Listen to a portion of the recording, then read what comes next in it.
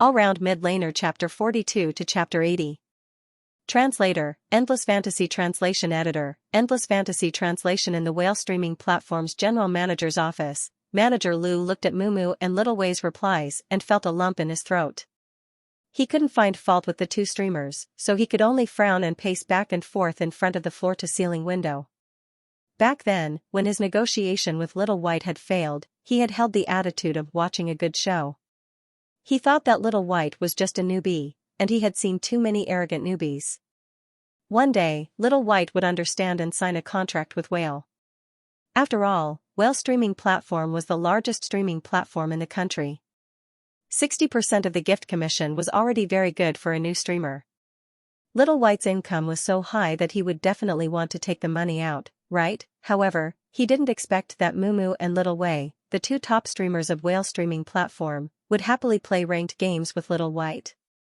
Little Way's stream had 60 million followers, and Mumu's stream had 58 million followers. Little White's stream only had 600,000 followers at the start of the negotiation. How many days had it been? It had rocketed to more than 5 million followers, and more than 1 million of them were members. Many of them had even signed up for an entire year to follow this streamer. At this rate of growth, he would soon surpass Brother IU, Cute Bear, and the others, and become one of the top 10 streamers on the Whale live streaming platform. And it only took him half a month to do all this. That's right, half a month. How scary was that? This was a king bomb that had never appeared in the video game streaming industry. He still remembered that when they first met, he was surprised by Little White's looks and wondered why Little White would put a cat under the camera and not show its face. Little White replied, "I'm a video game streamer." Video game streamers need to rely on their gaming skills to attract attention. They might have underestimated this person's gaming talent. Little Bear TV and Little Bean streaming platform were definitely not blind. They might have already had their eyes on Little White and were preparing to poach him. If Little White jumped ship, Whale streaming platform would suffer a huge loss. It was equivalent to letting go of a cash cow. Thinking up to this point, Chairman Lu only felt his temples throbbing. He gritted his teeth, picked up his phone, and dialed Chen Feiyun's number. Contact Little Bai immediately and renegotiate the contract. We can agree to all the conditions he mentioned. After receiving Manager Lu's message, Chen Feiyun excitedly called Yi Xiaoyang and said, "Little White, is this Little White? I'm Chen Feiyun from Whale Platform. We met last time at Director Lu's place." Yi Xiaoyang said politely, Chen Feiyun's voice, Chen Feiyun's, translation, Chen Feiyun's translation, Chen Feiyun, Chen Feiyun, Chen Feiyun, Chen Feiyun. When is it? Chen Feiyun Feiyun translation and Chen Feiyun translation. After hanging up the phone, Yi Xiaoyang pondered for a moment before sending a message to Qi Shua. "Captain Qi, you're a contestant from Tianhuan. You signed a live broadcast contract with Whale, right? How many years do you have left?" Qi Shua said, "Tianheng's contract with Whale streaming platform will expire at the end of this year." He paused and remembered that Little White was also a streamer for Whale streaming platform, so he asked with concern, "What's wrong? Is there a problem with your contract with Whale streaming platform? Do you want me to get Tianheng's lawyer to take a look at it for you?" Yi Xiaoyang said, "I haven't signed it yet." Qi Shua was a little surprised. "So you're saying that you're still a free agent?" Yi Xiaoyang said, "That's right. I wasn't very satisfied with Whale streaming platform's conditions, so I kept delaying it. They contacted me again today, so I think they're willing to agree to my conditions." Yi Xiaoyang followed up with a smiley face. "Unfortunately, they're a step too late." After all, Captain Qi acted too quickly and had already contacted Yi Xiaoyang. Yi Xiaoyang had also decided to join Tianheng. Qi Shua understood what he meant and sent a voice message. "Don't be anxious. When Tianheng's contract expires at the end of the year, we'll sign it together. Let Tianheng's manager and lawyer handle the negotiations. They'll be able to get you the best deal." Yi Xiaoyang said, "That's what I was thinking too." What did it mean to lean against a big tree and enjoy the shade? When he went to negotiate with Whale streaming platform on his own, Whale CEO Lu thought that he was spouting nonsense and wanted to delay him so that he could compromise first. In the future, when he became a player from Tianheng, He could ask his team to help him negotiate the contract. Whale streaming platform would no longer look down on him. A gift of 60%? Xianxia and the others would definitely receive more than that. Tianheng was a celebrity team, and Xianxia was an international A-lister. Yi Xiaoyang would also be able to bask in some of that glory. If they were to negotiate the next time, 64% wouldn't be enough. Who told you not to sign the contract in the first place? Yi Xiaoyang turned around and sent a message to Chen Feiyan. Hello, Director Chen. I've thought about it carefully. As for the contract, we won't talk about it for the time being. Let's talk about it again at the end of the year. Chen Feiyan? When she suddenly received this reply, Chen Feiyan was stunned. She angrily placed her phone on the table. This little boy, he's putting on airs with me. I invited him over for a face-to-face negotiation and agreed to all of his conditions, but he actually replied to me that we won't talk about it for the time being. Let's talk about it at the end of the year? He's just trying to climb up the ladder. Does he still want to ask for more? Chen Feiyan patiently called Yi Xiaoyang again. When Yi Xiaoyang picked up the phone, his attitude was quite polite. Hello, Director Chen. I still haven't decided if I want to be a game streamer in the future, so I won't be signing the contract for the time being. Let's talk about the contract at the end of the year. I'm very sorry. Chen Feiyan tried her best to speak gently. We'll agree to all of your conditions. We'll directly give you the treatment of an A-lister. We'll get 60% of the gifts and 50% of the membership fees. This is an unprecedented contract condition. If there's anything you're not satisfied with, you can tell us. Everything can be discussed. Yi Xiaoyang smiled slightly and said, Thank you, but I really don't intend to sign the contract now. Let's talk about it at the end of the year. Chen Feiyan hung up the phone with a sullen face and reported this news to Director Liu. Director Liu directly spat out a mouthful of tea onto the computer screen. He was so angry that he stomped his feet. He's pushing his luck, isn't he? We agreed to his conditions, and now he wants to ask for more. Chen Feiyan's head buzzed, but she quickly calmed down and said to Director Liu, I think it's not because of the conditions. He said at the end of the year.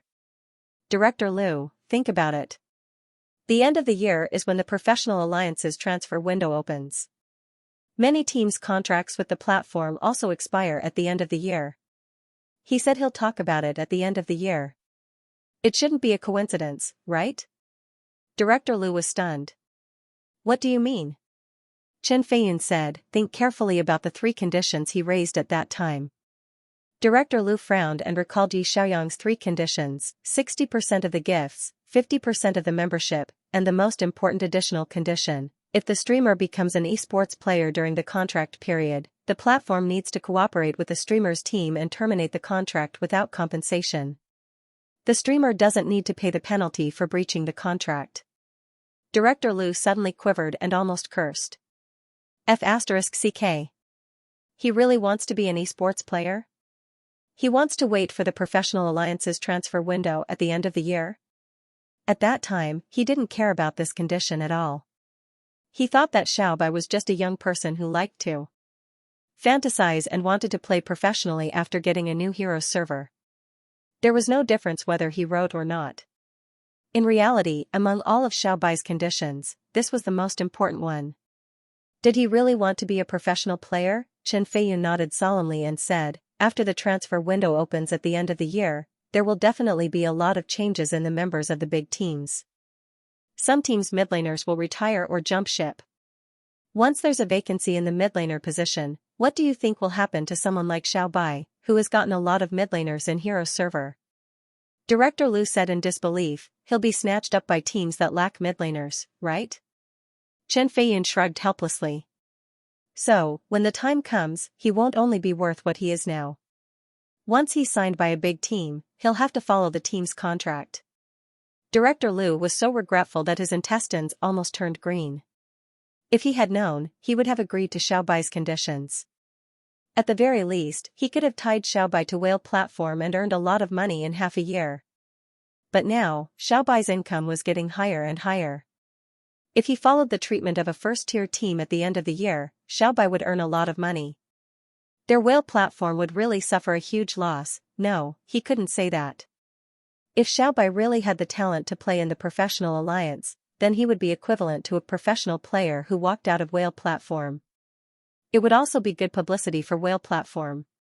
If he won a championship in the future or something, they wouldn't suffer a huge loss. They would gain a lot, right? Thinking of this, the haze on Director Lu's face was swept away. He smiled and said, if he really can become a professional player, then that's a good thing. Think about it. It's very rare for a streamer to change careers to become a professional player, right? A professional player from our whale platform, isn't that awesome?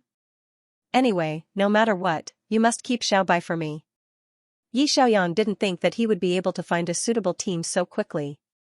He had originally planned to sign the live streaming contract first and earn some money. At the same time, he would work hard to get the national server logo and attract the attention of the major teams. After the year-end transfer window opened, if a team was willing to sign him, he would then terminate the contract with the live streaming platform. This was also the key reason why he insisted on adding the additional clause. But now, it seemed that he didn't need to go through so much trouble. He could sign a team first and then negotiate with the live streaming platform according to the team's unified contract. This way, there wouldn't be a conflict between his contract and the team's contract. He could also get better treatment. It was the best of both worlds. Yi Xiaoyang was preparing to watch the competition video in the afternoon when Qi Shua suddenly sent him a message. Do you have time tomorrow? I want to take you to meet someone. Yi Xiaoyang was stunned for a moment. He asked doubtfully, didn't you go back to the capital? Qi Shua said, Tianhuan squad doesn't have any matches this season. It's now a half-holiday. The players don't have to participate in daily training. I'm flying to Xing City tomorrow morning. Yi Xiaoyang asked curiously, who do you want to meet? Don't tell me it's Coach Lin. Qi Shua said, it's my master. Yi Xiaoyang was speechless. The former captain who had led Tianheng to the world finals and Qi Shua's master, Yi Xiaoyang asked, why do you want to take me to meet your master? Do I have to go? Qi Shua explained, I've applied for a 10 million signing fee for you. The club needs to hold a meeting to discuss it. My master is a shareholder of the club. I told him about this matter and he wants to meet you in person. Yi Xiaoyang was speechless. Captain Qi, 10 million? That's not necessary. Yi Xiaoyang had been the captain of the GD team in his previous life and had played for 4 years. Of course, his net worth had exceeded 8 figures. But now, he was still a rookie without any competitive results. How could Qi Shua dare to bring it up? This was equivalent to asking for too much. The club's manager didn't scold Qi Shua and even wanted to hold a meeting to discuss it seriously. This showed how influential Qi Shua was in Tianheng. Yi Xiaoyang had mixed feelings. He didn't know whether to be moved or speechless. Qi Shua said, don't worry. My master is a very nice person. He won't give you any pressure. He's just curious and wants to meet you to see if you're the player with the potential that I said you were. Yi Xiaoyang was silent for a moment. Then he typed helplessly, all right. In order to help him get a high signing fee, Captain Qi had even invited his master. It was clear that Qi Shua had kept his promise to him. He would fight for the best treatment for him and wouldn't use a rookie's signing fee to send him away. Since Tianheng wanted to hold a meeting to discuss it, he couldn't back down now. He wanted to tell the higher-ups in Tianheng that they had made the right choice by choosing him. The next morning, Yi Xiaoyang sent a message to Qi Shua, Captain Qi, what time will you be arriving? Qi Shua said, I've just arrived at Imperial Capital Airport. I'll arrive in Star City around 1 p.m. I'll go home first and pick you up around 3 p.m. Is it convenient for you to send me your address? Yi Xiaoyang sent a location to Qi Shua. Then, he played the ranking game with Sister Mu and Xiao Wei. It wasn't until 2:30 p.m. that Yi Xiaoyang ended the livestream with the excuse that he had something to do and went to change his clothes. He rummaged through the wardrobe for a while and found a set of decent casual clothes. He couldn't dress too casually when meeting Captain Qi's master, but there was no need to wear such an exaggerated suit. Simple jeans paired with a solid-colored short-sleeved t-shirt should not go wrong. Yi Xiaoyang changed his clothes and combed his hair in front of the mirror. When Qin Rui saw that his brother was going out again, he hurriedly ran over and asked, "Brother, where are you going? Do you want me to go with you?" Yi Xiaoyang said helplessly, "I'm not a child. You don't have to accompany me every day." He turned around and looked at his younger brother, who was dressed in pajamas. "By the way, isn't your university about to start? Why are you still staying at home and not going to class?" Qin Rui smiled and said, "Our courses are very easy, and they are all broadcasted online. Omega doesn't have to go to school. She can take online classes at home. She just has to sign in once a week and finish her homework. Then you can stay at home and study online. I'm going to meet a very important person today. It's not convenient for you to follow me." He took out the alpha spray concealer from the cabinet at the door and sprayed it all over his body. Then, he stuffed the pheromone blocker given by Qin Rui into his pocket and smiled at his brother. "Look, I remember everything you asked me to do." Qin Rui was relieved. "Brother, I'll cook and wait for you to come back." Yi Xiaoyang waved at him and turned to go downstairs. When he arrived at the entrance of the community, he saw Qi Shua's familiar black car at a glance. Qi Shua also saw him. He took the initiative to get out of the car and went to the passenger seat to open the door for him. Yi Xiaoyang thanked him and sat in the front passenger seat. He looked at Qi Shua and said, "Captain Qi, I've really troubled you this time. Actually, there's no need to apply for such a high signing fee for me. I've said it before, I don't care about money." Qi Shua turned around with a serious look in his eyes. "I also said that I would fight for the best treatment for you." Yi Xiaoyang said helplessly, "All right, we can't go empty-handed when we meet your master later, right?" Qi Shua pointed at the gift box in the back row. "I brought the gift. Don't worry." Yi Xiaoyang did not hesitate any further. He fastened his seatbelt and looked straight ahead. Half an hour later, the car arrived at a small villa. The scenery here was very good, with green mountains and clear waters. There was also a large flower bed and pond in front of the villa, which was quite suitable for cultivation. Yi Xiaoyang was curious and walked into the villa with Qi Shua. As soon as they entered the courtyard, they heard the sound of a piano in the villa. The piano was played very quickly, and the smooth notes kept slipping past their ears. Yi Xiaoyang could not tell what song it was, but the notes jumped very quickly, so it should be quite difficult to play. The two stopped in tacit understanding and did not directly go forward to disturb. After a while, the piano slowly stopped, and a low and gentle voice sounded in the house. "Is Qi here? Come in." Qi Shua led Yi Xiaoyang into the house. Yi Xiaoyang saw a tall man wearing white home clothes and slippers. The other party looked elegant, had slightly long hair, and had an outstanding temperament. Rather than calling him an esports player, it would be better to say that he looked more like an artist. Qi Shua placed the gift at the entrance and said respectfully, "Master." Mingxing faintly smiled and looked at Yi Xiaoyang. His eyes met with a pair of bright and clear eyes. There wasn't the slightest bit of nervousness or cowardice in those eyes. On the contrary, his gaze was very confident and frank when he came to an unfamiliar place. His facial features were quite good, and his clothes were clean. He gave a good first impression. Mingxing said warmly, "Is this the new streamer you told me about?" Yi Xiaoyang smiled and greeted him. "Hello, Captain Ming. My surname is Yi Xiaoyang. You can call me Xiao Yi." Mingxing invited the two into the house, then gave Qi Shua a fishing rod and a large bag of bait. He said, "Xiao Qi, go fishing by the lake. If you can catch something, make soup for dinner. I'll talk to Xiao Yi alone." Qi Shua. Yi Xiaoyang, what's going on? Qi Shua's face stiffened slightly. He looked at Yi Xiaoyang worriedly. Mingxing chuckled. "Don't worry. I know what I'm doing." Qi Shua could only take the fishing rod from his master and said, "Then you guys have a good chat." He turned and left. Mingxing then took Yi Xiaoyang to the second floor. There was a large gaming room with a cool blue ceiling light. There were two high-end computers on a spacious table that was more than 3 meters wide. At this time, the computers were turned on. Mingxing sent Qi Shua away. Did he want to fight him one-on-one? Was he worried that if Qi Shua was there, they would lose face, so he wanted to fight in private? As he was thinking, Mingxing pointed to one of the seats. Have a seat. Yi Xiaoyang sat down. There was already an account on the computer in front of him. The name was obviously helpless, and he had bought all the mid-laner heroes in this account. As soon as he sat down, he received an invitation. Friend, obviously happy, invites you to join the training camp. Yi Xiaoyang pressed accept and said softly, God Ming, I don't know many mages. Mingxing still had a smile on his face. Then use what you know. In the first round, Yi Xiaoyang chose Lord of the Abyss. This was the hero he had won the national server with. Mingxing also chose Lord of the Abyss. Only by fighting with the same hero could one really see a person's understanding of the hero.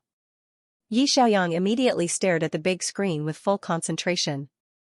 Both sides began to clear their troops and develop until they learned their ultimate skills at level 6. Yi Xiaoyang made the first move. However, Mingxing seemed to have expected him to make a move. He instantly switched positions with the shadow, dodged his ultimate, and immediately counterattacked. First blood. Yi Xiaoyang lost the first round. He looked at Mingxing with some surprise. How could a retired player, a 28-year-old former captain of Tianheng, react so quickly? Yi Xiaoyang quickly calmed himself down and started the second round. I still chose Lord of the Abyss. The second round was played very cautiously. The enemy didn't move, and I didn't move.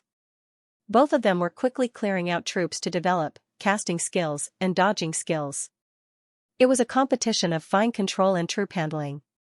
It wasn't until the core equipment was completed that Yi Xiaoyang suddenly attacked. But this time, he was careful. First, he sent a shadow over to trick Captain Ming into using his blink. Then, he followed blink into the tower. His hand speed was very fast as he swiped his mark, activated his big, and left the last shadow to run away.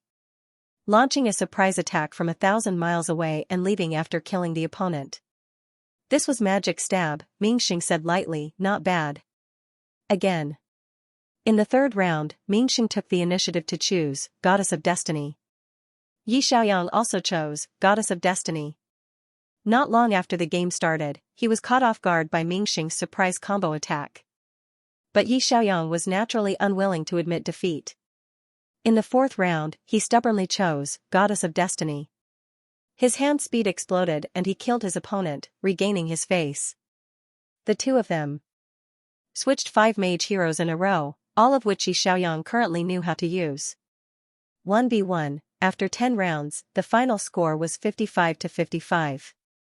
It was a tie. Yi Xiaoyang said in admiration, Mingxing's awareness is still very strong. Mingxing let go of the mouse and said with a smile, unfortunately, my hand speed isn't good anymore. It's fine if it's only a few minutes, but esports competitions often go on for hours. I can't maintain this state for more than 30 minutes. He looked at Yi Xiaoyang with a gentle gaze and a hint of admiration in his eyes. Qi Shua said a lot of good things about you in front of me. He even said that he would give you 10 million as a signing fee. Did you ask for this signing fee? Yi Xiaoyang was speechless.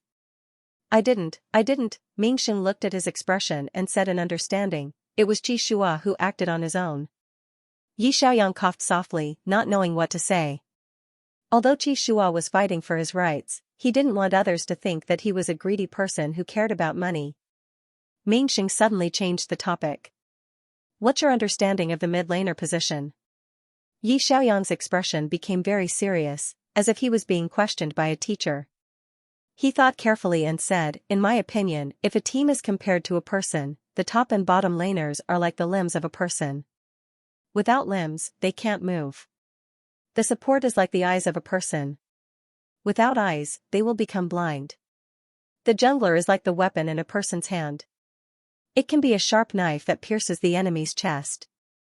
It can also be a strong shield that protects the teammates. Yi Xiaoyang paused and looked into Mingxing's eyes.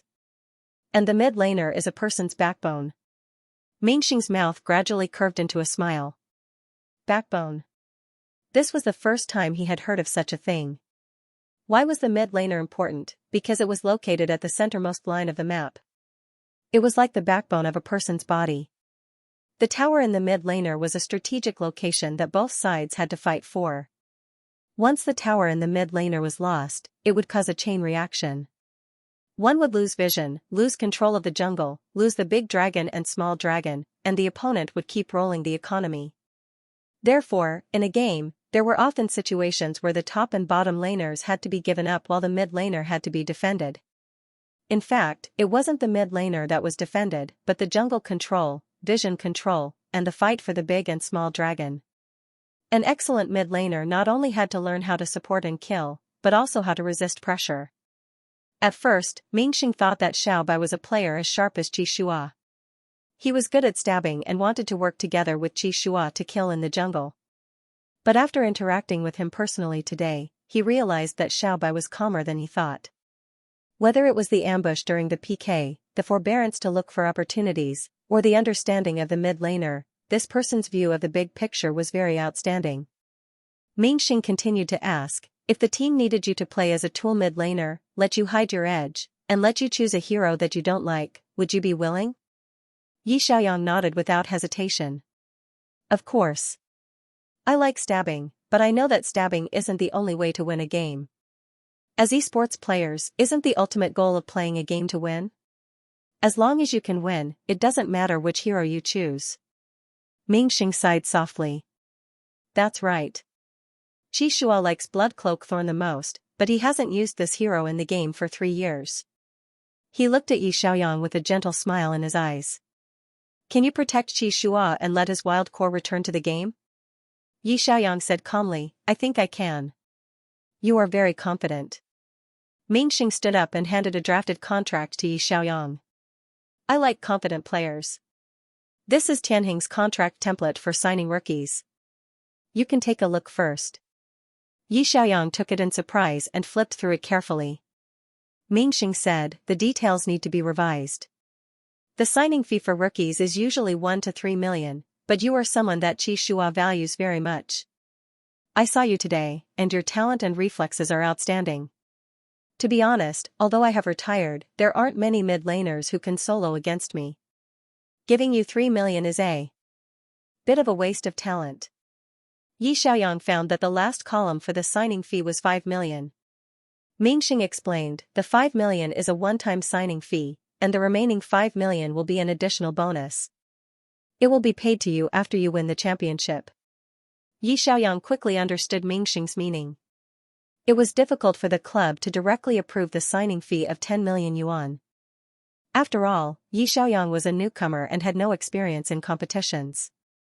Giving him 5 million yuan was already a price that Mingxing could negotiate personally because of Xianxia. The remaining 5 million would be given to him as a bonus after they won the championship. This was actually splitting the 10 million into 2. If he couldn't win the championship, he really wasn't worth the 8-figure signing fee. If he had the confidence to win the championship, wouldn't the 10 million be split into 2? Mingxing smiled and said, I can't give it to you all at once. It's not that I'm stingy. It's that I'm not the only shareholder of Tianheng's club. There are some bosses who don't understand esports and are only responsible for providing the money. It's difficult to persuade them to spend 10 million to sign a newcomer with no competitive experience. Splitting it into 2 and using the other as a bonus is the best way I can think of. I hope you understand. He patted Yi Xiaoyang's shoulder gently. I'm confident that after you join Tianheng, Tianheng can win the championship next season. Yi Xiaoyang nodded vigorously. Yes, I understand. I accept this method. Mingxing said, in addition, I will discuss another condition with the club. If you make it to the international competition and win the championship, the club won't take a single cent of the prize money. It will be given to the player, and you can split it equally. Yi Xiaoyang. Giving all the prize money of the World Championship to the player, this was very generous. Tianheng didn't lack money.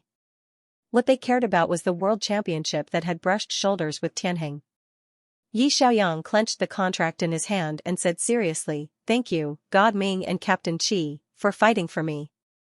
I can only repay you with results. More words were not as good as actual results. Tianheng treated him so well. He would do his best for this club and his dream. Mingxing smiled and looked into Yi Xiaoyang's eyes. He took the initiative to extend his hand. Welcome to Tianheng. Translator, Henyi Translations Editor, Henyi Translations. When Qi Shua returned to the villa with the fish, Mingxing and Yi Xiaoyang were chatting on the sofa in the living room. Qi Shua saw Yi Xiaoyang holding a contract and hurriedly turned to look at Mingxing. Master, have you decided? Mingxing stood up with a smile. Yes, I'll ask Auntie to prepare dinner. You guys can stay for dinner too. He took the bucket from Qi Shua and looked at the lively fish inside. You really caught one? Qi Shua said, only one. Mingxing said meaningfully, it's fat and big. One is enough. Yi Xiaoyang felt that Captain Ming was hinting that he was the big fish that Qi Shua had caught in Tianheng. After Captain Ming turned around and left, Qi Shua looked at Yi Xiaoyang and said, let's go for a walk. Yi Xiaoyang followed Qi Shua to a nearby lake. It was early autumn in Star City. The temperature was still hot, but the trees by the lake provided shade.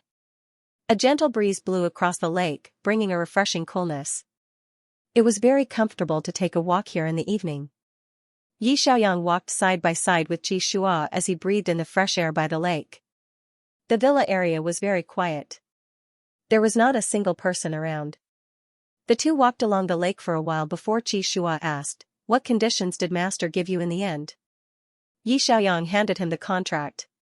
Qi Shua quickly flipped through it. The signing fee of 5 million will be paid in full. The 5 million will be paid as a bonus after you win the domestic league. There's no time limit.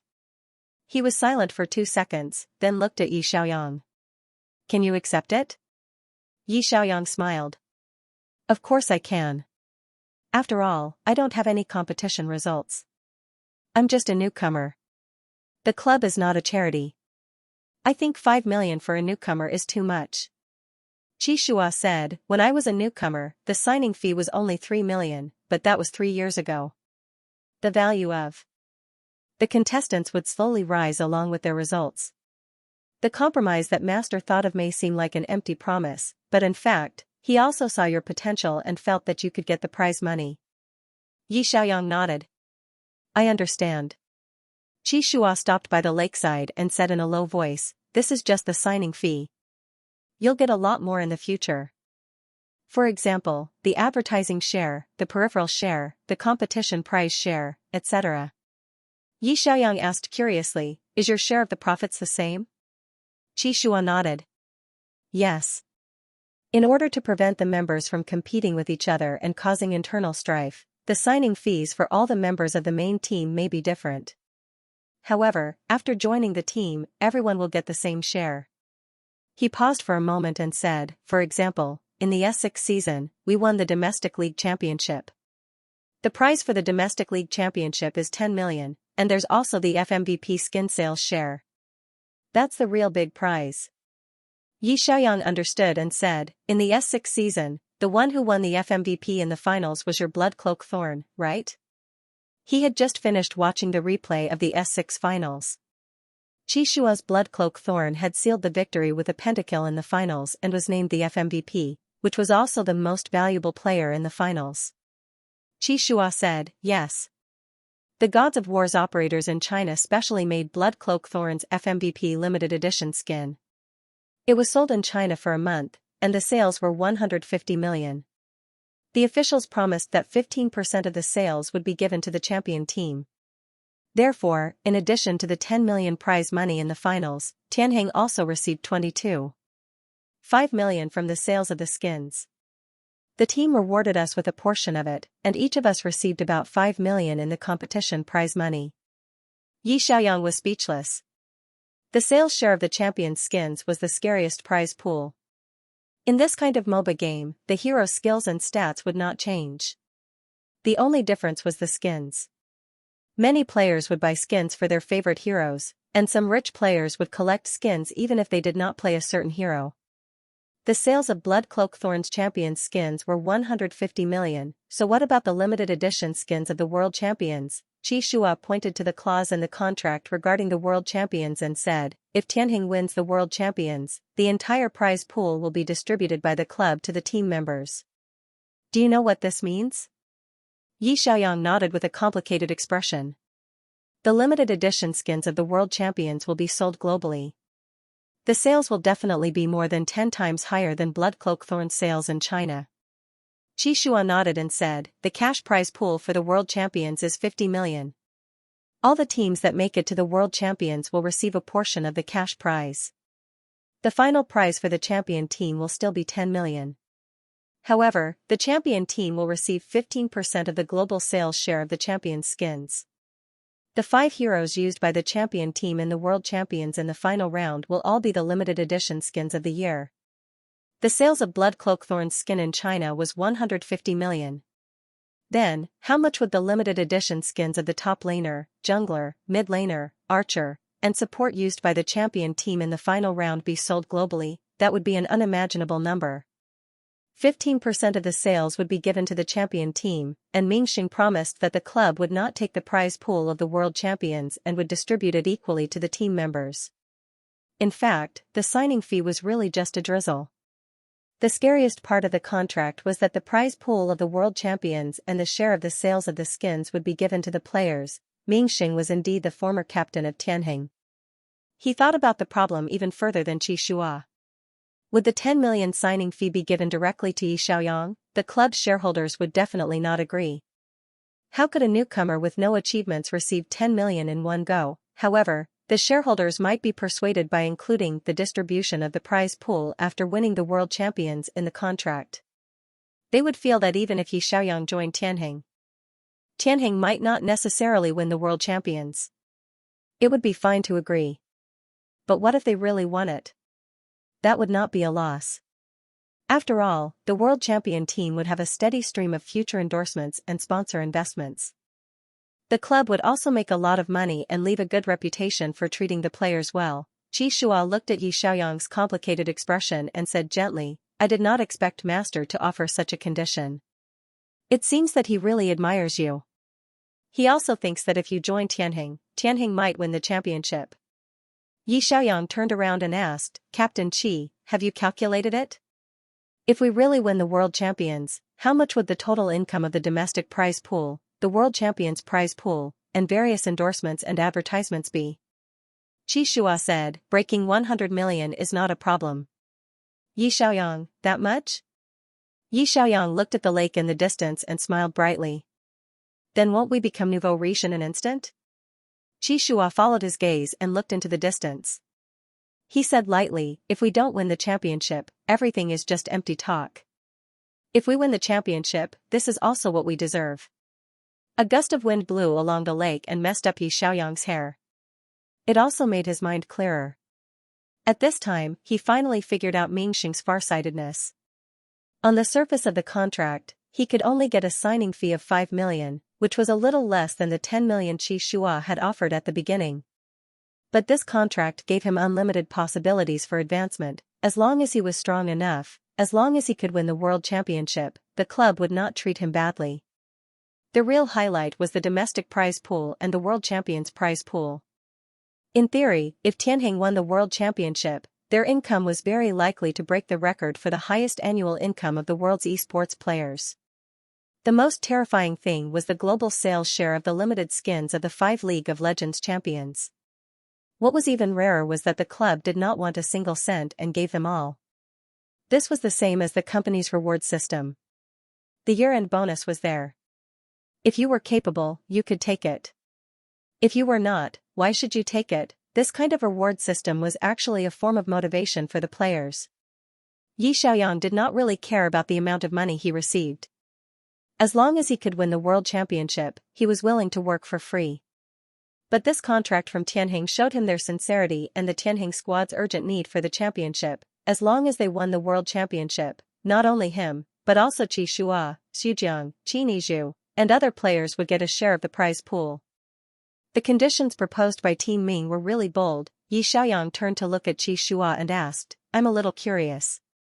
Was Team Ming's retirement also due to his declining condition? Today, I had a PK with him. His hand speed was very fast, and I could only beat him to a 50-50 draw. Xianxia shook his head and said, his condition did not decline. He went back to inherit the family business. Yi Xiaoyang, Xianxia explained, Master's world is not only about esports. You heard him play the piano just now, right? His family is in business, and he is actually the heir to the largest music company in the country. Back then, he made a bet with his father that if he could not win the world championship, he would return home to manage the company. We did not win the S6 championship, so he had no choice but to retire. Xiaoyang suddenly understood. So later, he invested in the shares and became a shareholder of Tianjin Esports Club? Shua nodded. The biggest investor behind Tianjin Esports Club is Tianjin Group. My master invested in it and took 30% of the shares. He could not let go of the Tianjin squad, and he always felt sorry for me when he suddenly retired. No wonder Mingxing's aura was different from the other esports players. He must have treated Yi Xiaoyang so well on account of Qi Shua. He felt sorry for his disciple, so he did not make things difficult for the person his disciple had brought to see him. Instead, he offered better conditions. Qi Shua looked at Yi Xiaoyang with a gentle gaze. This contract is just a template that master gave you. The official contract will have to be discussed by the club's higher-ups before it can be confirmed through legal procedures. Moreover, once the additional condition of the bonus pool allocation is approved by the shareholders' meeting, I will have to re-sign the contracts with the other team members. When the time comes, I will get the lawyer to send you the official contract as soon as possible. Yi Xiaoyang smiled and said, no problem. Qi Shua asked, when is it convenient for you to report to the team? Yi Xiaoyang said, I'm available at any time. It will depend on the club's arrangements. Qi Shua said, then when I get back, I will get the team's logistics team to help you tidy up the dorm. Yi Xiaoyang asked with concern, how are the dorms in Tianjin allocated? Qi Shua said, they are all two-person rooms with a dining room, kitchen, and shared bathroom. The bedrooms are independent and don't disturb each other. He looked at Yi Xiaoyang. By the way, are you willing to live with me? Yi Xiaoyang froze for a moment and looked at him doubtfully. Captain Qi, don't you have a roommate? Qi Shua said, my roommate is old Nya. He retired this year and will be packing his luggage and leaving Tianjin in a few days. After all, you are a newcomer and are not familiar with Tianjin. If you live with me, you can ask me if you have any questions.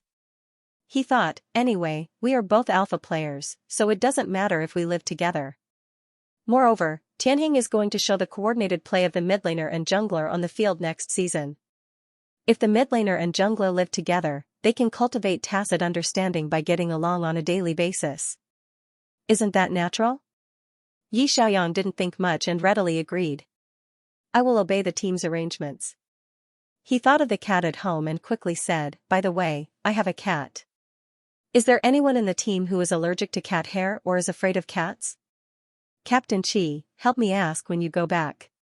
If anyone is allergic, I will lock Little White in my bedroom. I can't let my cat affect others. Although cats were cute little animals, there were indeed people who were afraid of cats or were allergic to cat hair. Yi Xiaoyang was going to Tianjin. Of course, he had to take Little White with him, but he didn't want Little White to cause trouble for everyone. Qi Shua met his serious eyes and slightly raised the corners of his mouth. You are very thoughtful. I will ask everyone later and give you an answer. However, I am not allergic to cats. You can keep your cat in our dormitory. The dormitory area is quite big, enough for it to move around. Yi Xiaoyang was completely relieved. Okay, then I will pack my luggage when I go back and wait for Captain Qi's notice. Qi Shua nodded and said, okay, I will also urge the club to go through the procedures as soon as possible. However, it will take time for the shareholders to gather. The finance and legal departments will have to go through the contract carefully. Therefore, it will take at least 2 weeks before you can report here. He reached out his hand to Yi Xiaoyang with a smile in his eyes. Xiaoyang, thank you for being willing to join Tianjin. Yi Xiaoyang shook his hand and said seriously, thank you to Tianjin for choosing me.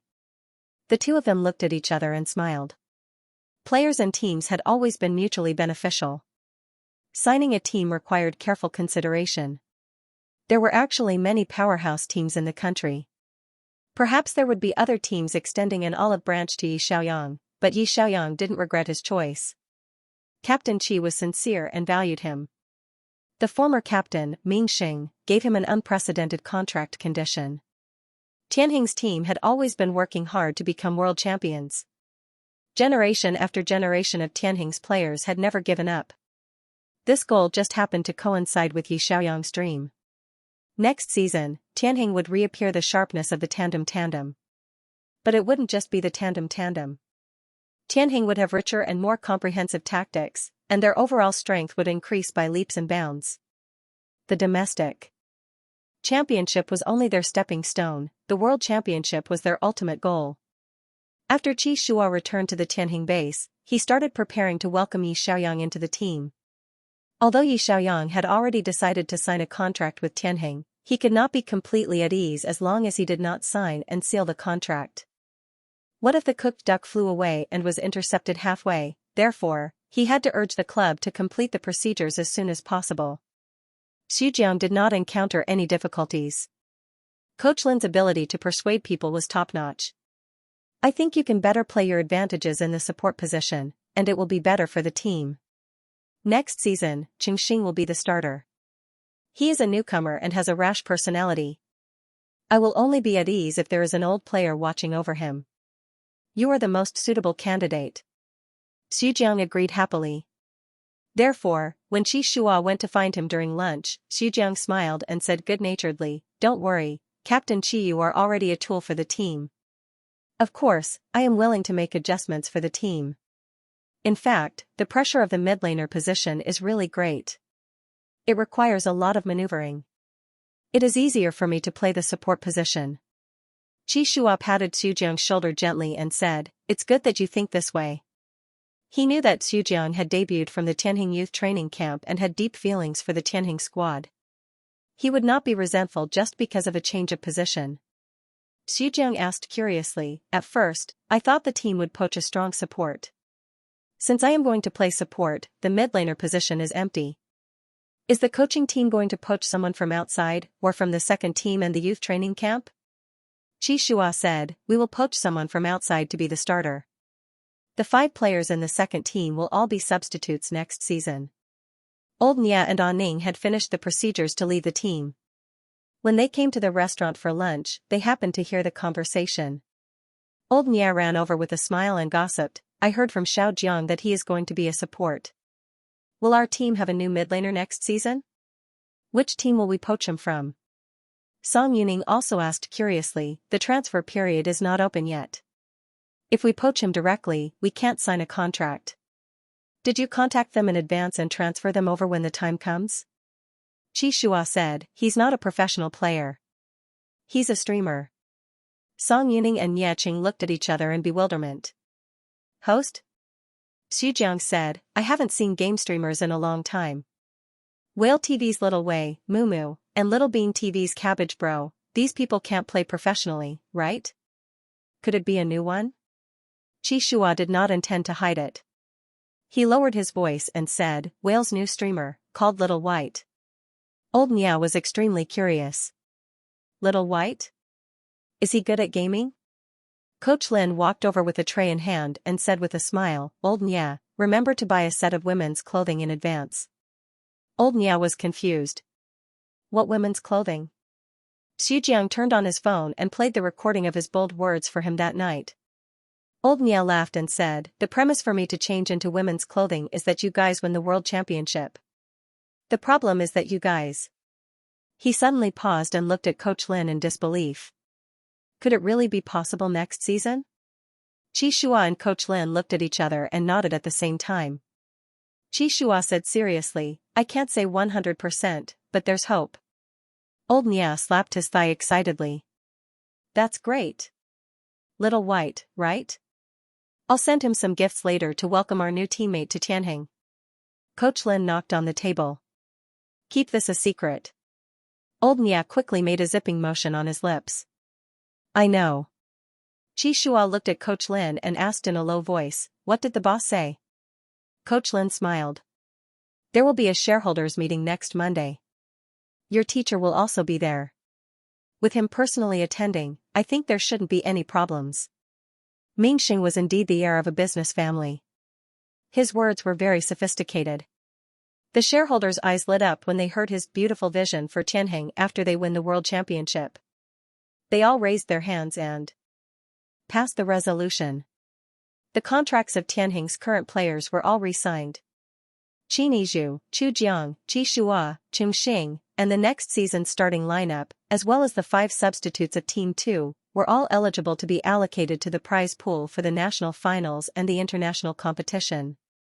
Although Team 2 was made up of substitutes, they had to fill in when the main team was unwell or had a temporary situation.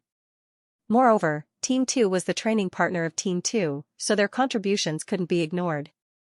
Cheng Xing excitedly opened the calculator on his phone and calculated for a long time. Team 2's captain, Yan Bin, said with a smile, "There's no need to calculate. If we really win the World Championship, everyone will get at least 10 million yuan in prize money. Unfortunately, this is just a pie in the sky." Cheng Xing muttered, "It's better than no pie in the sky." Yan Bin thought about it and agreed. He leaned against the chair and sighed. "Sigh, I really hope this pie becomes real. If we really win the World Championship, we can also benefit from it. I can buy a house in the city I like." Cheng Xing smiled. "I want to buy a sports car." The whole club knew that there was going to be a new midlaner. Everyone's curiosity was satisfied, but other than old Nia, Ning, Qin Yizhu, and Xu Jiang, who Qi Shua trusted enough, the others still didn't know who the new midlaner was. Coach Lin and Captain Qi kept their mouths shut. On this day, Qi Shua suddenly did a count in Tianheng's internal group chat and asked if anyone was allergic to cat hair. Everyone said that they weren't allergic. Someone jumped out and asked, "Captain Qi, you want to get a cat?" Qi Shua said, "Yes, a cute kitten will come to the team in a few days." Everyone thought that Qi Shua was going to buy a cat. They didn't expect that the new midlaner was going to bring a cat over. In Tianheng, the process started in full swing. Yi Xiaoyang's contract was finalized by the legal department and then passed on to the big boss. A week later, Tianheng's legal department sent the electronic version of the contract to Yi Xiaoyang. They said politely, "Mr. Yi, this is the Tianheng Esports Club's contract. Captain Qi asked me to send it to you for a look. You can let us know if there are any changes that need to be made." Yi Xiaoyang read the contract carefully. He had seen many contracts when he was an esports player in his previous life. This one was really good. There were no loopholes, and it was the best treatment he had seen so far. After he read it, he immediately replied, "I've read the terms. There are no problems." The legal department, "Then do you want to come to the base to sign it in person or do you want to mail it after signing it?" Yi Xiaoyang thought for a moment and said, "I'll sign it in person." The legal department, "Okay, remember to bring your ID. The team will process the bank cards for all the players." Yi Xiaoyang started to pack his luggage. Other than his personal belongings, there were many things that belonged to Xiaobai, such as the cat litter box, furball toys, canned food, etc. He planned to mail some of them to Qi Shua and buy the rest later. For the past 2 weeks, he had not stopped practicing hero. In the morning, he would play ranked matches with Mumu and Little Wei. In the afternoon, he would watch matches, and in the evening, he would play the Champions League.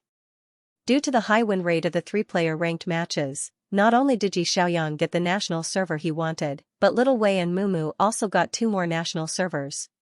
Little Wei happily told Mumu in private, "Why do I feel like we're riding on the same coattails? This Xiaobai is too good. His skill in the mid lane is almost the same as the pro players I've seen." Mumu, "That's right. He's a good guy too. He doesn't brag when he wins, and he doesn't scold his teammates when he loses. He even gave you a lot of kills to satisfy your ego."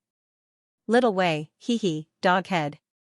JPG, Little Wei, he'll definitely get first place in the whale streaming ceremony at the end of the year, right?" Mumu, "There's no doubt about it. No one in the same batch can beat him. Haven't you noticed that the number of people scolding him in the group has decreased recently?" Little Wei, "Yeah. Why aren't a Yuga, Cute Bear, and the others scolding him anymore?" Mumu sent a smiley face. "Because they know that we're in a 3-player ranked match with Xiaobai, so they can't scold him in front of us. They must have made a group in private to scold Xiaobai and us as well." Little Wei, they're so damn free. They don't even think about improving their skills. They're just jealous of others every day. No wonder they're only a second-rate streamer after so many years. Mumu, Xiaobai is about to get 8 national servers. Little Wei, ha ha ha, thanks to him, I have 8 now too. Let's go and get him some gifts. At midnight on Monday, the familiar national server rankings were refreshed. It had been 2 weeks since Yi Xiaoyang chatted with Qi Shua by the lake. Yi Xiaoyang had managed to get 2 national servers in a week. So far, he had collected 8 national heroes' first symbols, the Lord of the Abyss, the Illusionist, and the 6 goddesses of Frost, Flame, Thunder, Storm, Ocean, and Fate. The goddesses' bookmarks were still on his desk. He had fulfilled his promise to Qi Shua. He was about to report to the Tianhuan squad. This was his report card for reporting to the new club. On the night that Yi Xiaoyang took down 8 national servers, the gifts in the live stream were about to explode. I don't look good in women's clothing, sent 50 deep-sea fish to streamer Xiaobai, leaving a message, Xiaobai 666. I'm not a baby, sent 50 deep-sea fish to streamer Xiaobai, leaving a message, Xiaobai 666. Frontline reporter number 18, sent 50 deep-sea fish to streamer Xiaobai, leaving a message, Xiaobai, add me as a friend. Ear, sent 50 deep-sea fish to streamer Xiaobai, leaving a message, can I add you as a friend if I send gifts? Mumu, sent 50 deep-sea fish to streamer Xiaobai, leaving a message, Xiaobai, you can do it. Xiaowei, sent 50 deep-sea fish to streamer Xiaobai, leaving a message, I also got a national server, ha ha ha. Xiaobai's fan, sent 10 deep-sea fish to streamer Xiaobai, leaving a message, is today a team-building event? So many rich people are sending gifts at the same time, the netizens in the live stream were stunned by the messages in the lower left corner of the screen. It was midnight, and many people were so scared that they were no longer sleepy. So many rich fans suddenly popped up, what the F***, our Xiaobai is awesome. Even the big brothers and sisters are sending gifts. These messy IDs have never appeared before. Why are they suddenly sending gifts? Did the rich people make an appointment? Is the etiquette circle starting to roll in? At the same time, at the Xianxia team's base, Coach Chen, who had opened a Smurf account, couldn't help but scold, is this a team-building event in the esports circle? Frontline reporter number 18, is obviously Zhao Sinan. And who is this? I don't look good in women's clothing. Does anyone know him? Fang Jingqing, on the other hand, was very calm. He stroked the cat in his arms and said with a smile, Zhao Sinan was the first to discover Xiaobai. He recorded the video and sent it to the group. It's normal that Northern Shepherd has been paying attention to Xiaobai. Coach Chen frowned and said, are they trying to poach Xiaobai to become a professional player? Fang Jingqing said, did you forget how Northern Shepherd lost yesterday's match? Tianhing played against Northern Shepherd 2 weeks ago and was eliminated with 23 points. The team that was eliminated from the winners group fought against the team that was defeated in the losers group. In the end, Northern Shepherd met Xianxia, who was eliminated from the winners group. Northern Shepherd was the strongest in both sides, while Xianxia was the strongest in the mid lane. Should the two sides destroy the mid lane, or should the mid lane pierce the opponent's heart? The final result was hard for Northern Shepherd's fans to accept. With Fang Jingqing in the mid lane, no matter how strong both sides were, they could not defeat the mid lane. Moreover, Xianxia had an archer, Xia Yuan, who had also won the World Pairs Championship. Xianxia was a typical mage and archer duo. Xianxia also had a strong and calm support. In the final match, Northern Shepherd could not defeat Xianxia's poison team. Northern Shepherd lost to Xianxia in 23 points and was unfortunately eliminated. There were internal rumors that Northern Shepherd's mid laner would retire after this season. Their second team's mid laner was not a particularly talented player. Therefore, Northern Shepherd was in dire need of a mid laner. Xiaobai was the king of the mid laners recently. Many teams were paying attention to him. Northern Shepherd was definitely the most eager to poach him into their team. Coach Chen was frightened. If Xiaobai goes to Northern Shepherd, won't Northern Shepherd's strength increase greatly? Strong both sides and a mid laner who knows how to play all kinds of heroes? If all 3 lanes are strong, it will be too difficult to defeat them. Fang Jingqing said, so, coach, have you decided to make a move? Coach Chen did not know whether to laugh or cry.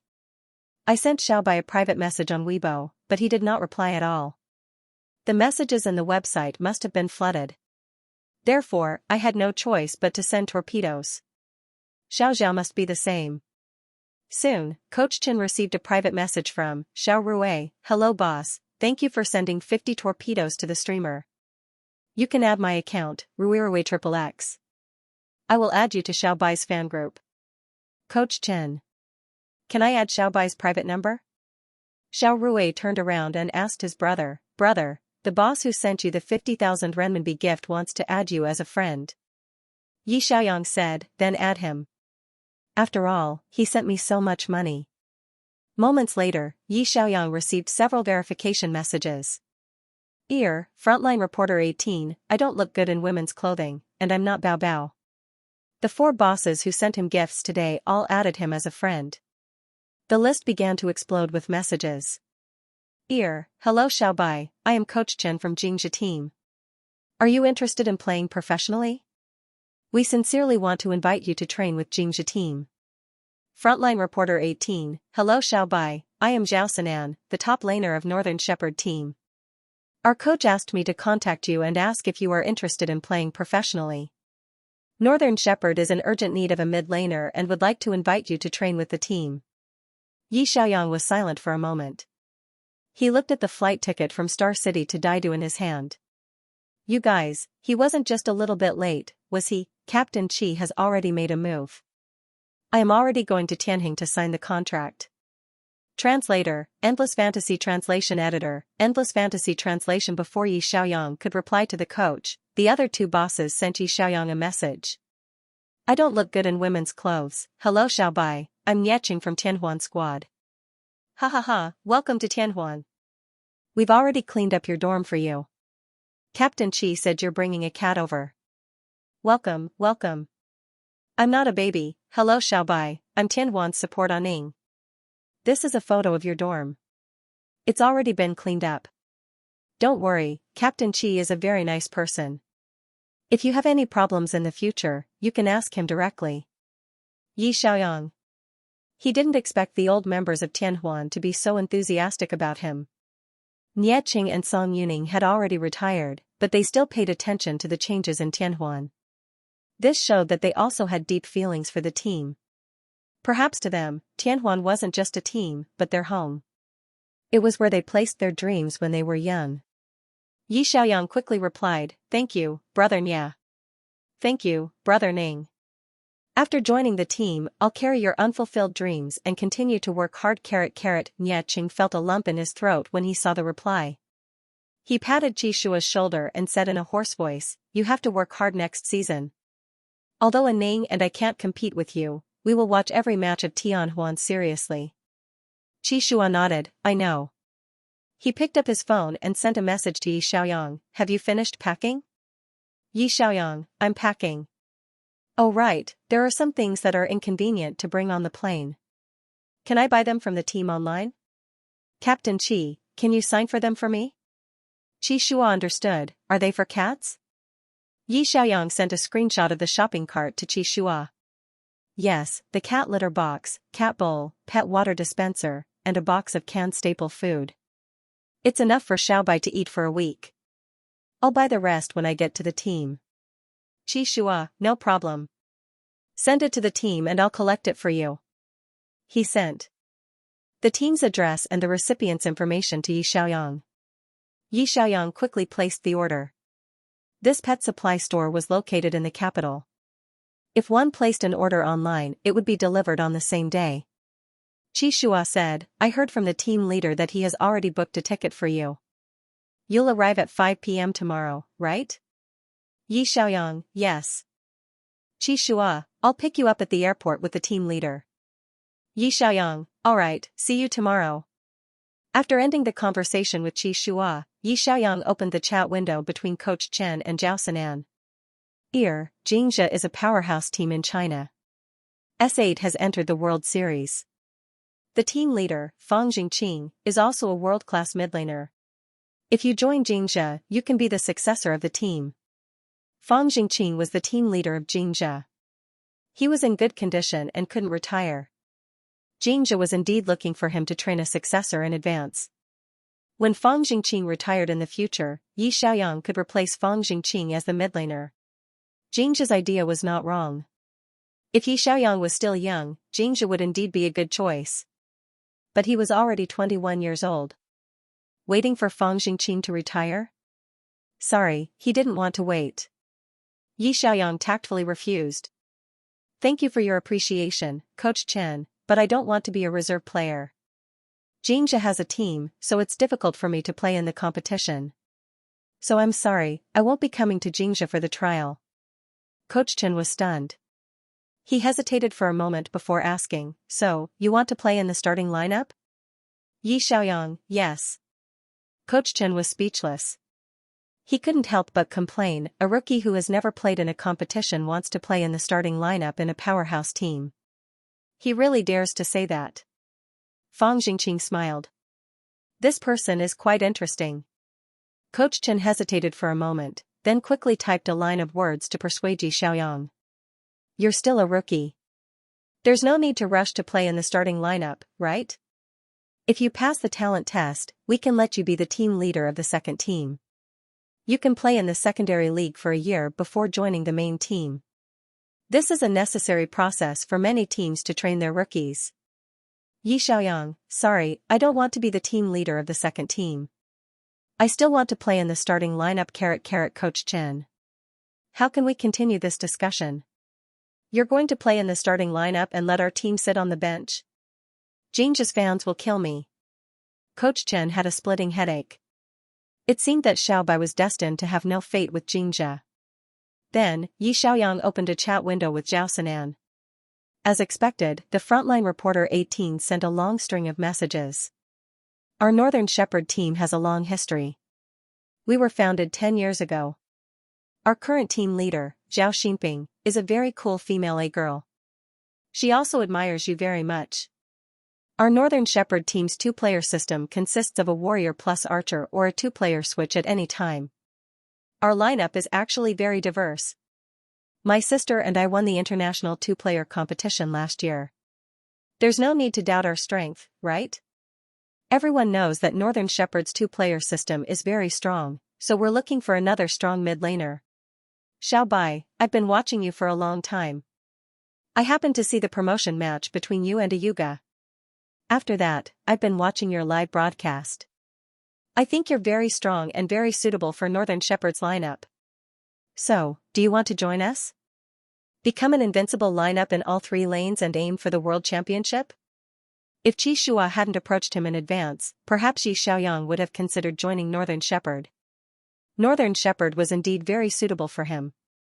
The top laner, Zhao Sinan, was the most irascible top laner in the league. She was very strong in solo fights. The bottom laner, Zhao Xinping, was calm and wise.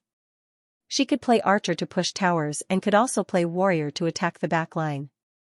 If a stable mid laner was added, a strong team in all three lanes would indeed be invincible. However, the three-core team would also face a very big problem, the allocation of resources. Could Yi Xiaoyang, a newcomer, get more resources than Big and Little Zhao? Impossible. Northern Shepherd had always been a tool in the jungle. The top half of the jungle resources would be given to top laner Zhao Sinan, and the bottom half to Zhao Xinping. What about the mid laner? If Yi Xiaoyang joined Northern Shepherd, there was a high chance that he would become a tool mid laner. He would mainly be a control-type mage and focus on defending towers.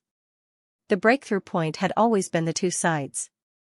If he joined Northern Shepherd would indeed have a chance to win the championship. However, the highlight of the 3 kills and 4 kills would always be the Zhao siblings. He could only appear as a stable part of the team. It would be difficult for him to shine. Therefore, after comprehensive consideration, Tianheng was the most suitable for him. After all, he really liked to play with thorns. Northern Shepherd's system was actually not very suitable for thorns. If his thorns in the mid lane collapsed, the whole team would collapse. Moreover, Northern Shepherd's junglers were used to being tools. They were not as decisive and sharp as Qi Shua. If Yi Xiaoyang wanted to catch someone, the junglers might not be able to keep up. Zhao Sinan was indeed the talkative alpha. In the blink of an eye, he sent several messages. If you can pass the trial, our team's boss will be very generous. He will give you a signing bonus of 3 million. It's the highest signing bonus for a newcomer in the league. Qi Shua and Fang Jingqing, the strongest players in Star City's youth training base, also signed for this amount during their rookie period. A newcomer signing bonus of 3 million. This is the treatment that only the top scorer in the youth training camp can get. Are you tempted at all?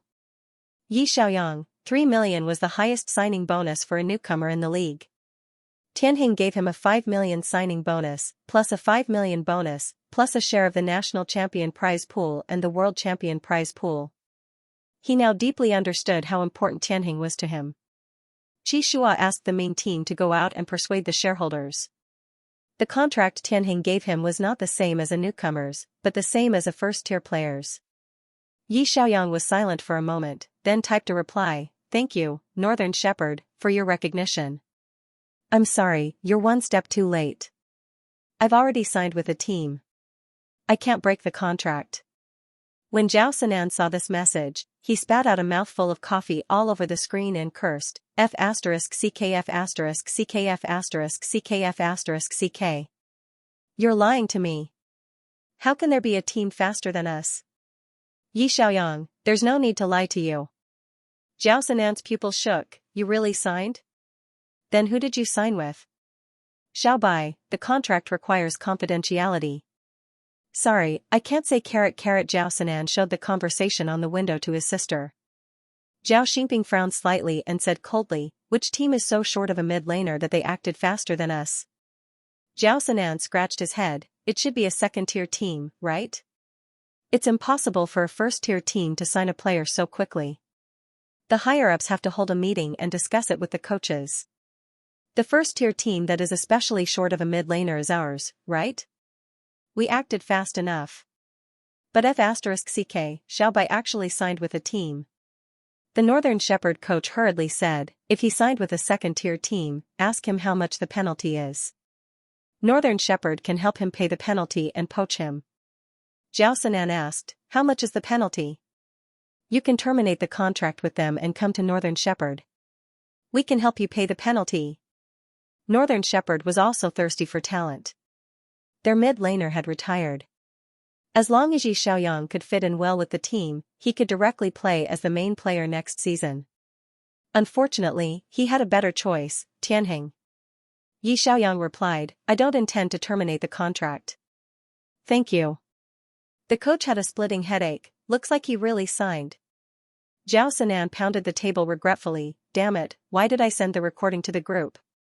We could have just hidden it and watched it secretly. In the end, he sent the recording of the King's rank advancement match to the group, and all the teams in the league knew about Xiaobai. It was like he found a treasure chest in the wild. Instead of hiding it, he shared the coordinates in the group and shouted, everyone, look. There's a treasure chest here. Was there anyone more stupid than him? No. Zhao Sinan was about to shut himself up. Zhao Xingping patted his brother on the shoulder and said, don't be depressed. Northern Shepherd doesn't need him. There are still a few months before the next season. Take your time. Zhao Sinan sighed, sigh, that's all we can do. Xianxia and Northern Shepherd thought that Xiaobai had joined a second-tier team and played as the main player, so they declined their invitation. No one thought that Xiaobai would join Tianheng. Tianheng didn't lack mid-laners. Tianheng had a stable mid-laner, Xujiang, who had an extremely low error rate. It was even more impossible for them to imagine that Tian Huan would cut off all means of retreat. He would actually let Xujiang play support, let a new mid-laner start, and even give a rookie with no competition experience the same treatment as a first-tier player? Only Qi Shua knew. Xiaobai was worth it. The coaches of the other teams only saw Xiaobai's superficial level, he could play any type of mid-laner in the 8 national servers, and he should be able to play professionally. But they didn't know that Xiaobai also had 5 SE Sports talent test results and first-class competition awareness. They missed this treasure chest. In the end, Qi Shua was the first to dig out the most precious treasure. Qi Shua was in a good mood and had a beautiful dream. At noon the next day, the guard at the base sent a message to Qi Shua, saying that there was a package for him. Qi Shua went downstairs to pick it up himself. It was indeed the cat litter box, bowl, and canned cat food from Yi Xiaoyang. Seeing Qi Shua carry 3 boxes upstairs, the team members couldn't help but wonder, what did Qi Shua buy? So many? Qingxing's sharp eyes saw a cat pattern on one of the boxes and said, "He bought food for the cat. Didn't my master ask in the group a few days ago if anyone is allergic to cat fur? He seems to want to raise a cat." The team members were surprised. Is Qishua serious? After Feng Shua, is Qishua going to be the number 2 cat picker in the league? I wonder what kind of cat Qishua will raise. Will he be able to pet it every day? Qishua put the package in his room and left for the airport at 4 o'clock in the afternoon. The plane arrived at 5 o'clock on the dot. Qishua's cell phone received a message. "Qishua, I've arrived. Little White is taking the pet carrier flight. I'm going to pick it up first. It'll take about 10 minutes. Qishua, okay, exit E, the team's car is waiting for you." After more than 10 minutes, Qishua saw a tall boy walking quickly towards him from a distance. He was carrying a white suitcase in his left hand and a pet carrier flight box in his right hand. The warm afternoon sun shone on his face, making his skin look fair and his smile brighter. Looking at those clear eyes across the crowd, Qishua couldn't help but smile. He quickly stepped forward, took the suitcase for him, and whispered, "Did everything go well?" Xiaoyang said, "Yes, I packed overnight last night and slept all the way to the destination." He lifted the pet cage and said, "Little White, come and say hello to Qishua." It wasn't clear if Little White understood, but it cooperated with a meow. Qishua didn't like this kind of furry pet, but today, Xiaoyang's cat was very pleasing to the eye. The snow-white cat was curled up in the cage, revealing a pair of chocolate-colored ears. It was very cute. Qishua brought Xiaoyang to the front of the car and introduced him. "This is Tianhing's team leader, Tang Can. We all call her Sister Can. She's also in charge of logistics management. If you have any questions about your daily life, you can ask her. The driver is Master Liu. If the team needs a car, you can ask him." Xiaoyang politely reached out his hand. "Hello, Sister Can. Hello, Master Liu." Tang Can looked at the cat cage excitedly, her eyes shining. "This cat is so cute." Xiaoyang smiled and said, "Its name is Little White. Please take care of it in the future." Sister Can. Tang Can laughed and said, "No problem. If you are busy with training, leave the cat feeding to me." Qishua opened the back door and led Xiaoyang into the car. Xiaoyang put the cat cage by his feet. Along the way, Tang Can began to dutifully introduce the Tianhuan squad. She gave Xiaoyang a printed map, the dormitory area on the 3rd floor, the training room, meeting room, and office area on the 2nd floor, the cafeteria, tea bar, gym, and so on the 1st floor. This gave Xiaoyang a preliminary understanding of the Tianhuan squad. The tall buildings outside the window and the carefully designed green belts on both sides of the street showed the grandeur of the Chinese capital. Xiaoyang held the Tianhuan squad map in his hand and looked at the unfamiliar city through the car window. He was very excited. He was about to start a new life here. After joining the team, he couldn't be called Little White anymore because his cat was called Little White. It was easy for his teammates to get confused. In his previous life, as the captain of the GD team, he had registered his ID in the professional league, GD Liang. Then, from now on, his name would be Tianhing Liang. Qishua's name was Tianhing Shuayue. The combination of the sun and the moon, and the central and wilderness cooperation? That sounded good. Translator, Endless Fantasy Translation Editor, Endless Fantasy Translation. The car arrived at the base at 6:30 p.m. Tianhing was worthy of being called a powerhouse club. They directly bought a 3-story building. The environment around the base was very good. Not far away, there was a tree-lined path for running and exercise. Further ahead was a park. To be honest, if it weren't for the sign Tianhing Esports Club on the gate, Xiaoyang would have mistaken it for a nursing home. Cough, this kind of place is too suitable to be isolated from the rest of the world and cultivate one's mind. However, there were also advantages to building the esports club in a quiet suburb. Because there weren't many entertainment venues around, the players couldn't go out to play. They could just stay in the base and concentrate on training. Closed training was the easiest way to get results. Xiaoyang stood at the entrance of the club for a moment. He saw that Qishua had already taken his luggage out of the trunk with one hand and helped him carry the cat with the other hand. Qishua said, "Go in first and settle your luggage down." Tang Kan smiled cordially and said, Little Yi, Tianhuan's financial and legal departments have already closed for the day. You've traveled a long way from Star City to the imperial capital. So, you must be very tired. Rest for the night first. I'll take you to handle the other procedures tomorrow. All the departments have already prepared the materials. It'll be very fast. Yi Xiaoyang gladly agreed. Okay, Sister Tang Kan reminded him. In addition, remember to eat on an empty stomach tomorrow morning. I'll take you to the hospital around 8 p.m. for a physical examination. The club doesn't require many physical examinations. It's just a routine blood draw and a heart ultrasound. It's mainly to rule out some major diseases. After all, players with heart disease can't play esports. Yi Xiaoyang nodded in understanding, understood. Although esports didn't require too much strenuous exercise, players with heart disease were indeed unsuitable. It would be troublesome if they fainted at the competition site. Fortunately, his body was very healthy. There shouldn't be any problems with the physical examination. Tang Kan led the way in front. Qi Shua carried the luggage into the club. Yi Xiaoyang followed behind them and climbed directly to the dormitory on the 3rd floor. The club didn't have an elevator. It was probably because the esports players were too homebodies. They deliberately didn't install an elevator and climbed the stairs every day as exercise. Anyway, 3 floors wasn't very high. This time, it was Tianhuan's dinner time. The contestants were all eating in the cafeteria, so no one noticed that Qi Shua had brought a newcomer back. Tang Kan stopped in front of room 301 at the corner of the corridor and said, This is Captain Qi's room. Little Yi, you'll be living here from now on. If you have any questions, you can directly look for Captain Qi or me.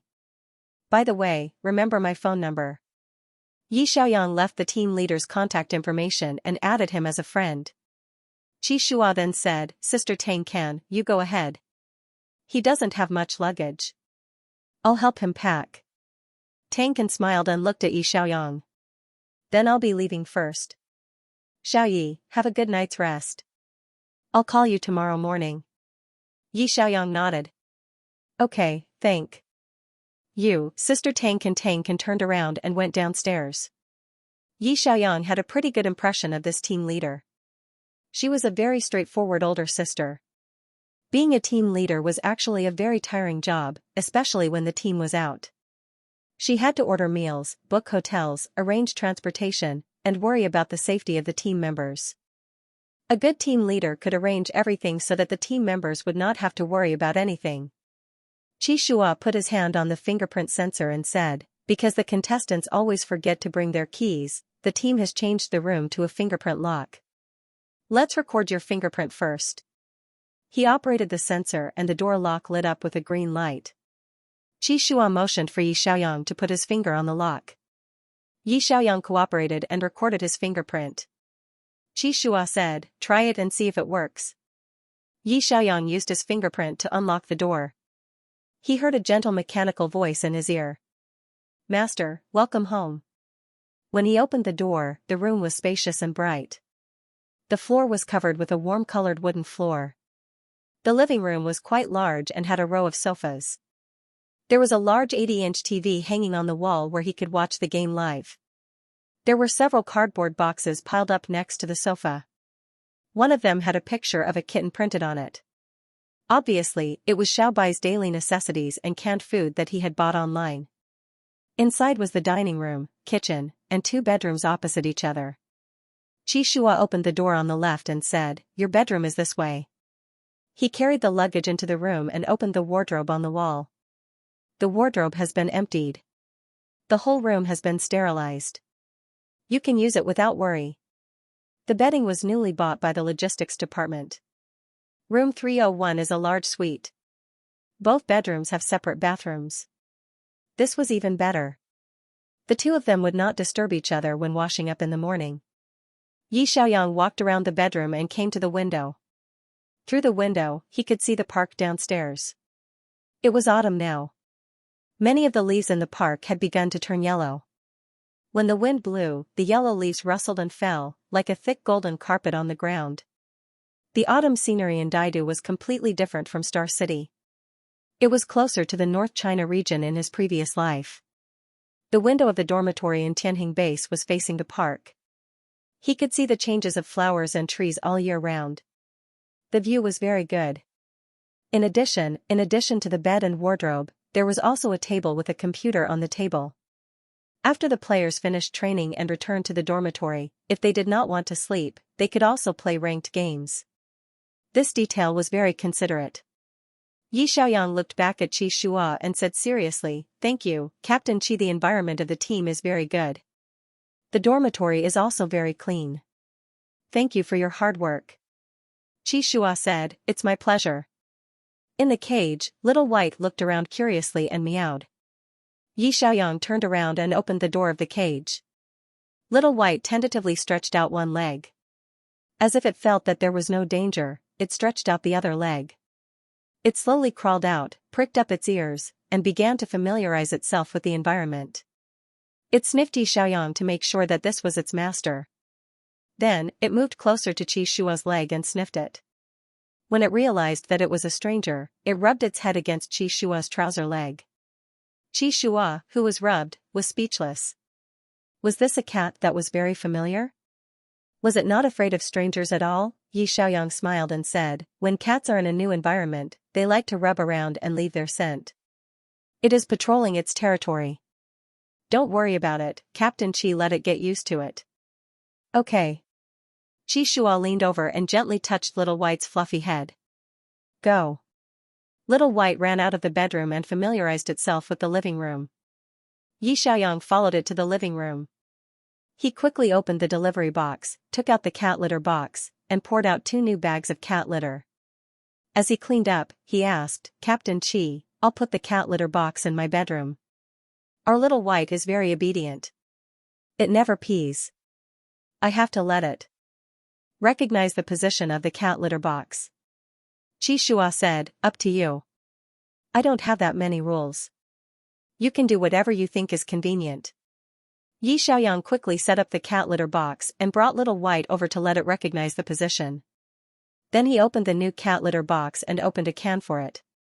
Little White smelled the familiar aroma of meat and immediately started eating. Qi Shua looked at Little White wolfing down the food and remembered that it was dinner time.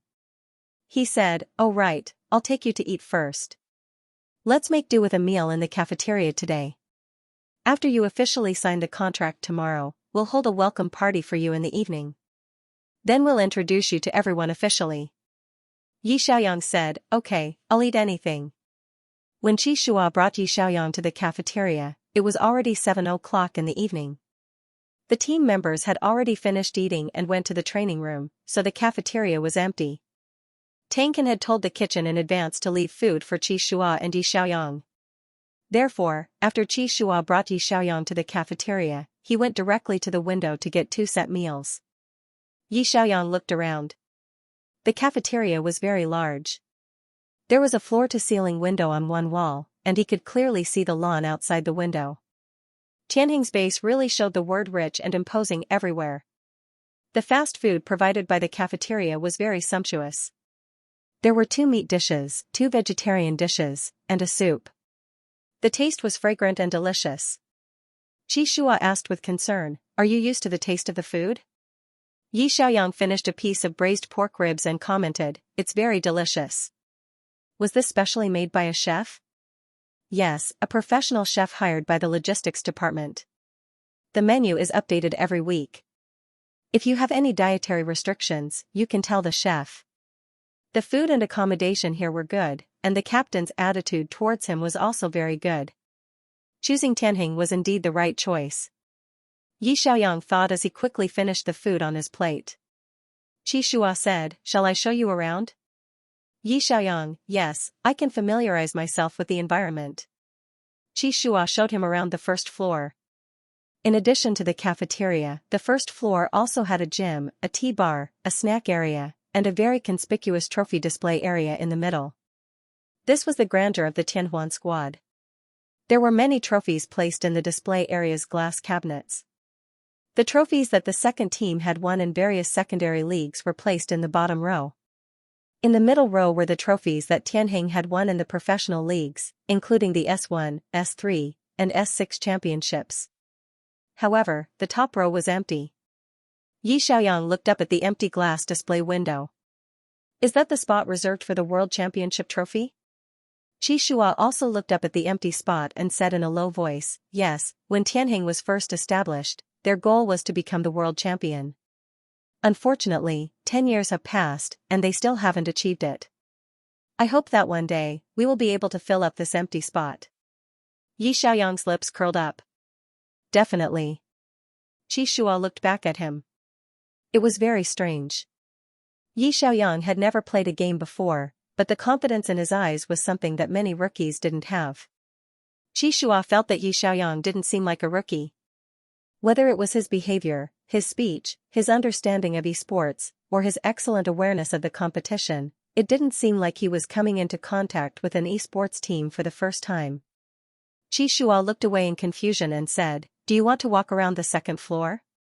Yi Xiaoyang, no, it'll be awkward if we bump into the team members. I'd better go back to the dormitory and pet my cat. Qi Shua followed him back to dormitory 301. Little White had already walked around the dormitory. After patrolling the area, he found the most comfortable place, which was the sofa in the living room. When Qi Shua and Yi Xiaoyang opened the door and entered the room, Little White was lying comfortably on the sofa and licking his fur. Yi Xiaoyang touched Little White's head with satisfaction and said, my Little White is quite brave. He's not afraid even in a strange place. I was worried that he would get stressed out, but he adapted well and occupied the sofa. So quickly. Qi Shua looked at the little guy who occupied the middle of the sofa. This cat was not afraid of strangers and was very obedient. He wouldn't tear down the house and make trouble. The other members of the Tianhuan squad would like him, right? The two of them stroked the cat on the sofa for a while. Qi Shua saw that it was almost time, so he said, you rest first. You have a physical examination tomorrow morning. Go to bed early tonight. Yi Xiaoyang had taken a 3-hour flight in the afternoon and spent a lot of time checking in the pets at the airport. He was really tired, so he said goodnight to Qi Shua and went to the bedroom to take a shower and sleep. He walked into the bathroom and was about to change when he suddenly felt dizzy. There was a strange feeling growing in the depths of his body, as if a seedling had broken through layers of shackles and finally broken through the soil. He hurriedly used one hand to support himself on the sink and the other hand to gently press on his temples. The dizziness quickly passed, and his vision became clear. He could see himself in the mirror. It was as if a fire had ignited inside his body. The fire continued to spread through his blood. Soon, his whole body began to heat up. His clothes were soaked in sweat and stuck tightly to his body.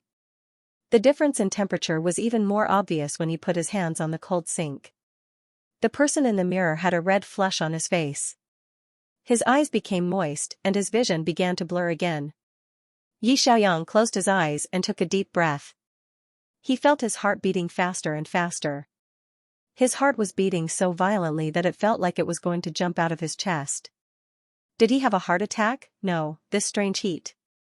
Could it be due to omega differentiation? Yi Xiaoyang remembered the key points that he had taken down on his phone.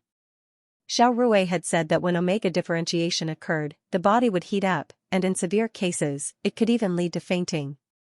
In such a situation, he should quickly stick a pheromone blocker on the back of his neck and go to the hospital immediately. Yi Xiaoyang, who had memorized the key points, hurriedly rummaged through his pockets. He found the pheromone blocker and stuck it on the back of his neck. He had blindly placed it on the back of his neck. In any case, it would cover a wider area if he stuck it in the middle of his neck. Then, he supported himself with one hand on the wall and stumbled out of the bedroom.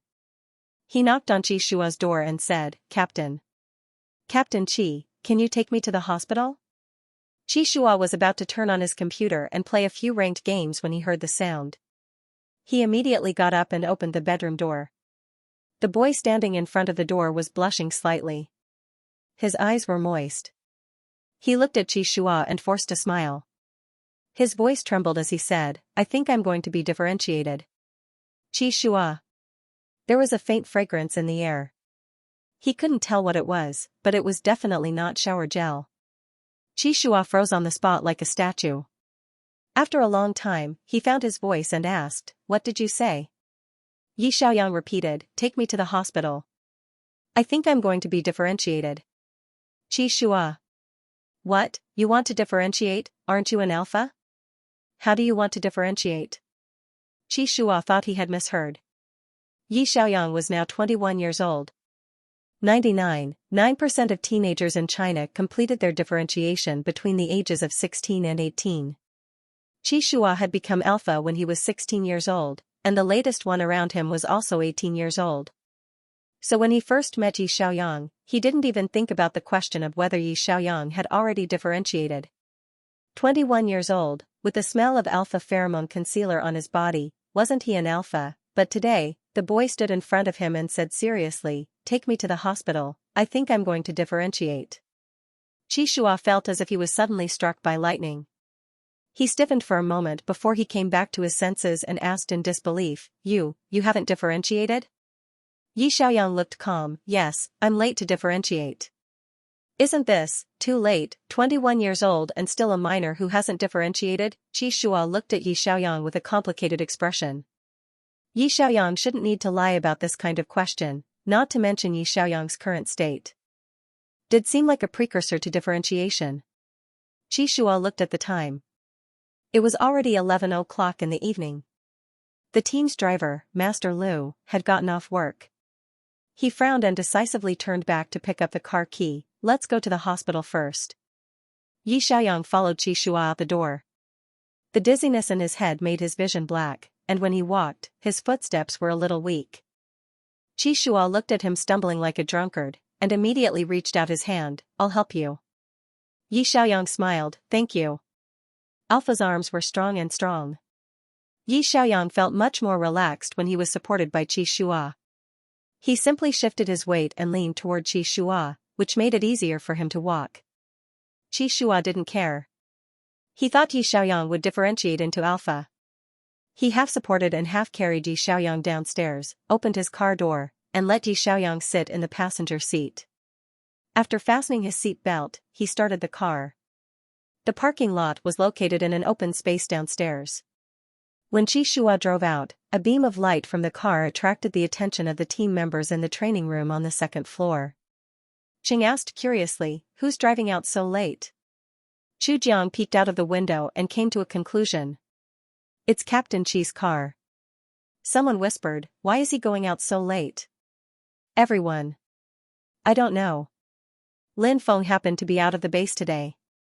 Therefore, other than the team leader and the driver, the team members really didn't know that there was a newcomer in the team. They thought that Qi Shua had something urgent to do. In the car, Yi Xiaoyang's situation was getting worse. He was curled up in the passenger seat. His eyes were closed, and his cheeks were so red that it looked like blood was about to drip out. Yi Xiaoyang, who usually had a confident smile on his face, didn't say a word at this time. He was frowning slightly. Obviously, he was very uncomfortable. He was sweating more and more. His hair was soaked with sweat and stuck to his face. He looked a little fragile and embarrassed. Qi Shua stepped on the accelerator and went directly on the highway to the nearest hospital. The medical facilities in the imperial capital were very advanced. There were large hospitals every few kilometers. In less than 10 minutes, Qi Shua parked the car in the hospital's underground parking lot. He went to the passenger seat and opened the door. He asked Yi Xiaoyang in a low voice, can you walk? Hearing this low and calm voice, Yi Xiaoyang seemed to regain some consciousness. He opened his eyes and looked at Qi Shua. Yes, can you help me? Thank you. Qi Shua held his hand and helped him out of the car. They took the elevator from the underground parking lot to the outpatient department on the first floor and registered for the pheromone specialist emergency department. At 23:15 p.m., there weren't many patients at this time. They only waited for a few minutes before it was their turn. Qi Shua helped Yi Xiaoyang into the pheromone specialist's office. The doctor on duty today was a female doctor with a neat ponytail. She looked up and asked, Yi Xiaoyang, right? What's wrong? Yi Xiaoyang gently supported himself on the table with one hand to prevent himself from falling. The other hand pressed against his swollen and painful temples. The constant surge of heat rushed back and forth in his body. He felt that his whole body was about to burn. His throat was so dry that it seemed to be smoking. His voice was unusually hoarse. "Doctor, I think I'm going to split." The female doctor looked at Yi Xiaoyang's situation and immediately said, "Give him some warm water and help him to the consulting room." Then she glanced at Qi Shua. "Family member, please wait outside." Qi Shua, who was defined as a family member, was speechless. "Okay. Wait outside." Qi Shua went out and sat on a chair in the corridor, waiting for the results with mixed feelings. In the consulting room, Yi Xiaoyang, who was severely dehydrated, was fed half a glass of warm water by a nurse. His throat felt much better, but the heat in his body was still not relieved. Yi Xiaoyang was in a daze when he felt someone helping him to lie down on a hospital bed. His body was connected to a lot of strange equipment, and it seemed like they were examining him. Yi Xiaoyang's entire body was sore and weak. He lay on the bed and let the doctor do whatever she wanted. After the doctor finished taking his temperature, she checked his pheromone data and asked, "How old are you this year?" Yi Xiaoyang said, 21 years old. The doctor was a little surprised. "You're only going to split at 21 years old?" Yi Xiaoyang forced a helpless smile. "I didn't want it to be so late either. The sooner he split, the sooner he would be free." This day had finally come. Yi Xiaoyang had actually been very worried that he would suddenly split during the competition. If that happened, it would implicate his teammates. Now that he had split before joining the team, it had solved a big problem for him. The doctor quickly finished the examination and glanced at the data on the equipment. Then she said to the nurse next to her, "Go get a strong omega inhibitor. The pheromone level is already very high, so it has to be controlled immediately." Yi Xiaoyang was speechless. "What? Omega?" His consciousness was in a daze. He thought he had misheard. Yi Xiaoyang struggled to sit up to confirm it, but the female doctor gently held him down and said, "Don't move. You've split into omega." Yi Xiaoyang was in disbelief. "How did I become omega? Aren't I more like alpha?" The doctor explained, "Splitting is not based on personality, but on genetics." "What are your parents' genes?" "My father is alpha, and my mother is omega." "That's right, there's a 50% chance that I'll become omega." Yi Xiaoyang obediently lay back down and quickly accepted this fact. He closed his eyes and stopped talking. In fact, he had already mentally prepared himself for this. A 50% chance was not a 5% chance, so there was nothing to be surprised about. A moment later, the nurse came over with a strong inhibitor. The doctor said to Yi Xiaoyang, "Although the rate of allergic reactions to inhibitors is very low, to be safe, we'll do a skin allergy test for you first." The nurse lifted Yi Xiaoyang's hand and injected a small amount of inhibitor into the skin on the back of his hand. Yi Xiaoyang felt a slight tingling on the back of his hand. Immediately after, small red spots suddenly appeared on the skin around it. His skin was very white, and the small red spots looked very distinct. They did not show any signs of fading away for a while. The female doctor looked at this scene in surprise. "Allergy?" The nurse also did not expect this. "Isn't the allergy rate for strong inhibitors less than 1 in 100,000? Less than 1 in 100,000. But the person in front of her was clearly that 1 in 100,000.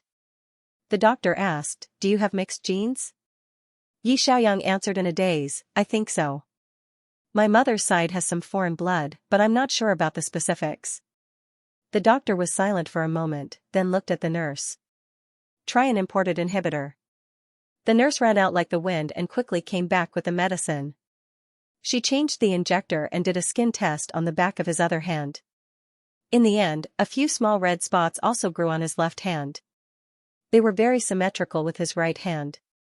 The doctor looked at him helplessly. "Your situation is a little special. There are only 2 types of omega inhibitors on the market, but you're allergic to both of them, so you can't use the inhibitors." Yi Xiaoyang was a little confused. Allergy? Was this the same as not being able to get an injection for a penicillin allergy? He remembered that Xiao Rui had told him that other than injections, there were also oral medications for inhibitors. He hurriedly asked, "If I don't get an injection, can I take it orally?" The doctor explained, "The ingredients of oral medication are the same as injections, but they're not as effective as injections." If you're allergic to the ingredients of the medication, you'll be in danger if you take it. Yi Xiaoyang was completely at a loss. Then what should I do?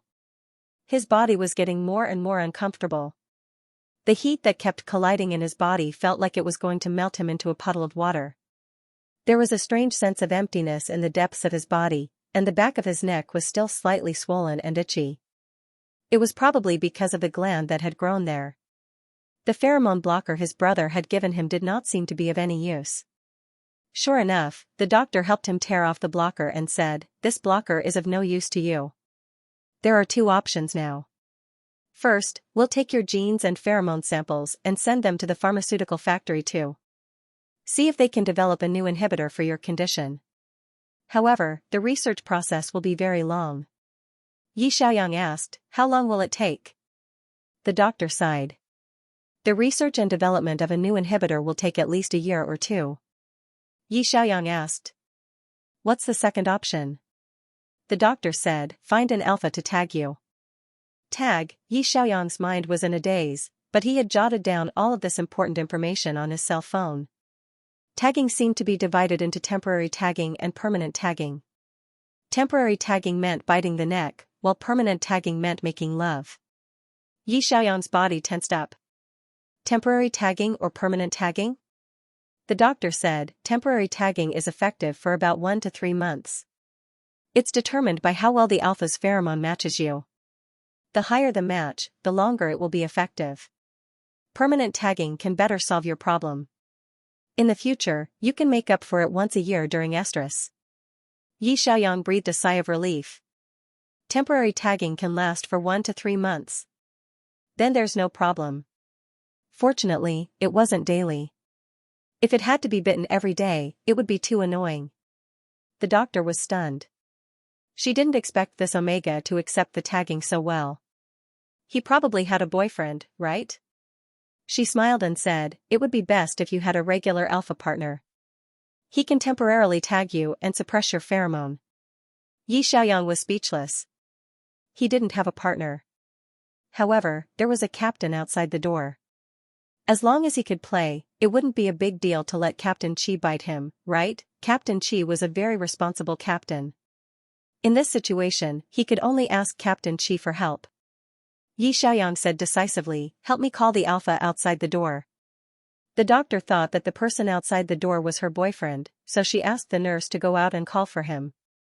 Qi Shua was waiting outside the door when he suddenly saw the nurse come out with a kind smile. "Sir, please come with me. Yi Xiaoyang has become an Omega and needs your help." Qi Shua was speechless. This sentence was like a clap of thunder that exploded in Qi Shua's mind. The corner of his mouth twitched slightly, and the calmness on his face was shaken. "Omega. Are you kidding me?" He frowned and followed the nurse to the pheromone isolation room. The nurse tactfully left and said with a smile, "I'll leave it to you." Then she considerately closed the door. The pheromone isolation room was set up by the hospital for Omega who suddenly entered estrus or were about to lose control of their pheromone. This room could isolate all pheromone smells to prevent the leakage of Omega's pheromone from causing chaos. As soon as Qi Shua entered the room, he smelled a strong fragrance. This smell was a bit like the fragrance of sunflowers in autumn afternoons. It was not too sweet, but had a hint of sunshine warmth, making people feel as if they were in a large field of sunflowers. The warm fragrance instantly enveloped his body completely, as if it wanted to drill into every pore of his body.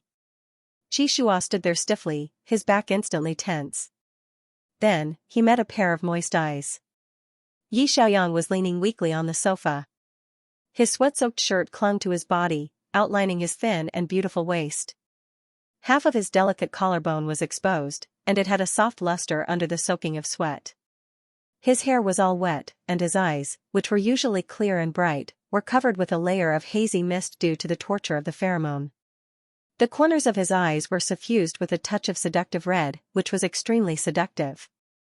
Qi Shua was speechless. The air was completely stiff. Qi Shua did not even want to breathe, because every time he breathed, he would smell the strong scent of Omega pheromone, which was simply torture for him. At this moment, Yi Xiaoyang suddenly spoke. The boy's voice had a hint of sexy hoarseness, and he looked very weak, but his tone was not sad at all. Instead, he was very calm. Captain Qi, I've divided into Omega. Qi Shua regained his senses, but he did not know what to say. Where was his Alpha teammate? Why did an Alpha suddenly turn into an Omega? Yi Xiaoyang quickly said, the doctor said that I'm allergic to inhibitors. Qi Shua. What do you mean? Yi Xiaoyang's smile was a little helpless. It means that I can't use Omega inhibitors, I'll be allergic. You're the only one who can help me now. Qi Shua could not digest the information for a while. He could not use inhibitors? Then what should he do? Qi Shua's tone was stiff. How can I help you? Yi Xiaoyang suddenly stood up from the sofa. He walked slowly to Qi Shua, turned around, and pointed to the back of his neck. I'll give you a temporary mark. Bite me, thank you. Qi Shua? Qi Shua could no longer maintain his calm, and his expression instantly collapsed. Translator, Henyi Translations Editor, Henyi Translations. In Yi Xiaoyang's opinion, this was a very simple matter. It was just a bite on the back of the neck. At most, it would leave a bite mark that would disappear in a few days. However, after he turned around and waited for a long time, Qi Shua did not respond. What's going on? The whole room was eerily quiet, as if time had suddenly frozen. Yi Xiaoyang looked back at Qi Shua suspiciously, only to see a very complicated expression on Qi Shua's face. That expression was hard to describe, probably similar to seeing a ghost in the middle of the night. Maybe this was a bit strange for people in the ABO world? Yi Xiaoyang hesitated for a moment, then asked tentatively, Captain Qi should be single? Previously, when he searched for information on the Tianhuan battle team, he didn't find any rumors about Qi Shua. This captain had put all his energy into the competition, and this was also the reason why Yi Xiaoyang dared to find Qi Shua to mark him. If Qi Shua had a lover and asked Qi Shua to bite him, the other party might misunderstand, get jealous, and cause unnecessary trouble. Since both of them were single, it should be fine to bite him as a favor between friends, right? Yi Xiaoyang explained seriously, the doctor said that it will take at least a year or two to develop a new inhibitor. I can't wait at home for a year or two. So, the best way is to find an alpha temporary mark. His body was getting more and more uncomfortable, and his voice trembled slightly when he spoke, but his tone was very calm, as if he was talking about eating rice today, without a trace of shyness or awkwardness. Qi Shua finally recovered from the shock and asked in a low voice, so, you want me to bite you? Yi Xiaoyang, yes, I'll have to trouble you, Captain Qi Shua. He had been focused on the competition all these years, and although he knew nothing about dating, he knew that marking couples was more intimate than kissing. Only when two people recognized each other, Alpha would mark Omega, declaring ownership of the Omega, and let the other party smell their own pheromones. What was his relationship with Yi Xiaoyang? They had only known each other for a month and had only met 5 times. He had always regarded Yi Xiaoyang as a teammate. In the end, Yi Xiaoyang took the initiative to ask him to mark him? Qi Shua's worldview was violently shaking, and he really could not bear to bite him. However, Yi Xiaoyang's situation was very special. Qi Shua had never seen an omega allergy to inhibitors, but he had heard of such cases. The probability of Yi Xiaoyang was less than 1 in 100,000. To control of the pheromones as pheromones. He was the one who brought Yi Xiaoyang to the Tianhuan battle team. He couldn't just abandon him and not care about him, right? His SSSS, the Sunsunses, and he, Shashuan's S to S Atlas is translations is translations Xiao is NK. Translation Yi yes yes to control pheromones to control of the time to control your have you have mark your is to control your you? You. Yi Xiaoyang said, yes, once every 1 to 3 months. He paused for a moment, then tried to convince Qi Shua, with the temporary mark, your pheromones can be controlled. Don't worry, Captain Qi, it won't affect the game. Qi Shua was speechless. Even if Yi Xiaoyang had become an Omega, his reaction speed and understanding of the game would not change. He was still the noob who had obtained 8 national marks in just over a month. He was still the noob who could keep up with Qi Shua's rhythm and cooperate with Qi Shua tacitly. So, as long as the game could continue, what did it matter? Did he have to ask Yi Xiaoyang to find another unknown alpha to mark him? Qi Shua's mind was churning. After thinking about it, marking Yi Xiaoyang seemed to be the only way at the moment. Qi Shua quickly calmed himself down. As the captain of the Tianhuan team, he could not ignore the problem of his team members. Under special circumstances, it was not that difficult to accept giving the other party some pheromones. Seeing that Yi Xiaoyang was getting weaker and weaker, Qi Shua did not hesitate anymore. He stepped forward and gently held Yi Xiaoyang's shoulders with both hands. He leaned over and moved closer to the back of Yi Xiaoyang's neck. Looking at the slender and beautiful neck in front of him, Qi Shua could not help but breathe a little faster. He took a deep breath and did not think much about it. He aimed at the gland and bit down hard. Yi Xiaoyang's skin was very white, and he had just become an omega. The gland on his neck was tender and fragile. After Qi Shua's teeth pierced it, the smell of omega's pheromone spread in the air. The strong pheromone rushing toward his face made Qi Shua's ears turn a thin layer of red. He could only try to control his body's reaction as much as possible. He began to release his own pheromone according to the knowledge in the physiology textbook and slowly injected it into the omega gland. Yi Xiaoyang was speechless. It seemed to be different from the bite he had imagined. A strange numbness spread from his neck to his whole body. His originally hot body seemed to have received the most appropriate comfort. A cold and alienated smell like bamboo under the moonlight flowed slowly through his blood to his limbs and bones. The restless factor in Yi Xiaoyang's body was slowly suppressed by this cold smell. Yi Xiaoyang closed his eyes and could not help but make a sound. Oh, Qi Shua's ears turned even redder when he heard this sound. It was his first time marking an omega. He did not have much experience and was afraid of hurting Yi Xiaoyang, so he tried to be as gentle as possible. The process took a little longer. In the isolation room, the warm sunflower fragrance and the cold bamboo fragrance gradually merged together. Yi Xiaoyang's body was trembling slightly. He felt as if all the pores on his body were being gently soothed. It was like a person who had been exposed to the sun all day in the summer and was suddenly soaked in a clear spring. The refreshing coolness quickly made the heat in his body fade away. Captain Qi's pheromone smelled really good. Yi Xiaoyang thought in a daze. After an unknown amount of time, the pheromone fusion was completed. Qi Shua let go of Yi Xiaoyang and immediately took a step back. He turned his face away to adjust his rapid heartbeat. Yi Xiaoyang also regained consciousness.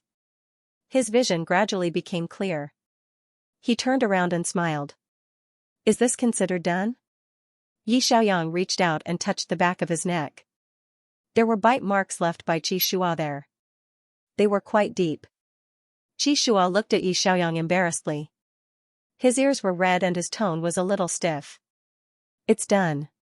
Yi Xiaoyang breathed a sigh of relief. He smiled like a student who had finished his homework and said, "That's good."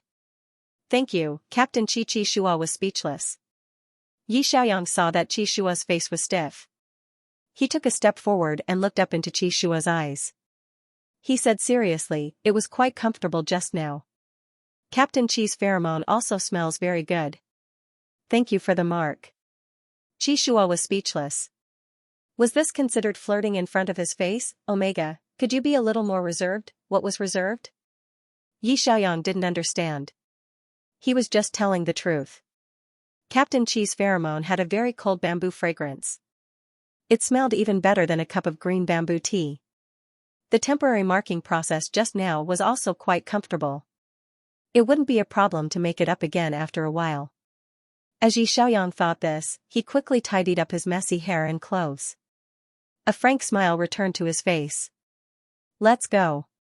The doctor wants me to do a checkup after I'm done. Qi Shua followed behind him with a complicated expression on his face. They arrived at the doctor's office. The doctor was waiting for them in the office. When she saw that Yi Xiaoyang's expression had returned to normal, she smiled and asked, "Is the mark done?" Yi Xiaoyang nodded. "Yes. Doctor, please give me a checkup." The doctor measured the data of his pheromone and said, "Fortunately, it's under control. Otherwise, you might have entered estrus." She immediately looked up at Qi Shua. "Family member, let the nurse draw some blood. We need to take a sample of your pheromone." Qi Shua, who had been forced to become a family member, sat stiffly on the side and stretched out his arm expressionlessly. The nurse pricked his arm with a needle and took a blood sample. She sent it along with Yi Xiaoyang's pheromone for testing. The doctor said, "The test will take 10 minutes. Please wait for a moment. I'll tell you some things to take note of." She took out a new electronic measuring device from the drawer and handed it to Yi Xiaoyang. "This is a pheromone electronic measuring device. You'd better measure it every day. If the pheromone value is stable below 6.0, you don't have to worry about it. If it exceeds 6.0, you have to add a mark in time. Do you understand?" Yi Xiaoyang immediately took out his cell phone and wrote down this key point. Qi Shua saw that Yi Xiaoyang had jotted down a bunch of information on how to mark omega in his phone's memo.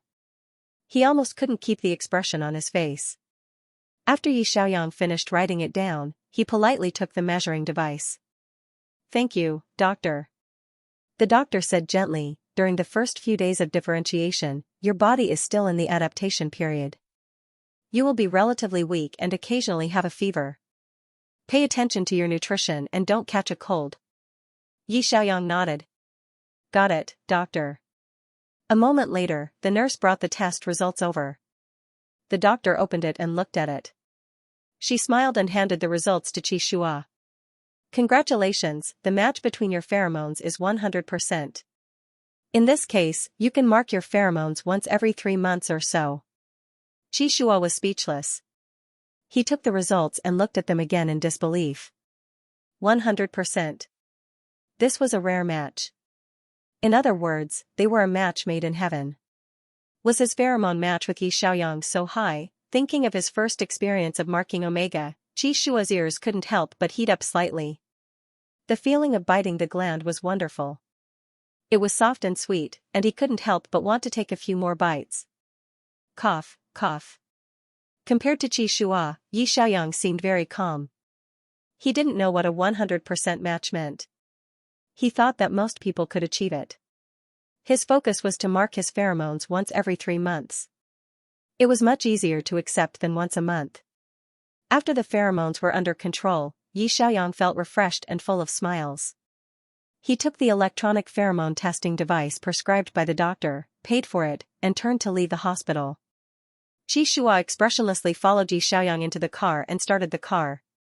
On the way back, Qi Shua didn't say a word. Yi Xiaoyang was also silent. After the marking, their bodies were stained with each other's scent. It was a wonderful feeling. It was as if they were in each other and in each other. Qi Shua gripped the steering wheel so tightly that the veins on the back of his hand popped out. He was obviously trying to control himself to avoid being affected by Yi Xiaoyang's pheromones.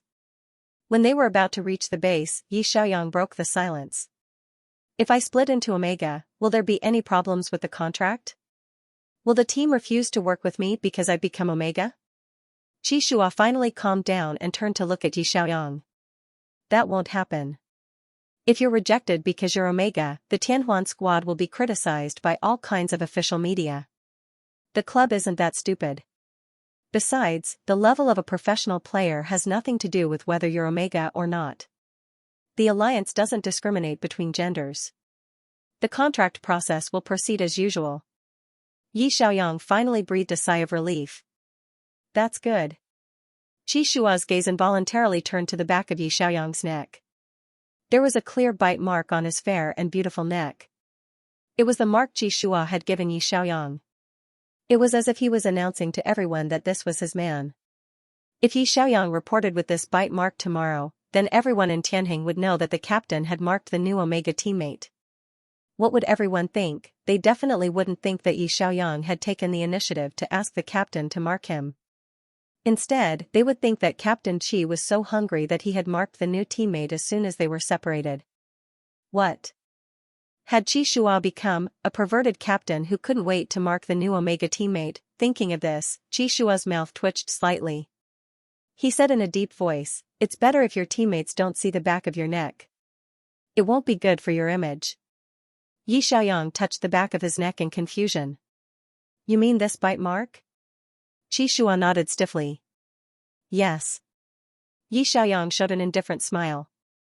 He took out a pheromone blocker from his pocket and quickly stuck it on the back of his neck to cover the bite mark. Don't worry, Captain Chi, I won't ruin your reputation. In the future, I'll put this on when I go out. I won't tell anyone that you marked me. No one will know what we did in private.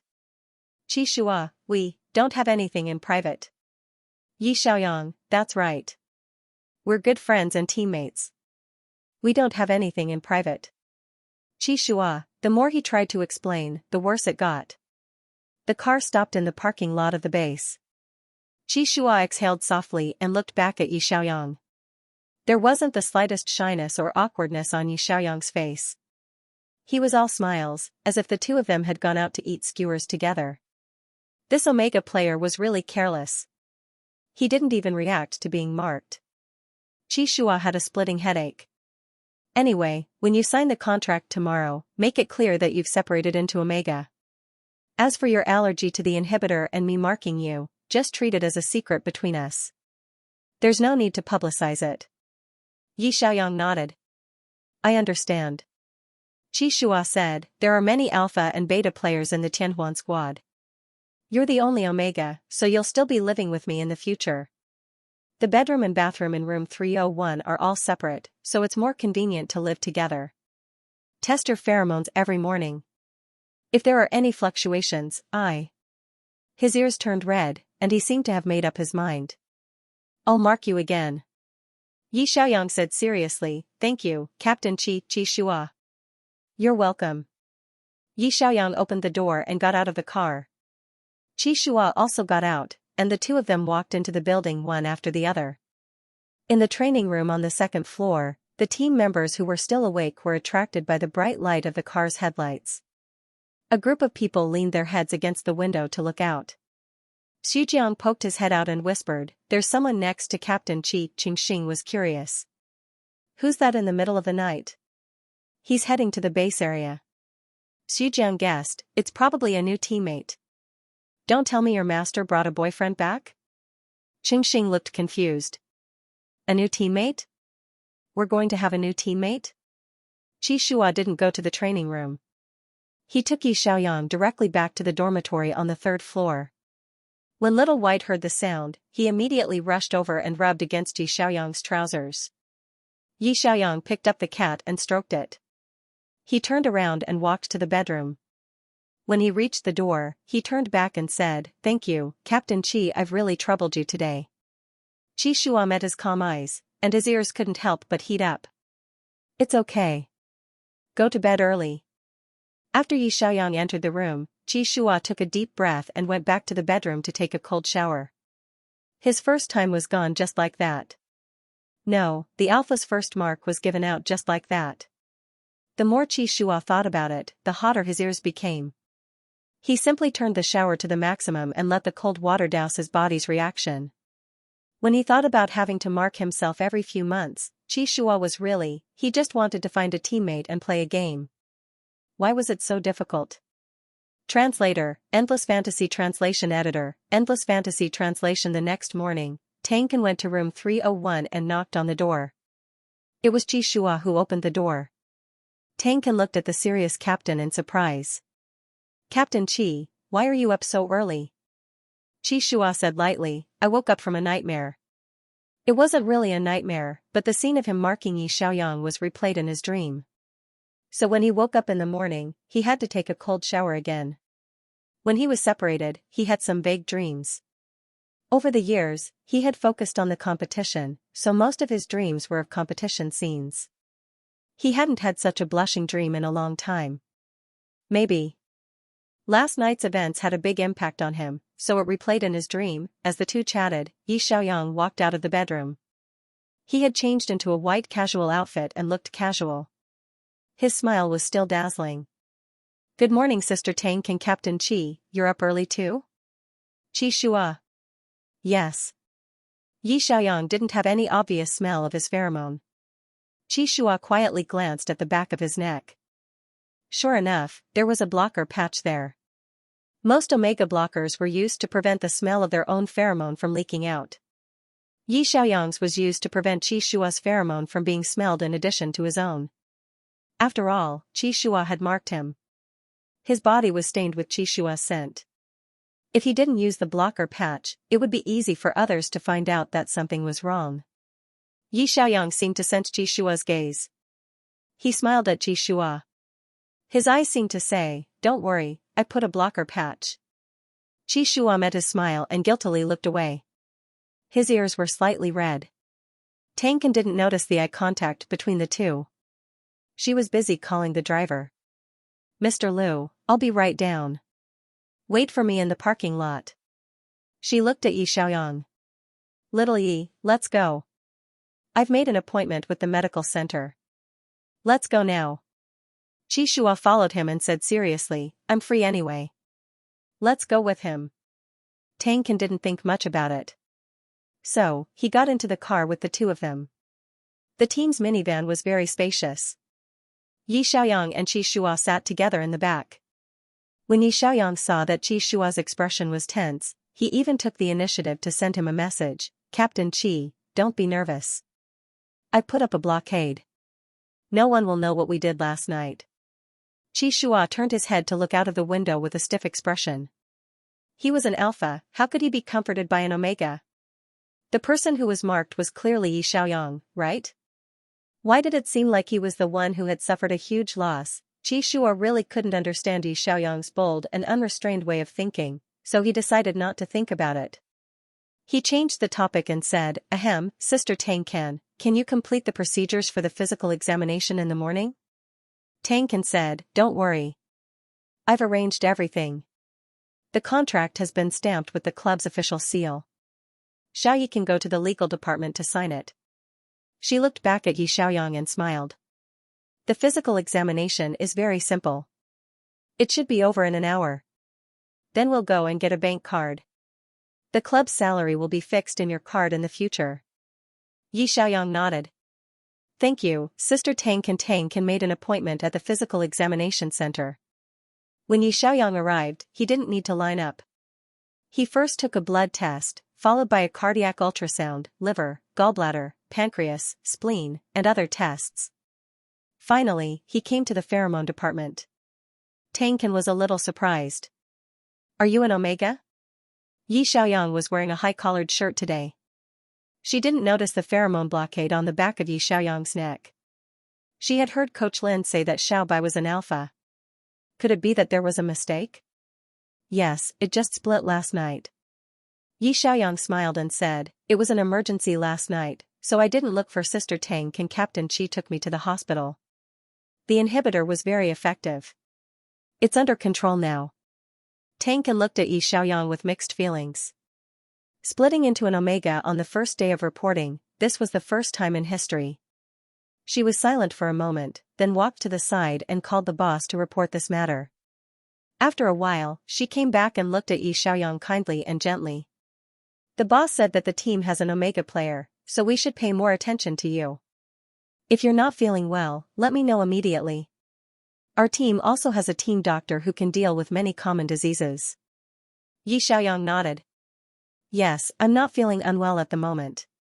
Maybe it was because Jishua's pheromone was a good match for him. After being marked, he didn't feel uncomfortable. On the contrary, his body was very relaxed. Even his pores were showing a trace of comfort and pleasure. Yi Xiaoyang smiled and glanced at Jishua. Jishua coughed softly and turned his head to avoid his gaze. The physical examination ended quickly. Except for the matter of splitting into omega, which surprised Tangcan, there were no problems with the other items. Yi Xiaoyang's body was very healthy. She quickly took Yi Xiaoyang to apply for a bank card and returned to the club to sign the contract. After entering his information in the personnel department, the procedures for joining the team were finally completed. Both Yi Xiaoyang and Jishua were slightly relieved. They were really afraid that something unexpected would happen. Now that the contract had been signed, Yi Xiaoyang was considered an official player of the Tianjin Club. In the afternoon, Coach Lin Feng returned to the base. He immediately ran to Team 301 to see Yi Xiaoyang. Tangcan also conveyed the matter of Yi Xiaoyang splitting to Coach Lin Feng. Lin Feng's shock was no less than Jishua's. How could an alpha player turn into an omega? And on the day he joined the team, it was really a test of one's heart. Lin Feng gave a cordial greeting to Yi Xiaoyang, and then said, Xiaoyi has turned into an omega. Do we need to adjust the dormitory arrangements? Xianxia said seriously, I don't think so. Team 301 is the leftmost large suite. The 2 bedrooms have separate bathrooms. Although Xiaoyang and I live together, we don't affect each other. We each have our own rooms. Most of the other dormitories have public bathrooms. It's inconvenient for an omega to share a bathroom with others. Lin Feng thought about it and agreed. He looked at Yi Xiaoyang and asked, Xiaoyi, do you mind living with Alpha? Yi Xiaoyang said, I don't mind. In his opinion, they were all men. It didn't matter who he lived with. If he lived with Qi Shua, it would be convenient to add a mark at any time. Moreover, he had already settled Xiaobai's cat litter box. He didn't want to move. Lin Feng was very assured of Qi Shua's character. He pulled Yi Xiaoyang to the side and said softly, Xiaoyi, our Qi Shua only has the game in his mind. Even if you are an omega, he won't do anything to you. In his eyes, you are just a teammate. You don't have to worry. Yi Xiaoyang nodded readily. Yes, in my eyes, Qi Shua is just a teammate. Lin Feng was relieved and said, that's good. You guys should keep a distance.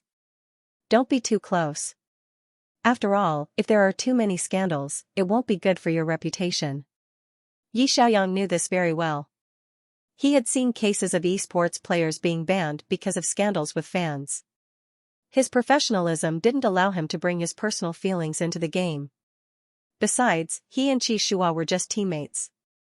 The mark was also a secret between them. The two looked at each other. Qi Shua promised in a low voice, Coach, don't worry. It won't affect the game. Yi Xiaoyang also said, that's right. We know what to do. At night, we will go back to our rooms to sleep. We won't disturb each other. Coach Lin smiled and patted the two on the shoulder. That's good. Xiaoyi, get ready. The team will hold a welcome banquet for you tonight to formally introduce you to everyone. That night, the Tianhuan squad came to a nearby hotel and set up several tables. There were chicken, duck, fish, and all kinds of dishes. It could be seen that the club attached great importance to Yi Xiaoyang joining the team. Mingxing also came in person to welcome Yi Xiaoyang on behalf of the club's top management. He raised his glass of red wine and looked at Yi Xiaoyang gently. I heard that you split into Omega? Although it's surprising, the Tianhuan squad has never had an Omega player. Your addition might really bring good luck to Tianheng. Let's welcome Xiaoyang to Tianheng officially. Yi Xiaoyang smiled and said, Thank you, God Ming. Let's work hard next season and try to turn good luck into a trophy. Mingxing liked Yi Xiaoyang's confidence and generosity. He clinked glasses with Yi Xiaoyang and said, You just split into Omega, so don't drink too much. Just drink something soft. Mingxing looked at Qi Shua. Bring Xiaoyi to meet everyone. Qi Shua brought Yi Xiaoyang to meet the main team member sitting at the first table. Qi Nizhu, Tianheng's main team's top laner. Xu Jiang, transferred to the support position. This is Xing, my disciple. He'll be playing Archer next season. Then he looked at Yi Xiaoyang and formally introduced him to everyone. Yi Xiaoyang, Will platform streamer Xiaobai. He'll be our team's starting mid laner in the future. Omega's starting mid laner was the only one in the league. Everyone had mixed feelings when they heard this. Xing's feelings were the most complicated because he finally remembered who Xiaobai was. Xiaobai, wasn't this the rookie who had died 6 times under his butcher's knife when he first started live streaming? The reason why he had such a deep impression of Xiaobai was because of what Xiaobai had said to him, Stars in the light, wherever I go, you follow me and deliver your head. Have you taken a liking to me? Xiaobai, no, Daddy is thinking about how to kill you the next time we meet. Recalling their conversation, Xing was so embarrassed that he wanted to dig out a castle with his toes. When he met Yi Xiaoyang's gaze, the teenager immediately lowered his head with a red face. Yi Xiaoyang reached out his hand. Stars in the light, hello. Xing, F***CK. This daddy directly went to Tianheng's club base to seek revenge? Xing's face turned pale. He shrunk his shoulders and trembled. Hello. Qi Shua sensed that something was wrong and frowned slightly. Why, do you know each other? Yi Xiaoyang said, I was still a rookie when I first started playing games. I was killed 6 times by Xiaoxing Qingxing, Yi Xiaoyang praised, Xiaoxing is quite good at games. Qi Shua's sharp eyes looked at Qingxing. Qingxing wanted to dig a hole and hide in it. What a coincidence. Ha ha ha, I didn't expect that noob, that Xiaobai would join our team. Yi Xiaoyang smiled. Maybe it's fate? On the first day of his transmigration, he met Qi Shua's disciple in the game. Later on, he joined Tianheng. Wasn't that fate? Yi Xiaoyang smiled and patted Qingxing's shoulder. I'm a few years older than you. You can call me Brother Yang. Qingxing was about to cry. He felt that his future would be difficult. Qi Shua ignored his disciple and continued to introduce Yi Xiaoyang to the others. Qi Nizhu was a taciturn person. He didn't like to talk much. In addition, he was an alpha, while Yi Xiaoyang was an omega. Qi Nizhu's expression was serious. He clinked glasses with Yi Xiaoyang, as if he was meeting leaders. Welcome. Yi Xiaoyang looked at Xujiang. At first, he thought that Xujiang would have a problem with him snatching his position. He didn't expect that when they officially met today, Xujiang's attitude would be very gentle. He put on a friendly attitude like a big brother next door. Xiaoyang, welcome to Tianheng. If you need any help in the future, don't hesitate to ask. There's no need to be angry with us. Yi Xiaoyang clinked glasses with him. Thank you. In addition to the main team, Tianheng also had a second team. Although the second team wasn't very eye-catching, most of the time, the victory of the main team was inseparable from the second team. When the main team came up with a new strategy but couldn't expose it, the second team needed to cooperate with them. Sometimes, the second team even had to copy the lineups of other teams for the main team to crack. Although the spotlight on the big stage was rarely cast on the substitutes, these youngsters had also entered the Tianhuan Club with dreams in mind. Qi Shua introduced the captain of the second team, Yan Bin. Yi Xiaoyang greeted him politely. Hello, Captain Yan. Yan Bin stood up and smiled. Hello, Brother Yang. Hee, nice to meet you. Qi Shua continued with the introduction. The second team's mid laner is Xie Xiaotian. The top laner is Akai. The jungler is Haoran. The archer is Ling Rong. Yi Xiaoyang clinked glasses with them one by one. After Yi Xiaoyang turned and left, the young people of the second team immediately began to gossip. He's so handsome. Our Tianheng team has an Omega player. Where did the coaching team find an Omega mid laner? By the way, how good is he at the game? Xiaotian, why don't you go and challenge him one-on-one? The group started to encourage the second team's mid laner, Xie Xiaotian. Go, what are you afraid of? Don't tell me you're afraid just because he's an Omega player? Yeah, I think an Omega player should be more gentle, like Xujiang. He might not be able to beat you in a one-on-one. Xie Xiaotian rubbed his palms together. Then, I'll go and give it a try. After the dinner, everyone returned to the base together. Coach Lin said, the official training will start tomorrow. Everyone is free to queue tonight. Yi Xiaoyang followed Qi Shua to the training room. Tianheng's training room was very spacious. There were 2 rows of seats and more than 20 top-of-the-line computers. Qi Shua sat in his seat and pointed to his right. You sit here. During the game, the jungler and mid laner also sat together, so they could get used to their seats in advance. Yi Xiaoyang sat down next to Qi Shua. As soon as he turned on the computer, he heard a clear voice behind him. Brother Yang, can I play a few rounds with you? Yi Xiaoyang turned around and met a pair of bright eyes. The young man's face was full of anticipation and excitement. Obviously, there was a new member in the team and he wanted to test his skills. Moreover, this member was an Omega. Most of the young men his age liked to prove themselves through one-on-one. If Yi Xiaoyang was scared, they would think that the new Omega was just a flower vase. Yi Xiaoyang's lips curled up slightly and he looked at him gently. Are you sure you want to play one-on-one with me? Xie Xiaotian nodded. Yeah, let's try it out. Qi Shua was speechless. The little guys from Team 2 were courting death so soon. Did they think that Yi Xiaoyang was an Omega and couldn't beat them in a one-on-one? Xiaoyang had just joined the team. Sure enough, some people were not convinced that a newcomer like him could play in the starting lineup. Why? Many people in Team 2 had been substitutes for 1 or 2 years and couldn't play in the starting lineup. You're a newcomer with no competitive experience. You want to be the starting mid-laner next season? Qi didn't stop Yi Xiaoyang. They would soon know that the Omega in front of them was not the gentle and weak Omega. He was the demon king of the mid-laner. Translator, Endless Fantasy Translation Editor, Endless Fantasy Translation. Xiaotian was going to PK with the new Omega mid-laner. The news spread throughout Tianjin Club in less than 5 minutes. The main team, second team, and even the youth training camp rookies all logged on to their computers in high spirits and privately messaged Xiaotian, "Which room? Pull me in to see." The training camp had a spectator mode, so they didn't need to squeeze in front of the computer to watch the two of them PK.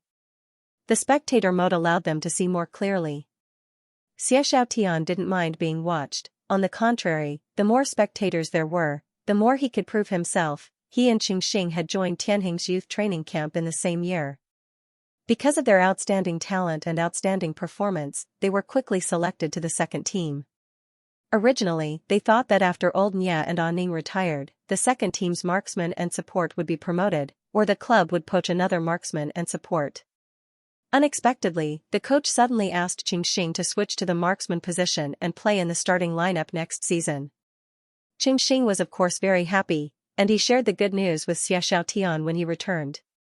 The two of them were good friends. While Xiaotian was happy for Qingxing, he couldn't help but feel a little disappointed. After all, they had joined the team in the same year. Now that Qingxing was playing in the starting lineup, he was still the second team substitute. Moreover, the main team's mid-laner Xujiang's condition was really stable. Maybe he would have a chance when Xujiang retired. Xiaotian was prepared to wait for another 2 years. He never thought that the club would not consider letting him play mid-laner when Xujiang was transferred to support, but instead find an Omega mid-laner from outside? To be honest, Xiaotian felt very wronged. Usually, his chances of winning against Xujiang were 50%. His individual strength was not worse than Xujiang's. Why would the coach rather find a newbie to play mid-laner than let him have a try? He had played in the Pro League for half a year and had accumulated some competition experience. This time, he challenged Yi Xiaoyang to a duel on the surface to learn from a newbie, but in reality, Xiaotian also wanted to prove himself to the coach and captain. Xiaotian rubbed his fists and took a deep breath to encourage himself. Yi Xiaoyang and Xiaotian did not have in-game friends. He looked at Qi. "Captain Qi, can you give me a hand?" Qi nodded and quickly built the room. He flipped through the memos on his phone and sent Yi Xiaoyang an account and password. "Use this alternate account. This account has all the mid-laner heroes. You can use it for training in the future." "Alright." Yi Xiaoyang quickly entered his password and logged into his account. This smith account was Strongest King X1 star, and it had all the mid-laner heroes. Its name was Mid-Laner number 7, which was very similar to Qishua's Jungler number 8. Qishua pulled Yi Xiaoyang into the battle room and pulled Xiaotian's Happy Everyday account in as well. He then returned to his spectator position and let Yi Xiaoyang take charge of the room. Yi Xiaoyang typed in the public chat, "Little Tian, you decide the rules. Kill or push the crystal?" Xiaotian, "Push the crystal." Yi Xiaoyang, "Okay, you choose the hero first." Xiaotian immediately chose Lord of the Abyss. He thought that this new hero had only been online for a month. Yi Xiaoyang might not be familiar with it, so he could show it off. Xujiang and Qinizhu looked at each other and whispered, "He really knows how to choose."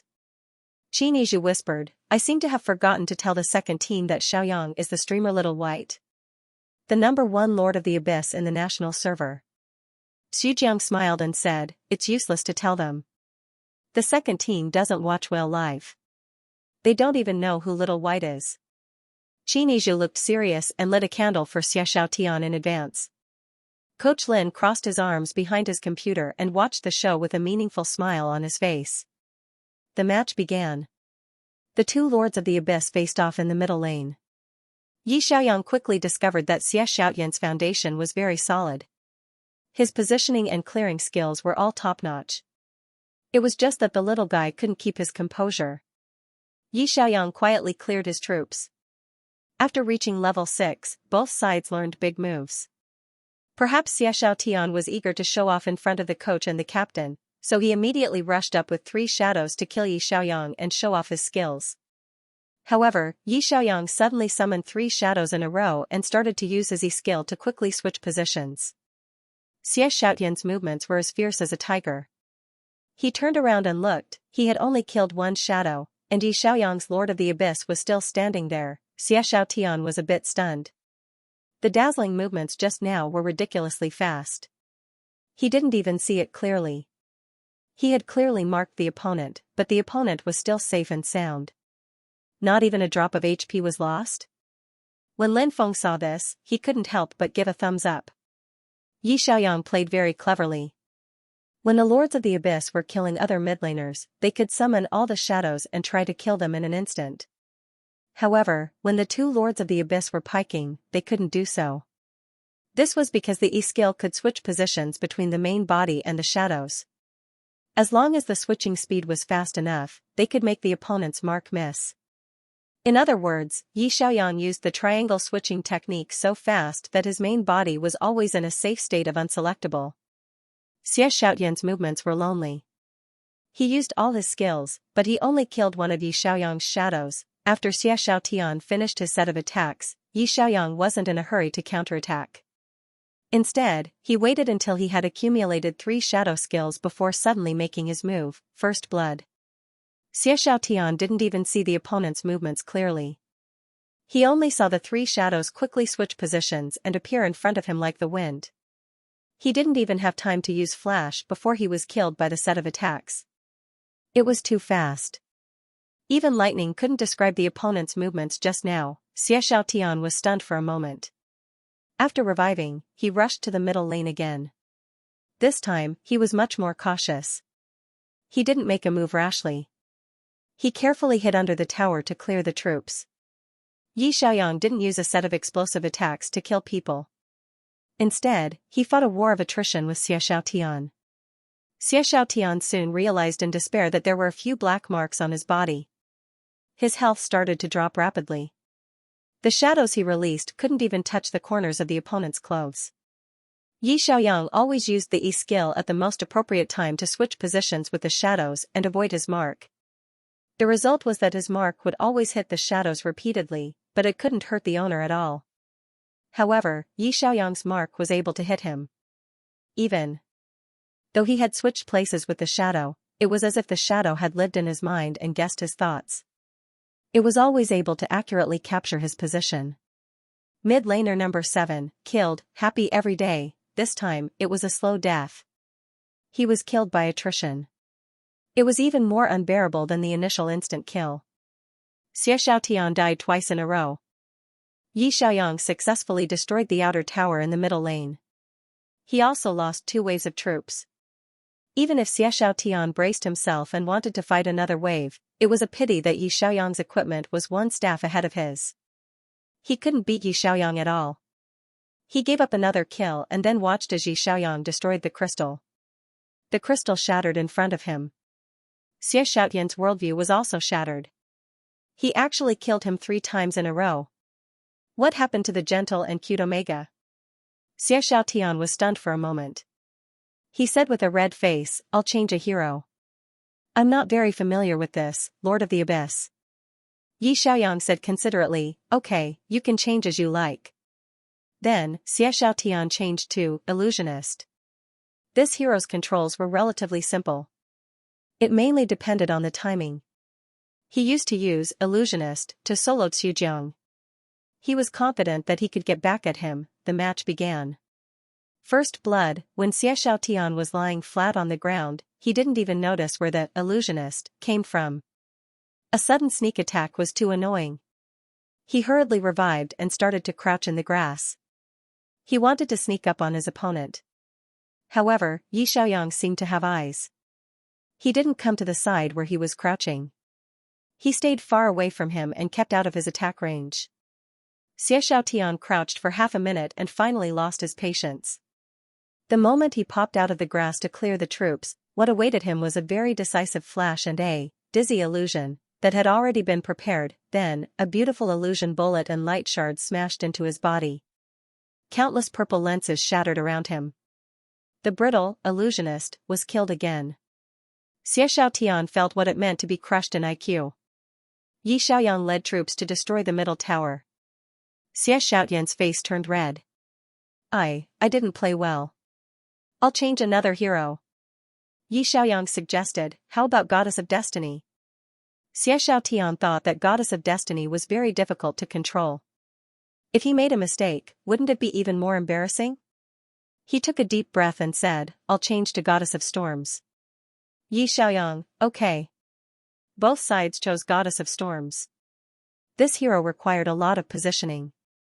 The Goddess of Storms, who had accurate skills, and the Goddess of Storms, who couldn't control the opponent with skills, were two completely different heroes. The match began. When Xianxia was level 6, he moved nimbly and released 3 tornadoes in a row. They surrounded Yi Xiaoyang from 3 directions. Yi Xiaoyang couldn't dodge and was blown up by the tornadoes. Xianxia was delighted. He was about to follow up with a follow-up attack when Yi Xiaoyang suddenly flashed behind him. How did the enemy appear behind me while I was fighting? You're a mage, not a jungler. Xianxia froze for a moment. Then, a tornado suddenly rose under his feet, and the direction of the wind was towards the tower.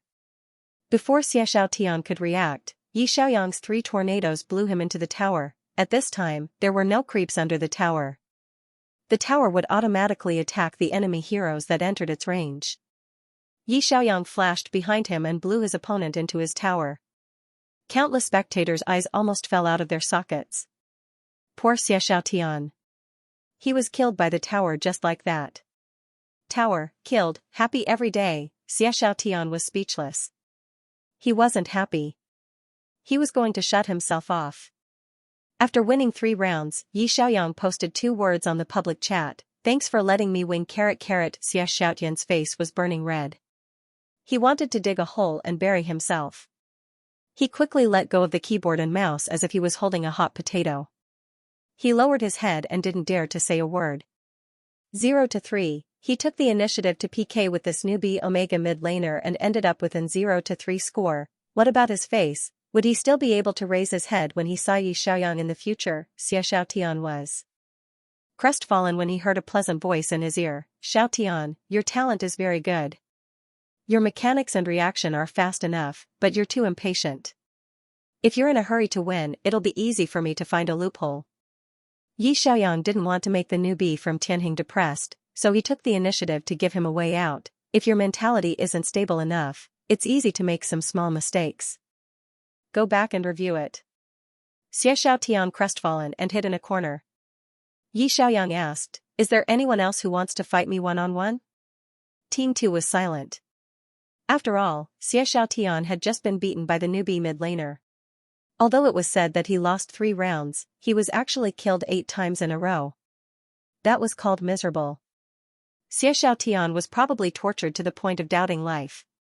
At this time, who would dare to stand out? No one responded, so Yi Xiaoyang smiled and looked at Xing. Little Xing, why don't you give it a try? Xing immediately sat down like a statue. I'd better forget about it, Qi Shua said coldly. I'm letting you try, so just try. What's with the cowardice? Isn't it pretty good to torture noobs in low-end online games? I was wrong, Dad.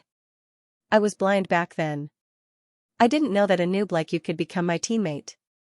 Xing looked at Yi Xiaoyang, who smiled and said, come, let's see if I've improved during this time.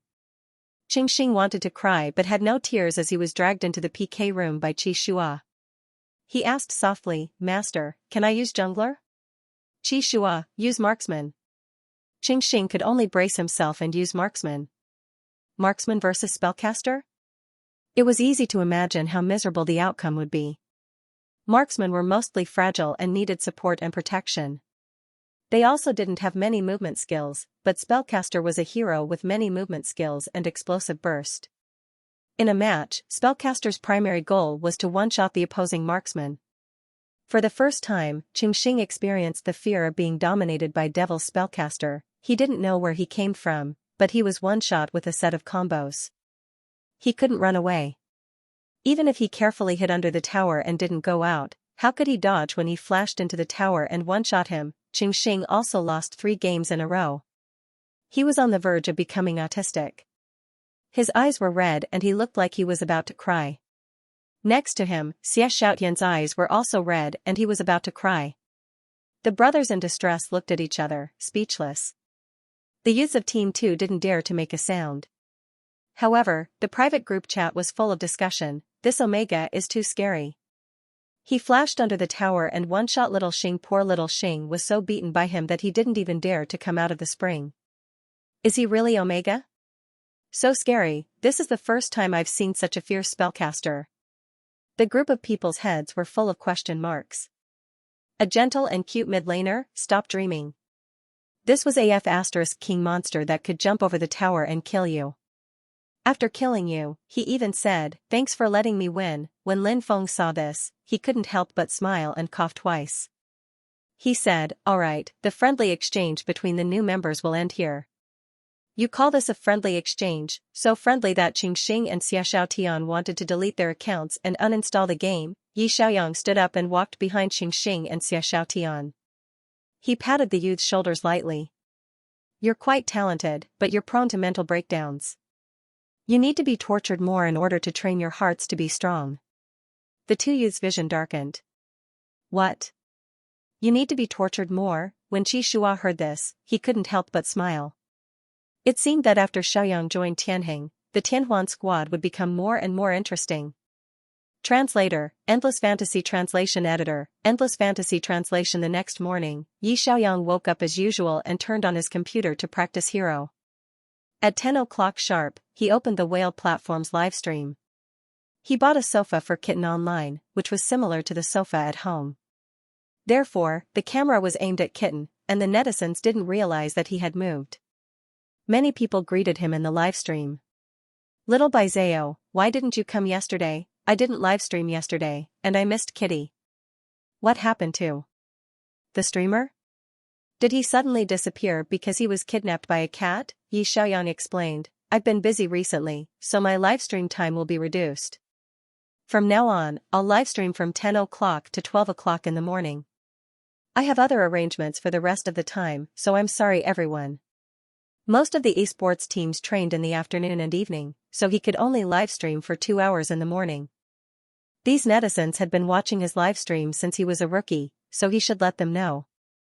Yi Xiaoyang changed the livestream's announcement to livestream from 10 o'clock to 12 o'clock in the morning. He didn't add the words Chonghua server. "Little Bai, you're too arrogant. Are you satisfied with 8 servers? You're not going to use the new heroes to rush the server?" I thought the streamer wanted to collect all the mid-laners. When he rushed the server, it was to attract the attention of the big teams. Now that he had achieved his goal, the server wasn't important to him. He had to cooperate with the team's training. "I'm not going to take the server. I'll just play casually." Yi Xiaoyang played for 2 hours, then went offline with an excuse. At 12 o'clock, he went to the cafeteria on the first floor.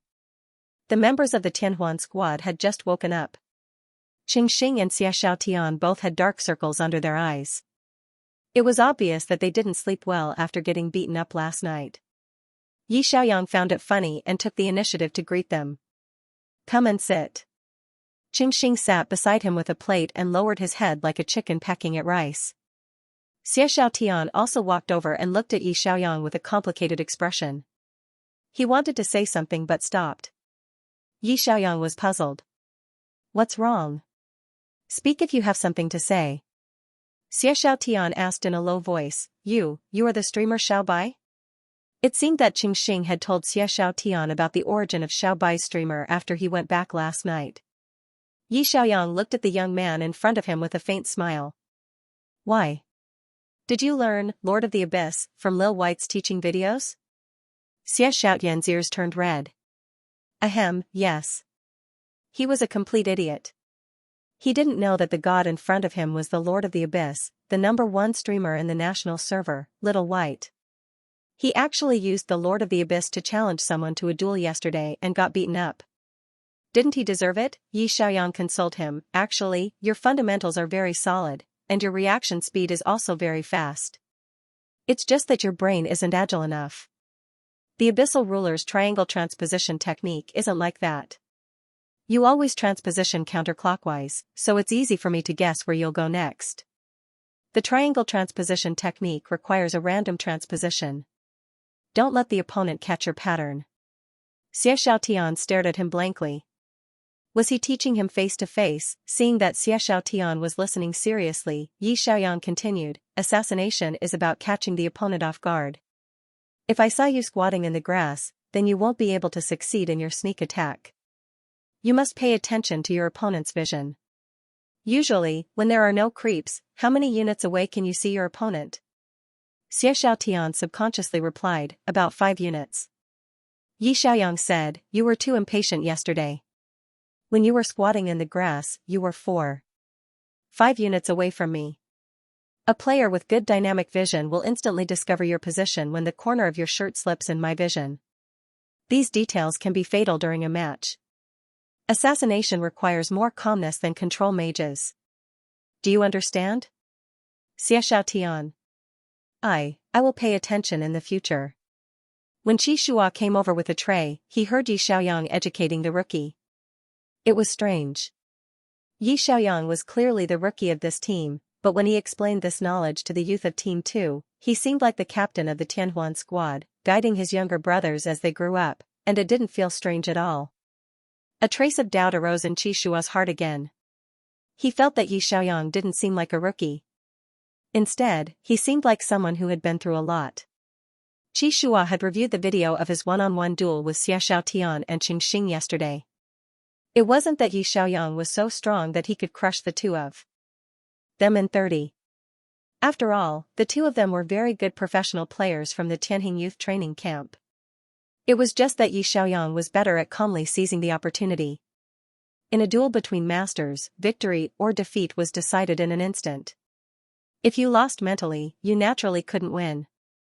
Therefore, in the end, Yi Xiaoyang also pointed out the two rookies' problems. They were quite talented, but their mentalities were easy to break down and they were often abused. Qi Shua's feelings were complicated.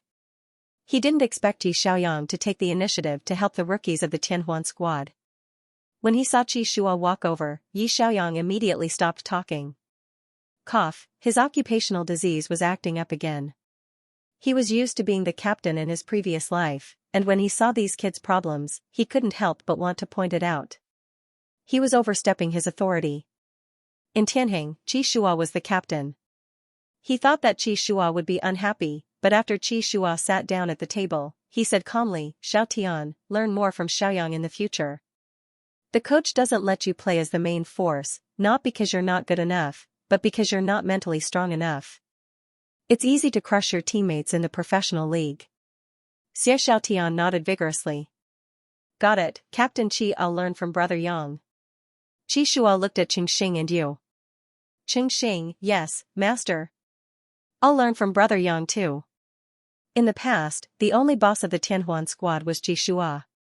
Now, there was another big boss, Yi Xiaoyang. Anyway, he couldn't afford to offend either of them, so he just had to listen to them.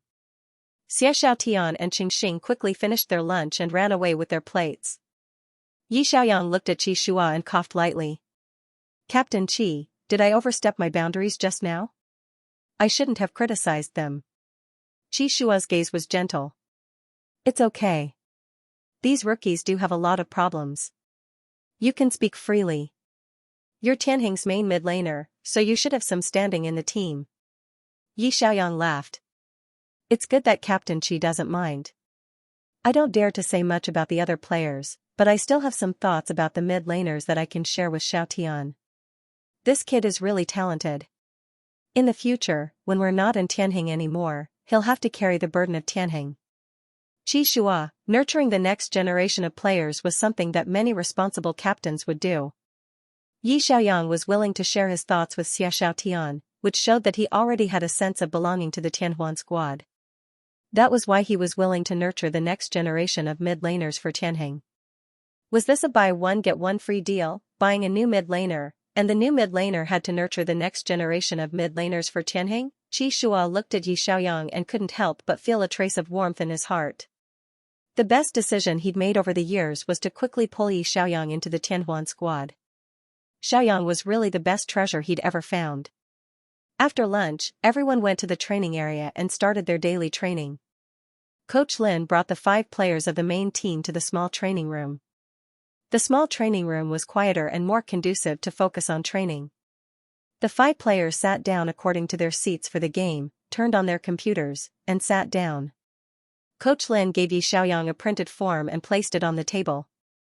Xiaoyang, our coaching team has specially customized a training plan for you. It's mid-October now, and the next season will officially start in January. There are still 2.5 months left. I believe you can quickly catch up with the team's rhythm. Yi Xiaoyang opened it and took a look. It was October 15th, and the S10 season would officially start on January 15th next year. Excluding the New Year's holiday in January, Yi Xiaoyang only had 2.5 months left. The coaching team divided his training into 3 stages. In the first month, he needed to expand his hero pool. The hero pool was indeed Yi Xiaoyang's biggest weakness. He only knew 8 mid-laners, which was far from enough. He had to quickly practice other heroes and understand the lineup and coordination of all the mid-laners. During this month, the coaching team chose Qi Shua to be Yi Xiaoyang's sparring partner and brought Yi Xiaoyang to familiarize himself with the game. Every day, from 2 to 6 p.m., Yi Xiaoyang needed to practice independently. In the training camp's nightmare mode, he specialized in practicing the heroes he didn't know how to play. Dinner was from 6 to 7 p.m., and he rested for an hour after dinner.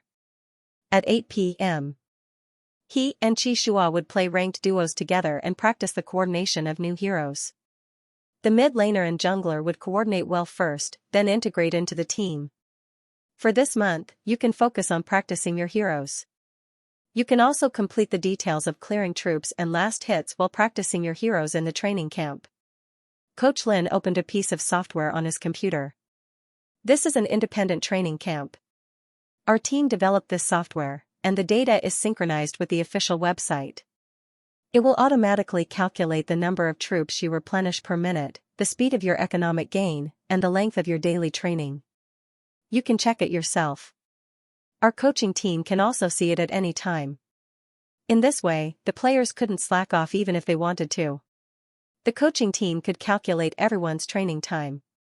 Professional training software was much more useful than the in-game training camp, especially the speed of economic gain per minute. This was an important indicator for evaluating a professional player. On the field, if your economic gain was lower than your opponent's mid-laner, you were likely to be crushed by the opponent's equipment. How to accumulate economic gain in the shortest time was also a skill. Coach Lin said, "Play duos with Qi Shua tonight. I've made a list of the combinations of mid-laners and junglers. For example, Bloodcloakthorn plus Lord of the Abyss, King of Fighters plus Goddess of Destiny, Stealth Thief plus Illusionist, Trap Hunter plus Goddess of Flames, etc. These are all combinations that will be used in the future. You too should familiarize yourself with them in advance." Yi Xiaoyang nodded in understanding. "Okay, I understand. I'll strictly follow the training arrangements." There were many combinations of mid-laners and junglers. For example, Double Thorn Burst flow mid-laners and junglers combined, or one with control and one with burst to roam around. Or they could be tool mid-laners with junglers, tool junglers with mid-laners, and so on. Tianhing's tactics couldn't be too singular. If they wanted to be comprehensive, Yi Xiaoyang and Qi Shua had to learn all the combinations of mid-laners and junglers.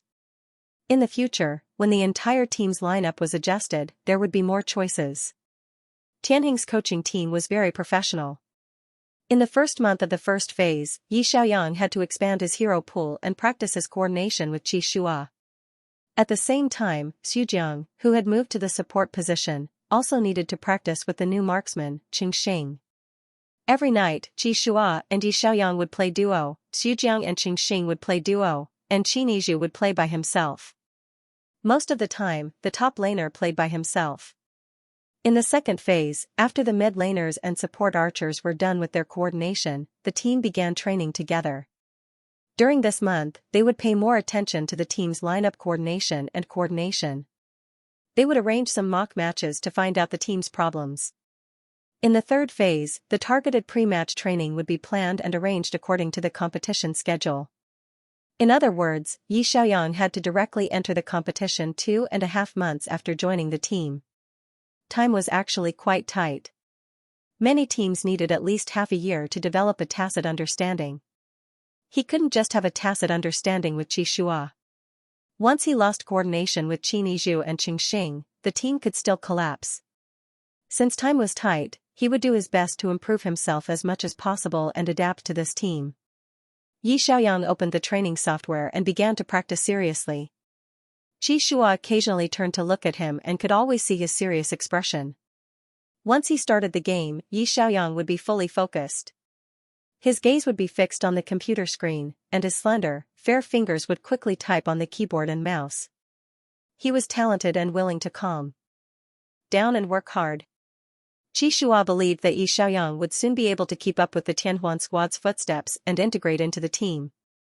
According to the training schedule, Yi Xiaoyang needed to train the 6 great wizards first: World Destroyer Wizard, Road, Holy Spirit Wizard, Austin, Sun Wizard, Holman, Moonlight Wizard, Lin, Sky Wizard, Moore, Earth Wizard, Bruno.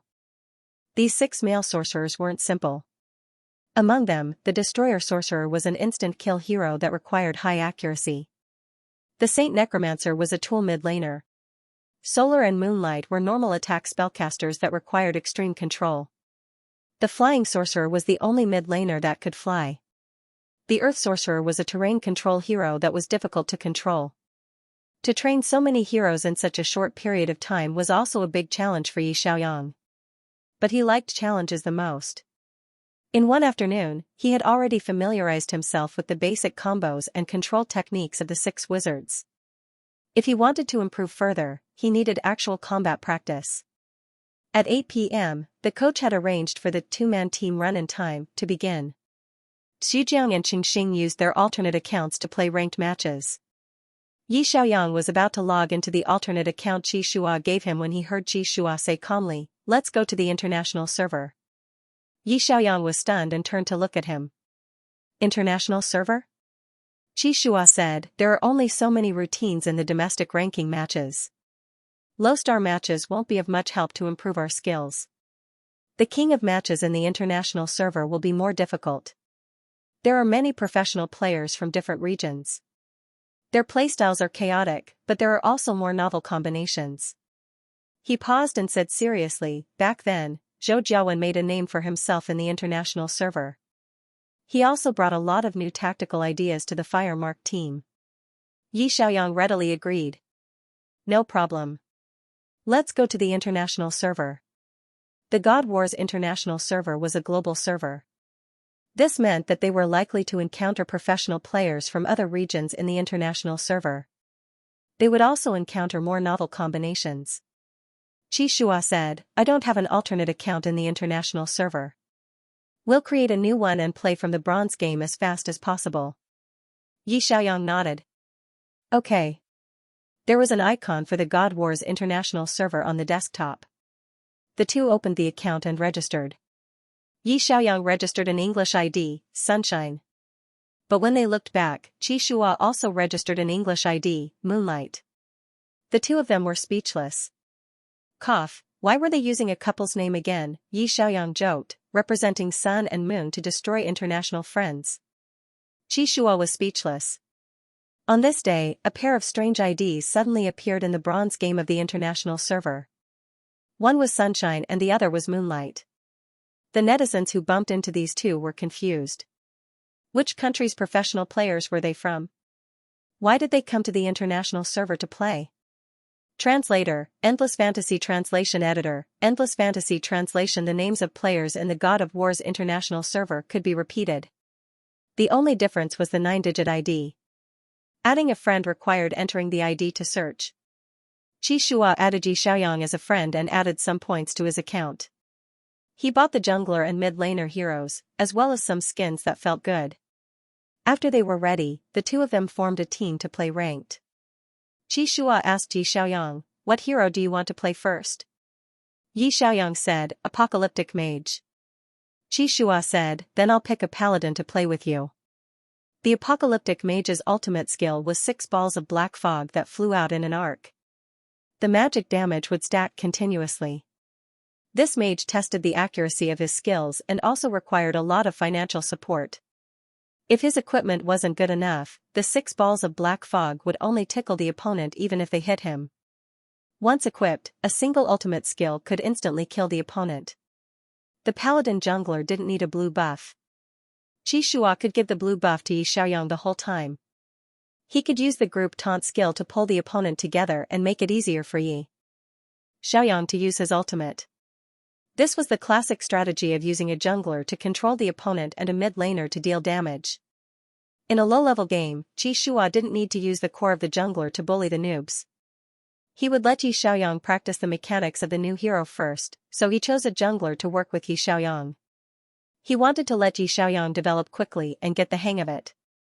There were no qualifiers in the international server, so the two of them had to start from the bronze game. With Xianxia's help, Xiaoyang's mid laner could not only get the financial support of the mid lane minions, but also a large amount of resources in the jungle. He developed very quickly and could usually complete the core damage equipment within 10 minutes of the game. The newbies in the bronze game experienced the fear of being dominated by black magic. The 6 balls of black fog flew everywhere. Wherever the apocalyptic mage went, the players in that lane would be instantly killed, the international players who had been beaten up.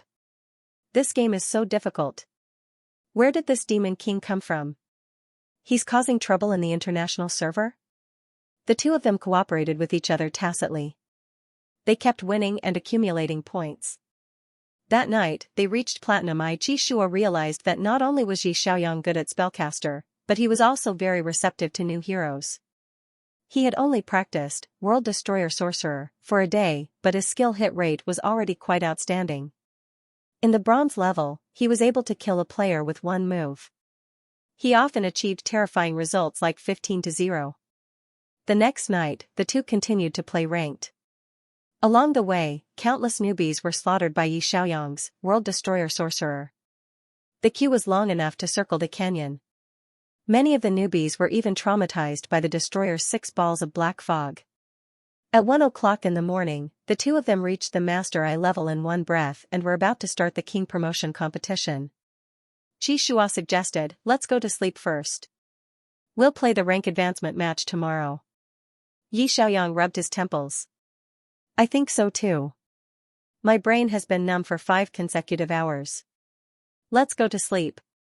The next morning at 7:30, after washing up, Xiaoyang and Xianxia went downstairs for breakfast.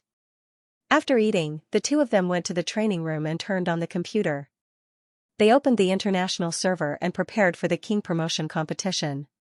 The other teammates were all sleeping at this time. Xianxia's schedule was adjusted to synchronize with Xiaoyang's. Xianxia logged into the game and said, "The international server's King promotion competition is more difficult. We will be matched with 5 King level opponents. Our teammates are usually around Master 2, so there is a gap in skill. If we want to reach King level, we have to rely on the two of us to lead the rhythm. We have to be more serious in this game." Xiaoyang understood and said, "Then let's go with the Nakano team. It's easier to lead teammates."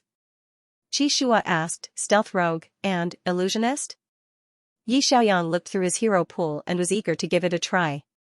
"Why don't we try the threesome?"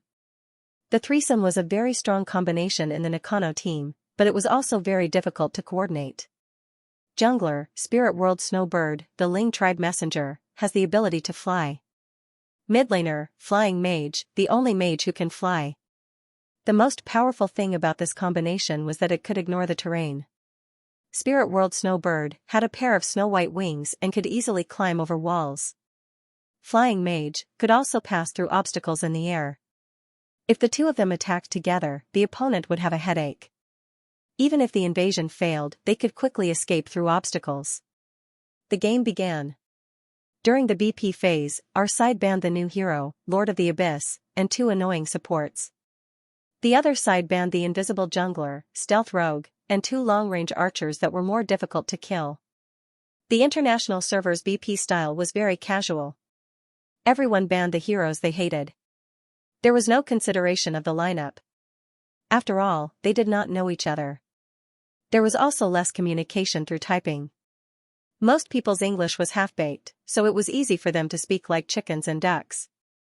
It was our turn to choose a hero.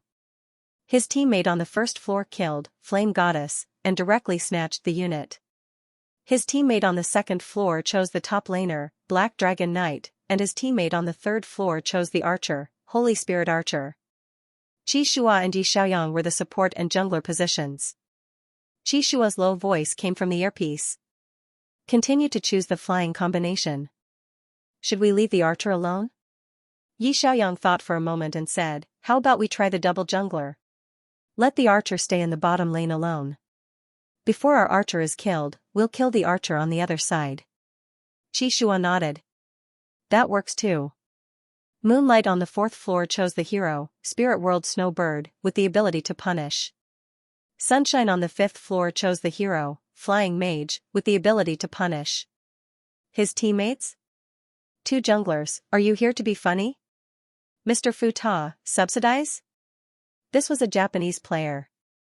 Yi Xiaoyang roughly understood that he was cursing why they did not choose support. Bear, do idiots.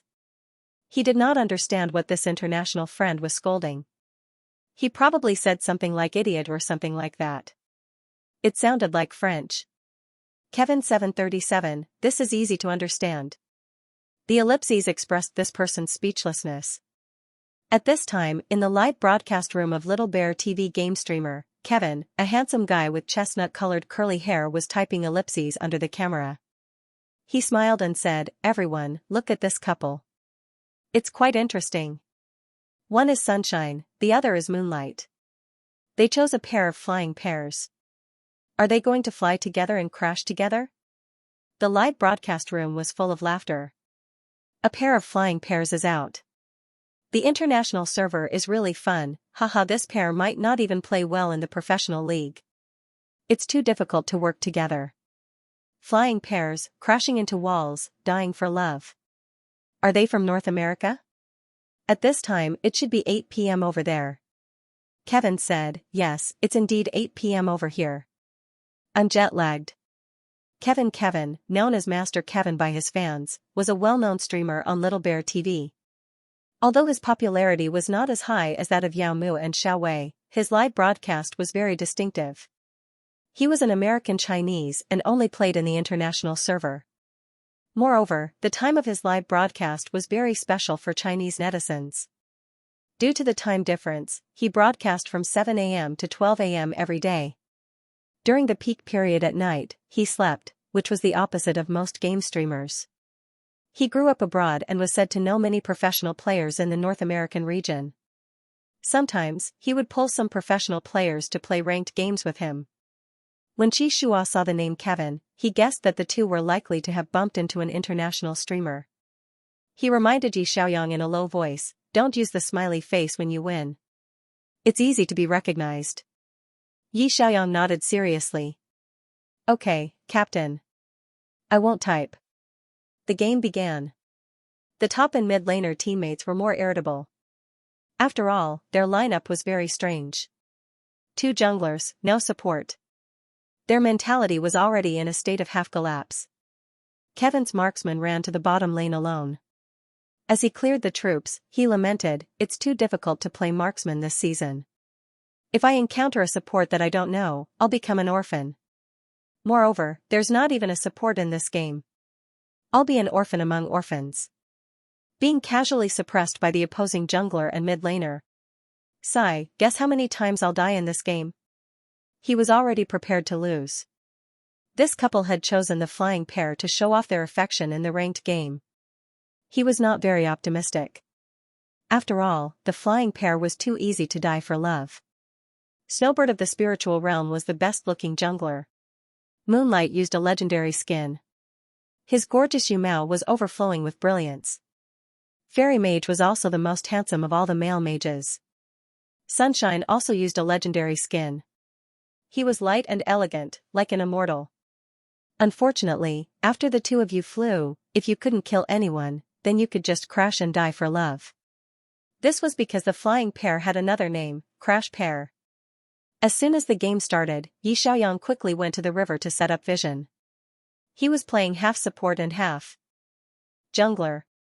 When he went out, he also brought vision items with him. The two of them began to fight for mana. The opposing jungler was fighting for mana when he saw the two of them fly over the wall.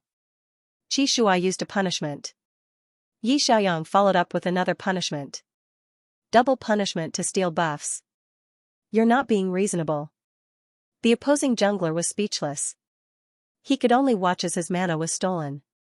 Seeing that Yi Xiaoyang had stolen his mana, Xianxia asked, "I'll protect you until level 6 first?" Yi Xiaoyang said, "It's okay. You can go to level 6 first." Xianxia didn't get angry.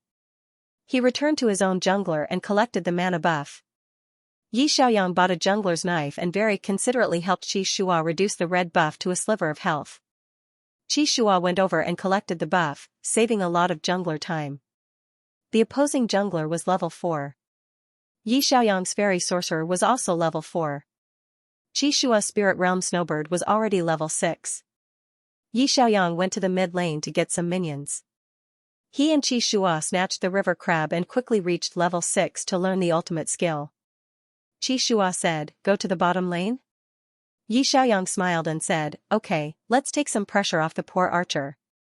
Their archer was fighting a 1v2 on the bottom lane and had already been pushed back to the bottom of the tower. Kevin was feeling depressed about being left alone. At this moment, two symbols appeared on the map at almost the same time. Spirit Realm Snowbird is on the way. Fairy Sorcerer is on the way. Kevin was overjoyed and smiled. "Oh, the couple's team is coming to help me." He immediately pretended that he couldn't beat the opponent and retreated 2 steps from the tower. The opposing support and archer pushed forward as expected. In the next moment, they saw a snow-white Yumao and a handsome guy in a pure white sorcerer's robe suddenly flying over from the wall at the same time. Snowbird's control in the air froze the support and archer in place. The magician immediately flew over and unleashed a series of explosive attacks. Countless white balls of light fell from the sky like a beautiful firework. The health points of the two players dropped rapidly. Seeing that their health points had dropped below 30%, the two players who were unfrozen immediately began to retreat. At this moment, Snowbird, who was hovering in the air and waiting for an opportunity, suddenly descended and took off the heads of the two players.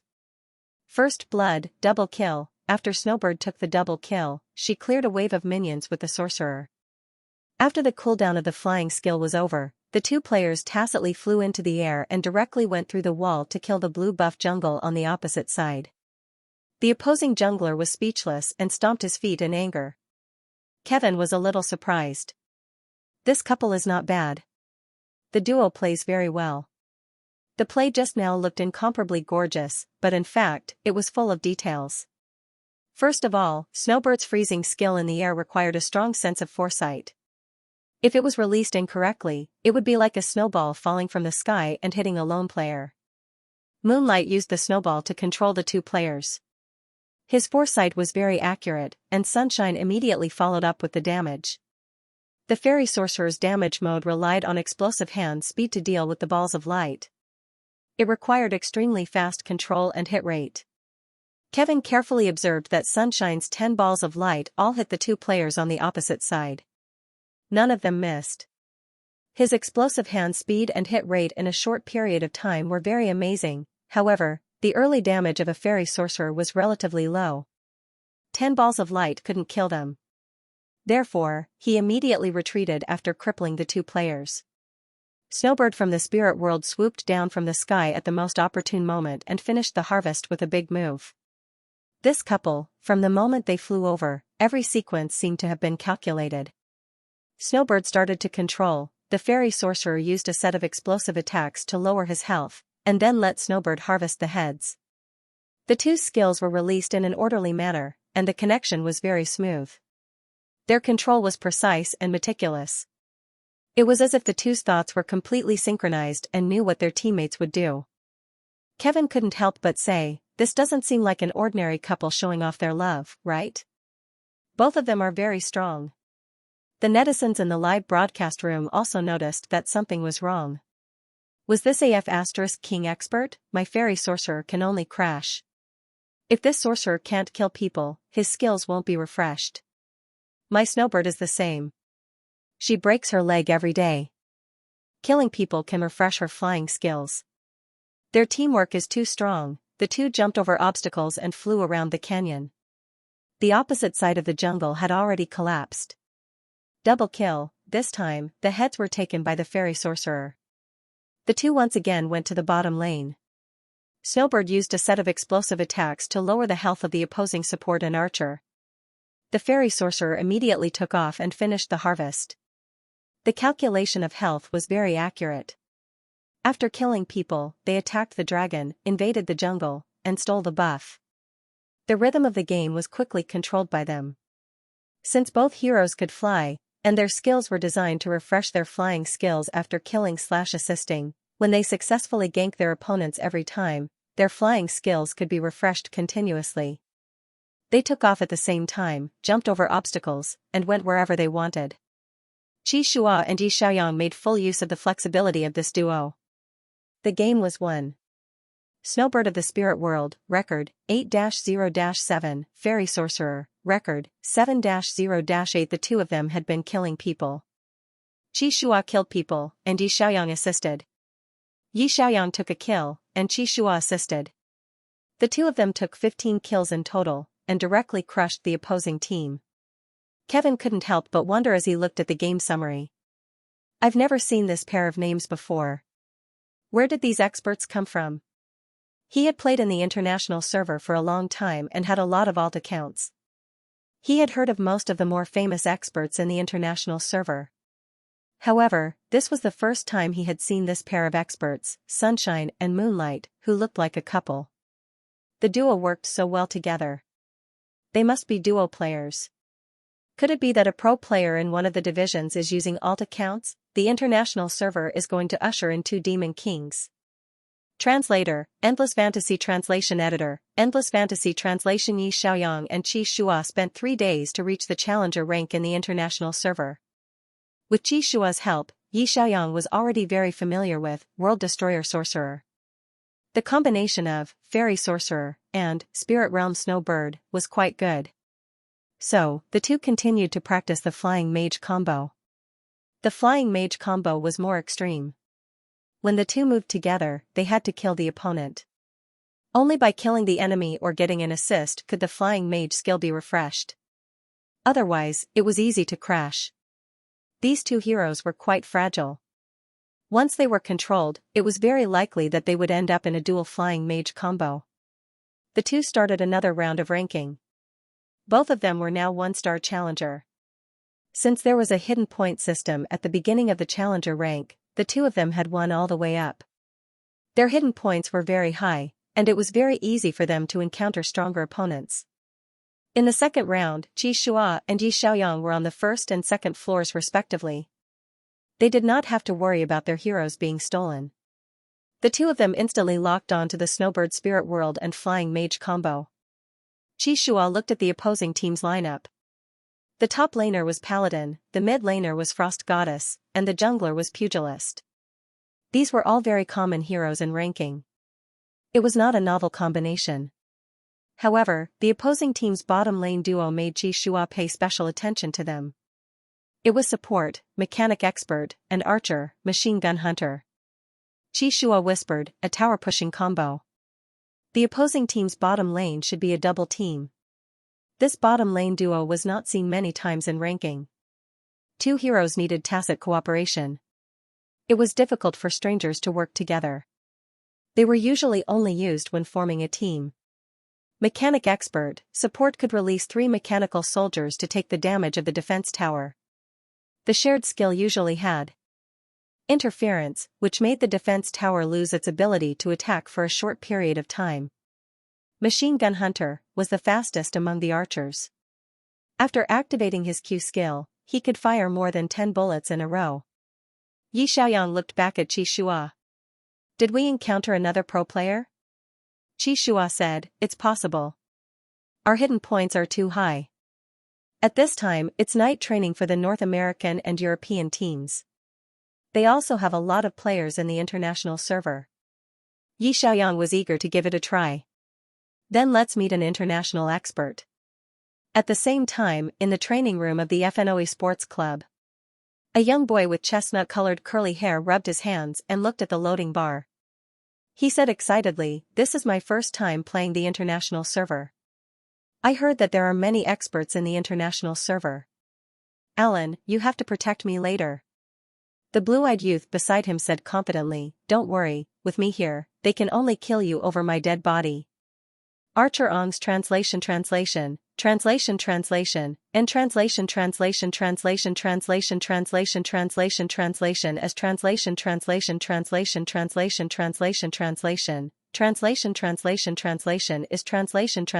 is the flying translation there, translation they next season, they. The two of them had been practicing in pairs. It was Ong's idea to go to the international server. He asked the coach for 2 alt accounts to play the King's game directly because he felt that it was too boring to abuse noobs in the King's game. As a pro player, if he wanted to play, he would play against an expert. It would be more satisfying to beat an expert. The game loaded. Alan opened the game panel and found that a couple's ID had appeared on the opposite side. Sunshine Moonlight. Alan smiled and said, "Let's kill that couple first." Ongs nodded in agreement. "Let's kill that mid laner after we take down the outer tower." In this match, Xianxia's flying mage was the center unit. He didn't bring the retribution skill.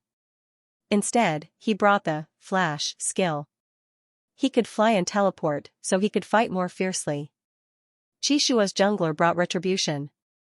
Because he was playing in pairs with Xiaoyang, he went to the blue zone first. This way, if the opponent came to disturb his blue zone, Xiaoyang could support him immediately. Fortunately, the opponent's jungler didn't have a fierce personality. He developed steadily and didn't come to disturb Xianxia. Xianxia also developed steadily and quickly wiped out his blue buff. After Xiaoyang cleared the troops, he went to check his vision. It was easy for the mid laner to see the situation in the opposite jungle from his position. He went around the bushes and saw the light effect of the opponent's jungler in the red buff area. He reminded Xianxia, "The opponent's buff is red." Xianxia understood. "Then I'll grab it at level 6. Xiaoyang said, "Okay, get ready to snatch the river crabs." The river crabs in the middle lane respawned. The river crabs provided a lot of experience, which was a resource that both junglers would fight for in the early game. However, Xianxia and Xiaoyang's tacit understanding was obviously much better than the other side's mid laner and jungler. By the time the opponent's jungler rushed over, Xiaoyang had already killed the river crabs. Xianxia calculated the cooldown of retribution and directly used retribution to kill the crab, not giving the opponent's jungler any chance. The two of them split the experience of this small crab equally. As a result, Xianxia reached level 6 before the opponent's jungler, and Xiaoyang reached level 6 before the opponent's mid laner. The two of them could take the lead and catch the enemy before the opponent's jungler. In the bottom lane, their archer and support were pushed back to the bottom of the tower by the opponent's archer and support duo. The mechanical soldiers released by the support, mechanic expert, could stun people when they caught them. Their archer was stunned by the mechanical soldiers, and the opponent's archer burst out and directly hit him to a sliver of health. The archer had no choice but to run back to the bottom of the tower and press the return button. However, the opponent was indeed a professional player in a duo. The support, mechanic expert, released a mechanical soldier to resist the tower, and the archer, machine gun hunter, followed up with a burst of damage, instantly killing the archer who was returning to the bottom of the tower. First blood, the opponent's archer got first blood, and this was not good news. Xianxia was lying in ambush in the bottom lane, and he saw everything clearly. He did not deliberately watch his teammate die, but he was waiting for the best time. Angus, who got first blood, began to cooperate with his teammate to push the tower. The combination of mechanic expert and machine gun hunter was a fast pusher. Once the opponent was killed, the two of them could quickly grind down the defense tower's health. After 2 kills, they would almost be able to take out the outer tower at the bottom lane. Then, they would turn to the middle lane and continue to push the tower. After taking down 2 towers, they would quickly gain the economic advantage and snowball. However, just as the two of them were about to retreat after grinding down the defense tower's health to half, the Eldar's snowbird suddenly descended from the sky. Xianxia went around all the support's vision in the jungle and quietly flew over from the wall. Alan immediately shouted in the earpiece, "Retreat." Angus also wanted to retreat, but he could not. The moment the snowbird flew over the wall, a snowball fell from the sky and accurately hit him. Angus was frozen in place and could not move. The snowbird's set of explosive attacks crippled him. Angus's reaction was fast enough. The moment the freeze was lifted, he hurriedly pressed flash to escape. However, just as he breathed a sigh of relief, he saw another white figure suddenly flash from the wall. Flash plus fly, just enough to hit him. Yi Xiaoyang had actually been hiding at the side, waiting for the opponent's archer to flash. Once the opponent handed over, he could rest assured and attack. After the mage took off, white balls of light came crashing down like a storm. All of them hit the body of the crispy archer, quickly emptying the opponent's health. After killing the archer, Eldar's snowbird, and Flight Mage's flying skills were refreshed at the same time. The two of them flew into the air together and left, leaving support Alan in a mess. "Huh? You're not even going to touch me? Do you think my head is worthless?" In fact, the two of them just did not want to waste time killing the support because Mechanic Expert was especially tough and not easy to kill. Their skills hit the archer, and there was no need to fight the support's normal attack. Thus, the two of them simply killed the archer and retreated. The full health Alan looked at his teammate who had died and returned to the spring with complicated feelings. Angus's chestnut-colored curly hair was about to explode. "I'm going to kill this couple." After reviving, Angus returned to the bottom lane. The archer on the other side was very average. He was not careful and was controlled by the support. Angus took the archer's head again. The two of them quickly pushed down the tower outside the bottom lane. Just as they were about to turn to the middle lane, they were ambushed again at the river. This time, Yi Xiaoyang attacked first and crippled the two of them. Xianxia entered the field to harvest. He also crossed the support's protection and retreated after killing the archer. He did not even give the support a look. "Alan, what happened to stepping over my body to kill the archer? Do you think I'm air?" The rhythm of the speed push had already begun to collapse. After Sun and Moon killed the archer, they immediately invaded the jungle to steal mana. Fortunately, our jungler and mid laner were not blind. They hurriedly returned to the jungle to defend. Both sides were 2v2 and skills were thrown everywhere. Seeing that Sun and Moon were beaten to low health, Angus wanted to rush over and take their heads. In the end, Spirit Realm Snowbird flew away through the left wall. Flying Mage flew away through the right wall.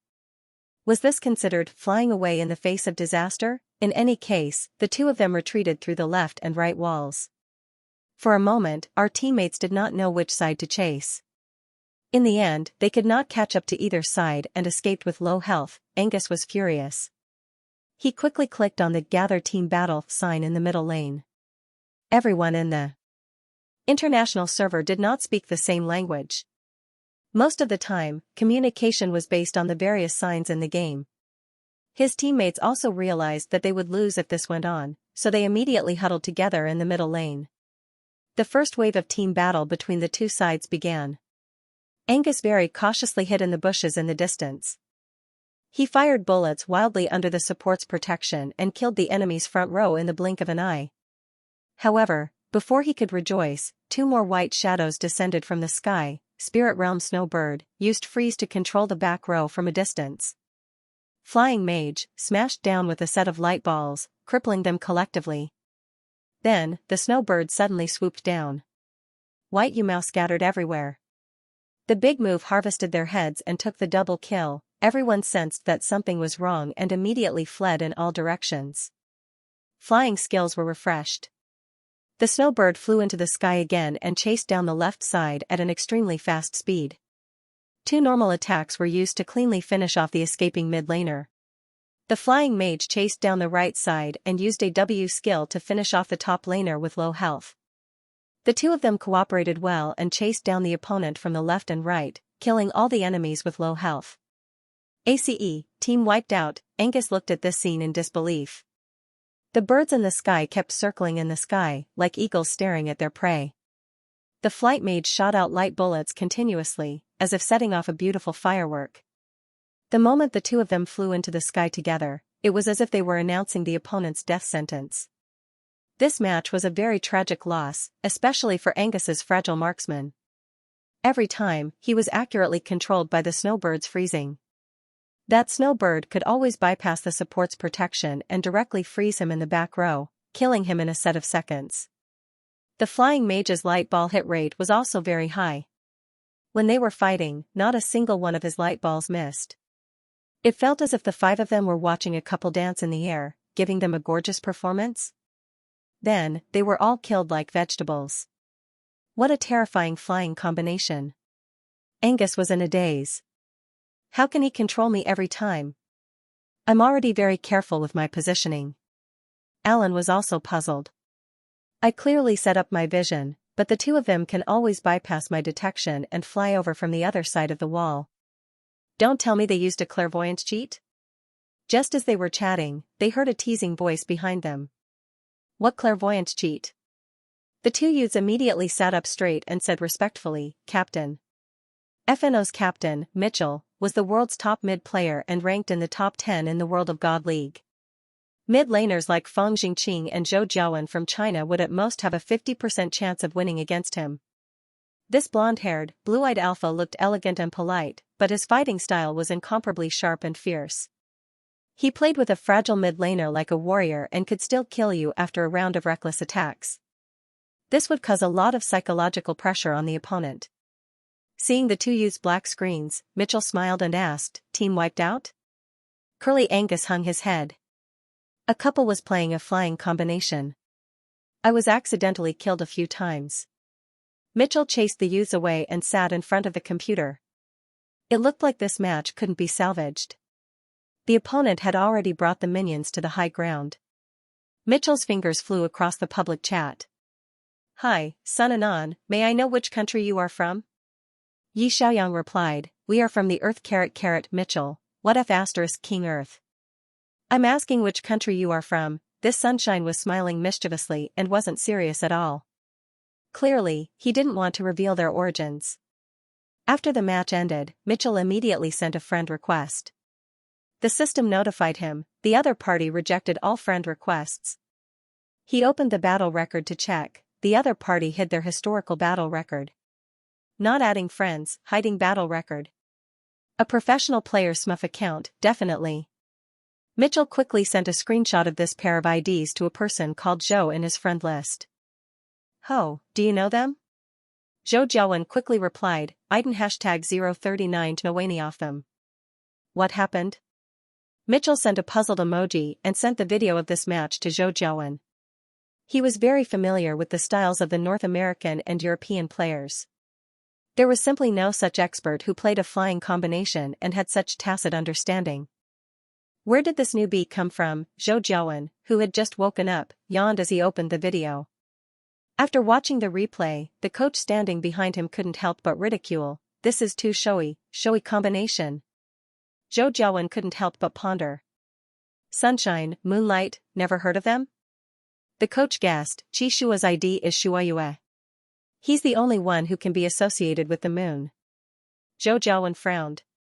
But their Tianhing mid, Xujiang, doesn't play this style. Xujiang used to play flying mage when they were ranked. I heard that they often crashed and broke their legs. The coach was deep in thought. That's right. This mid isn't Xujiang. Could it be a Korean? Zhou Jiawen said, it's 9 a.m. now. The Korean team has afternoon training. Looking at the time, I'm more inclined to think that it's someone from North America or Europe. Mitchell doesn't recognize it either. Maybe it's a newbie from some team? The coach took a deep breath. No matter which division SMUF account it is, if this duo appears on the field next season, their division's players will have a hard time.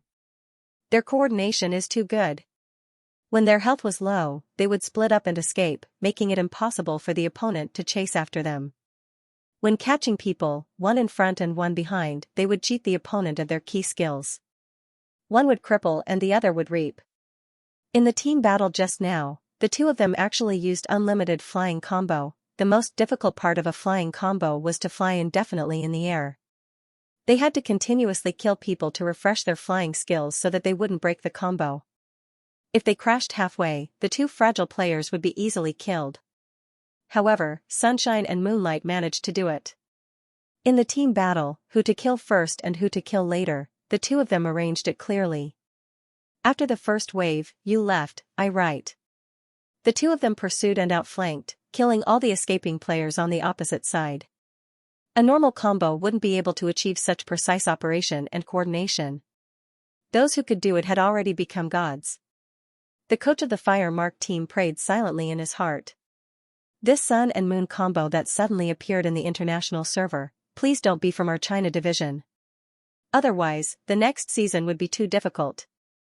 Translator, Endless Fantasy Translation Editor, Endless Fantasy Translation. Yi Xiaoyang and Qi Shua played from 7:40 in the morning to 9:40 in the morning, winning 4 games in a row with their duo. Qi Shua leaned back in his chair, rubbed his temples, and asked, "It's almost 10. Are you going back to stream?" Yi Xiaoyang said, "If I stream every day, will it affect my training?" "No, the team's training time is in the afternoon and evening.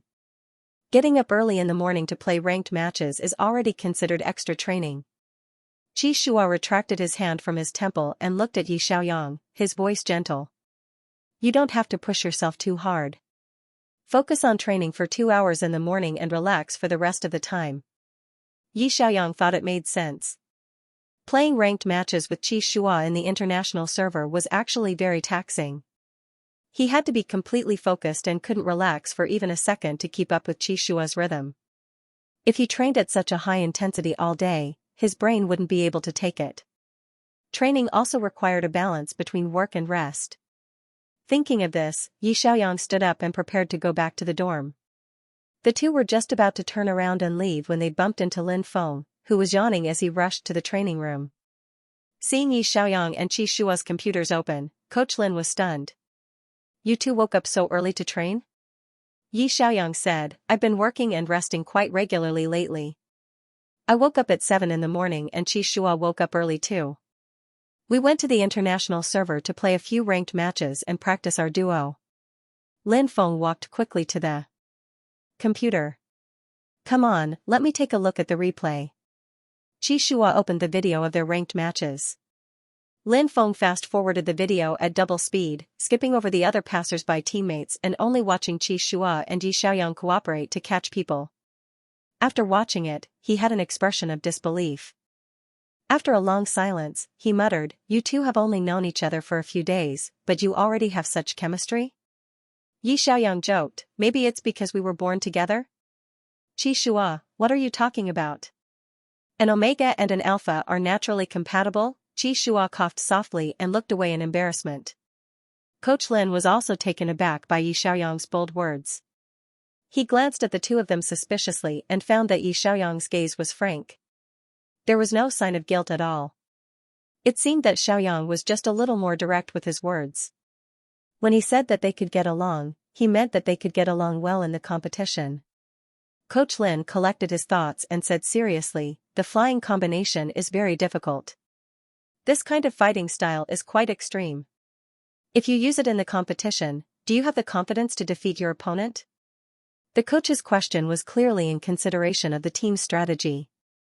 Working with 2 people was different from working with 5 people. Their flying combination could defeat ordinary players, but if they encountered a professional team with 5 people working together, they might not be able to suppress their opponents. There was also a possibility of them crashing and overturning. Yi Xiaoyang thought for a moment and said, "It shouldn't be a problem to fight against some ordinary teams. But this combination is too fragile. It's afraid of crowd control and hard control. If we encounter a team with a support, top laner, or strong control in the middle lane, we'll have to think twice." Qi Shua nodded in agreement. "Yes, whether we can use it in the competition or not depends on the team's coordination. The two of us can't be separated from old Qin and Xujiang." Coach Lin said with relief, "Well, you guys practice first. When the second stage of team training starts, we can use your flying combination to form a team battle lineup. In addition, you guys should practice more with other mid-laner combinations. When the time comes, we'll have more choices." The two of them nodded at the same time. "Understood." Qi Shua paused and said, "Then I'll go back to the dormitory with Xiaoyang first." We'll come back at 1 o'clock in the afternoon. Instructor Lin watched the two of them leave, then turned back to look at the computer screen again. He had not expected that Yi Xiaoyang, who had only joined the Tianhuan battle team for a few short days, would be able to cooperate so well with Qi Shua. It was amazing. Qi Shua and Fang Jingqing had known each other for 4 years. They had been friends since the youth training camp, but when they played in the same team, they had no tacit understanding at all. Qi Shua and Xujiang had worked together for 3 years. Although they had developed a certain degree of tacit understanding, sometimes Xujiang couldn't keep up with Qi Shua's rhythm. Yi Xiaoyang could keep up. No wonder Qi Shua insisted that Yi Xiaoyang join Tianhuan. Sometimes, whether or not two players could cooperate well with each other depended on fate. Maybe Yi Xiaoyang was Qi Shua's best teammate? The more Coach Lin thought about it, the more excited he got. Next season, Tianhuan's Nakano combination would return to the field. He had underestimated Yi Xiaoyang. Instead of letting Yi Xiaoyang train his hero step by step, it was better to let Yi Xiaoyang train with Qi Shua directly. Xiaoyang's gaming talent was rare, and he could quickly adapt to new heroes. So perhaps the training process could be sped up? Coach Lin looked at the training schedule on the table, picked up a pen, and quickly changed a few lines. After Yi Xiaoyang returned to his bedroom, he turned on the live broadcast at 10 o'clock sharp. Many netizens were waiting for him, and Sister Mu sent him a ranked invitation. Yi Xiaoyang entered the room and found Brother Wei there. Xiao Wei asked directly, "Xiao Bai, have you been busy recently? I didn't see you live broadcast at night." Yi Xiaoyang said, "Yes, I found a job recently." He didn't say what the job was, but the netizens in the live broadcast room were unhappy. "You're not a professional game streamer, poor Xiao Bai, you need to find a job to raise a cat. Can't our gifts support you and your cat? Quick, everyone, send gifts." A pile of gifts flew out from the bottom left corner. Yi Xiaoyang quickly stopped them. "Everyone, you don't have to send gifts.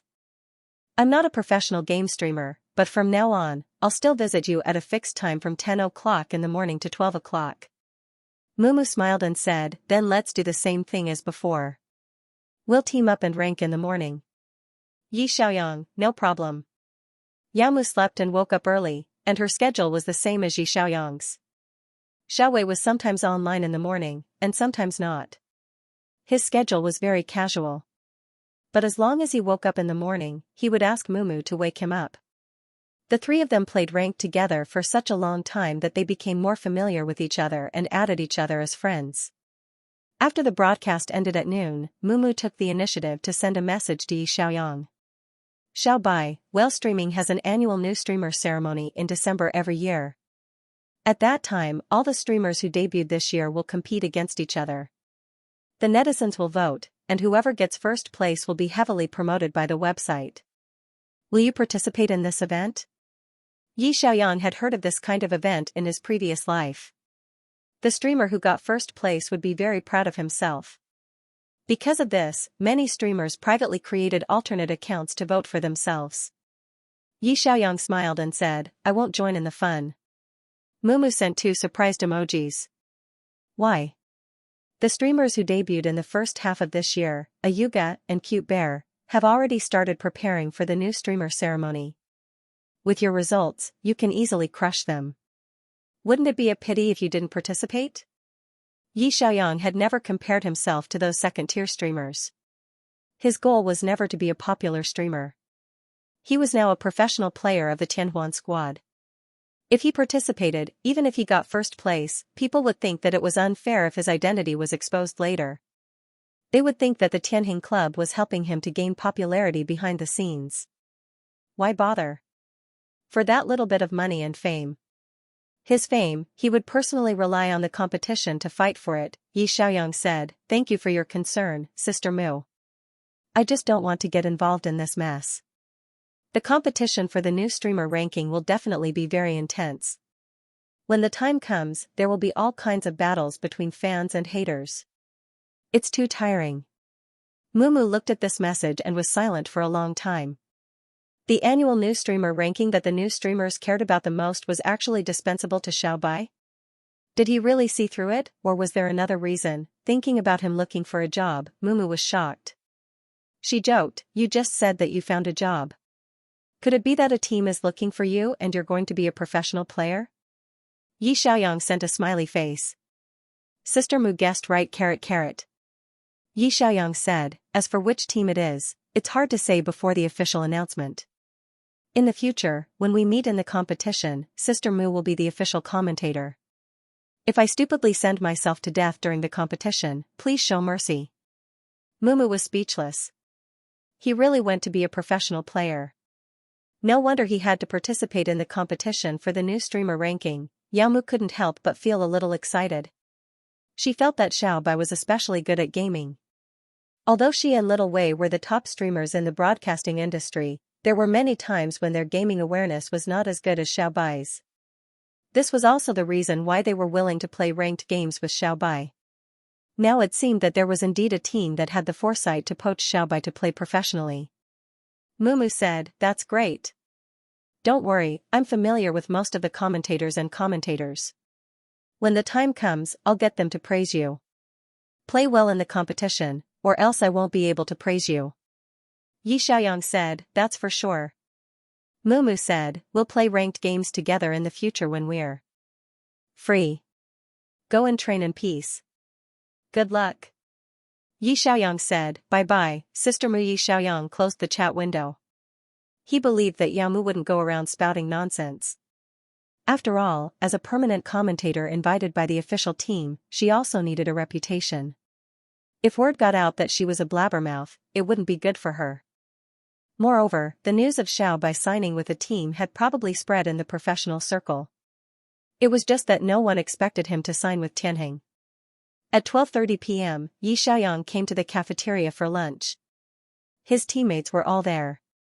Xujiang took the initiative to sit beside him with a plate and asked curiously, how was your teamwork with Captain Qi? Did you win or lose in ranked games? Yi Xiaoyang said, it was alright, I won quite a lot. How about you guys? Xujiang sighed softly. Hi, little Xing, and I kept losing last night. Yi Xiaoyang saw that Qing Xing was sitting further away, so he lowered his voice and said, was it because little Xing was playing too aggressively? Xujiang looked at him in surprise. How did you know? Yi Xiaoyang smiled and said, I can tell that this kid has a rather impulsive personality. It's easy for him to get carried away in a match. If he wants to throw himself into a fight, I don't think you can stop him. Xujiang nodded bitterly. Yeah, I can't stop him. It's so tiring. Yi Xiaoyang said, that's probably why the coaching staff asked you to play support and keep an eye on him, right? You're Tianheng's most stable player, and only you can stabilize the bottom lane during a match. Otherwise, Qing Xing would have broken it. Xujiang was very happy to be praised. He smiled and said, is that so? I think so too. I'll keep an eye on Qing Xing so that he won't send himself to death in the future. Yi Xiaoyang. He realized that Xujiang was a little silly, and his temper was too good. The expected situation of the former mid-laner and current mid-laner not getting along after joining Tianheng did not happen. Xujiang accepted the transition of a mid-laner to a support very well. Yi Xiaoyang heaved a sigh of relief and said, everyone, let's slowly get used to each other. Captain Qi and I are also developing a tacit understanding. When we have team training next month, our top, middle, and bottom lanes will have to unify our rhythm. Xujiang nodded seriously. Yes, Captain Qi will be in charge when the time comes. I will also help keep an eye on your vision of the middle lane. The rookies of Team 2 were eating at a nearby table, but they were sneaking glances at them from the corner of their eyes. They thought that Xujiang and Yi Xiaoyang would be awkward when they met, but in the end, the two of them were chatting happily. They were even whispering to each other. Qing Xing whispered, they must be scolding me. Otherwise, why would my ears be burning? Xie Xiaotian said, did you send yourself to death too many times? Brother Chu is complaining to Brother Yang about you. Qing Xing blushed. I was just playing more hot-blooded. Xie Xiaotian was not angry at all. Hot-blooded 0 to 5? Qing Xing. The marksman who had an 0 to 5 ranking record last night was quickly taken away by Coach Lin for a private lesson. After that, Qing Xing became much more obedient. Coach Lin asked him to keep up with Xujiang's rhythm. If Zhujiang did not attack, he would not attack. The two of them slowly developed a tacit understanding. Yi Xiaoyang and Qi Shua also changed their training plans. Coach Lin sped up their practice of the combination. After the flying combination, the next combination for them to practice was a combination that had appeared in the competition a few years ago but had almost disappeared: Black and White Wolf Kings. The mid-laner, White Wolf King, could switch between wolf and human forms. In wolf form, it could summon 4 small white wolves to help it in battle. It was a summoner with high attack power but low defense. It was easy to die, and it was very complicated to control. In human form, it had a big crowd control skill called Group Fear, but it did not have any attack power. The jungler, Black Wolf, could also switch between wolf and human forms. It was the assassin with the highest agility. It could move in multiple directions and had strong ambushes. The moment it transformed, it would definitely be a critical hit. And when the Black Wolf killed its opponent, its transformation skill would be refreshed immediately. In wolf form, it could jump over walls. In human form, it could bite the enemy from a distance. When it activated hunting mode, it was a harvest-type jungler with a difficulty of 5 stars. The Black and White Wolf Kings were all the rage when S3 was first released. But everyone soon realized that although this combination looked powerful, it was easy to fail. Its win rate was terrifyingly low. It was too difficult to control, so difficult that it made people go bald. After the White Wolf King's underlings were summoned, they needed to be controlled in 4 ways. The mouse and keyboard were flying. In the end, the 4 small wolves ran around like headless flies, not to mention killing people. It was impossible to control them at all. After it transformed into human form, although it was a handsome guy with white ears and a white tail, it was a pity that the White Wolf King in human form was just a wooden dummy, waiting to die after using its big move.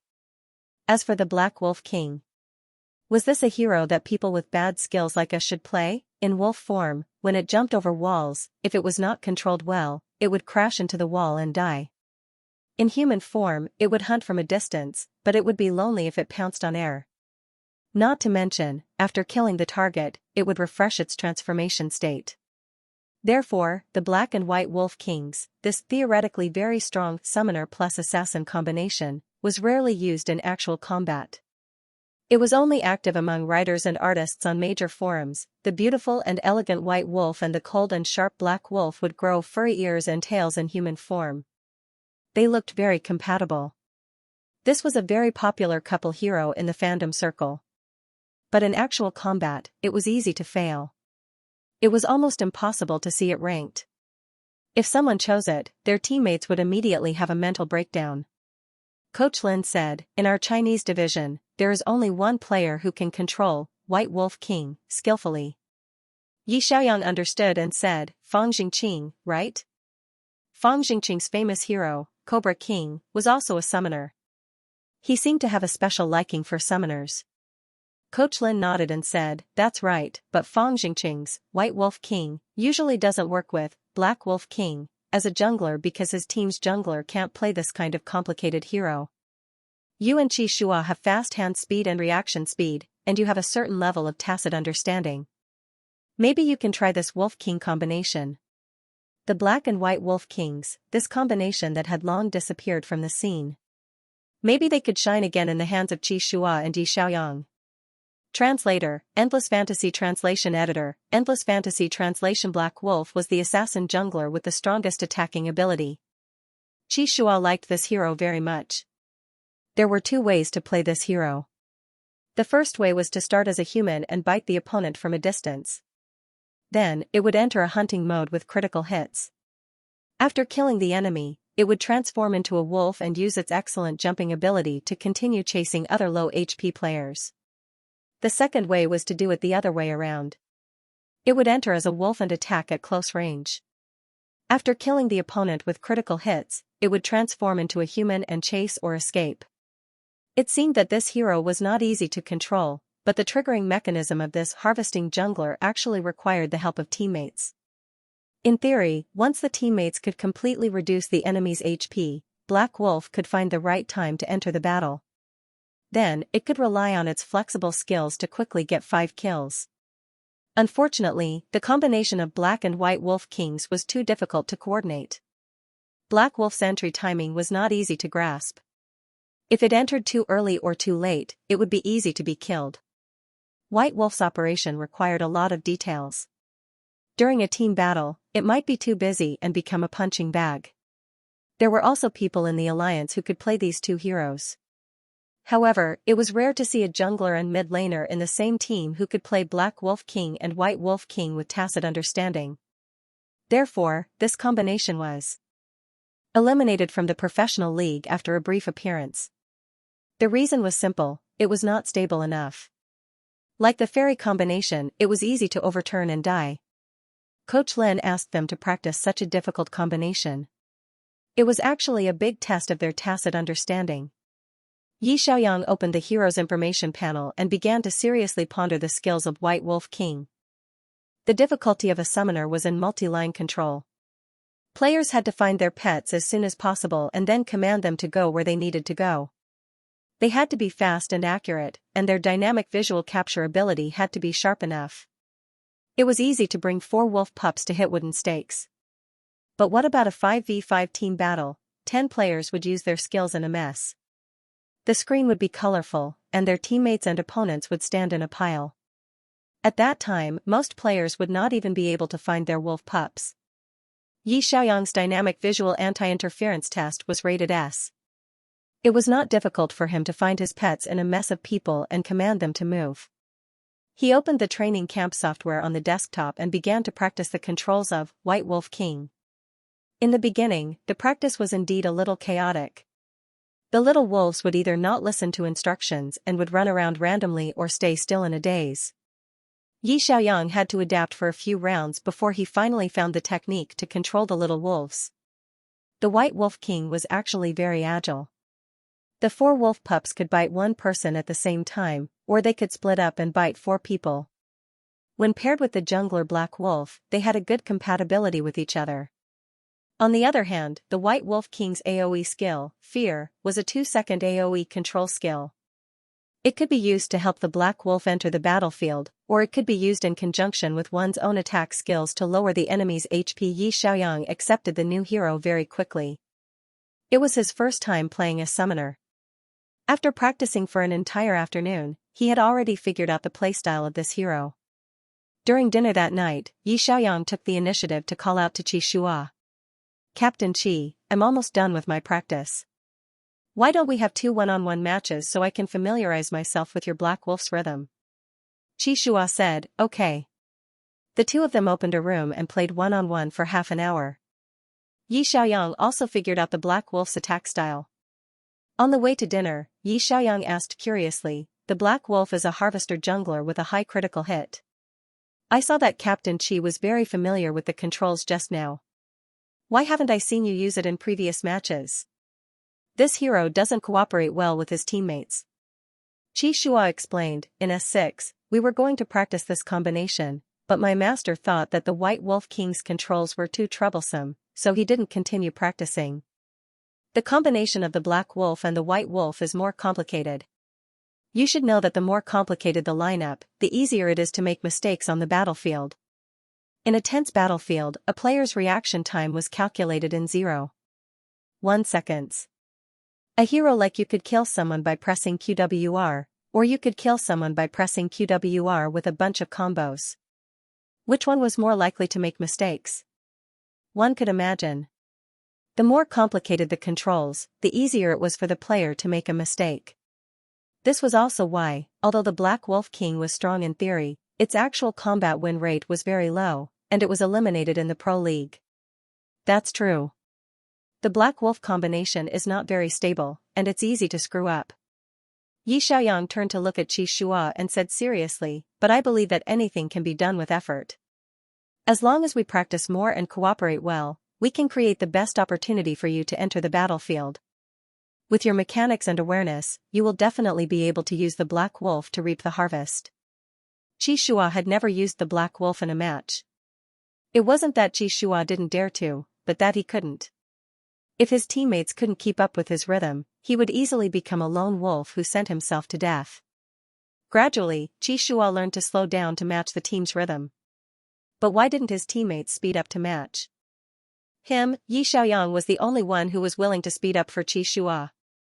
He would repeatedly practice difficult heroes, and he would try his best to keep up with Qi Shua's speed. Therefore, only he could stand beside Qi Shua and recreate the sharpness of the Nakano linkage. Qi Shua was silent for a moment, and his gaze toward Yi Xiaoyang became gentler. These days, you've worked hard. You have to learn a lot about new heroes in a short period of time, and you have to practice various difficult combinations with me. The hard work now is also to win more games in the future and get less scolded. Yi Xiaoyang took out his phone and opened the text message. Your bank account has received a remittance of 5 million yuan. He glanced at Qi Shua and waved his phone with a smile. I have to be worthy of the signing fee you gave me. Qi Shua also smiled when he saw the text message. It's already in your account? Yi Xiaoyang, yes, the Tianjing finance department is quite efficient. The two went side by side to the cafeteria for dinner, then went back to the dormitory to feed the cat. After resting for a while, they went back to the training room again and began their evening training. Qi Shua sat in front of the computer and asked as he opened the game, Your White Wolf King, can you play ranked yet? Yi Xiaoyang, almost there. I practiced all afternoon today, and the feel of it is quite good. Qi Shua, continue to the international server? Yi Xiaoyang nodded. Yes, wait for me to log in, 8 p.m. sharp, international server, King of the King's low-level game. Sunshine and Moonlight were online again. The two clicked into the ranked room and were quickly matched to the game. Qi Shua and Yi Xiaoyang were on the 4th and 5th floor respectively. Qi Shua took the initiative to type in the chat channel. For L Jug, 5L mid, thanks. Jug, jungler. Mid jungler on the 4th floor. Mid duo. Players who played the international server often could understand the English abbreviations in these 5 positions. Qi Shua typed a reminder to prevent other teammates from taking their positions and making it difficult for them to cooperate. Mid and jungler was the most common combination, not to mention that their names looked like a couple. The 3 international friends consciously chose other positions and left the jungler and mid lane open. When it was the 4th and 5th floor, Qi Shua and Yi Xiaoyang instantly locked onto Black Wolf King and White Wolf King. Their teammates? What the F***CK? Could this couple be a scammer?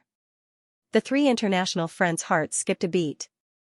They had a bad feeling about this.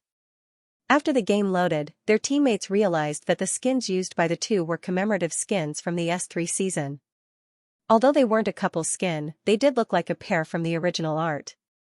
What was even scarier was that these two F***King blank heroes had 100 proficiency points. Blank heroes were obviously proficiency points gained from playing a few games with the AI. They hadn't even played ranked once, so this couple deliberately chose Black Wolf King and White Wolf King to show off their love and scam their teammates. The 3 international friends who were in a good mood silently prepared to surrender. The ones who weren't in a good mood started to curse in the team channel. Of course, Yi Xiaoyang didn't understand what they were cursing about. The irascible teammate sent a few strings of English. Yi Xiaoyang was too lazy to find an online translator, so he replied with a symbol. Sunshine, Qi Shua glanced at Yi Xiaoyang and took the initiative to translate. This teammate is saying that 2 idiots came to the international server to show off their love. Why didn't they go home and watch a romance movie? Black Wolf King and White Wolf King were eliminated a long time ago. Why did they choose to scam their teammates? Are you guys crazy? Yi Xiaoyang, oh, then I replied with a smiley face. Did he get even angrier? Qi Shua. You really know how to reply. Qi Shua helplessly rubbed his temples. Could he disable Xiaoyang's input function? Don't let him type emoticons, Yi Xiaoyang, don't worry, I'll carry him to victory. The teammate who was cursing was an archer player in the bottom lane. The hero he chose was the commonly seen machine gunner. Yi Xiaoyang returned to the middle lane to clear troops. When the White Wolf King cleared troops, he could only summon 1 wolf cub. 1 wolf cub's damage was enough to finish off the enemy. If he summoned 4 wolves and they were all killed by the enemy's big move, it would be very troublesome to summon 4 more. This hero was not only difficult to control, But it also required the player to have a clear judgment of the situation when to summon and how many wolves to summon. Yi Xiaoyang's mid laner in this round was the familiar Frost Goddess. His positioning was very wretched. He walked randomly in an S shape. It was impossible for Frost Goddess to freeze him. But what the opposing player didn't expect was that his wolf cub would also walk randomly. It couldn't be frozen at all? Controlling both his and his wolf cub's positions at the same time required extremely fast hand speed. The Frost Goddess player realized that Yi Xiaoyang was an expert after facing him for a few minutes. He obediently stopped casting freeze and focused on clearing troops. The two of them developed steadily and didn't disturb each other. However, the moment White Wolf King reached level 6, the four little wolves suddenly rushed in front of her like a white wind. Before she could react, her HP was reduced to 0. Frost Goddess subconsciously wanted to use Flash to escape, but White Wolf King suddenly transformed into a handsome man with furry ears and a tail. He used Fear to freeze her in place. Next to her, a black wolf in human form pounced from a distance and bit her to death. First blood, Xianxia got the first blood. Yi Xiaoyang praised, beautiful.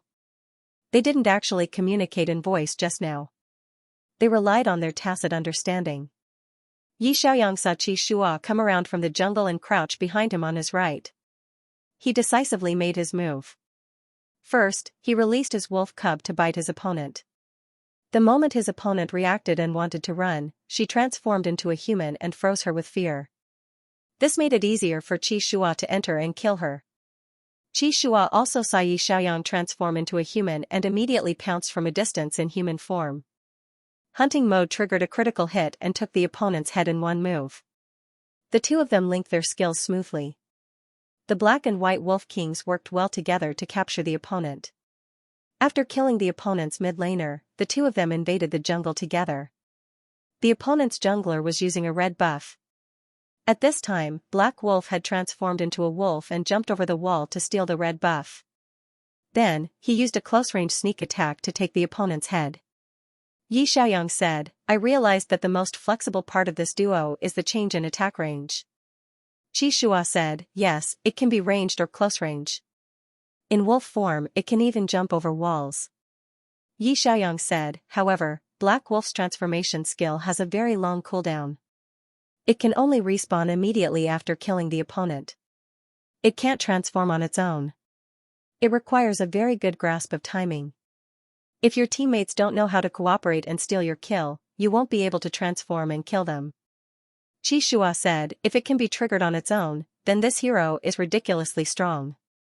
Yi Xiaoyang smiled and nodded. That's true. The two of them chatted as they played the game.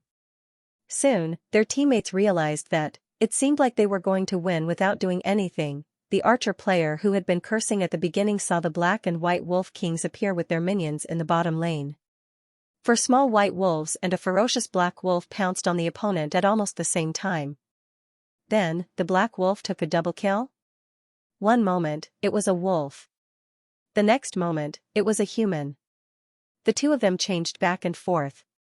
It was impossible to understand. Moreover, the White Wolf King had 4 minions following it wherever it went. It was as if it had 4 bodyguards with it. Did it look very impressive? The match ended quickly. The opposing player was chased by a pack of wolves. He was almost traumatized by the bites. Mickey, sorry I didn't #039 to know you were experts. Sorry, I didn't know you were experts. The player who had cursed took the initiative to apologize. Sunshine, Xianxia turned to look at Yi Xiaoyang. This guy's smiling face was really annoying sometimes. Whether he was cursed or praised, he always had this expression. He didn't care at all. The almighty smiley emoji was used all over the international server. Xianxia looked away and whispered, shall we continue? Yi Xiaoyang, yes. I used my skill too early in the previous wave. I almost lost. Xianxia, I'll remind you next time when I have a big skill ready. Yi Xiaoyang rubbed his fingers. White Wolf King required a lot of maneuvering. It was much more tiring to play than normal mages.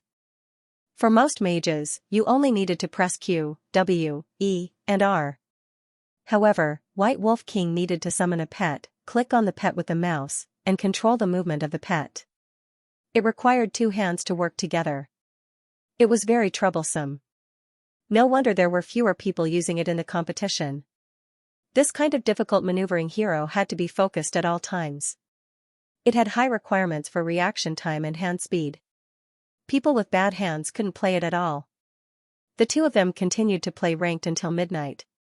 In 4 hours, they played a total of 8 games. They won 5 games and lost 3 games. In the 3 games they lost, one of them was because they encountered a disconnected teammate. It was probably because the internet was not good. In the remaining 2 games, their teammates didn't know how to cooperate well. During the team battle, they crazily stole Xianxia's kill. This prevented Xianxia's big skill from being refreshed. Black Wolf couldn't be refreshed and was instantly killed. The teammates who stole the kill couldn't reverse the situation. Thus, they lost the team battle. It was normal for this kind of situation to happen in the passersby's game. Passersby rarely took the initiative to give you a kill. After all, they didn't know each other. There were also some passersby who didn't understand the mechanics of Black Wolf's skills. After all, this hero was too unpopular and rarely appeared in ranked matches. Xianxia looked at Yi Xiaoyang and said gently, "Are you tired?" Yi Xiaoyang rubbed his fingers and said, "Let's play another game." "Go to sleep." Xianxia pressed the ranking button again. At the same time, Zhou Jiawen also pressed the ranking button at the Firemark Battle Team's base. Zhou Jiawen was famous in the international server. He was the king of the international server in the S8 season. He was signed by the Firemark Battle Team at a high price and took over as the captain of the Firemark Battle Team in the S9 season. He was only 19 years old and was the youngest captain in the Chinese server. He was used to playing in the international server and knew many experts in the international server. He had many Smurfs in the international server. The Smurf that logged in today was ZZ7878. His rank was Greatest King X 10 stars. The person who was in the same team as him had the ID Jinjin666. He was Kim Minjun from the Korean server and the captain of the TIP team. He played as a jungler and his rank was Greatest King X 10 stars. As soon as the game started, Zhou Jiawen typed quickly. ZZ7878, for L Jug, 5 L mid, thanks, Moonlight, 2 L Jug, 3 L mid, thanks. 2 messages popped up almost at the same time. The players on the first floor trembled. 4th floor jungler, 5th floor mid laner, 2nd floor jungler, and 3rd floor mid laner. They were all junglers. What should I choose? When Zhou Jiawen saw this, he couldn't help but smile and say, "Coach, I bumped into the Sun and Moon duo." The coach hurried over. What the F***CK? Translator, Endless Fantasy Translation Editor, Endless Fantasy Translation. Xianxia felt that something was wrong when he saw the words in the chat. There were many experts in the international server, but there were also many scammers, especially around the 10-star king rank. There were all kinds of monsters. He was paired with Yi Xiaoyang in the jungler. The 4th and 5th floors were also paired together. There was only one explanation for the system to match the 4 of them together: the opponent was too strong, so they were matched with 4 stronger players. The 4 of them had a high hidden score, and their win rate was over 90%. This meant that the opponent was about the same, and it was likely that there were also 2 pairs of players with a high win rate. Xianxia guessed, there should be many Smurfs of professional players in this game. Yi Xiaoyang smiled and said, "Then I won't use the smiley face, or else I'll be exposed." At the Firemark team's base, Coach Li pointed at the screen excitedly. "Give the Sun and Moon duo a spot. Let them play the jungler. Let's see their cooperation." Zhou Jiawen thought so too, so he typed a prompt on the pre-selection interface. "I'll play marksman." Jin Minjun, who knew a little Chinese, sent a voice message in confusion. "You, mid laner, give him a spot?" Zhou Jiawen explained, "Sun and Moon are experts. Let them play mid laner and jungler." Jin Minjun, "Are they experts from China?" Zhou Jiawen, "No, I don't know them. A few days ago, a rookie in Mitchell's team bumped into them and sent me a video of a game. The 2 of them cooperated very well, so they should be professional players." Jin Minjun was also interested. Okay, then I'll play support. Both sides began the BP. The BP of the international server was to ban a hero on the 3rd, 4th, and 5th floors. The opponent banned Cobra King first, and then it was their turn on the 3rd floor. Xiaoyang banned Frost Goddess in the mid lane. He was not afraid of Frost Goddess, but the pro player's Frost Goddess was very effective against summoning heroes like White Wolf King. His little wolf would be instantly killed if it ran into the range of the skill. The opponent's second ban was Stealth Thief, which was a common jungler system. Coach Li will ban Machine Gun Hunter. We'll ban him. Zhou Jiawen did as he was told. The opponent's third ban was Mid Laner, Goddess of Flames. Coach Li said, eliminate Doomsday Hammer, the support of Chong Kai. Jin Minjin heard it in the live chat and followed the coach's instructions to ban Doomhammer. The passerby players on the first floor trembled. Why was this BP like a professional league? Usually, when everyone played ranked, they would just blindly ban randomly. However, in today's match, just based on BP alone, both sides quickly eliminated the Poison team, the Fire team, the tower pushing style, the Wild Core style, and the Forced Open team. They directly eliminated 5 sets of systems at the hero selection stage. Our first floor player chose Paladin and typed, okay? Coach Li, okay. Zhou Jiawen held back his laughter and said, the passersby on the first floor probably noticed that the atmosphere is not right. The opponent's first and second floor chose the common bottom lane combination of Forest Messenger plus Holy Spirit Archer.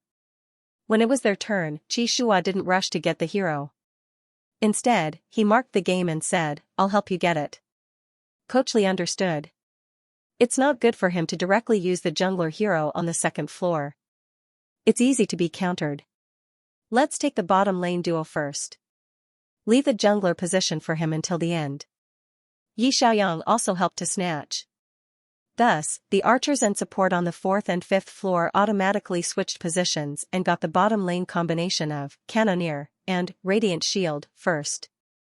The opponent's 3rd and 4th floor instantly eliminated Ninja and Nightmare. Coach Li was deep in thought. Ninja jungler? Could it be that Fujita from Japan's GOW team? Zhou Jiawen said, it's possible. Immediately after, their side's 4th and 5th floor instantly eliminated Black Wolf and White Wolf King. Coach Li's jaw almost dropped. Damn, the Black and White Wolf King combination that disappeared for many years? Why didn't they play a threesome and change to a pair of wolves? Jin Minjin said excitedly, this ninja should be Fujita Naoya-sama. His ID is very familiar. Zhou Jiawen helplessly facepalmed. It's very familiar. Coach Li muttered, this match is almost comparable to the group stage of the World Series. There was also an innocent passerby on the other side. When he saw this, he fearfully chose the top lane, Blood Knight. I'm tanky and I can suck blood. I just want to die less. You guys go fight somewhere else. Don't come to my top lane. Both sides' lineups were quickly determined. On the blue side, the Paladin was top lane. The Black and White Wolf Kings were mid laners. The Radiant Shield and Cannoneer were bottom laners. On the red side, the Blood Knight was top laners. The Ninja and Nightmare were mid laners. The Forest Messenger and Holy Spirit Archer were bottom laners. Looking at this lineup, the core of the fight was in the jungle. When the match started, Qi Shua immediately marked the opponent's blue buff jungle. Black Wolf was stronger in the early stages of the game. Most heroes only had one skill at the start of the game, but Black Wolf could transform at the start. Although the transformation at the start was only a change in form and there was no big move in hunting mode, the transformation in form was equivalent to having 2 skills. His movements were more flexible. Yi Xiaoyang knew that Qi Shua was going to invade and quickly followed. The support and archer at the bottom lane also cooperated and followed. Cooperating with the jungler's rhythm at the start of the game was a more common way to play high-end games. There was no rush to clear the first wave of minions because they would stay for a while after they met. There was still time to return to the game after they finished fighting in the jungle. Therefore, the 4 professional players on the other side came to the blue buff area. They met the other 4 professional players who had been waiting there for a long time. Both sides were stunned when they met in the jungle. Why was the start so fierce? Did they start a team in a 4v4 jungle? Xianxia pressed the button, attack. There was nothing to be afraid of in a 4v4. It was a good opportunity to test each other. Their support, Radiant Shield, quickly raised his shield and rushed forward. Cannoneer, followed from a distance. Yi Xiaoyang's, White Wolf King, and Xianxia's, Black Wolf, launched a surprise attack at the same time. White Wolf King's strength at the start of the game was that it could accumulate small wolves with its Q skill. Yi Xiaoyang had been accumulating wolves since he left the Crystal Gate. When he reached the jungle, he had already accumulated 3 wolves. A wave of small wolves suddenly attacked and directly pounced on the opposing jungler, Ninja. Although everyone's equipment was very poor at the start of the game, the small wolves' bites would stack a bleeding effect. The opposing Ninja was hit by 3 layers of bleeding and his HP quickly fell below 50%. Zhou Jiawen's Cannoneer took the opportunity to throw a cannon from a distance. The cannon exploded and the opposing players lost a lot of HP. Xianxia seized the opportunity and launched a few basic attacks in his human form from a distance. Then, he immediately turned into a wolf and launched a surprise attack. He wanted to kill the opposing jungler in an instant. However, the opposing ninja was very smart. After his HP was low, he immediately left a shadow clone and disappeared. Xianxia couldn't kill him in an instant, so he turned around and pounced on the mid laner, King of Nightmares. King of Nightmares was also very troublesome in the mid lane. He had a strong control skill that could make people sleep. Almost as soon as Xianxia moved, he immediately used his sleep skill to control Xianxia in place. Xianxia was hit a few times by the opposing Holy Spirit Archer from a distance, and his HP was low. Little White Wolf chased after King of Nightmares and also killed the opposing team. Zhou Jiawen's cannon skill was on cooldown, so he hit at the back and attacked. After the two sides exchanged skills, a clear song sounded in their ears, and the Forest Messenger activated group healing. Xianxia, start retreat. Zhou Jiawen, start retreat. The marks were pressed almost at the same time. Their analysis of the situation was the same. They couldn't win. The opposing team had a healer. Although the healer's HP was low at the start of the game, their damage was not enough after a wave of skills. They almost couldn't kill the opponent, so there was no need to continue fighting. Xianxia retreated very quickly. In his wolf form, he directly jumped over the wall and ran away. The opposing archer wanted to chase after him, but their support stood there with a shield to block the opponent's position. Yi Xiaoyang also quickly retreated to the mid lane. The opposing ninja disappeared. Xianxia sensed that something was wrong and quickly returned to the blue zone. Sure enough, after the ninja was killed, he quietly took a long detour and came to my jungle to steal my mana. Fortunately, Xianxia discovered it early. When he rushed over, the blue buff still had 1500 HP. Xianxia jumped over the wall in his wolf form and bit the blue buff. He instantly used judgment to snatch the blue buff back. Yi Xiaoyang came to help with Little White Wolf. The opposing ninja sensed that something was wrong and once again left behind a shadow clone and ran away. Yi Xiaoyang saw this and couldn't help but say, the opposing jungler is very calm. Xianxia said, let's develop first. We can't kill him in the early game without crowd control. The first wave of junglers didn't succeed. After exchanging a wave of skills, both sides retreated. Both junglers started the game with double buffs. Xianxia's jungler started the game to test the opponent's strength. It would be best if he could kill the ninja in one move. If he couldn't, he would wait until level 6 to find another opportunity. Both sides developed steadily for a period of time. Xianxia's Black Wolf quickly reached level 6. He came to the bottom lane. However, the opposing jungler set his sight on the bushes in my jungle and immediately retreated when he saw his movement. Xianxia didn't find an opportunity to gank him this time. He could only wait patiently. The opposing jungler wanted to attack the mid lane, but Yi Xiaoyang's sense of smell was very sharp. He sensed that the opposing mid laner, Nightmare, was moving slightly forward. He immediately flashed and retreated to the bottom of the tower. Sure enough, Nightmare's sleep was out of range and couldn't control him. If he hadn't flashed just now, once Nightmare controlled him, the ninja would have been nearby and could have taken him away in an instant. This was the importance of one's sense of smell. Sometimes, you could guess that the opposing jungler might be waiting for you based on the slight changes in the opponent's positioning. If you ran away in time to save your life, you might lose your life if you hesitated for 0.1 seconds. Yi Xiaoyang returned to the city from the bottom of the tower in fear. Nightmare and Ninja, the strength of this tandem was that they could control one of them and kill one of them instantly. Nightmare had strong control and Ninja could sneak attack from behind. With the two of them working together, they could even kill a warrior, let alone a weak mid-laner. Yi Xiaoyang said to Qi Shua as he returned, "The opposing jungler is in the mid lane."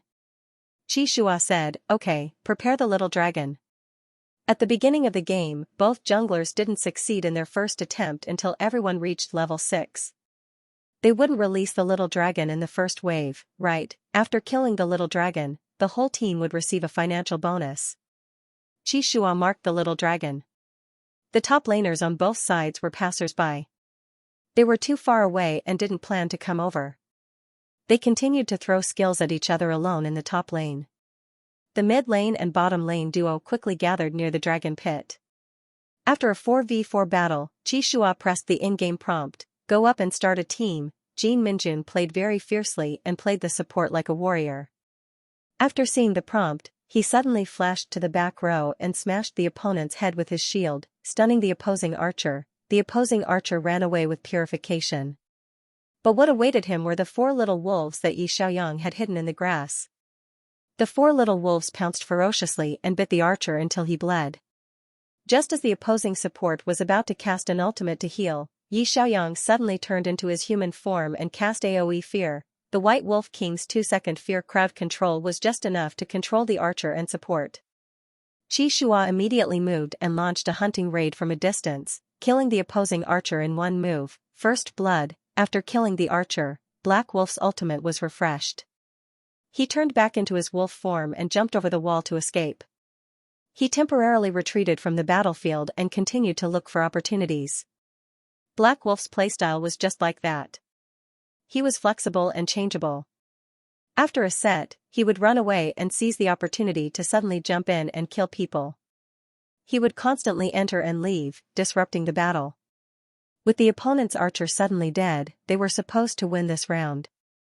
Zhou Jiawen hid in the grass in the distance and was about to throw a cannon at the opposing team when suddenly, a sharp knife slid across his throat and a critical hit -1200 popped up above his head. Zhou Jiawen was shocked and hurriedly flashed away, but the next moment, the opposing mid lane used sleep to control him and killed him instantly. Zhou Jiawen was speechless. Playing as an archer is so tiring. 2 people circling around to catch me. Is it necessary? It seemed that both junglers were staring at the opposing archer. This 1-for-1 caused the situation to become a 3v3. Jin Minjun couldn't help but complain, "This ninja must be Fujita Naoya. He's like a ghost." Zhou Jiawen corrected him. "Like a ghost." Jin Minjun, oh. Jin Minjun raised his shield and stood there, wanting to protect the Black and White Wolf Kings as they retreated. However, this duo didn't seem to have any intention of retreating. The 4 little white wolves were actually starting to flank them. The Black Wolf also circled around from a distance and surrounded the bushes above the dragon pit with the White Wolf King. Seeing this, Zhou Jiawen's eyes lit up. This was the rhythm of a head-on confrontation with the opposing mid-laner combination. Yi Xiaoyang's goal was very clear. He wanted to kill the mid-laner. Nightmare's stab was very explosive. She could control the opponent and kill them in one set. However, her weakness was also very obvious. After one set, she would be out of skills. As long as the White Wolf King didn't die, it could chase after the opponent and bite. Yi Xiaoyang made use of this characteristic. After the little white wolf bit the opposing archer, he quickly circled over to find the opposing mid-laner. Sure enough, he found Nightmare in the bushes, who was preparing to retreat. The little wolf pounced over and bit Incubus, causing her to bleed. Incubus sensed that something was wrong and immediately flashed into the dragon pit, wanting to escape. However, the black wolf that had been waiting at the side jumped over the wall in its wolf form and viciously bit her to death. Qi Shua got a double kill. Yi Xiaoyang looked around vigilantly. Sure enough, the masked ninja in black appeared behind him and dealt a critical hit that took away a large chunk of his health points. Yi Xiaoyang hurriedly used W to teleport the little white wolf back to its master's side. Pack of wolves protect master. This skill had to be used quickly so that the little white wolf could block the critical damage for him. Yi Xiaoyang's sense of smell was very sharp. He and Qi Shua had surrounded and killed the opposing mid-laner. The opposing jungler couldn't just watch the show. He would definitely think of a way to kill him. Therefore, his finger was already on the W key. The moment he sensed that something was wrong, he immediately pressed it. The ninja's critical hit killed all his little white wolves. Yi Xiaoyang was lucky enough to survive and escape with a sliver of HP. This team battle was a 1-for-2 trade. Our side had a slight advantage. Qi Shua got a double kill. The little white wolf was left untouched for the time being. No one dared to attack it again. The game continued, and the two sides started a tug-of-war again. Zhou Jiawen quickly discovered that the opposing bottom lane duo was playing very cautiously. After equipping the Forest Messenger, its healing ability was very strong. If they fought to wear it down, the combination of Cannoneer and Radiant Shield was no match for them. The bottom lane was gradually pushed back to the bottom of the tower. Jin Minjun couldn't help but ask, who are the opposing two? Zhou Jiawen said, they are professional archers and support. I don't know which team they are from. The support archer duo had too many experts in the international server. The opposing team also chose the common combination of Forest Messenger and Holy Spirit Archer. It was indeed difficult to distinguish them. Zhou Jiawen and Jin Minjun were both world-class players, but archers and support were not their strengths. There was nothing to say when they were pushed back to the bottom of the tower by the professional archer duo. The two of them hid and cleared the troops to defend. The Nakano duo was a real fight between gods. After being killed once, Incubus seemed to be unconvinced. He hid in the bushes for an ambush. The moment Yi Xiaoyang appeared, he directly blinked over to control Yi Xiaoyang. The ninja hiding next to him burst out and killed Yi Xiaoyang. Yi Xiaoyang, was he that fierce? 2v1, treat me as if I have no teammates. After a while, Yi Xiaoyang, who had revived, called Qi Shua and went to the opposite jungler's path to set up an ambush. The two of them worked together with explosive hand speed and killed the opposite ninja set. They also stole a red buff at the same time. An eye for an eye, that was how fierce it was. The two sides fought back and forth. In the blink of an eye, the head count became 11-11. The situation was in a stalemate. Only the two players in the top lane continued to 1v1. The jungler Black Wolf didn't go to the top lane, and the jungler Ninja didn't go to the top lane either. They seemed to have been forgotten. In fact, the junglers on both sides had a certain tacit understanding. They didn't go to the top lane to bully the average players. They only targeted the mid-tier and low-tier pro players. 15 minutes into the game, the bottom lane's outer tower was destroyed. 18 minutes into the game, Zhou Jiawen and Jin Minjun took advantage of the fact that the opposing team's support archer duo had returned home and quickly pushed back. 20 minutes. If this was a normal ranking, it would be over by now. However, in this game, only one bottom lane tower had been destroyed so far. The two sides began to work together to push the middle lane. In the end, after 5 minutes of tugging and pulling in the middle lane, the minions kept being cleared. No one could push back. The back and forth tugging and pulling made the situation reach a stalemate. Coach Lee couldn't help but say, our lineup actually has the advantage. We have two crowd control players. The opposing team only has one Forest Messenger's crowd control and one Incubus's single target control. Zhou Jiawen smiled and said, we might be able to win if we team up. It depends on what the sun and moon combination thinks. Qi Shua frowned and temporarily retreated. He marked Yi Xiaoyang and said, go around the back. The two tacitly went around the bushes and pretended to go to the top lane. The top lane players saw the black and white wolves' avatars on the minimap heading towards them. They became nervous and silently said, don't come over. They quickly retreated to the bottom of the tower and didn't dare to show their heads. Only Zhou Jiawen and Jin Minjun saw that the two of them didn't go to the top lane. Instead, they turned into wolves and climbed over the wall that had no vision. They went around to the opposite jungle and squatted there. Zhou Jiawen's eyes lit up. He pressed the notification, attack, Jin Minjun saw that the Black and White Wolf Kings were in position. Although he only had about 20% HP left and would die if he went out, he still jumped over decisively. He rushed into the crowd and used a crowd control skill. The opposing team's healer was healing the archer. The two of them were standing close to each other, so they were stunned. Zhou Jiawen was dying, but he still took a step forward boldly and aimed at the opposing team to throw a big move. The large-scale explosion of the cannon took half of the opponent's HP away from the stunned players. Yi Xiaoyang, who was lying in ambush, immediately released his wolf cubs. The four wolves split up and bit the healer and archer. In the blink of an eye, the healer and archer were left with only a sliver of HP. Seeing that the stun was about to end, Yi Xiaoyang decisively turned into a human and used group fear, seamless control, Qi Shua's best opportunity to enter the game. Everyone only saw a black shadow flash before their eyes. The black wolf's movements were as fast as lightning. It pounced from a distance and bit the healer to death in an instant. With the healer around, he couldn't complete the harvest. Once the healer died, it would be time for the black wolf to slaughter. Zhou Jiawen's cannon and Yi Xiaoyang's wolf cubs destroyed the opposing team. The black wolf entered the game at this time, killed the healer, transformed, and continued to kill the archer. After killing the archer, it transformed again and chased after the archer. The opposing team's mid laner ran fast, but the mid laner couldn't outrun the black wolf, who could jump over walls. The black wolf quickly caught up with her and killed Succubus with a critical hit. Double kill, triple kill, Qi Shua took down 3 kills in one go. At the same time, the opposing team's ninja also quickly killed their archer and support with low HP. However, Yi Xiaoyang used the wolf pack's protection skill to save his life. Then, he took his wolf cubs and chased after the ninja together with Qi Shua. The two wolves led their 4 minions and jumped over walls in the canyon to chase after the masked man in black. The ninja in black was chased by 6 wolves. He couldn't outrun them no matter how hard he tried.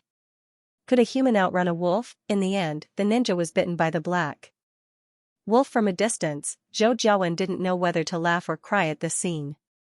Being chased by 6 wolves was the most disgusting thing about the black and white wolf king combination. Trying to escape? No way, Jin Minjun laughed loudly. Fujita is so angry. Being chased by wolves and bitten, how miserable, ha ha ha. Zhou Jiawen reminded him, don't gloat. In future competitions, you'll also be chased and bitten by wolves. This pair of experts must be professional players. Jin Minjun's laughter got stuck in his throat. Right.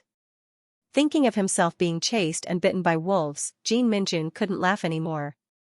He asked seriously, which team is practicing the black and white wolf kings?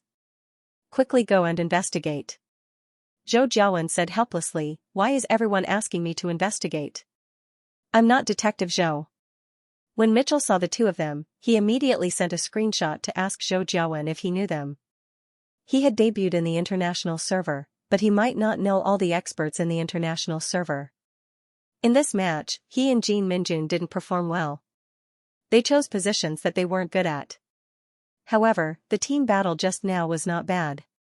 Jin Minjun controlled the two opponents, and Zhou Jiawen followed up with a big move, cannon, and destroyed the opponents. The White Wolf King's seamless use of fear was very good. All these laid the foundation for the Black Wolf's harvest. When the bottom lane was facing the lane, they were suppressed in the early stages. However, this was how competitions were. Often, the victory of a team battle could turn the tide of the battle. In the team battle just now, Qi Shua managed to get 4 kills with the help of his teammates. The Black Wolves' economy skyrocketed, and they had all their equipment. The opposing team's Nakana was actually very good. However, they couldn't do anything when their equipment was crushed. In the end, the match ended in 30 minutes, and they won by a small margin. Before the match ended, the opposing ninja player, Ninja33, typed in the public screen, "Good job." It was followed by a question, "Professional pie?" Professional player, Yi Xiaoyang and Qi Shua looked at each other. Yi Xiaoyang resisted the urge to smile and replied ambiguously, "You number 039 are great, too, you're great too." The opposing player, the match ended, and they added each other as friends. System notification, the opposing player rejected the friend request. Looking at the battle record, the opposing player hid their historical battle record. In Japan's GOW team base, Fujita Naoya frowned. His teammate playing, Incubus, was also confused. "Captain, where did these experts come from? I've never seen them before." Fujita was deep in thought. It's early in the morning. Esports players like to play ranked games and practice heroes at this time. Looking at the time, they should be from the Asian region. Playing ranked games in the middle of the night, they're probably from Korea. Jin Minjun, could these two be from Singapore? I heard that there's a team in Singapore that has good results. Zhou Jiawen, I'm guessing they're from the European region. They played ranked games at 8 in the morning 2 days ago. From the time difference, it was early in the morning over there. We met them at 12 o'clock tonight, which is exactly noon in Europe. Jin Minjun, that makes sense. Mitchell doesn't know them either. They must be Europeans. Qi Shua and Yi Xiaoyang, who were given different nationalities. We're just esports players who sleep early and wake up early. Translator, Endless Fantasy Translation Editor, Endless Fantasy Translation. It was 0040 in the morning by the time they finished playing ranked matches. White Wolf King required a lot of maneuvering during team battles, so playing ranked matches continuously was tiring. Yi Xiaoyang rubbed his sore wrist and said, "Captain Qi, let's stop here for today." Qi Shua didn't want to continue either, so he turned off his computer and said, "Okay, let's go back to the dorm and sleep." Qi Nizhu was playing solo with a plate of walnuts on the table. He was playing games while eating, looking like a top laner who stood aloof from worldly affairs. Xujiang and Qingxing were also playing ranked matches in China. When Qi Shua got up, he saw the word failed pop up on their screens. Qi Shua stopped and asked, "Why did you lose again?" Qingxing hung his head and didn't dare to breathe loudly. Yi Xiaoyang laughed and said, "Did little Xing get crushed?" Xujiang said, "This game wasn't because of little Xing." He opened the post-match panel and pointed at Qingxing's 945 record, then pointed at one of his teammates' 193 record and said helplessly, "He met an actor." In a 5v5 game, if one of your teammates deliberately gave their opponent a kill to fatten up, it would be difficult to play with suppressed equipment, no matter how good you were. There were a lot of streamers, professional players, and passers-by in China. Xujiang and Qingxing had been playing ranked matches for the past 2 days, and their win rate could only be maintained at about 60%. Qi Shua asked with concern, "How is it? Are you two getting along better?" Xujiang didn't embarrass Qingxing and said, "We're a little better than before." Qi Shua leaned in front of the computer and said, "Let me see the results." He opened Xujiang's historical records and saw that they were all MVPs, defeats, victories, defeats, but the problem was that Xujiang was playing as a support player. The support player won the MVP, which meant that the jungler, mid laner, and archer didn't play their roles. In most of the matches, Qingxing's score hovered between 7 and 9, rarely exceeding 10. On the other hand, Qi Shua and Yi Xiaoyang's average score was above 10. 0. The rating was based on the team's damage output and the number of kills, deaths, and assists. The main reason why Qingxing's rating was low was because he had died too many times. Of course, it was normal for the shooter to die. After all, the jungler on the other side would keep an eye on the shooter. However, wasn't 5 deaths per round a little too much? There were actually people who died 8 times. Qi Shua opened the record of the game in which the archer died 8 times. He looked at Qingxing and lightly asked, "You're pretty good to be able to die 8 times. Are you trying to ram your head into their defense tower?" Qingxing, Captain Qi was not angry at all when he criticized his disciple. He was even stricter than a coach. As expected, Qingxing was scolded until his face and ears turned red. His head was about to hit the keyboard. Xujiang helped to smooth things over. Ahem, little Xing met Yan in this round of ranking and was killed by the opponent. Qi Shua raised his eyebrows. Yan is also playing ranking in the national server? Xujiang said, "Yes, he seems to be playing solo." Qi Shua was silent for 2 seconds. He still looked at his disciple sternly. "Even if you met Yan, you shouldn't have been killed 8 times. In future official matches, are you going to directly send the opponent's jungler to Super God?" Qingxing lowered his head and whispered, "I'll be more careful next time." Yi Xiaoyang saw that Qingxing's eyes were red, so he took the initiative to ease the atmosphere. Little Xing just transferred to the shooter position. He needs some time to get used to it. He walked forward and patted Xianxia's shoulder comfortingly. He smiled and said, the shooter position needs the most development. If you don't die in the early game, you'll be the boss in the later game. Be patient. Don't rush. Take it slow. Xianxia didn't expect Yi Xiaoyang to speak up for him. He was stunned for a moment. He looked at Yi Xiaoyang gratefully and said with a red face, I know, Brother Yang. I'll be more careful in the future. Yi Xiaoyang said, okay, let's go back to the dorm first. Don't stay up too late. Qi Shua looked at his disciple and turned to leave with Yi Xiaoyang. The two of them returned to the dorm side by side. After entering the house, Yi Xiaoyang fed Little White canned food and asked, who is the Yan that Xu Jiang mentioned just now? To be able to destroy the bottom lane and kill Little Star 8 times, this jungler sounds very powerful. Qi Shua said, Yan. His ID is Yan Yan. His name is also Yan Yan. He's the jungler of the Fire Mark team. He likes to play solo in the national server when he's not training. Oh, him. Yi Xiaoyang thought of this person. When he watched the match between Fire Mark and Xianxia, Yi Xiaoyang didn't pay much attention to it because the highlight was always on the captains of both teams. The jungler's performance wasn't outstanding. But now, it seemed that this player's strength wasn't bad. Qi Shua explained, Zhou Jiawen made a name for himself in the international server back then. The Fire Mark team paid a high price to sign him back. Actually, before Zhou Jiawen joined the team, Fire Mark also played a jungler lineup. Yan's strength wasn't weak. After Zhou Jiawen joined the team, Fire Mark began to play a variety of positional games and team control systems in order to match the mid laner style. Yan's brilliance was partially covered by Little Zhou, but this player's performance was actually very stable. Yi Xiaoyang was puzzled. Fire Mark's jungler and mid laner are quite strong. Don't they play a jungler combination? Qi Shua said, Fire Mark also has a jungler combination, but they usually use the mid laner as the core and the jungler as the control. That's because Zhou Jiawen likes to kill people in one move when he competes. Thinking back to the competition, Zhou Jiawen's Terminator Sorcerer had indeed killed the opposing team's backline in one move. The opposing team didn't even have time to react, let alone use flash to escape. They died instantly. Zhou Jiawen's playing style was fierce and calm. It was hard to imagine that this 19-year-old had become the captain of Fire Mark at such a young age. Yi Xiaoyang asked curiously, the most powerful mid laners in the Chinese server are Zhou Jiawen and Fang Jingqing, right? Qi Shua said, yes. Zhou Jiawen likes a cannon sorcerer. He can kill people in one move from a long distance. His playing style is clean and efficient. Fang Jingqing prefers a summoner sorcerer. He slowly tortures his opponent to death. His playing style is a bit like a hunter toying with his prey.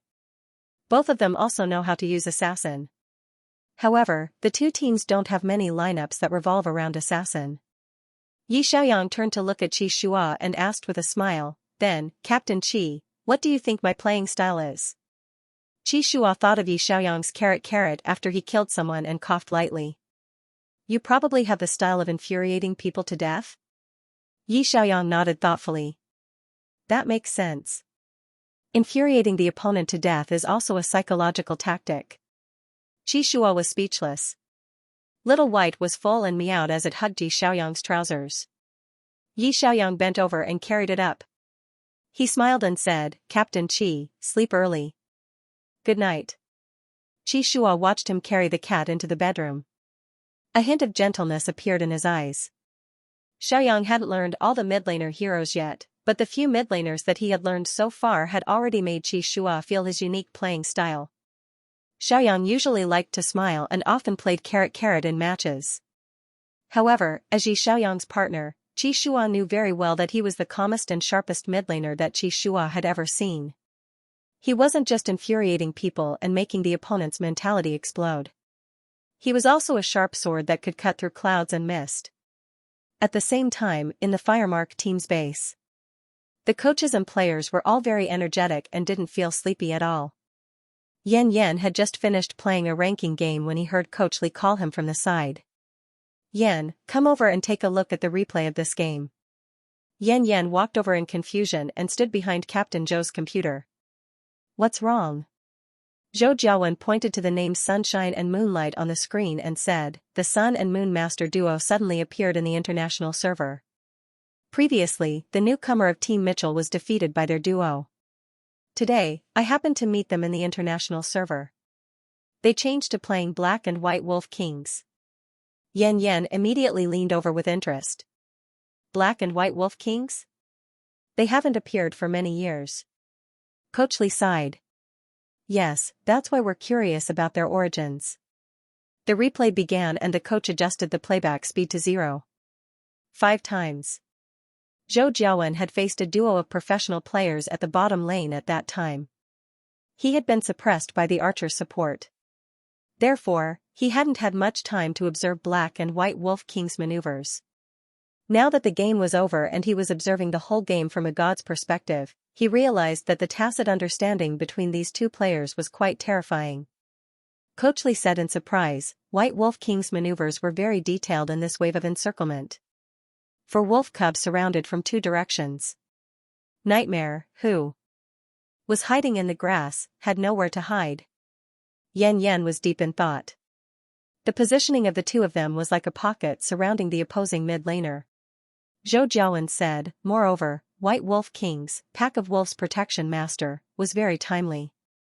The moment the opposing ninja appeared, he pressed this skill and blocked a wave of critical hits. Coach Lee said, the opposing ninja should be Fujita Naoya. There aren't many players who can block Fujita's backstab critical hits, but in this game, White Wolf King blocked it twice in a row. Did you guys notice that from the beginning to the end, he had never been killed by a jungler? The only time he died was when the opposing mid-laner teamed up and killed him in a 2v1. The training room fell into a brief silence. Yan Yan quickly said, from my jungler's perspective, this mid-laner is very, very difficult to kill. His sense of smell is very sharp. It seems like he can always sense where the jungler is waiting for him. It feels like he has a lot of experience in big competitions. He's often caught by the top international junglers and has formed a conditioned reflex. Why were rookies so easily killed? Because of their lack of experience in big competitions, junglers had all kinds of ways to ambush you. If you weren't careful, you would be caught and killed. However, experienced old players could detect the danger through some details. The sense of smell in the competition sounded like metaphysics, but at the end of the day, it was actually a subconscious conditioned reflex formed by rich experience in big competitions. For example, when the mid-laner went to catch him, White Wolf King couldn't see the opposing jungler at all. However, because the opposing mid-laner took a step forward, he decisively used flash. Zhou Jiawen frowned slightly. This person's awareness is even scarier than if he used a cheat. Coach Lee had mixed feelings. He looked at Yan Yan. What do you think of Black Wolf's jungler? Yan Yan said with certainty, world-class. He pointed at the screen of the last team battle. He knows the terrain of the jungle like it's his own backyard. Look, the few times Black Wolf jumped over the wall, he grasped the entry point very well.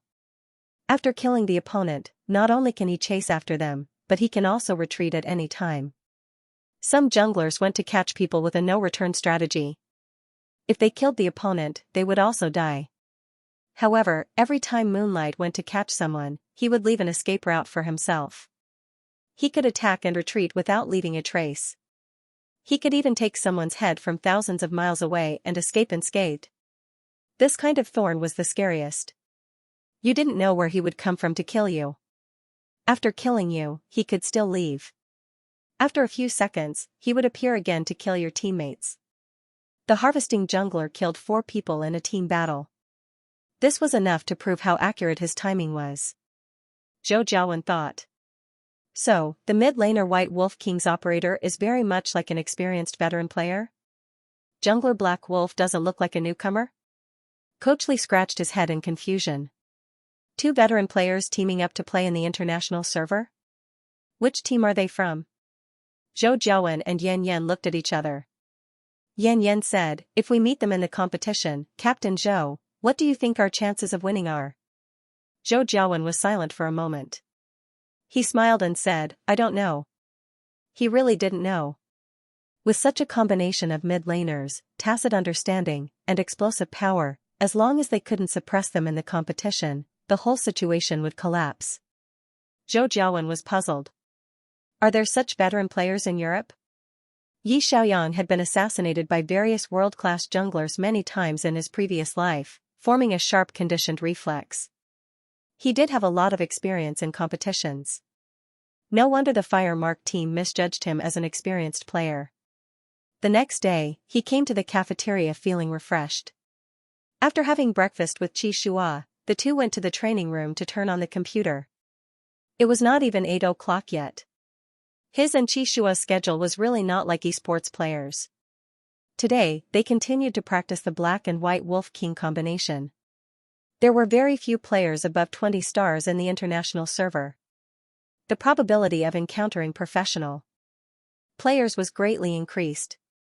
The two of them had been winning for the past few days and were about to reach 20 stars. At 9 o'clock sharp, they obviously encountered professional players.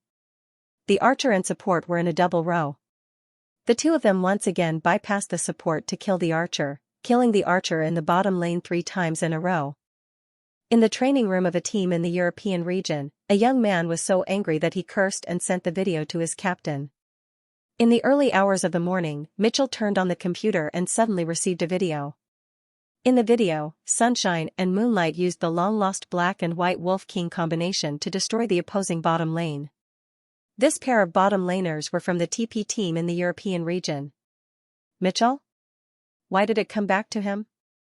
He sent the video to Zhou Jiawen. The European region said they don't know these two. Are they Koreans? Zhou Jiawen, Kim Minjun sent the video to the professional players group. No one admitted it. Mitchell, then I'll send it to the World League group and ask. The professional players group in the World League of Gods was even scarier than the World League of Gods in the Chinese region.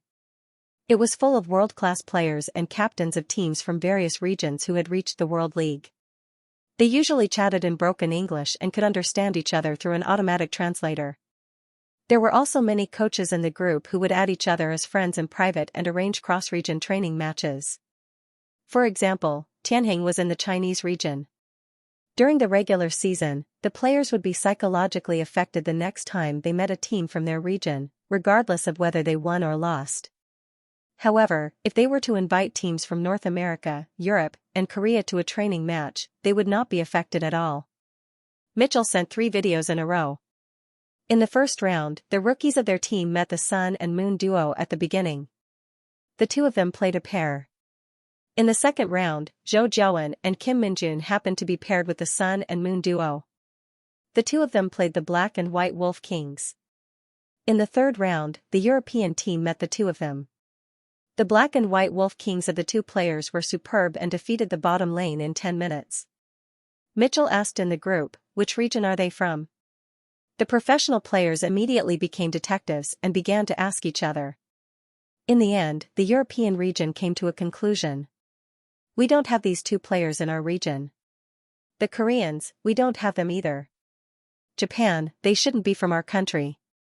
Our players haven't woken up yet at 9 o'clock. Zhou Jiawen, they're not from our country either. The earliest one to wake up here is at 10 o'clock. Fang Jingqing, who saw the video, was speechless. Are you sure, little Zhou? Why do I have a strange feeling? There aren't many professional players in our country who wake up early in the morning. There is one streamer though. His name is Little White. Have you forgotten? Translator, Endless Fantasy Translation Editor, Endless Fantasy Translation. Even if others had forgotten about Xiao Bai, Fang Jingqing would never forget about him. As the laziest alpha in the league, he usually slept until 2 p.m.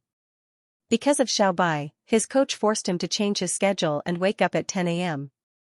But he couldn't change it back. Recently, he still woke up at 10 a.m. every day. His biological clock was messed up. It was 10 a.m. now. Not long after Fang Jingqing woke up, he saw the video sent by Mitchell in the group. He yawned and downloaded the video to his computer. He held the cat in his arms and called his coach over. Coach Chen, they said a pair of masters appeared in the international server. Come and take a look. Coach Chen curiously came over to watch the video. Nakano twins? Black and White Wolf Kings, Coach Chen rubbed his chin. These two pairs are rare on the field. It's too difficult to work together. The two of them have good chemistry. Which country's masters are they from?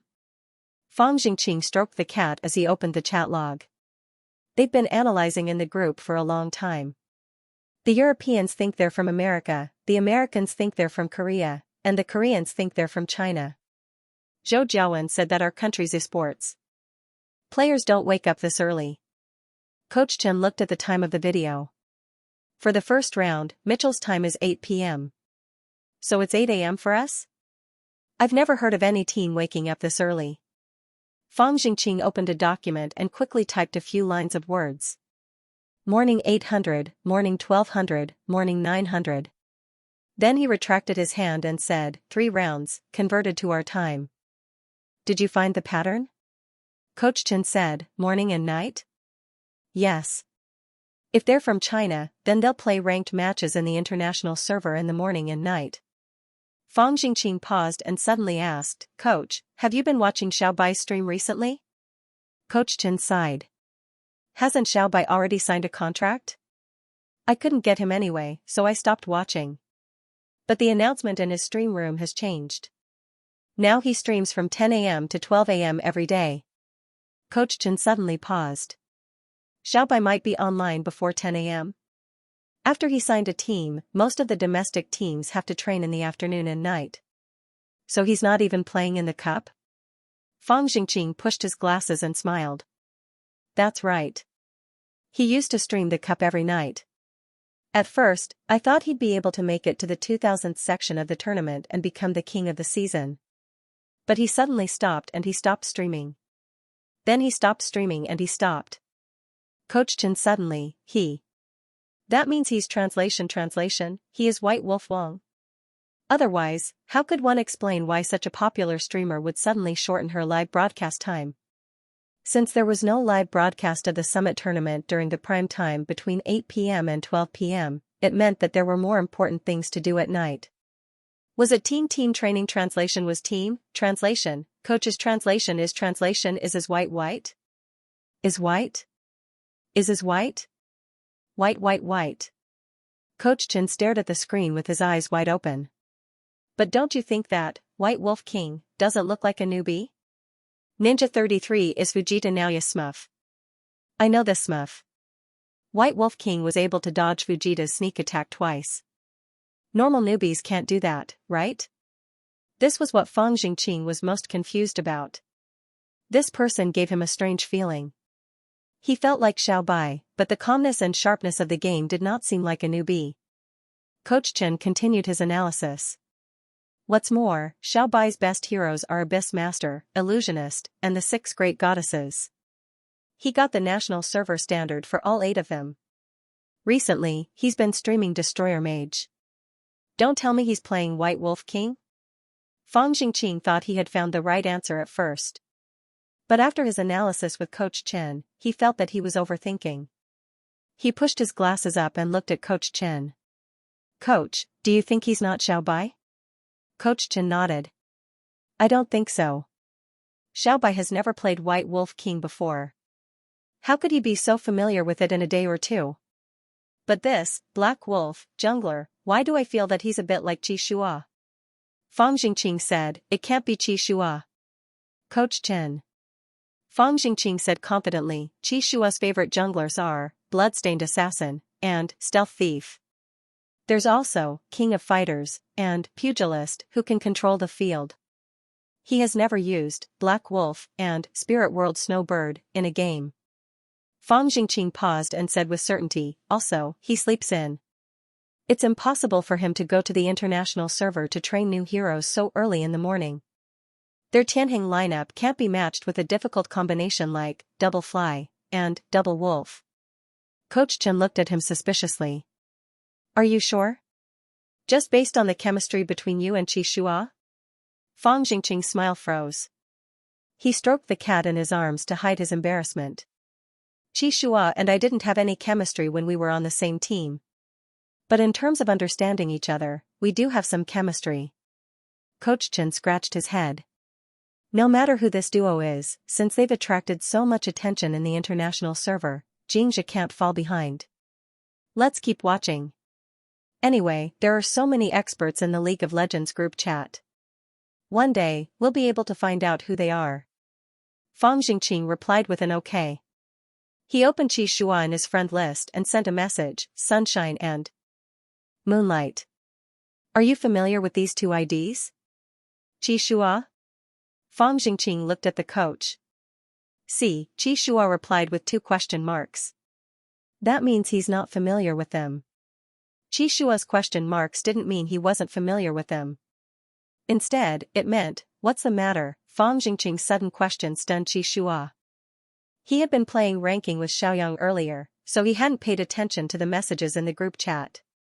Now, he opened the 999 plus unread messages in the League of Legends group chat on his phone. Only then did he realize, a group of people had logged in and were discussing the origins of Sunshine and Moonlight.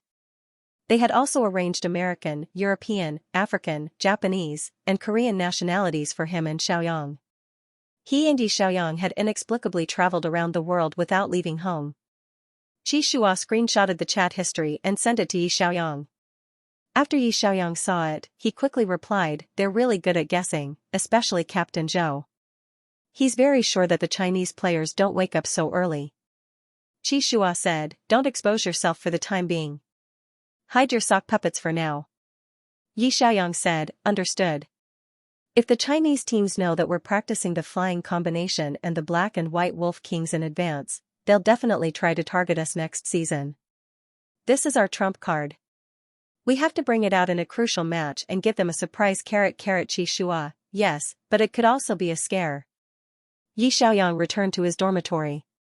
As soon as he opened Little White's live stream, a row of notifications popped up in the lower left corner. Fang Jingqing, send a deep-sea torpedo to streamer Little White X50. Fang Jingqing, streamer, can I add you as a friend? The netizens in the live stream immediately exploded and began to send Captain Fang Jingqing good morning. Some people even joked, did Captain Fang Jingqing take a fancy to our little white cat? Kitty, run. Yi Xiaoyang smiled and said, thank you, Captain Fang, for the torpedo. Xiao Rui, send my contact number. Xiao Rui dutifully sent his contact number over. Yi Xiaoyang's phone quickly received a friend request. After it was accepted, Yi Xiaoyang found that Fang Jingqing's profile picture was that of his favorite ragdoll cat. Yi Xiaoyang's little white was a sea twin ragdoll. Its white face looked very sweet. Captain Fang's favorite ragdoll had a black face, as if it had fallen into a coal mine. Therefore, netizens jokingly called it a coal digger. This ragdoll's appearance was actually quite good. The 2 sides of its face were very symmetrical, and it looked simple and cute. Fang Jingqing sent a cat greeting emoji. Hello, little white. Yi Xiaoyang replied, hello, Captain Fang. Fang Jingqing quickly typed a line of words. Coach Chen asked you to come to Xianxia last time. Are you sure you don't want to reconsider? Yi Xiaoyang, sorry, I've already signed with a team. Fang Jingqing, we'll pay the penalty for breach of contract. If you come over, your cat will have a companion. Fang Jingqing, of course, I understand your concerns. I'm the captain of the Xianxia team. If you join the team, you won't be able to play in the starting lineup for a while. But our second team is also very strong. Coach Chen wants you to be the captain of the second team and play in the cup with them. After playing for half a year, you can come to the main team and rotate with me. Yi Xiaoyang was silent. Maybe it was because they were both cat owners and cat cleaners, but he had a good impression of Fang Jingqing. Xianxia's attitude towards him was quite good, and the conditions they gave him were reasonable, but he still chose Tianheng. Tianheng was the best place for him to go. The longer he stayed in Tianheng, the more grateful he was for his decision. Yi Xiaoyang had been practicing with Xianxia over the past few days. Whether it was the rhythm or the tacit understanding between the two, they had helped Yi Xiaoyang regain the peak of his previous life. Yi Xiaoyang replied, I'm really sorry. I really like my current team and I don't want to terminate my contract and change teams. Fang Jingqing replied with a helpless emoji. It seems like we're still one step too late. But if you join a second-tier team, it will actually hinder your future. If you change your mind, feel free to knock me. Yi Xiaoyang, okay, I won't regret it. Tianheng is not a second-tier team. Tianheng has the potential to return to the championship. I won't change my mind, and I won't knock you. When we're on the field, I'll knock you with my staff. Yi Xiaoyang closed his chat with Fang Jingqing. Qi Shua had been paying attention to Little White's livestream. When he saw Fang Jingqing sending gifts to Little White, Qi Shua suddenly felt a strange sense of crisis. He immediately sent a message to Yi Xiaoyang. Is Fang Jingqing trying to poach you to Xianxia? Yi Xiaoyang replied, yes. Qi Shua, what did you say? Yi Xiaoyang, don't worry, no one can poach me. I've already decided to stay in Tianheng. Qi Shua relaxed and said, ignore him. I think he's been too bored recently. He's not even preparing for the next match. He's still asking about the origins of sunshine and moonlight. Yi Xiaoyang was curious. You've known each other for 4 years. Will he be able to tell that you're the Black Wolf jungler? Qi Shua, I don't think he'll be able to tell. Yi Xiaoyang, ? Qi Shua, after all, we don't have any chemistry at all. Yi Xiaoyang, if even Fang Jingqing couldn't guess, then the Sun and Moon team's aliases should be able to hide for a long time. After all, most teams would think that anyone who woke up at 8 in the morning to play a match was definitely not a Chinese player. The only people who had doubts would deny the correct answer because Qi Shua had never used the Black Wolf jungler before, and Xujiang didn't play that style. The Tianhuan squad's secret tactics couldn't be exposed too early. Yi Xiaoyang suggested, Captain Qi, the IDs of our international accounts are still too obvious. Why don't we buy a name change card? Qi Shua was actually thinking the same thing.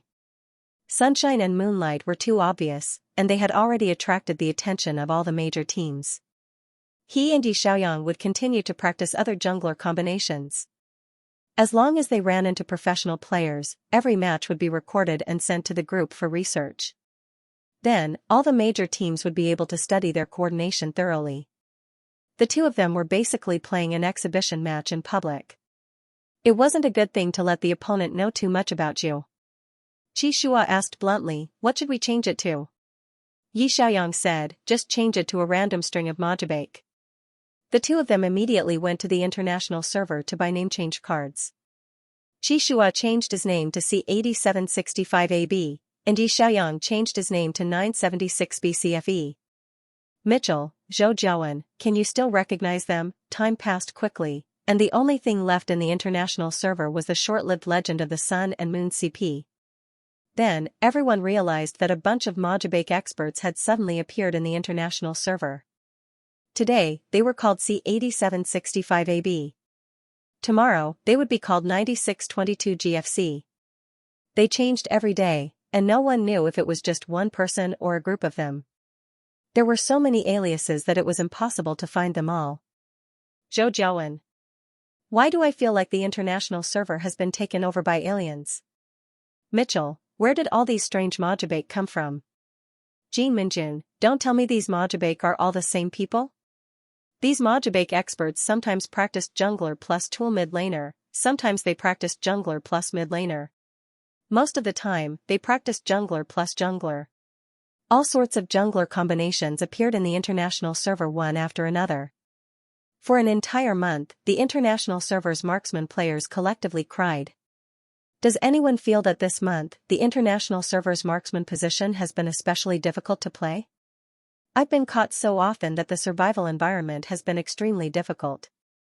After experiencing the despair of being caught by all sorts of jungler combinations, my awareness seems to have improved.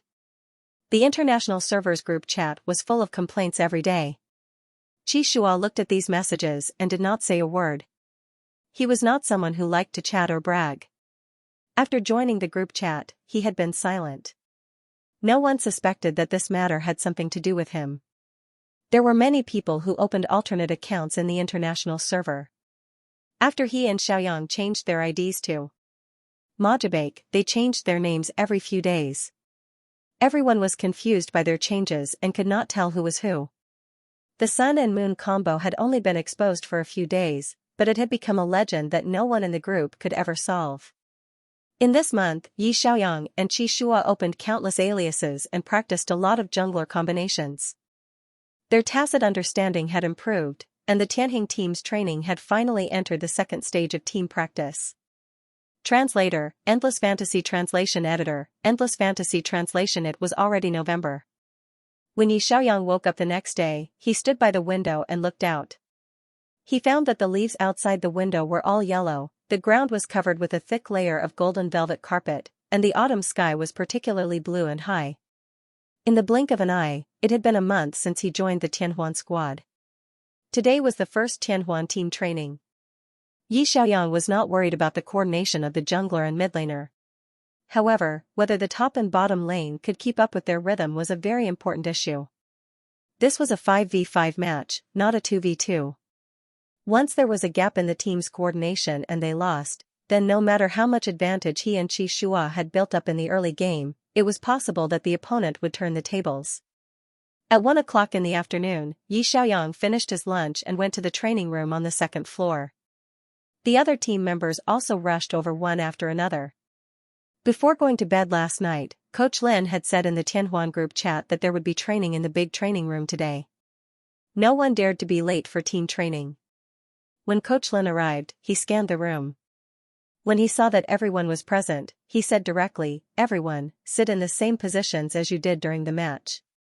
There are 2 rows on the left and right."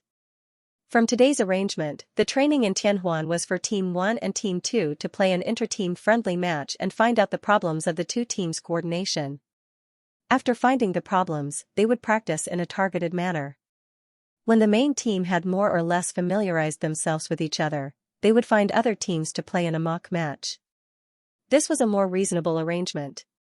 The 5 of them had not even played an official match before. If they went directly to other teams for a mock match, they might be defeated, which would affect the confidence of the team members.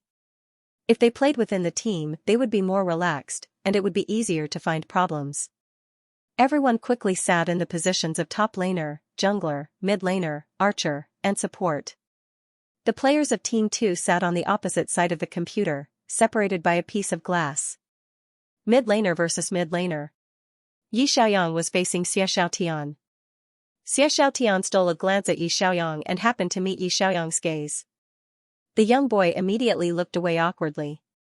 When Yi Xiaoyang first joined the team, Xiaoxiao took the initiative to challenge him. In the end, he was crushed by Yi Xiaoyang. Today, Team 1 and Team 2 were having a mock competition. Xiaoxiao was actually feeling a little guilty. If he got crushed in the middle lane, wouldn't it be very embarrassing? Yi Xiaoyang smiled and glanced at him. "Little Tian, do your best later." Xiaoxiao coughed. Coach Lin said, "Everyone, put on your headphones, enter the training software, and log into the account I sent you." The 10 of them quickly turned on their computers, put on their soundproof headphones, and opened the team voice channel. Yi Xiaoyang heard Qi Shua's deep and pleasant voice. "Can you hear me?" "Qi Nizhu, yes." Xujiang and Qingxing's voices were also heard. "Yes." Yi Xiaoyang asked, "Captain Qi, is there anything I need to pay attention to?" Qi Shua said, "After the match starts, the support will be responsible for recording the respawn time of the opponent's buffs. The others will also need to record the opponent's key skills in the team channel. For example, if the opponent's mid laner uses a flash, you can remind me." Yi Xiaoyang understood. Understood. Yi Xiaoyang moved his fingers and turned on his computer to log into the game. Coach Lin sent a string of account passwords in the group chat. The 10 players entered the password according to the information he sent. Yi Xiaoyang found that the account he logged into was the alternate account he had used before, mid laner number 7. Coach Lin said, "Qi Shua, create a room and pull people in." Qi Shua created a training room and pulled in the other 9 players. Top laner number 5, archer number 6, mid laner number 7, jungler number 8, support number 9, everyone's IDs were in this format. It looked like Tianheng's Coach Lin was also bad at naming. Numbers 5 to 9 were the players of the main team. Numbers 15 to 19 were the players of the second team. It was easy to remember. Qi Shua quickly adjusted everyone's positions into 2 rows.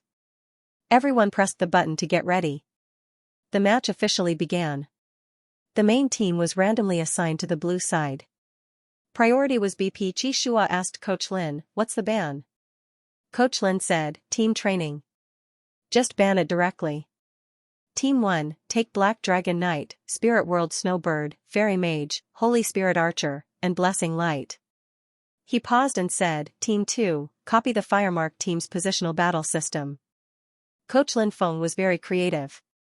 This lineup could make the double flying combination play its greatest power. The top laner, Black Dragon Knight, had a skill, Black Dragon Roar, which could forcefully pull people. It had excellent resistance ability. It could also take the initiative to start a team battle. The jungler and mid laner were the double flying combination. The jungler and jungler combined to burst out and set the rhythm. The archer, Holy Spirit Archer, had a long attack range. It could sneak up and attack from a distance. The key was the choice of support, Blessing Light. This support could give the whole team a shield. It had a big move, Holy Blessing, which could let the teammates remove all control and be immune to control for the next 2 seconds. The double flying combination was most afraid of being controlled. Once Xianxia or Yi Xiaoyang entered the field and were controlled by the opponent, it was easy to break the rhythm and not be able to use big moves. Not to mention infinite double flying combination, both of them would crash, and one would die and the other would be sent away. This was also the reason why the double flying combination rarely appeared on the field. It was too unstable. However, after the support, Blessing Light, was chosen, it would greatly increase the margin for error in the team battle. The 10 players quickly chose their heroes according to the coach's arrangement. Team 2 directly copied the Firemark battle team's positional warfare system. The top laner, Will of the Sword and Blade, was a warrior hero, and had a strong ability to attack the back row. The mid laner, Goddess of Flame, Jungler, Trap Hunter, and Archer formed an iron triangle positional warfare combination.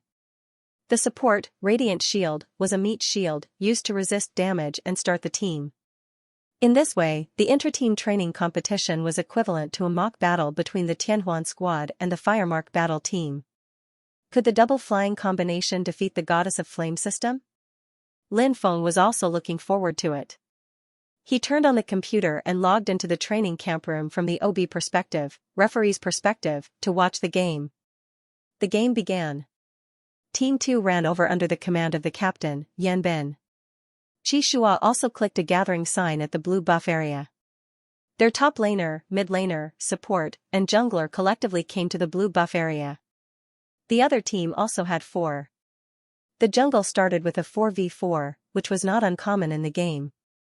Team 2's Goddess of Flame system was stronger in the early stages because the Goddess of Flame could release fire rings everywhere.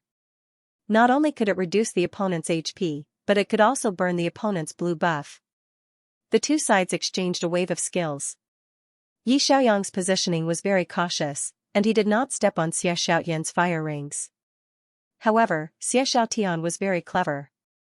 He placed 2 fire rings on their path of retreat to block their path. Team 2's jungler, Qin Sui, cooperated very well with Xie Xiaotian and covered the ground with traps. This was the disgusting part of the positional warfare system. The jungle became difficult to move, and there was no place to set foot. Xianxia immediately pressed the retreat button and directly released the blue buff. Since their own blue buff could not be defended, they would steal from the opponent. Taking advantage of the time when Team 2 was attacking the blue buff, Xianxia quickly went around and quickly wiped out the opponent's blue buff. When Xianxia returned to the red buff area, he found that Yan Ben had actually brought 4 people to counter the red buff. They were targeting Xianxia to the end. It was not that Yan Ben had any opinions about Captain Qi. It was just that other teams also played Tianheng this way. Reflecting your wilderness so that you, Xianxia, can't develop. Xujiang immediately rushed over to help. The two sides were pulling and moving when Yi Xiaoyang, who had returned to the middle lane and had reached level 2, suddenly attacked from the side. A few consecutive balls of light accurately hit the opponent's jungler and mid laner, reducing their HP by half in an instant. Yi Xiaoyang's meaning was very clear. You want to bully our Captain Qi? Do you think I'm dead? The sudden wave of support from the middle lane forced the opponent to retreat. Although they did not kill them, it was enough to force them to retreat and preserve Qishua's red buff. Qishua quickly wiped out the red buff and continued to kill other monsters. The three lanes of the two teams began to face off. There was nothing to worry about in the top lane. Qinizhu had 3 years of experience and could easily suppress Team 2's top laner, Fenghe. In the middle lane, Xiaotian was worried that Yi Xiaoyang would solo kill him, so he played very cautiously. Yi Xiaoyang's positioning was very flexible. Although the entire middle lane was covered with fire circles, he still managed to dodge a lot of skills. The key was in the bottom lane. Coach Lin was worried that Xingxing would make a mistake, so he focused his camera on the bottom lane to observe. Xujiang went to the bottom lane to protect Xingxing. Xingxing had become more mature after more than a month of training. Anyway, he just needed to listen to Xujiang. If Xujiang asked him to retreat, he would retreat decisively. He could not get carried away. Xingxing had learned how to develop stealthily. The bottom lane steadily dragged on until 4 minutes. Yi Xiaoyang's Fairy Mage was now level 6. Xie Xiaotian's heart tightened. He quickly retreated to the bottom of the tower. At this time, there were no creeps on both sides. The bottom of the tower was a relatively safe position. However, as soon as he reached the bottom of the tower, he saw Yi Xiaoyang suddenly fly in the air to attack him. Fairy, who was wearing a snow-white mage robe, was like a fluttering white crane. The staff in his hand was dazzling. Dense white balls of light rained down on Xie Xiaotian like a storm. Xie Xiaotian decisively used Flash to escape. But he was still one step too late. Qishua appeared out of nowhere. The snow-white spirit bird spread its wings and swooped down from a long distance. It instantly took the head of the goddess of flames, First Blood. Coach Lin shouted in his heart, "Beautiful." They killed Xie Xiaotian. After the kill, the flying skill was refreshed. Yi Xiaoyang and Qishua were both within the range of the tower. The tower hit Yi Xiaoyang once. Yi Xiaoyang quickly flew away. Qishua helped him take the second hit and then flew out of the tower's range. They worked together to kill and split up to tank the tower. With such tacit understanding, even Zhou Jiawen's goddess of flames would die, let alone Xie Xiaotian. Yanbin couldn't help but say, "Damn, Qishua is attacking the mid lane now. He's not attacking the bottom lane like before." Xie Xiaotian didn't know whether to laugh or cry. He and Brother Yang are working together. They're too fast. I can't even react. Yanbin hurriedly said, "Quick, revive the late laner. They want to fight the laner." However, it was too late for Xie Xiaotian to rush over after he revived. Taking advantage of the few seconds the opposing mid laner died and went back home, Qishua gathered the 2 people in the bottom lane and quickly killed the laner. Team 1's entire team's economy increased. This was definitely one disaster after another for Team 2. The two sides continued to face each other. Yanbin was worried that Xie Xiaotian would be caught again, so he ran to the middle lane to scout. Soon, Yi Xiaoyang disappeared again after clearing out the minions. Xie Xiaotian saw Yi Xiaoyang leave and hurriedly shouted in the live chat, "Mid laner miss, mid laner miss." The mid laner disappeared. This was the most vigilant moment in the game. The mid laner was a very suitable position for roaming, not to mention Yi Xiaoyang was such a fierce mid laner. He disappeared. Would he go to the top lane to catch someone or the bottom lane? The players of Team 2 felt like they were drawing a lottery. They thought to themselves, "Don't come for me." Yi Xiaoyang chose the top lane. The bottom lane had the support, Radiant Shield. Raising the shield could block the damage. His light ball might not be effective. The top lane was different. The opponent chose Sword and Saber Will, which was a relatively fragile warrior. Qinizhu, who had been playing alone, saw Nakano come over. His eyes lit up. He decisively rushed up and used Black Dragon's Roar to control the opponent's mid laner. Yi Xiaoyang and Qishua took off at the same time and instantly killed the opponent's top laner. Jungler number 8 killed top laner number 15. Qishua took 2 kills. He had the highest economy in the game and obtained the core equipment. Next, it was time for the duo to perform. Xie Xiaotian said nervously, "Mid laner miss. Mid laner miss." The top laner Feng he thought, they should be going to the bottom lane this time, right? They won't catch me again, right? Xiaoxiao thought, this pair of devils should be going to the bottom lane, right? In the end, Yi Xiaoyang pretended to go to the bottom lane and then went back to the top lane. Feng He was killed by Qi Shua again. Feng He was about to cry. You just want to bully me? Didn't you say that the top laner was a solo lane? Why did you mid-laners keep coming to the top lane to join in the fun? Qi Shua and Yi Xiaoyang's train of thought was very simple. The Goddess of Fire system was the strongest in a team battle. During a team battle, the Goddess of Fire would spread the field of fire everywhere. The trapper's traps could stun the enemy, and the cannon specialist could set up a cannon car to blast a brittle to death. There was only one way to break this system: destroy them before they can form a group. The top laner was killed twice in a row and was already in a half-collapsed state. Then, Yi Xiaoyang solo killed Xiaoxiao, and the middle lane was also half-collapsed. The result of the collapse of the top and middle lanes was that the top jungle was reflected by Qi Shua. Qi Shua clicked on a sign that said "Attack the middle lane defense tower." Qi Nizhu immediately came over after clearing the minions and joined forces with Qi Shua and Yi Xiaoyang to destroy the middle tower. What happened next was a nightmare for the second team. Once the outer tower of the middle lane was destroyed, Yi Xiaoyang, who didn't have to worry about the minions, was completely liberated. He began to wander around the map with Qi Shua. The key was the big dragon team. Xujiang used a divine blessing to avoid crowd control. The trapper's traps couldn't hold them, and the Goddess of Flame's fire circle couldn't stun them. Yi Xiaoyang and Qi Shua directly flew up and quickly killed the three brittles in the middle of the jungle. Double kill. Triple kill. Yi Xiaoyang announced the end of the game with a wave of 3 kills. Xiaoxiao was at a loss. Who am I? Where am I? How am I supposed to play if I get killed while hiding under the tower? The top laner, Feng He, also looked depressed. What happened to the top lane being an orphan's road? The top lane was too lively this round. The 2 Devil Kings flew over and attacked him. It turned out that being alone was a good thing. The bottom lane players were also at a loss. Xing, I won just like that? The archer of the second team, we lost while fighting? There was a strange silence in the training room. In the end, the captain of the second team, Yan Ben, took the initiative to type in the public chat. Double fly combination, 666. The others immediately followed. Qi Shua 666. Xiaoxiao, Brother Yang, Super 666. Coach Lin smiled and said, "It seems that the effect of this combination in actual combat is not bad." The strength of the double fly combination was quick support. The 2 heroes could cross obstacles and rush to the battlefield as quickly as possible. They would first destroy a side lane, then quickly push it, and then wander around the map to set the pace. If the opponent couldn't react in time, it would be easy to collapse. If they really met the fire-marked team, they wouldn't be able to play so easily. This was because Zhou Jiawen's support ability was very strong, and his self-defense ability was far better than Xia Xiaoyan's. Today's small test was mainly to see if Double Fly could integrate into Tianheng's team system.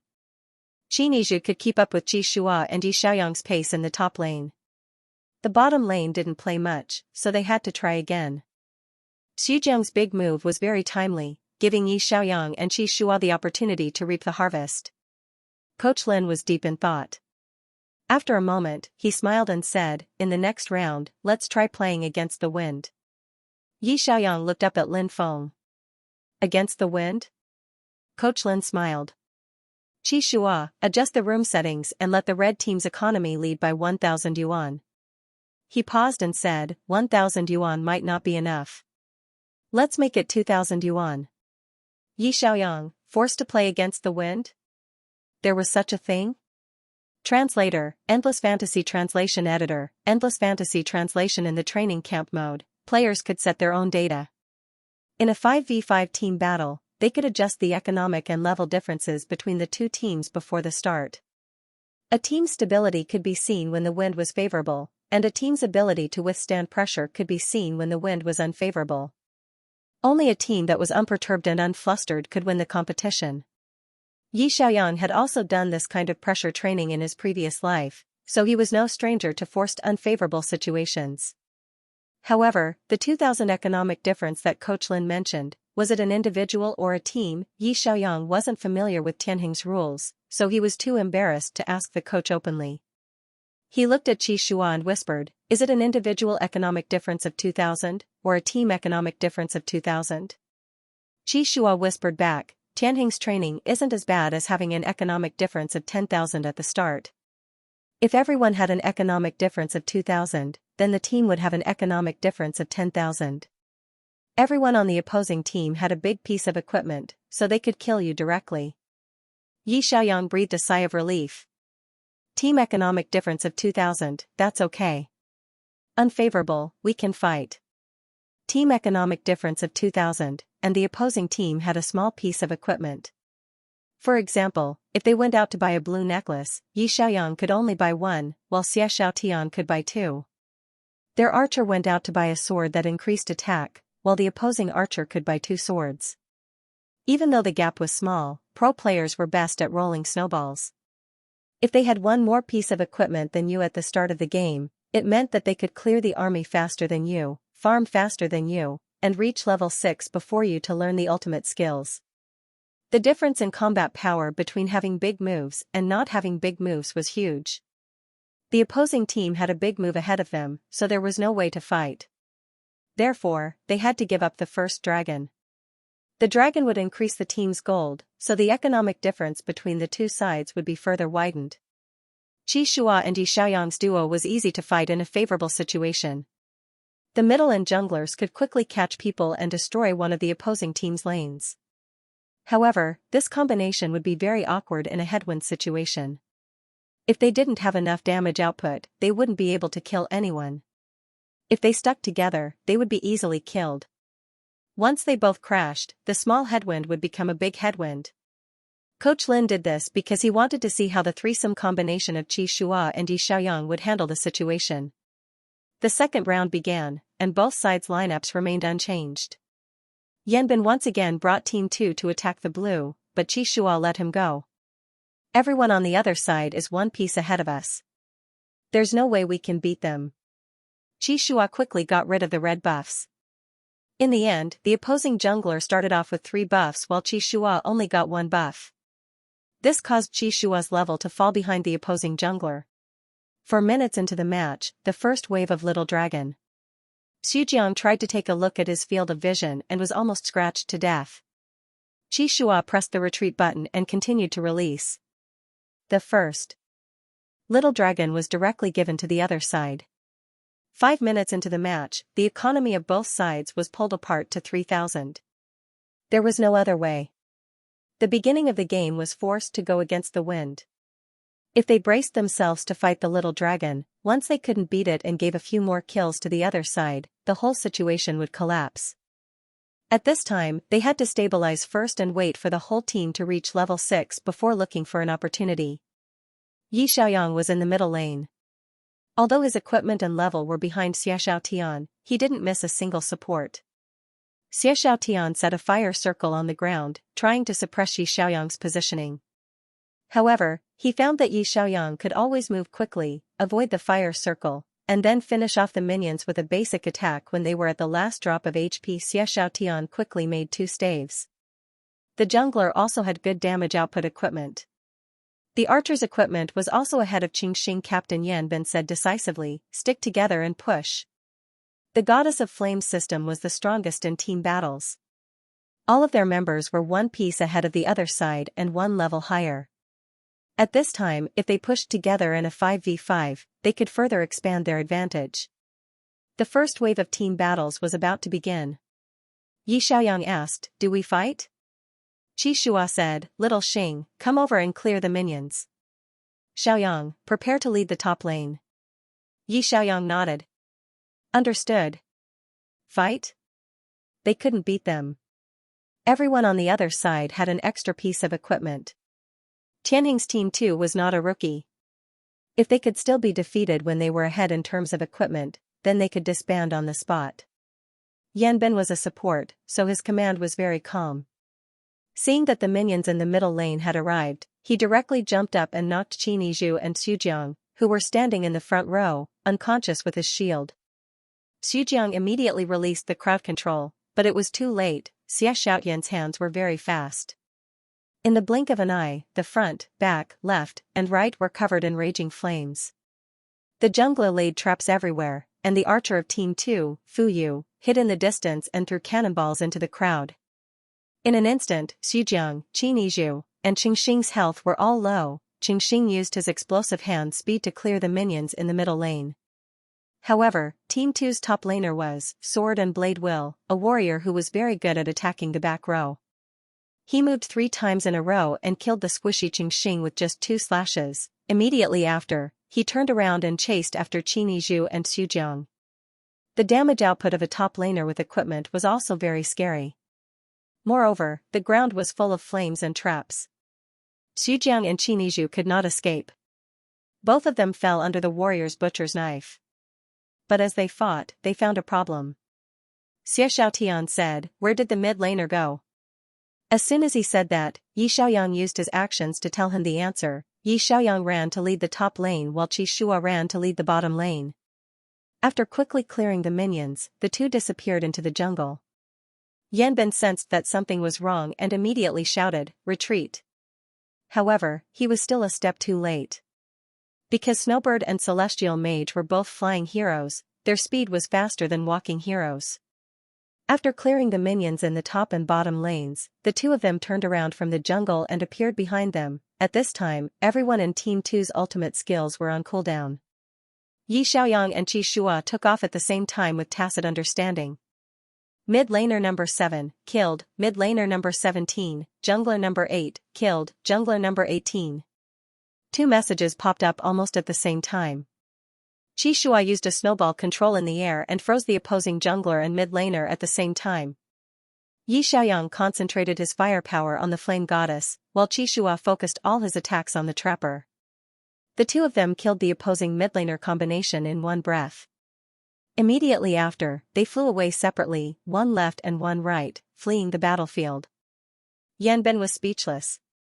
"Captain Qi, you're going too far." Teammates sacrificed to the heavens and had infinite mana. After the team battle, in the middle lane was over, all their teammates were dead, and the opponent's skills were almost used up. Then, the two of them suddenly appeared and went around to kill the 2 squishy players on the opposite side. There was no other way. With inferior equipment, it was impossible to win a 5v5 head-on. The sacrifice of their teammates gave the duo an opportunity. The opponent had used all their ultimate skills in the team battle just now. Qi Shua and Yi Xiaoyang were able to retreat unscathed after killing them. The middle lane tower's HP was reduced by half. In the first team battle, it seemed that Team 2 had a slight advantage based on the number of kills, but it also depended on whose kills it was. Team 1 had lost their top laner, archer, and support, but the jungler and mid laner were fine. In other words, the 2 bosses of Team 1 were unscathed in this team battle. They even took the kills and even ate the minions in the top and bottom lanes. In a situation where they were at a financial disadvantage, there was only one way to win: concentrate the entire team's finances on the mid laner and jungler, and pin their hopes on the duo. The top laner, Qin Yizhu, started to give up his finances. In the previous wave of minions, he was eaten by Yi Xiaoyang. Even the archer in the bottom lane started to give up some of his finances. Qi Shua went to the bottom lane to get buffs and eat the small crabs in the bottom lane river. Gradually, Yanbin realized that the red team's finances were still 3,000 more than the blue team's. But in terms of personal finances, the blue team's mid laner and jungler were gradually getting better. They were not behind the red team, so what if the top laner, Qin Yizhu, was poor? In a team battle, he just needed to rush over and cast a crowd control. The support, Xujiang, was so poor that he only dropped 1 support item. It didn't matter. He just needed to dispel crowd control and cast a shield. As for the archer, Qingxing, let's just go with the flow. The 2 cores in the middle and jungle were developing very well. The entire team's resources were used to support them. However, Yanbin realized that Qi Shua and Yi Xiaoyang were very difficult to catch. Qi Shua's spirit bird could fly. If you tried to catch him, he would flip over the wall and fly away. Yi Xiaoyang's sense of smell was also very sharp. As long as there was the slightest movement in the middle lane, he would run away. The game went on for 12 minutes. The middle and outer towers were still not taken down. Qi Shua's strategy was very clear. He and Yi Xiaoyang relied on their flexibility to lead the lane and ensure that the top and bottom lanes would not collapse so quickly. The remaining 3 players had to defend the middle tower even if it meant risking their lives. The rhythm continued to drag on. Qi Shua and Yi Xiaoyang continuously ate minions from the top and bottom lanes and were quickly fattened up. Then, Yanbin realized that Qi Shua and Yi Xiaoyang had produced 3 sets of equipment. Qi Shua pressed the notification, attack. After being suppressed from the start of the game for more than 10 minutes, the blue team finally found a chance to counterattack. After forcefully activating the small dragon team, Qin Yizhu directly jumped into the team and used a black dragon roar. Then, he assumed a "okay, I'm ready to die" attitude and attacked as many times as he could. Chengxing attacked randomly from afar and attacked whoever he hit. Xujiang quickly pressed Divine Blessing and gave Yi Xiaoyang and Qi Shua a 20% HP shield and 2 seconds of immunity to crowd control. Yi Xiaoyang and Qi Shua immediately entered the game. The handsome Eldar with snow-white wings and the human mage in a holy mage robe both descended from the sky. Qi Shua's ice freeze hit the 3 players in the back row. Yi Xiaoyang's set of explosive attacks reduced all 3 of them to critical health. Qi Shua followed closely behind and dived down from the sky to take down the 3 players in one go. This team battle was still 3 for 3, and the kill ratio did not change. However, the blue team lost their top laner, archer, and support, while the red team lost their jungler, mid laner, and archer, the 3 core players of positional warfare. In the end, they even lost the small dragon. It was a huge loss. Lin Feng watched the game from the referee's perspective. Gradually, he realized that the economy of the lagging team was catching up. From the start of the 12-minute team battle, the blue team's economy was equal to the red team's, and then it was overtaken. Then, it was back to the rhythm of the previous game. Qi Shua and Yi Xiaoyang moved around the map and quickly pushed the tower and jungler, overtaking the opponent's economy by 4,000.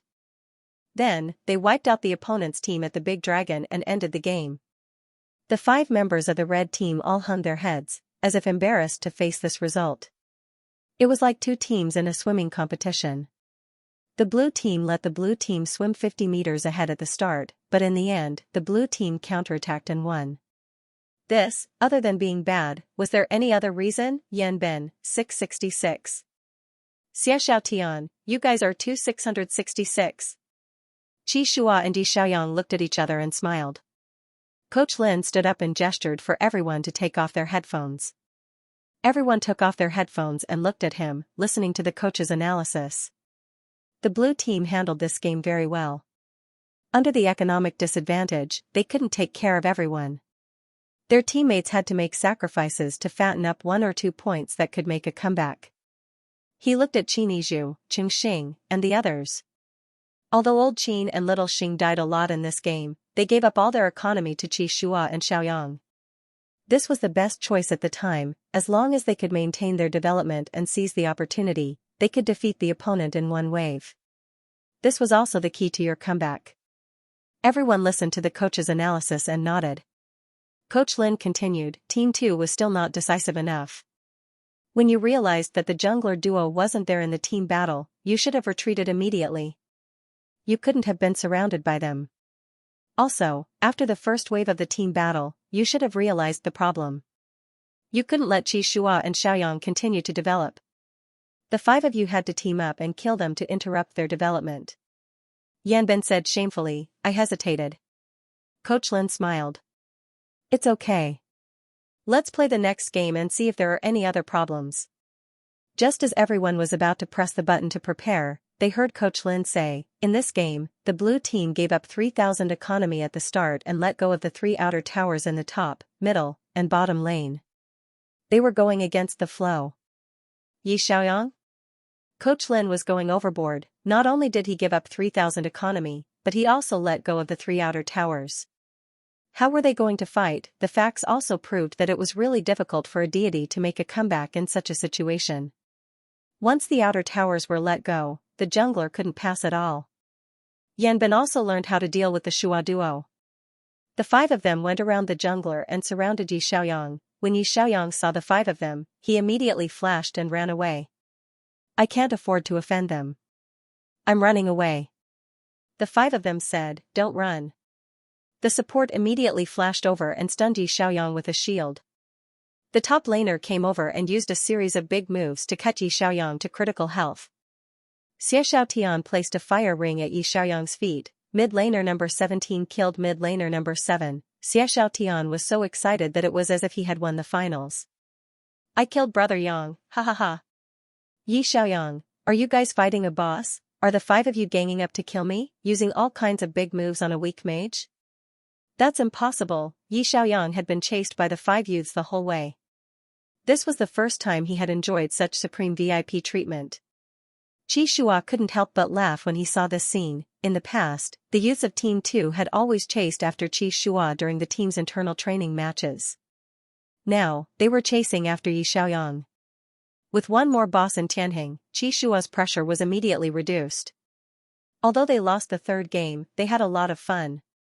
Yi Xiaoyang's hands left the keyboard and said with a smile, you guys are too much.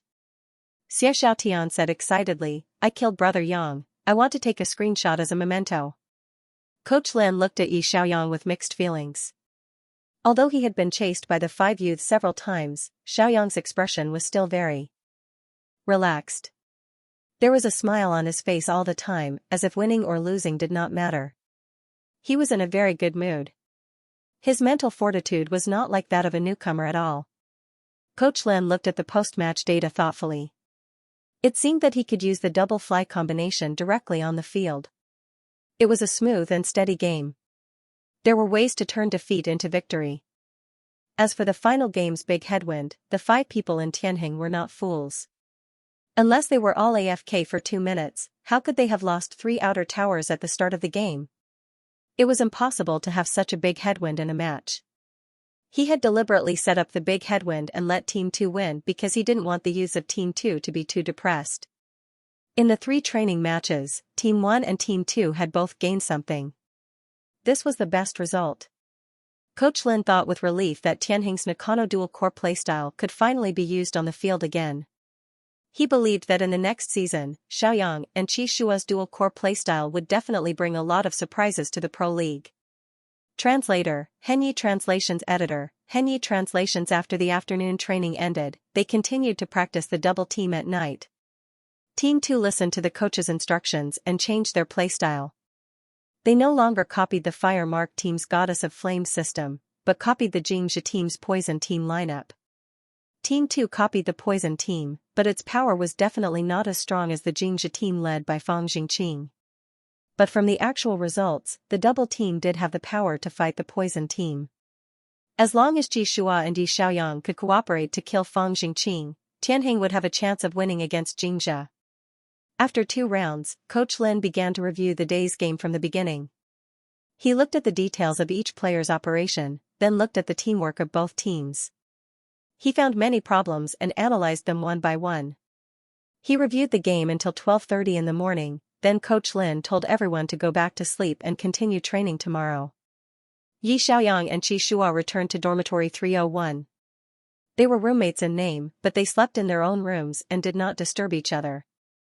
They were very tired after training every day and had no time to chat when they returned to the dormitory. Yi Xiaoyang habitually said, "Good night, Captain Qi." Then he turned and walked into his bedroom. He turned on the light and saw that Little White was not on the sofa. Yi Xiaoyang searched the bedroom twice and even looked under the bed, but he still did not see it. Yi Xiaoyang hurriedly ran out and asked, "Captain Qi, have you seen Little White?" Qi Shua stood at the door of the bedroom and pointed at his bed with a serious expression. Yi Xiaoyang followed his gaze and saw the ragdoll cat with its tail up and jumping around on Qi Shua's bed. It even jumped up and landed on Qi Shua's pillow and rolled around comfortably. Qi Shua's bed was messed up, as if a bandit had broken into the house to rob it. "Yi Xiaoyang, Qi Shua," Yi Xiaoyang shouted into the room, "Little White, who allowed you to enter Captain Qi's room? Come out." Little White looked at Yi Xiaoyang with grievance, "Meow?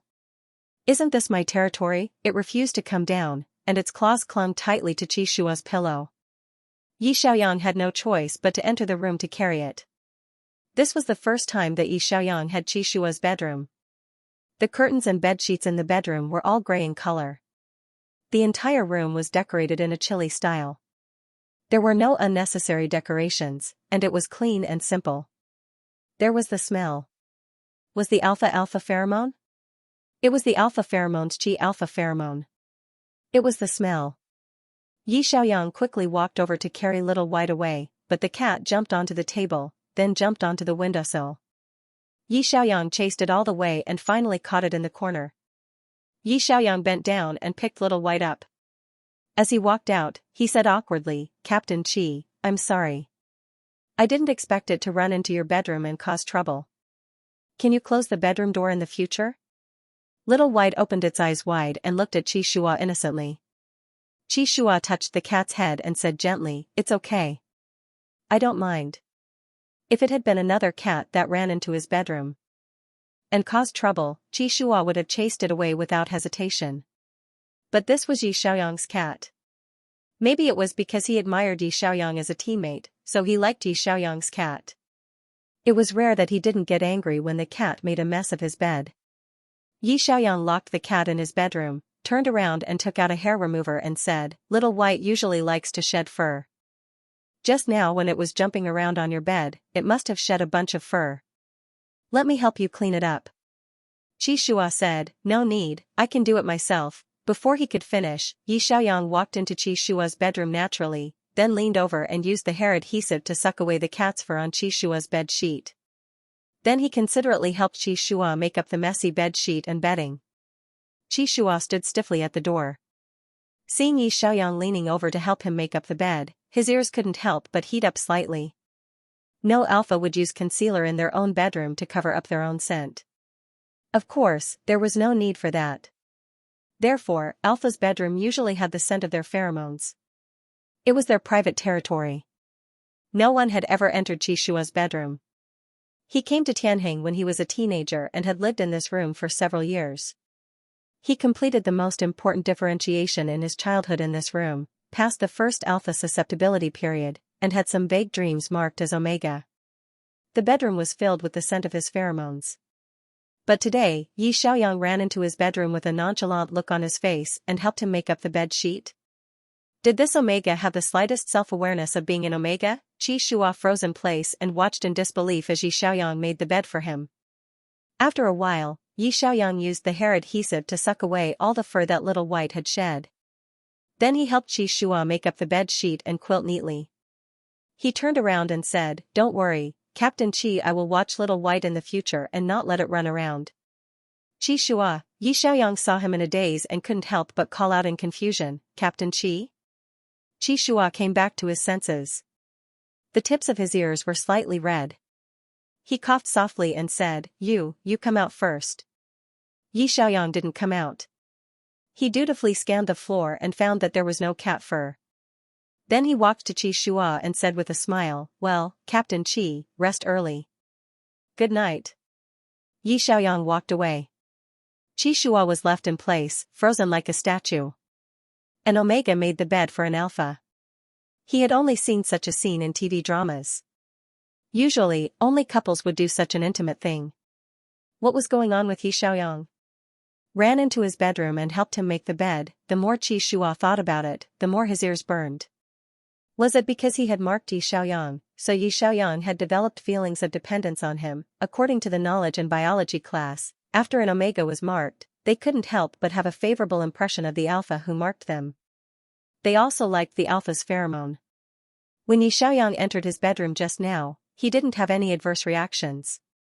Obviously, he had adapted well to the pheromone smell in the bedroom. Qi Shua's mind was a little confused.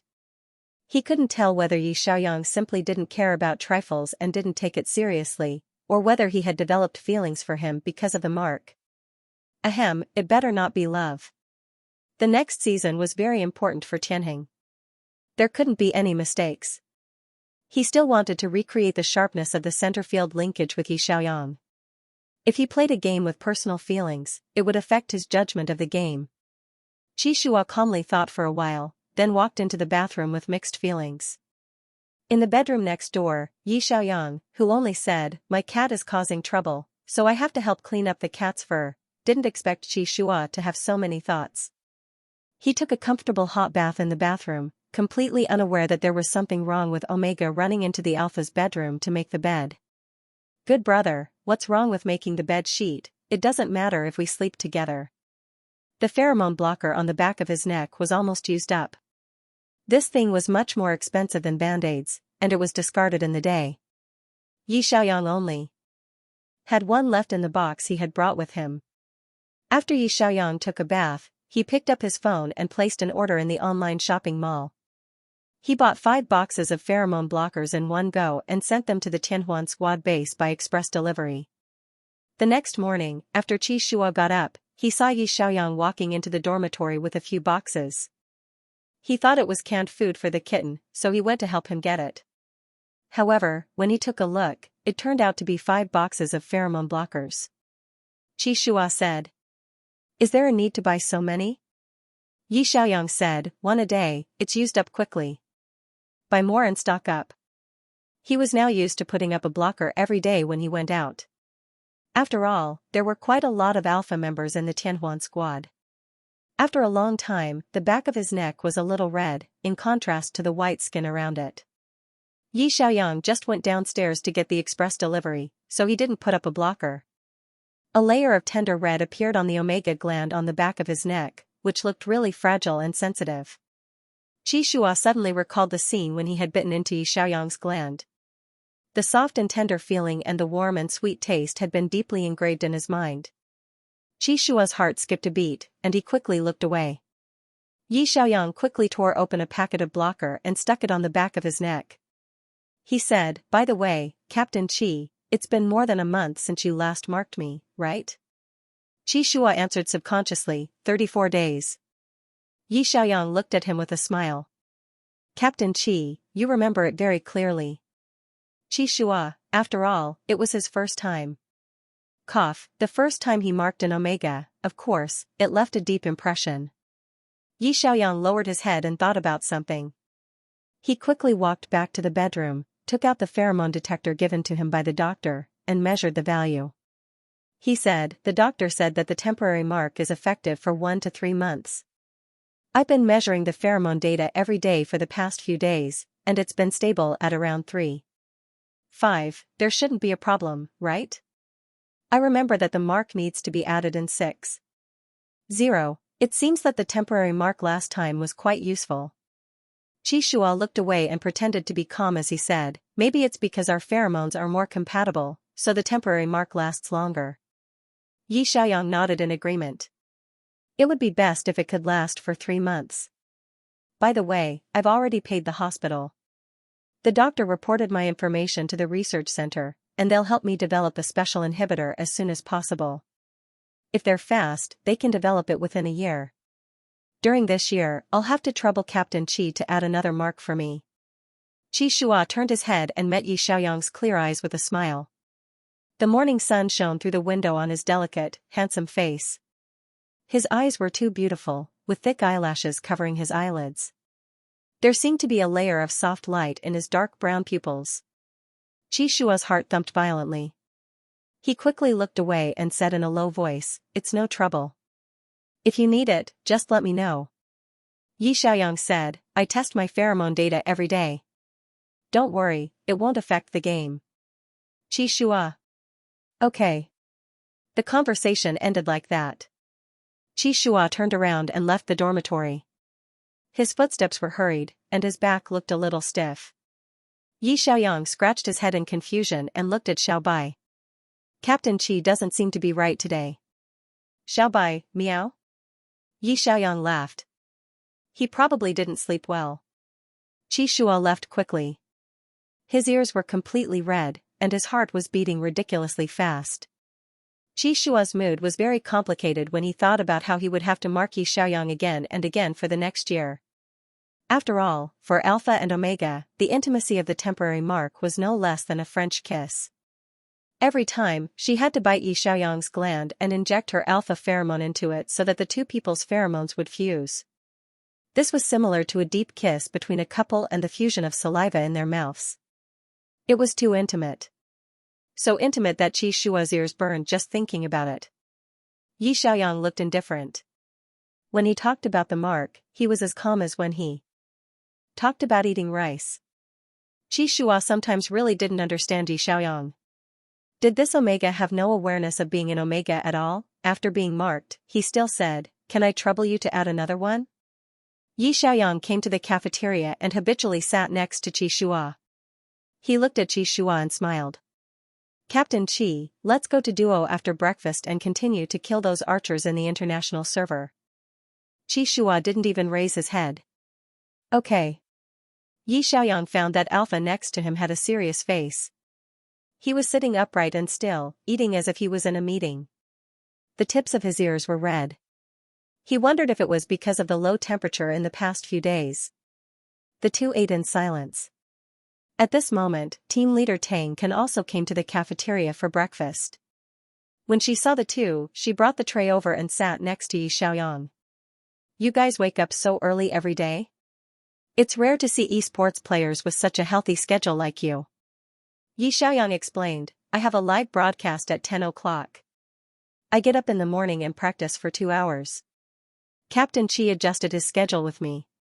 Tang Can looked at Yi Xiaoyang and said, "By the way, Xiaoyang, your information has been reported to the league. Because Omega players are special, the league's disciplinary committee will personally come to our team in a few days to investigate. This is to prevent Omega and Alpha players from being entangled in their private lives and having a negative impact. The league's disciplinary committee was responsible for supervising the conduct of professional players. If a player was found to be sleeping with fans, involved in pornography, or involved in gambling and other violations of the rules, they could be suspended from the competition. In serious cases, they could be disqualified from the league." Tianheng signed an Omega player, so it made sense for the disciplinary committee to come and take a look. After all, Alpha and Omega were naturally attracted to each other, especially when Omega was in heat. It was easy to cause chaos in the team. Yi Xiaoyang nodded in understanding. "I know. Let them investigate as much as they want.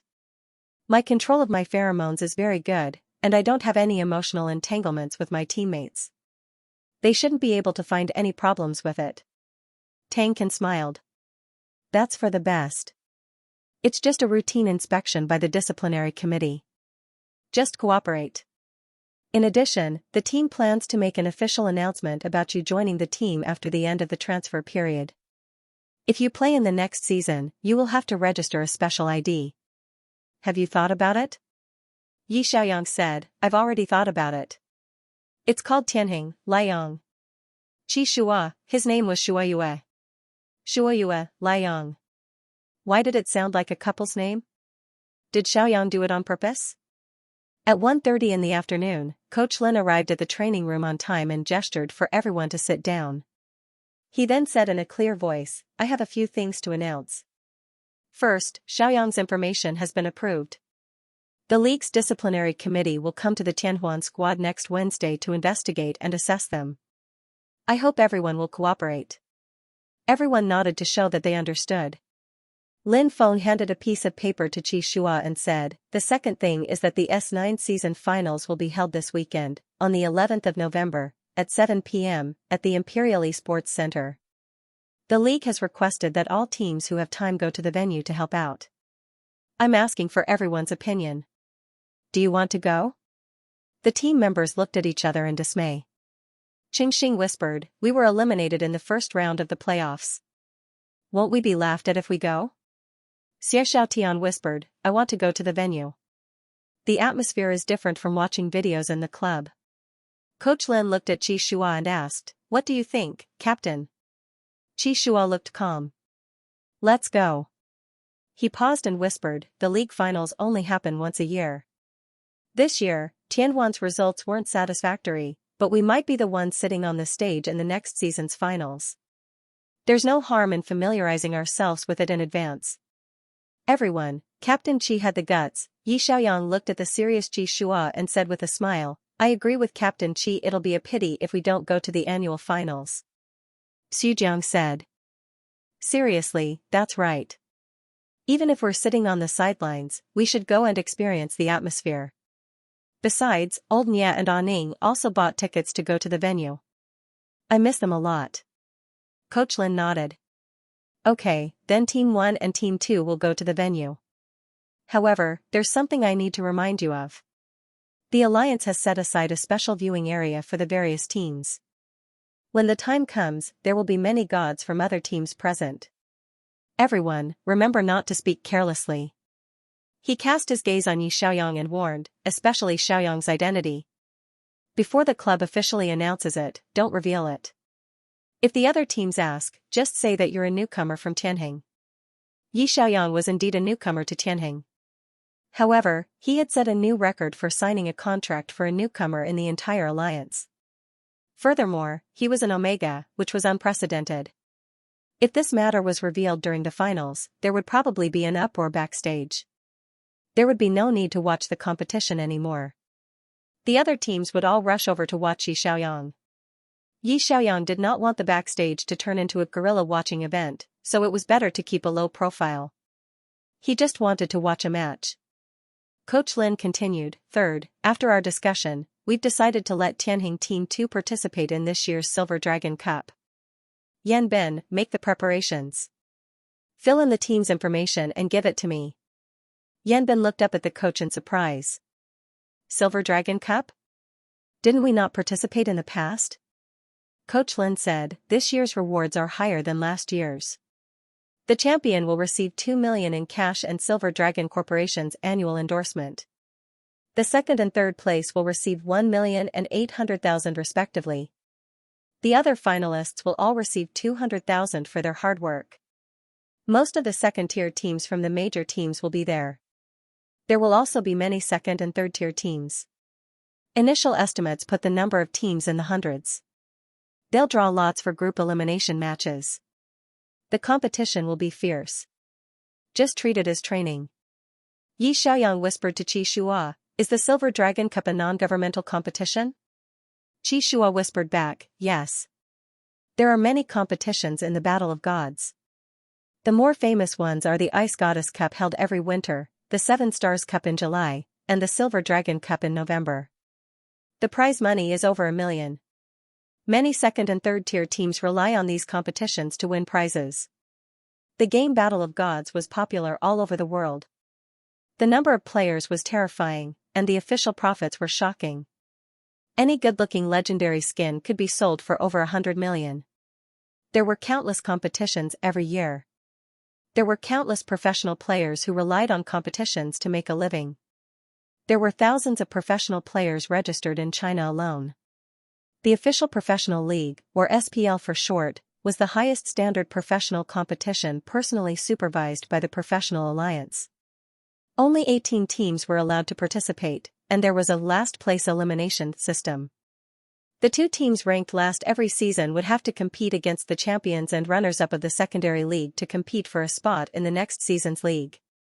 If second and third-tier teams wanted to advance to the SPL, they would have to compete in the secondary league to earn points. They would then have to compete against the two teams ranked last in the professional league. If they won, they would advance next season. Every year, there would be teams eliminated, but there would also be new blood joining the league. The competition was fierce. There were only 18 teams in the top league. What about the other professional players who couldn't play in the top league? They could only play in the secondary league and various civil cup competitions. Not everyone in the esports circle was as glamorous as players like Qi Shua and Fang Jingqing, who were worth tens of millions. For many second and third tier teams, the professional players could only earn a meager salary every month and rely on the rewards of some cup competitions to survive. Every year, many teams disbanded because they couldn't continue operating. This circle was actually quite cruel. Yi Xiaoyang was undoubtedly lucky. He was favored by Tianheng Esports Club and was directly signed to a first-tier team to play in the SPL. If he had signed with a second or third-tier team, he wouldn't even have the qualifications to play in the league. Qi Shua added, "Tianheng doesn't lack the 2 million prize money. Letting Team 2 play in the Silver Dragon Cup might be because of the capital cooperation. Silver Dragon Group has invested in a lot of esports clubs. They're purely there to support the scene." Yi Xiaoyang nodded in understanding. The Silver Dragon Cup had nothing to do with their main team. But since Team 2 was going, it represented Tianheng Esports Club's face. During this period of time, he could train with the team and raise the awareness of Team 2's youths. Yi Xiaoyang planned to tutor Xia Xiaotian later. Maybe he could get good grades. After Coach Lin announced the 3 pieces of news, he continued to organize everyone's training. Yesterday, they practiced the threesome combination. Today, they practiced the black and white wolf kings. Team 2 was once again crushed. Xia Xiaotian was chased all over the canyon by Yi Xiaoyang's 4 wolf pups. He was traumatized by the bites. In the end, Coach Lin still forced Team 2 to win the game by forcing them to go against the wind to ease the collapse of their mentality. After training, Yi Xiaoyang called Xia Xiaotian in the Tianhuan squad's internal group chat. Tian Kai Xian. Starting today, after training ends at 12 o'clock every night, let's play a few rounds before going to sleep. Xia Xiaotian was scared out of his wits by the smiley face emoji. Brother Yang, what did I do to offend you? Yi Xiaoyang, I'm helping you improve your mental fortitude. Xia Xiaotian. Qi Shua quickly followed. Qin Sui, Team 2's jungler, come and play a game with me. Qin Sui, Coach Lin understood their intentions and sent a message, Captain Qi and Xiaoyang are helping you. Why aren't you hurrying? Next week, when you play in the Silver Dragon Cup, as long as you walk out of the base, you will represent Tianheng. You won't be defeated in the first round of the group stage, right? Xia Xiaotian instantly understood. Thank you for your guidance, Brother Yang. Qin Sui also said enthusiastically, after being tortured by Captain Qi a few more times, I won't be afraid of other junglers in the competition. Thus, after 12 o'clock at night, Yi Xiaoyang and Qi Shua, who were supposed to go to the international server, changed their training plan at the last minute. The 2 of them began to train the rookies of Team 2. The youths of Team 2 were their sparring partners every day. They were like sandbags that were passively beaten. Their mentality was really easy to break down. In order to let them experiment with tactics, they also had to copy the lineup system of other teams. It was actually quite tiring. Yi Xiaoyang intended to train Xia Xiaotian, the mid laner of Team 2, and Coach Lin was happy to see it happen. Watching the various 1v1 coaching matches in the team, Lin Feng couldn't help but sigh in his heart. Back then, Qi Shua was also brought up by his master like this. For 10 whole years, the Tianheng team had experienced great storms. They had climbed to the peak and fallen to the bottom. The only thing that didn't change was this harmonious and positive atmosphere. This was also the reason why he was willing to stay in Tianheng to coach. Lin Feng turned on his phone and sent a message to someone with the ID Tom. Do you have time to arrange a training match for the week of November 20th to 25th? Tom quickly replied, Team 2 against Team 2? Lin Feng, let's play as the main force and prepare for next season. Tom hesitated for a moment before replying, sure, I'll discuss the specific time with them. Coach Tom was the head coach of Team FNO in the North American division. The captain of the team, Mitchell, was an extremely popular mid laner. However, FNO was as unlucky as Tianheng in the S9 season. They bumped into TBP in the North American division in the first round of the playoffs and were eliminated. They were also eliminated in the first round of the playoffs and missed the World Series. Moreover, FNO's archer and support had retired. They were replaced by a new duo called Alan and Angus. They were very similar to Tianheng. There was a big change in the bottom lane. The 2 coaches felt like they were in the same boat. Anyway, the World Series had nothing to do with them. They could arrange a few training matches to train each other and prepare for next season. Moreover, the North American and Chinese teams didn't have to worry so much about each other's matches. Soon, Tom sent a message. November 20th at 12 o'clock. We'll be at 12 o'clock in the afternoon and you'll be at 12 o'clock in the evening. Or the other way around, we'll play 2 rounds. Coach Lin, okay, then I'll be at noon. I'll get them to wake up early. Tom, okay. After setting the time for the training match, Coach Lin set a reminder on his phone and went to bed happily. The S9 season was coming to an end. Tianheng would definitely rebound from the bottom in next year's S10 season. Qi Shua wasn't joking when he said that they would go to the finals to experience the atmosphere. They might really be able to sit on the big stage of the S10 finals as contestants. The next few days passed very quickly. In the afternoon and evening, Team 1 and Team 2 continued to train and change their lineups. After 12 o'clock in the evening, it was time for Yi Xiaoyang to torture Xia Xiaotian and Qi Shua to torture Qin Sui. Team 2's mid laner and jungler were beaten to a pulp by the two Demon Kings. However, they were also improving rapidly. In the blink of an eye, it was November 11th. In his previous life, Singles Day was a national shopping festival. In this world, Singles Day was a carnival in the esports circle. The annual SPL League of Gods finals would be held on the night of November 11th. The regular season of Season 9 lasted for half a year. Out of the 18 teams, 8 of them made it to the playoffs.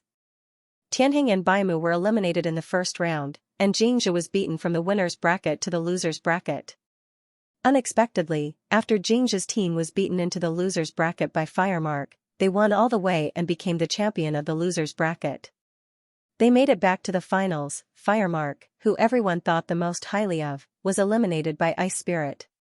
The finals of S9 were between Xianxia's team and Ice Spirit's team. At noon on November 11th, team leader Tang Can knocked on Yi Xiaoyang's dormitory door and said with a smile, "Xiaoyang, your team uniform is ready. It's tailor-made. We made 3 sets. You can change them. Try them on." Yi Xiaoyang took the clothes and went back to his room to try them on. Tianheng's team uniform was blue and white. The design was simple and elegant, and the colors were more conventional. However, the material of the fabric was very good, and it was very comfortable to wear. A tailor had taken his measurements before, so this set of clothes fit him very well. Yi Xiaoyang put on the new team uniform and walked in front of Qi Shua. He smiled and asked, "Captain Qi, what do you think? Don't I look more like a Tianheng team member now?" Qi Shua looked away from his smiling face and coughed lightly. It's quite nice." It was indeed very nice. The blue color made Yi Xiaoyang's skin look even fairer. His big eyes were full of smiles, and the simple sportswear made him look more youthful and energetic. His appearance was actually on the younger side. In the team uniform, he looked like a high school student. With this appearance, he could really shoot a team uniform commercial. Sure enough, Tang Can's eyes lit up and he praised, "Xiaoyang looks so handsome in the team uniform. You should take a few more sets of photos for next season's print ads. Our team uniform might sell out." The team uniform was also a big source of income for the club. To a certain extent, the sales of a team's uniform reflected the team's popularity. Yi Xiaoyang said straightforwardly, "If you need any publicity photos or anything, just call me. I'll cooperate." Qi Shua also changed into the team uniform. The two of them went downstairs to eat and just happened to run into the coach and the others. Coach Lin said, "We won't be training this afternoon. We'll leave at 4 o'clock sharp. Let's go there early." At 4 o'clock in the afternoon, the Tianhuan squad's car drove out of the base. Yi Xiaoyang had a pheromone-blocking patch on the back of his neck. He was wearing the team uniform jacket, and the collar was slightly raised to cover the sensitive part of the back of his neck. Qi Shua and Yi Xiaoyang sat in the back of the car. After a moment of silence, he whispered, "There will be a lot of alpha players in the spectator seats at the scene of the finals. At that time, you'll sit next to me so that you won't be affected by others." Yi Xiaoyang nodded. "Okay." Qi Shua looked at Yi Xiaoyang's obedient nod, and his heart inexplicably softened. Omega would really develop a sense of dependence on the alpha players who marked them, right? After Xiaoyang got in the car, there were so many empty seats, but he sat next to him and smiled at him. Cough, forget it. Who told him to be the captain of the Tianhuan squad? It was only right to protect his team members. The Imperial Esports Center was larger than Star City. After all, it was the capital, and the stadiums were more impressive than those in other cities. Every year, the finals of the Divinity Pro League would be held in the largest esports stadium in the country. When the Tianhuan squad arrived at the venue at 5 o'clock, there were already many spectators lining up to enter. It was late autumn in November, and the weather was getting colder. Many of the spectators were wearing thick coats, but their enthusiasm didn't diminish, and their faces were full of excitement. Tonight was the showdown between the ICE Team Ice Spirit and Xianxia Team. Yi Xiaoyang looked through the car window and saw many fans carrying support items for the two teams. Suddenly, someone shouted, Tianhuan Squad's car is here. A group of people rushed over and stopped their car, shouting excitedly, Captain Qi, Captain Qi. Captain Qi, I love you. The car was forced to stop by the roadside. Qi Shua opened the window and gestured to the fans outside. The fans screamed, followed by a girl's cry, next season, we'll wait for you to enter the finals. Go, Tianheng. The sobbing voice almost penetrated the clouds. The team members in the car had mixed feelings. Qi Shua nodded to them and whispered, thank you, we'll work hard. Everyone, get ready to enter, and be careful. The handsome Alpha captain looked serious, and his deep and pleasant voice had a convincing power. He pointed to the front of the line and motioned for everyone to go over. The fans waved at him and left reluctantly. The driver started the car again and quickly drove into the underground parking lot. Although Tianheng didn't enter the finals this season, as a veteran team that had been established for 10 years, there were still many die-hard fans. Qing Xing, who was sitting next to him, whispered, I used to be a Tianheng fan, and I even went to watch the games live. The S6 season of Tianheng was amazing. Xie Xiaotian joked, yes, everyone knows that you're a die-hard fan of Captain Qi. When Yi Xiaoyang heard this, he could not help but turn around and ask, so, little Xing started playing as a jungler because he wanted to inherit your idol's legacy? Qing Xing blushed and stole a glance at Qi Shua. I just think that being a jungler is pretty cool. The car fell into silence for a while. Qi Shua was indeed very handsome in the S6 season. He had achieved multiple pentakills in the regular season and was number 1 in the entire season, establishing his position as the top jungler in the Chinese division. Later on, he became the world champion in the individual competition. Qi Shua had just turned 18 years old that year. He was like a rising star, and many people had pinned their hopes on him. However, just as many anti-fans had said, Qi Shua was the pinnacle of his career. After losing the S6 World Finals, Team Ming retired, and Qi Shua took over as captain. Tianheng's performance in the S7 to S9 seasons had been declining. Qi Shua seemed to have been smoothed out, and he never had a moment of glory like he did in S6. Yi Xiaoyang looked at the captain beside him. Only those who had been a captain could understand the pressure he had been under over the years. He had slowed down and changed himself for Tianheng. It was not that his condition had declined, and it was not that he had been at the peak of his career since his debut. He had just restrained himself for the sake of his teammates. Yi Xiaoyang gently patted Qi Shua's shoulder and whispered in his ear, next season, the handsome jungler, little Xing's idol, will be back, right?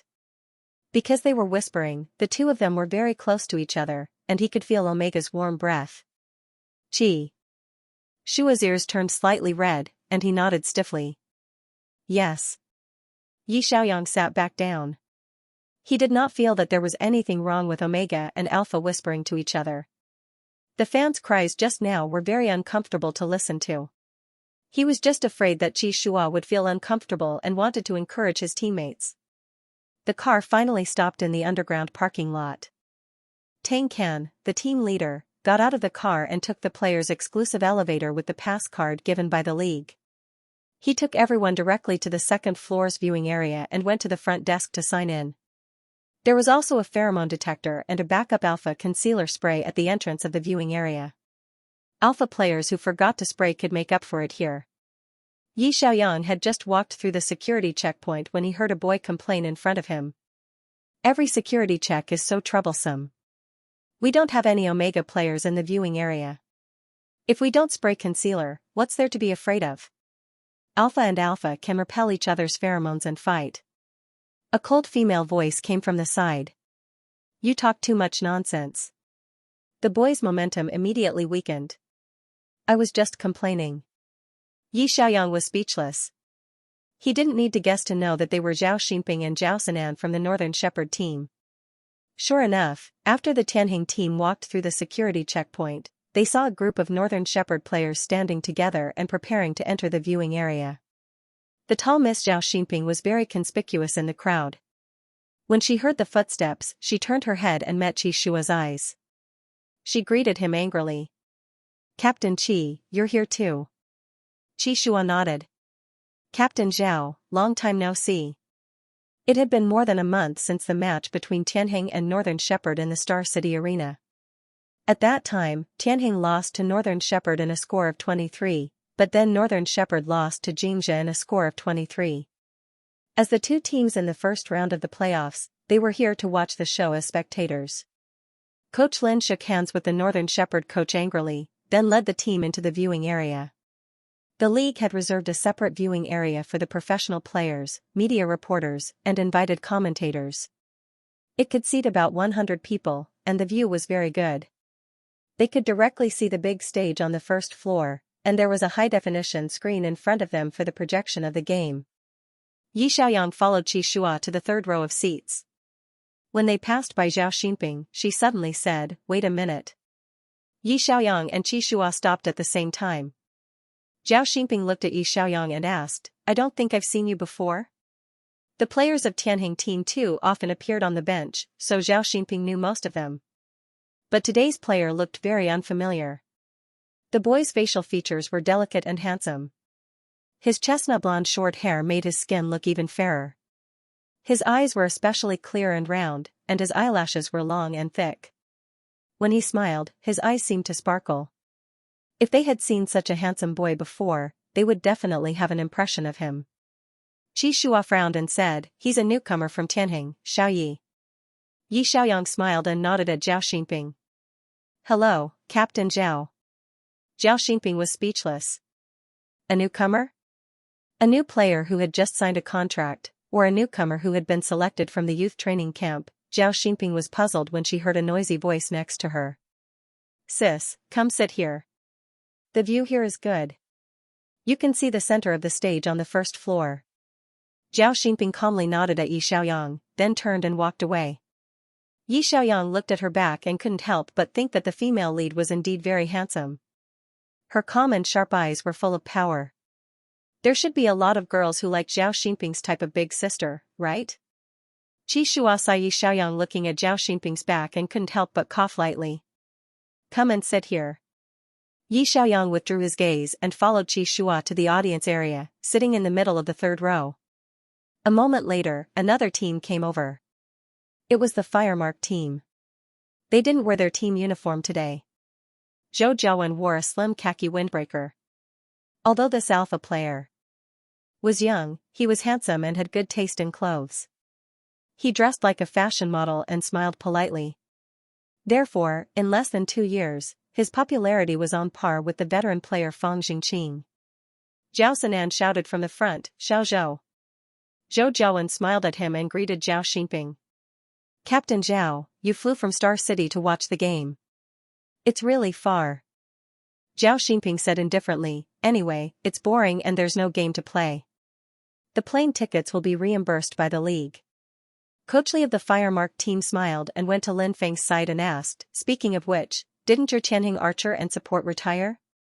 Do you have a place for next season's archer and support?"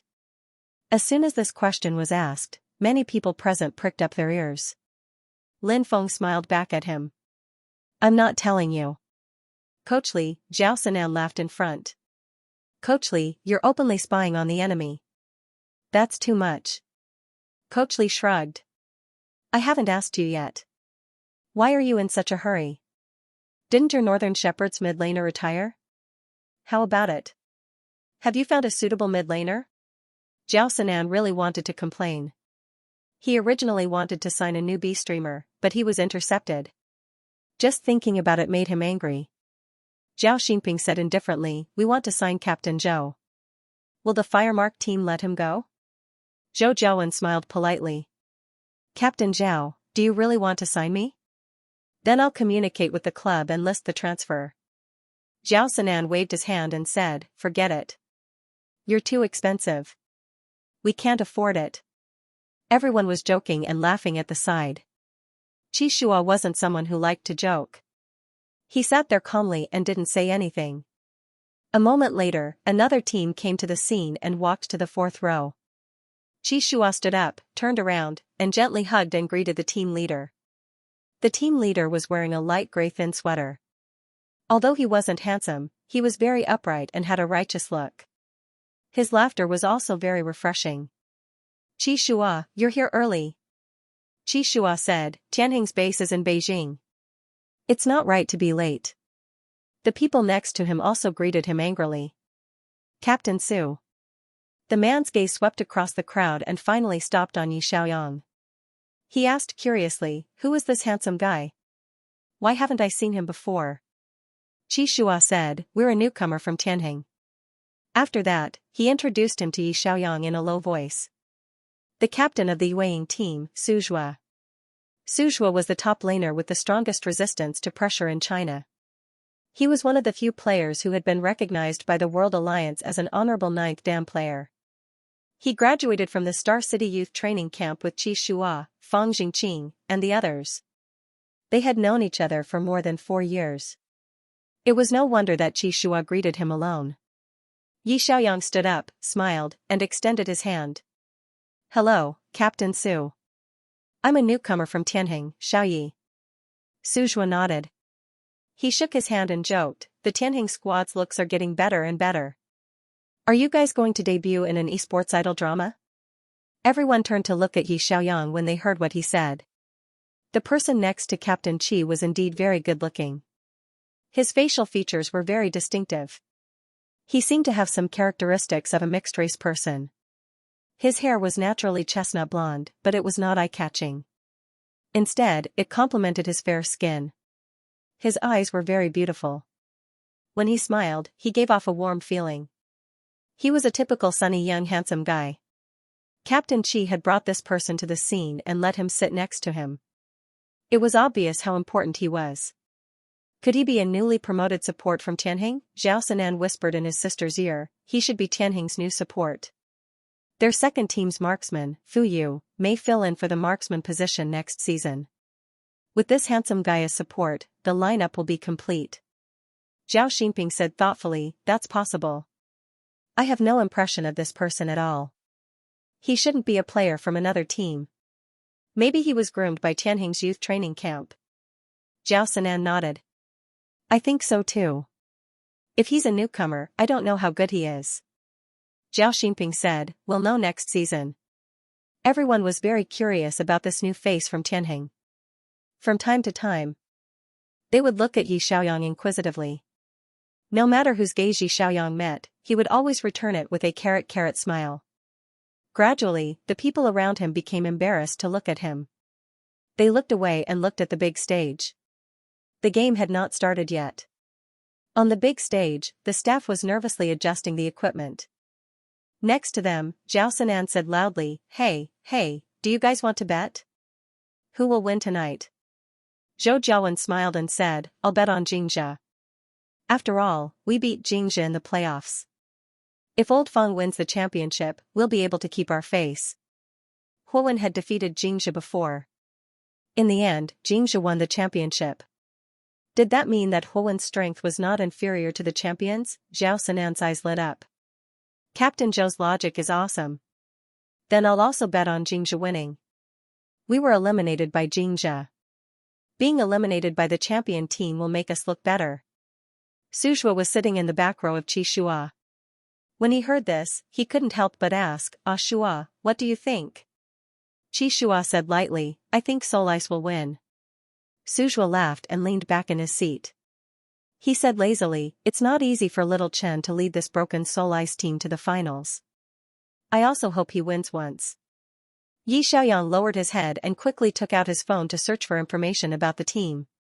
The captain of IC Solice, Xianxia, was the most popular player among the beta players in the league. Xianxia, Qi Shua, Su Zhua, Fang Jingqing, and Xia Yuan were classmates in the youth training camp. They played support, jungler, top, mid, and archer respectively. They were often referred to by netizens as the 5 gods from the Star City youth training camp. He also debuted in the S6 season. At the beginning, he didn't perform well. He was far behind Qi Shua and Fang Jingqing, who were in the limelight at the time. Later, he gradually developed his own style. He was a late bloomer. The Solice team went through 2 reorganizations. After Xianxia took over as captain, he turned the tide and brought the team that was almost eliminated from the Pro League in the S8 season back into the playoffs. In the S9 season, they even made it to the finals. Xianxia was at the peak of his debut. Later in the season, his results began to decline. Xianxia was the complete opposite. When he debuted, his radiance was dim. However, he was well prepared. He counterattacked all the way and turned the tide. This person's courage was also difficult for ordinary people to reach. Soul Ice's strongest point was in team battles. Their teamwork was very good. Under the command of support Xianxia, the 5 of them could exert a strength greater than 5. Many teams would have an advantage in the early stages of a match against Soul Ice. However, the team collapsed as soon as the match started. Xianxia's Soul Ice team versus Fang Xingqing's Xianxia team. Who had a higher chance of winning? Yi Xiaoyang looked at the big stage expectantly. S9, the champion of the Chinese division, was about to be born here. At 6:30 p.m., the 2 teams in the S9 season finals finally appeared on the big stage. Thunderous applause broke out in the stadium. Yi Xiaoyang sat in the audience area on the second floor and could clearly feel the enthusiasm of the audience. All kinds of support posters in the back row rolled like waves, and the screams of the fans almost pierced through the clouds. Team Xianxia, who wore dark purple uniforms, and Team Ice Soul, who wore white uniforms, stood on the left and right of the stage, bowed to the audience, and then walked back to the soundproof room. The camera zoomed in on the players' faces on the screen, and the official commentator began to introduce the players. I believe everyone is familiar with the next player. Team Ice Soul's captain, Xianxia, a veteran player who debuted in the S6 season. He has played for 4 years and has a lot of experience in major competitions. Xianxia's face was zoomed in on the screen, and he smiled and waved at the camera in front of him. Excited screams rang out in the stadium again, and some fans even shouted, "Captain Chen, I want to have your babies." Yi Xiaoyang saw Xianxia live for the first time. Describing him as a modest gentleman, as gentle as jade was the most appropriate way to describe him. There were many good-looking players in the league, and Xianxia was the kind who looked very ordinary at first glance, but became more and more pleasing to the eye. His smile was very gentle. However, he was able to bring Team Ice Soul, which was on the verge of elimination, back to the stage of the finals. This person was definitely not as gentle and easy to bully as he looked on the surface. The 4 alpha players of Team Ice Soul obediently listened to his commands. It was clear that this beta captain's charisma was far beyond what many people imagined. The 2 official commentators continued, Team Ice Soul's teamwork is very good, and they are also very good at strong team lineups. This is the first time Team Ice Soul has entered the finals of the SPL. This is the second time Xianxia has entered the finals, right? They just won S8 last year. Yes. Let's wait and see whether Xianxia will be able to hold on to their throne, or whether Team Ice Soul will set a new record and win S9 with the best results in history. Friends in the audience, the players on both sides are ready to enter the first round of BP. The game appeared on the big screen, and the first round of BP was played.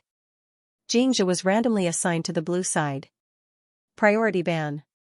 Coach Chen didn't hesitate to ban Hammer of Destruction, the support that forced the opening of the team.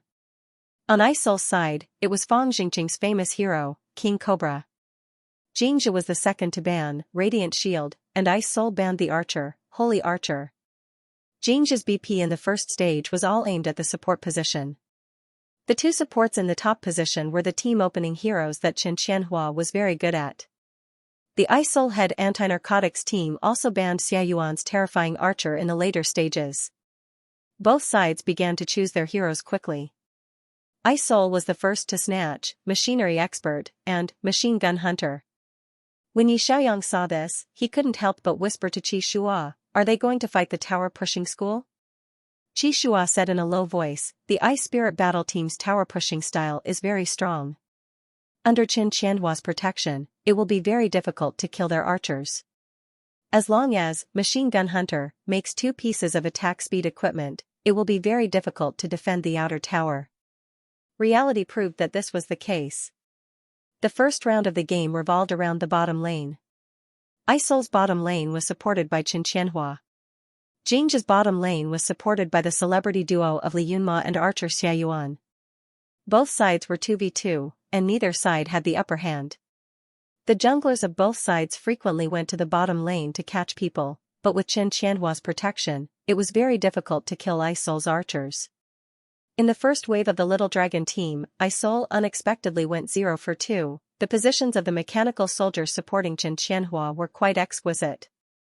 He used the mechanical soldiers to stun the 2 core damage output points of Fang Jingqing and Xia Yuan. When the archer and mage were stunned in the team battle, Isol's jungler found the opportunity to kill them both in one go. Yi Xiaoyang watched in horror.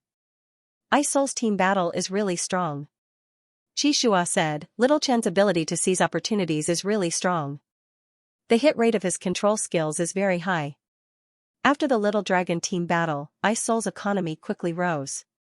The archer equipped himself with attack speed equipment and began to crazily push towers with Xianxia. Xianxia persisted for 25 minutes before Isol's tower pushing system pushed all the outer towers. Isol steadily defeated the big dragon and pushed up the crystal in one wave. Congratulations to Isol for winning the first round. Although Xianxia banned Isol's 2 strongest supports, Captain Chen's support hero pool is very deep. It will be difficult to ban all of them. The finals is an overall BP. Let's look forward to how Xianxia will deal with the second round. When Yi Xiaoyang heard this, he couldn't help but ask Qi Shua softly, overall BP? Qi Shua said, yep. The regional finals are a best-of-5 format, while the world finals are a best-of-7 format. The rules are all overall BP. The heroes used in the previous round can't be used in the next round. This is also a big test for the coach's lineup. Yi Xiaoyang thoughtfully said, if that's the case, the players have to have a deep enough pool of heroes. The overall BP was equivalent to putting more than 100 heroes in the same pool. At the beginning of each round, the coaches of both teams would ban a few heroes, and the players would pick heroes from the remaining pools. The heroes chosen in the first round couldn't be chosen again in the second round. For example, Isol's tower pushing was very strong, but Xianxia had already used Mechanic Expert in the first round. Even if the opposing coach didn't ban it in the second round, he couldn't use it again. No repetition allowed. This rule also made the finals more exciting. In the 5 rounds, both teams would bring out 5 completely different lineup systems. Yi Xiaoyang sat up straight in anticipation and focused on the big screen. In the second round, Xianxia's team continued to ban support, and Isol continued to target the mid laner. In the final lineup, Isol was more of a team player, while on Xianxia's side, Fang Jingqing used Illusionist, a one-hit assassin, to coordinate with the jungler, Stealth Thief. Qi Shua thoughtfully said, it seems that old Fang wants to coordinate with the jungler to take down the bottom lane. It turned out that Qi Shua and Fang Jingqing didn't have a tacit understanding. Fang Jingqing didn't care about the bottom lane at all. As soon as he reached level 6, he went to take down the top lane. Qi Shua was speechless. Yi Xiaoyang quickly understood that the coordination system Xianxia chose was actually a smokescreen. On the surface, it looked like they were coordinating with the jungler to pave the bottom lane, but in reality, it was a mid-top coordination. Fang Jingqing frequently went to the top lane and cooperated with Xianxia's top laner to destroy Isol's top lane. As for the bottom lane, Xia Yuan, as a world-class archer, was able to withstand the combined attacks of Xianxia's duo and jungler under the protection of the calm support Li Yunma. As a result, Xianxia's team fought 2v3 at the bottom lane, while the jungler was free to develop. Fang Jingqing assisted the top laner and quickly destroyed the opposing top lane. With the jungler's top lane as a breakthrough point, they tore open a gap in Isol's defense. Xianxia won the second round, which was unexpected. Yi Xiaoyang praised, Fang Jingqing's strategy is not bad. Since Xianxia's bottom lane duo is a tough nut to crack, he might as well not attack them. You have to pick the soft persimmon and crush the top lane first. He looked at Qi Shua and joked, if it were Captain Qi, he would probably attack the bottom lane. Qi Shua's expression was serious. Yes, Fang Jingqing and I have a lot of different ideas in terms of strategy, so we can't be teammates. Su Zhua, who was sitting in the back row, couldn't help but laugh when he heard this. I remember when we were at the Star City Youth Training Base, the 5 of us formed a team to play a training match. Qi Shua pressed, initiate attack, while Fang Jingqing pressed, begin retreat. Then, I followed Qi Shua and rushed forward, while Xia Yuan followed Fang Jingqing and flashed away. Yi Xiaoyang was speechless. It was a funny scene to think about. The jungler and top laner rushed into the crowd, while the mid laner and archer flashed away. At that time, the support Jin Qianhua's expression must have been very blank. Should I attack or retreat? Qi Shua recalled the past when he was young, and a faint smile appeared in his eyes. It was a long time ago. Suzhua sighed with emotion. Yes, it's been 4 years. At that time, the 5 of them were still young. Every time they played a match, they would quarrel fiercely. Fang Jingqing and Qi Shua didn't want to give in to each other, so they would always review and debate. Xia Yuan would hide in a corner and watch TV, while Suzhua would eat melon seeds and watch the show. Jin Qianhua looked very panicked and tried to calm them down. Their friendship when they were young was actually very pure. Even though they went to different teams later on, they still kept in touch. Of course, if they met in a match, they wouldn't get angry at each other. They would just fight to the death. In this match, the captains of both teams were old friends. It was still unknown who would win and who would lose. The first 2 matches were tied at 11. There was a long break between matches, so Qi Shua turned around and went to the restroom. Suzhua happened to go to the restroom as well, and the two met in the corridor. Suzhua patted Qi Shua's shoulder and teased him with a smile. The newcomer in your team is called Xiaoyi, right? Do you have a good relationship with him? Qi Shua stopped in his tracks. What do you mean?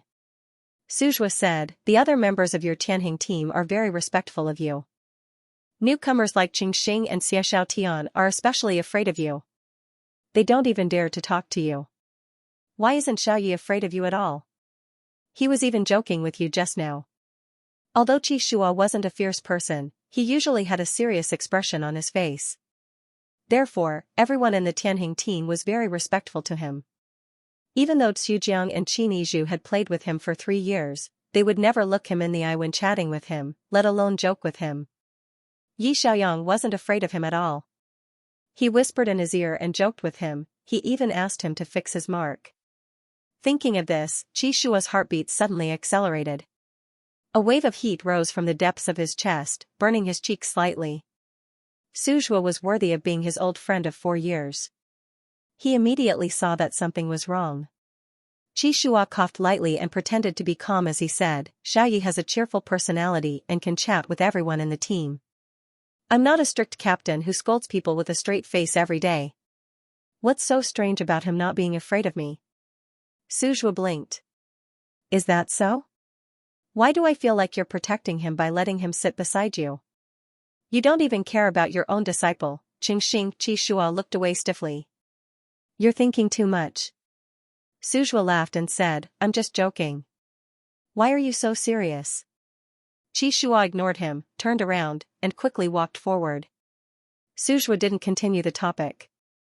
After using the restroom, the two returned to their seats together. They saw Zhao Sinan running up to Yi Xiaoyang as if he knew him well. He took out his phone and said, newbie from Tianheng, let's add each other as friends. Let's play ranked games together in the future. Yi Xiaoyang, we're already friends. The streamer on your friend list is me. Frontline Reporter 18, I haven't deleted the introduction you sent me when you invited me to join the Northern Shepherd team. Qi Shua saw this scene and frowned slightly. He quickly walked over and sat next to Yi Xiaoyang. He said to Zhao Sinan, play ranked games? Has your broadcast room been unbanned? Zhao Sinan scratched his head. It's only going to be unbanned next season. The league's punishment this time is really King Ruthless. Zhou Jiawen turned around and smiled. Little Zhao, after the ban is lifted, don't curse people in public anymore. The league's disciplinary committee has people who specifically patrol the broadcast rooms of professional players. Zhao Sinan pulled a long face. I know. I'll definitely block the bullet comment section when I broadcast in the future. The third round was about to begin. Zhao Sinan returned to his seat and didn't mention adding Yi Xiaoyang as friends again. Yi Xiaoyang breathed a sigh of relief. Fortunately, Captain Qi helped him out. Otherwise, the two of them would have scanned each other and found out that he's already your friend. Streamer Xiaobai? It would be awkward if he lost on the spot. Yi Xiaoyang turned around and whispered to Qi Shua, thank you. Qi Shua, ahem, it's my pleasure. The game soon began. In the third round, both teams' lineups were average. Team Ice Soul had a slight advantage due to their meticulous operations. However, in the crucial dragon group battle, Fang Jingqing's, Lord of the Forest, controlled the field with a wave of vines and directly tied up the three players of Team Ice Soul. Xia Yuan's positioning was wretched, and she shot wildly from a distance. The damage output of the equipped archer was terrifying. In the blink of an eye, she killed the two players of Team Ice Soul. Xianxia seized the dragon group and turned the tables, taking the lead to win the game. In the fourth round, Xianxia chose the double carry system that he was best at. The entire team's finances fattened up the two core players, mid laner Fang Jingqing and archer Xia Yuan. From the beginning of the game, Team Ice Soul had a financial advantage. However, in the crucial battle on the high ground, Team Ice Soul used a wave of flash to open up the team, stunning the archer who was standing far away. The jungler immediately followed up and directly killed the archer, repelling Xianxia's attack. The two sides were locked in a stalemate for 40 minutes. In the end, Team Ice Soul turned the tables and tied the score at 22. Yi Xiaoyang couldn't help but applaud. That was a great play. Team Ice Soul's high ground defense was indeed worth learning from. All five of them were very calm, and under the command of their captain, they repelled Xianxia's swift and violent attacks many times. This team's ability to resist pressure was one of the best in the league. They could even turn the tables when the odds were against them. Chen Qianhua was able to tie the five of them together as one. This was the strength of a team battle type team. In the final deciding match, Yi Xiaoyang sat up straight in anticipation. Will Xianxia's poison team appear? Qi Shua said, I think so. Yi Xiaoyang looked at him with a smile. Of course not. After all, you don't have a tacit understanding with Team Fang. Qi Shua. The final round of the finals would be played according to the rules. Both teams would choose their lineups at the same time. However, due to the rules of Global BP, the heroes that were used before could not be used again. Xianxia did not use the poison team in the previous 4 rounds. Would they use it in the final round? After all, the poison team was created by Xianxia and was quite strong in actual combat. Many people guessed that Fang Jingqing would use the famous hero, King Cobra. In the end, when the lineups were chosen, not only did the audience exclaim, but the two commentators were also stunned. Xianxia's lineups were to protect the development of the two supports. The top laner, Paladin, could increase the economy, the jungler, Pugilist, could also be used as a tool, and the support, Blessing of Light, could increase the shield and dispel crowd control. Fang Jingqing's mid laner was Giant Monster of the North Sea, a boss-level character in the Shifters. Its ultimate skill, Sea Monster Devour, could devour a brittle skin in one bite. Its magic damage was very high in the later stages of the game. Xia Yuan's archer was Holy Spirit Archer, which he was good at. It had high damage, high attack speed, and long range. When equipped in the later stages of the game, it could kill a brittle skin in 2 hits and kill a tank in 5 hits. Team Ice Soul's lineups were very interesting. Chen Qianhua did not choose the strong team support that he was good at. Instead, he chose Spirit Rabbit. This support was very brittle skin and belonged to the soft support category. However, it was cute and short. It had a pair of big rabbit ears and was very popular. The officials had also made a lot of colorful skins for this hero. Low-end ranked games were often played to trick their teammates. High-end games were rare because the Spirit Rabbit system was a very difficult lineups to coordinate with.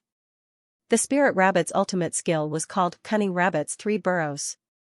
It could set up 3 hidden rabbit burrows for itself as teleportation points. It could pull its teammates into the rabbit burrow at any time. The opponent would not be able to see where the rabbit burrows were. Both teams finished choosing their lineups. Yi Xiaoyang joked, Xianxia did not choose the poison team. When we play Xianxia in the future, Captain Qi can guess Xianxia's lineups and we can just bet against him. Lin Feng was sitting next to Qi Shua. When he heard this, he couldn't help but praise, good idea. During the BP phase, Qi Shua can guess which hero Fang Jingqing will choose. Fang Jingqing will definitely not choose, so we don't have to waste our ban slot. Qi Shua changed the topic seriously. The Ice Souls lineup is quite interesting. Yi Xiaoyang said, teleportation flow? Guerrilla warfare? Lin Feng said, the spirit rabbit is a support. Among all the supports, it has the highest requirement to see the big picture and is the most difficult to coordinate with. The positions of the 3 rabbit nests can be changed every once in a while. If you don't choose a good position, it's easy to be wiped out by the opponent. Yi Xiaoyang looked at the screen thoughtfully, then, what if you choose a good location? Qi Shua said, Xianxia will be annoyed to death by his elusive opponents. A crafty rabbit has 3 burrows. Where is the rabbit's nest? It looked like Xianxia was going to have a headache this round.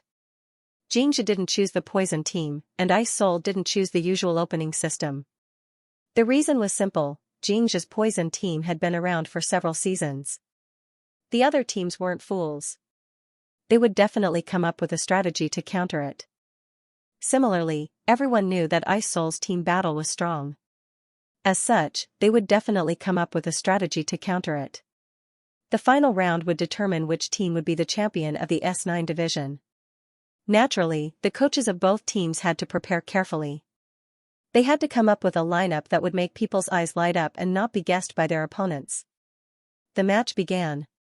Fang Jingqing obviously knew that Ice Soul wanted to play guerrilla warfare. He relied on his advantage of clearing troops faster than the opposing mid laner to frantically support the bottom lane. His intention was obvious, he wanted to disrupt the rhythm of Qin Qianhua support. Fang Jingqing and Xia Yuan cooperated well. The mid laner, archer, and support worked together to push Ice Soul's archer and support duo back to the bottom of the tower. Fang Jingqing even jumped the tower and killed Qin Qianhua once. He played very fiercely. This alpha was usually lazy and squinted his eyes every day as if he was in hibernation. However, when it came to a match, Fang Jingqing's sharpness didn't lose out to Qi Shua at all. Wearing glasses, Alpha stared at you like a cold, poisonous snake. When he found the most suitable time, he would simply make a move and kill you in one hit. This tower kill had indeed disrupted Ice Soul's rhythm. However, Qin Qianhua had the courage to turn the tables against the wind. He could be called an unkillable cockroach.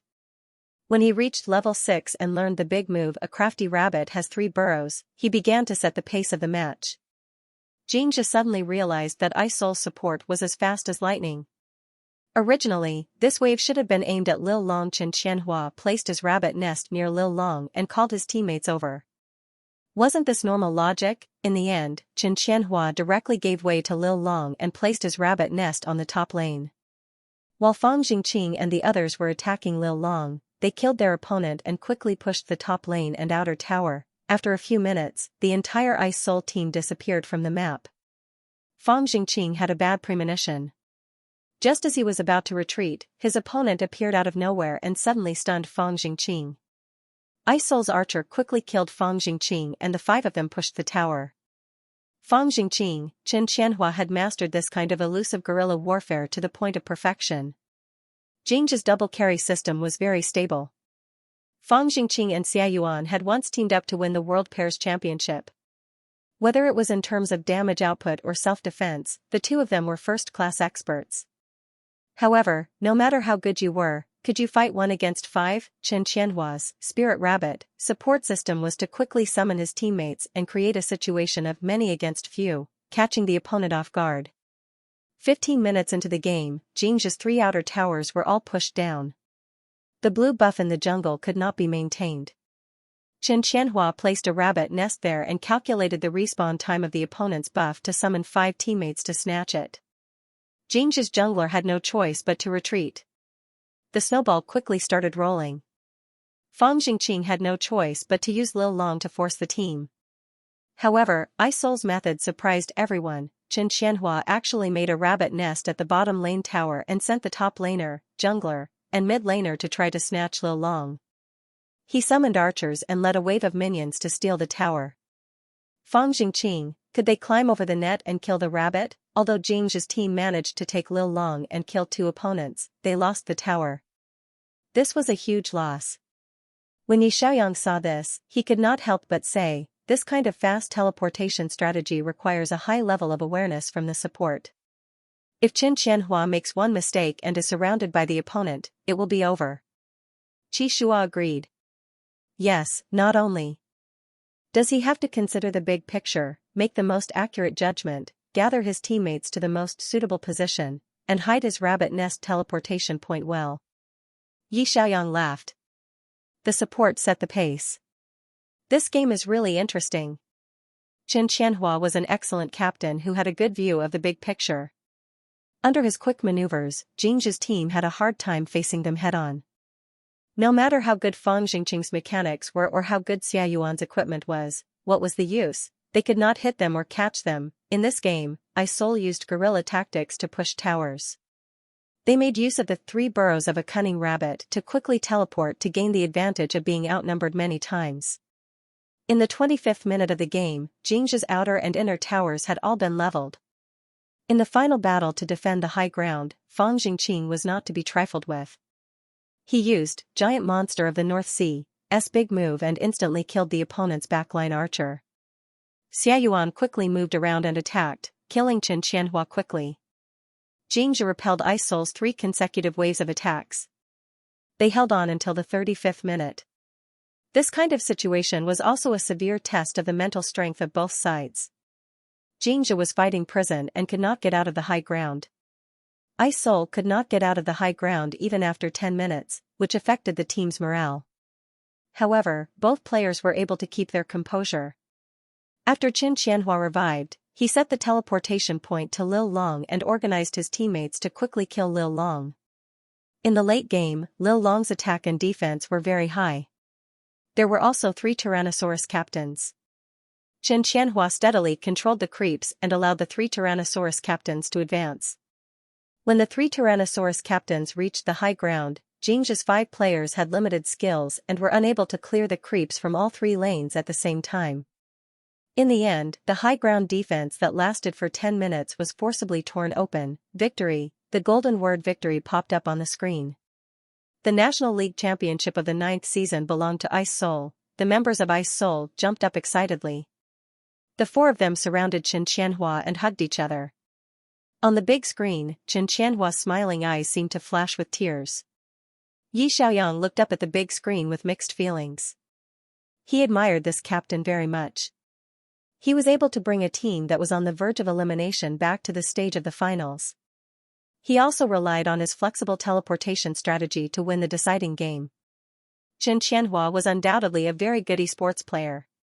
This game was like a weak rabbit fighting against a cold poisonous snake. The poisonous snake was vicious and poisonous. One bite from the snake would kill the rabbit. However, the rabbit was smart and flexible. It relied on running around the entire map, leaving the poisonous snake with no way to deal with it. Fang Jingqing smiled and pushed up his glasses. He typed 2 words in the public chat, GG. Good game. This was the most polite compliment to Chen Qianhua. After hugging his teammates, Chen Qianhua led them to the soundproof room opposite to shake hands. Fang Jingqing was after all a person who had been through a lot. Even though they lost the finals, he still looked indifferent. He stood up and patted his teammates on the shoulder before looking up to meet Chen Qianhua's gaze. Chen Qianhua smiled and reached out his hand to shake hands with Fang Jingqing. Fang Jingqing simply reached out his arms and hugged him gently. Congratulations, you deserve to be the champion. Chen Qianhua smiled shyly. Thank you.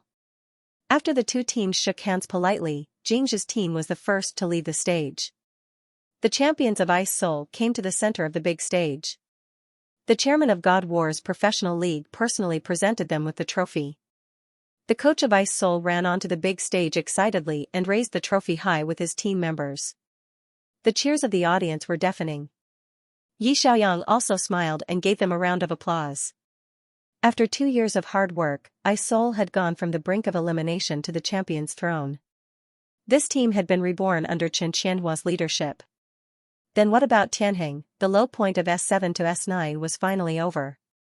S10 was a brand new season. They would also bring out a brand new face-to-face against the strong opponents of the professional league. Yi Xiaoyang's gaze quickly swept across the room. Baimu, Yueying, Huowen, Jingzhi, iSoul. The S10 season was really full of strong teams. However, Tianheng also had an extra ace up their sleeve. It was an Omega mid laner called Yi Xiaoyang. Yi Xiaoyang looked at Qi Shua and whispered in his ear, I can't help but want to snatch the trophy when I see someone else get it. It was noisy all around, but Yi Xiaoyang's voice could still be heard clearly. Qi Shua turned around and met Yi Xiaoyang's bright eyes. Those eyes were full of confidence and desire for the championship trophy. Qi Shua looked at his teammate in front of him and said in a low and gentle voice, that trophy is quite heavy. If you want to snatch it, you'll have to rely on some skill. Yi Xiaoyang smiled and looked at the podium. I want to go to the world competition to watch. What about you, Captain Qi? Qi Shua said in a low voice, I want to go too. Yi Xiaoyang said, then let's go together? Qi Shua's lips curled up slightly. Sure. No matter what, they had to do their best in S10 next year and go to the world competition. Wasn't this the common goal that they had hidden in their hearts? Translator, Endless Fantasy Translation Editor, Endless Fantasy Translation. The match lasted for 4 hours, and it was already 11 o'clock at night when it ended. Tang Can, the team leader, asked everyone to take a car back. The car did not return to the base directly but stopped at the entrance of a famous seafood buffet in Beijing. Lin Feng smiled and said, everyone has worked hard during this period. Let's reward you with supper tonight. Enthusiastic cheers rang out in the car. The players got out of the car one by one and went to the private room booked in advance.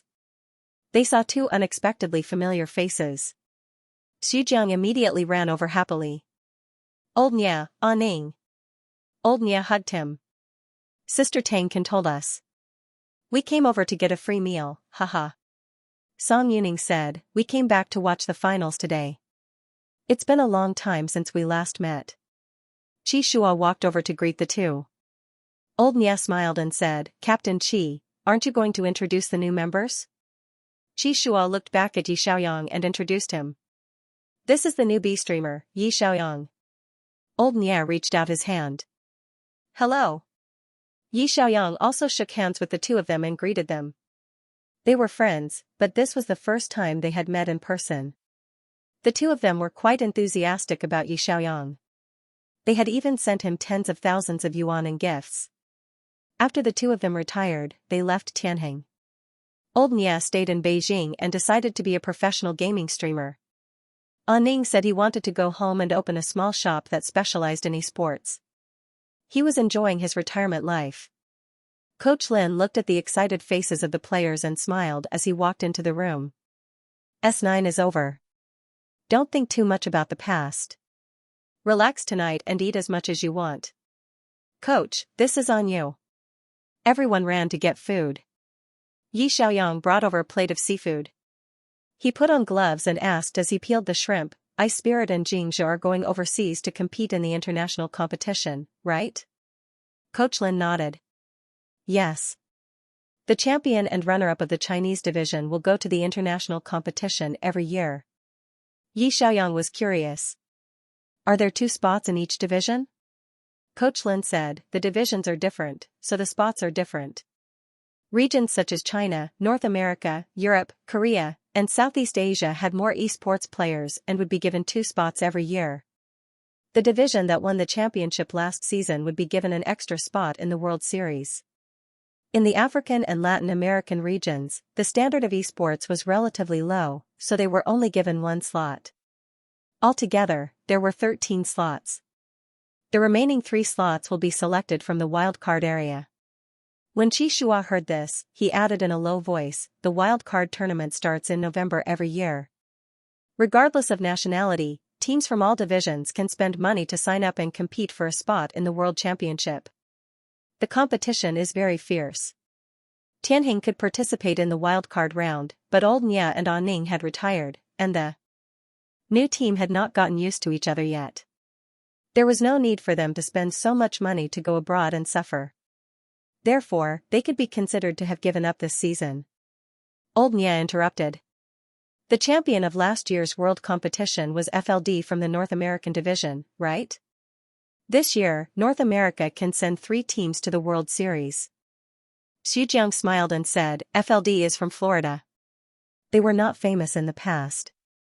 I heard that they were a dark horse in the North American division last season and knocked out a few popular teams. Qin Yizhu sighed. Every year, there will be dark horse teams in all the major divisions. On the other hand, those popular teams failed in the playoffs and could not even enter the World Series. Yi Xiaoyang listened to their conversation and could not help but think of the World Series in his previous life. The LOL World Series was basically a showdown between China and Korea, and the other divisions were just bystanders. However, the World Series here was different. The esports in North America, Europe, Japan, Korea, and other countries were developing very well. The champion of last season came from the North American division. It was obvious that the overall strength of this division was also very strong. There were many experts in the domestic competition, and the World Series was even more dangerous. Realizing the dream of becoming the world champion was much more difficult than he had imagined. However, there was only motivation when there was a challenge. If he could easily achieve his goal, there would be no meaning. Lin Feng saw that Yi Xiaoyang had lowered his head and was deep in thought. He smiled and said, "Xiaoyang, don't be too stressed. This is your first time competing. Next season, we'll first achieve a small goal, entering the playoffs. Take it slow." Yi Xiaoyang, first time competing? No, I've been competing for 4 years, and I've even reached the World Series finals. He did not dare to tell anyone this secret. In everyone's eyes, he was still a newbie who needed a lot of attention. Yi Xiaoyang smiled and nodded. "Okay, coach. Let's start with a small goal." After everyone ate and drank to their heart's content, they returned to the base and went to sleep. The next day, there was no training scheduled. Coach Lin called everyone to the conference room to review the S9 finals in detail. He analyzed the 5 matches between Soul of Ice and Xianxia and learned from them. Everyone listened attentively. After the review, Coach Lin said, "From this match, we can see the importance of teamwork. Individually, each player of Soul of Ice is not at the top of the league, but the 5 of them worked together as a team. The teamwork of the entire team was very good, and this was the key to their victory." Coach Lin paused and swept his gaze across the field. In Tianjing, the coaching team has also discovered some problems during the past few days of training. Qi Shua and Xiaoyang's rhythm is a little out of sync with the top lane and bottom lane. Especially Qingxing in the bottom lane, he can't keep up with the rhythm when playing as a team. Qingxing immediately lowered his head. Coach Lin said, "Next, we'll have to practice other lineups. For example, a double C system, let Qingxing also take on the burden of the damage output position. Or a combination of mid laners and junglers, but leaning towards the wild core or the mid core. We'll have to try all kinds of lineups. This way, we'll have more strategies for next season." Qi Shua nodded decisively. "No problem. We'll listen to the coaching team's arrangements." Coach Lin continued, "On November 20th, I'll have a mock competition with Team FNO from the North American division. Everyone, prepare well. It doesn't matter if you win or lose in a mock competition. The key is to discover the problems in the team's teamwork." Everyone nodded to show that they understood. After the meeting, Qingxing followed everyone with his head down. When Yi Xiaoyang saw his sad face, he couldn't help but smile and pat the little guy on the shoulder. He said, "Are you sad to be called out by the coach?" Qingxing blushed and whispered, "Have I been holding you guys back?" Yi Xiaoyang said gently, "The lack of teamwork doesn't mean that you're holding us back. It could also be that Qi Shua and I are too fast. In fact, if a team wants to break in well, everyone has to find the right rhythm and speed. It's not a good thing to be too fast or too slow." Qingxing froze for a moment and looked up at Yi Xiaoyang. He didn't expect Yi Xiaoyang to comfort him. Yi Xiaoyang said, "Don't be too stressed. Qi Shua and I will also make adjustments. Everyone still has time to slowly break in." Qingxing breathed a sigh of relief and nodded with a smile. "Okay, I'll try my best to keep up." Qi Shua looked at this scene with mixed feelings. Xiaoyang was actually helping him train his disciple. When they arrived at the training room, Qi Shua sat next to Yi Xiaoyang and whispered, "Qingxing is quite talented, but he doesn't have any experience in major competitions. He can't keep his cool and tends to be impulsive. He runs to his death when he shouldn't, but he's not decisive enough when he should." Yi Xiaoyang said, "He's still young after all. You want him to become a calm and mature player immediately? That's asking too much of him." You have to give him some time to grow, right? Xianxia nodded. Yes. In the future, we'll focus more on the bottom lane. Let Xujiang and Qingxing work with our rhythm. Yi Xiaoyang, okay, let's have Qingxing try out a few late-game shooters. In the following practice matches, Ji Shua and Yi Xiaoyang tried their best to slow down the rhythm of the mid-lane coordination. They repeatedly visited the bottom lane to catch people and protect the bottom lane's development. Qingxing also worked hard to improve his game awareness. He followed everyone to kill, counter, and push towers. Training proceeded in an orderly manner. Soon, it was Tuesday. That night, Sister Tang took the initiative to find Yi Xiaoyang and said in private, "Tomorrow, Chairman Shui of the League's disciplinary committee will personally come to Tianjing for an investigation. Xiaoyang, you should prepare in advance." After Yi Xiaoyang returned to the dorm, he asked Qi Shua in private, "What does the disciplinary committee usually investigate?" "I'm afraid that I'll say the wrong thing. It'll be troublesome if there's a problem with the registration." Qi Shua recalled the investigation he had received after joining the team and said, "The league's disciplinary committee, on the one hand, monitors the style of professional players. On the other hand, it also monitors the major clubs to prevent the clubs from exploiting the players. If you have any dissatisfaction with the Tianjing club, you can express it to them." He paused and said, "However, you're an Omega player. They may ask you some personal questions. For example, do you have any plans to date an alpha player? Are your pheromones stable? Will it affect the game? Have the alpha players of the club harassed you?" Yi Xiaoyang touched his chin thoughtfully. In other words, the committee was mainly in charge of discipline and style of work. If the club oppressed him, or if the alpha players in Tianjing harassed him, he could express it to the higher-ups. Yi Xiaoyang took the initiative to tear off the patch on the back of his neck and turned to ask Qi Shua, "Then, will the fact that you marked me have any effect?" Qi Shua, Yi Xiaoyang carefully touched the back of his neck and said, "The mark left at that time can't be felt anymore after a month. It shouldn't be seen, right? If the alliance misunderstands that Qi Shua, as the captain, is bullying the new Omega player, then both of us will suffer." Qi Shua's ears were burning. He shifted his gaze away from the back of his neck and said in a low voice, "It's already been more than a month. The bite marks on the gland have long disappeared. You can't tell anything from the outside. But, the pheromones I left in your body can still be detected if they check carefully." Yi Xiaoyang said worriedly, "Will they check carefully? You left a pheromone in my body?"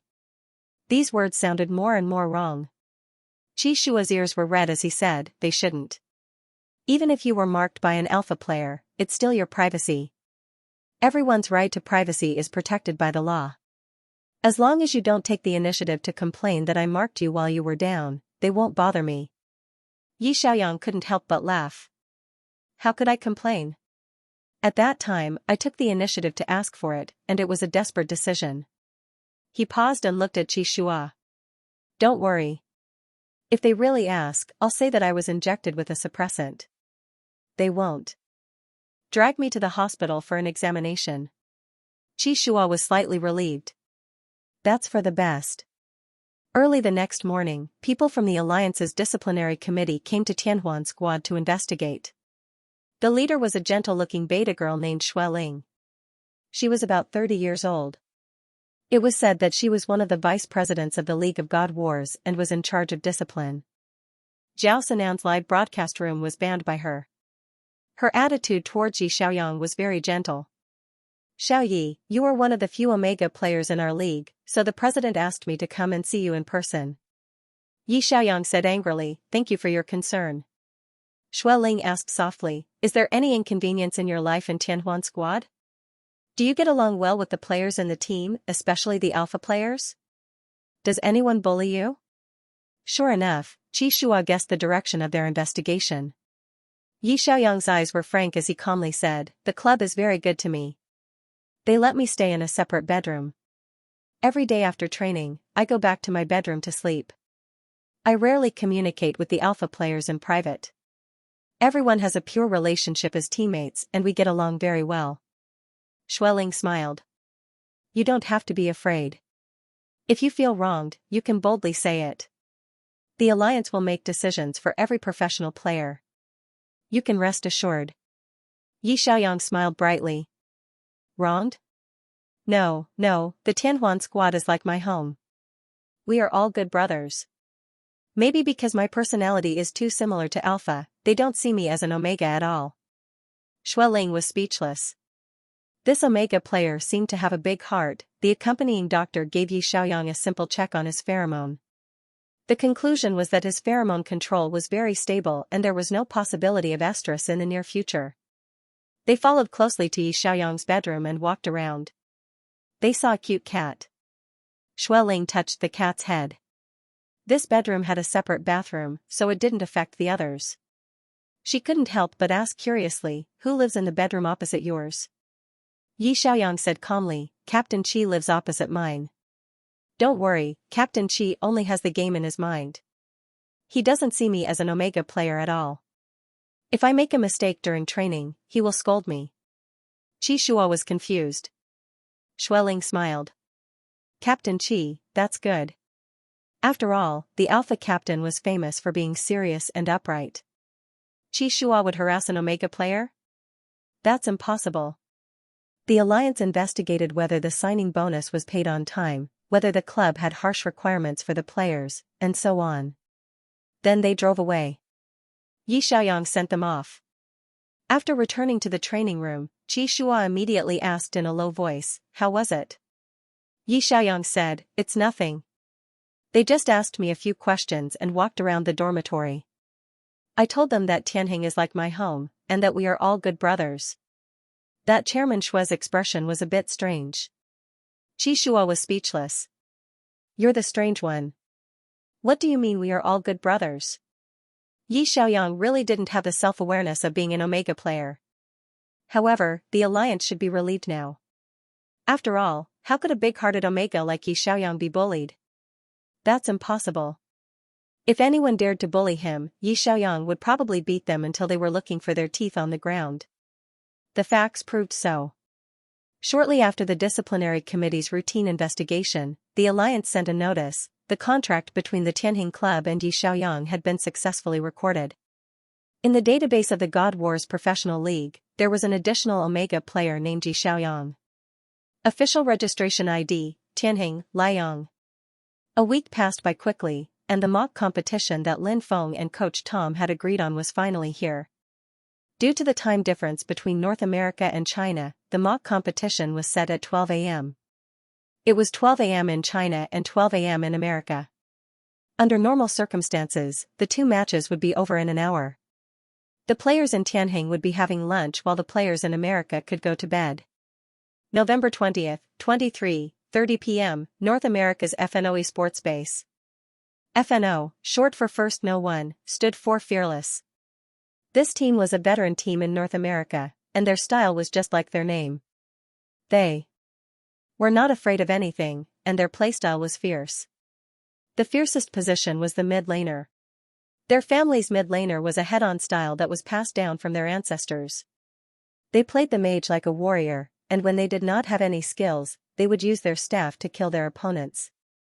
In the S6 season, Tianheng had played against FNO in the semi-finals of the World Series.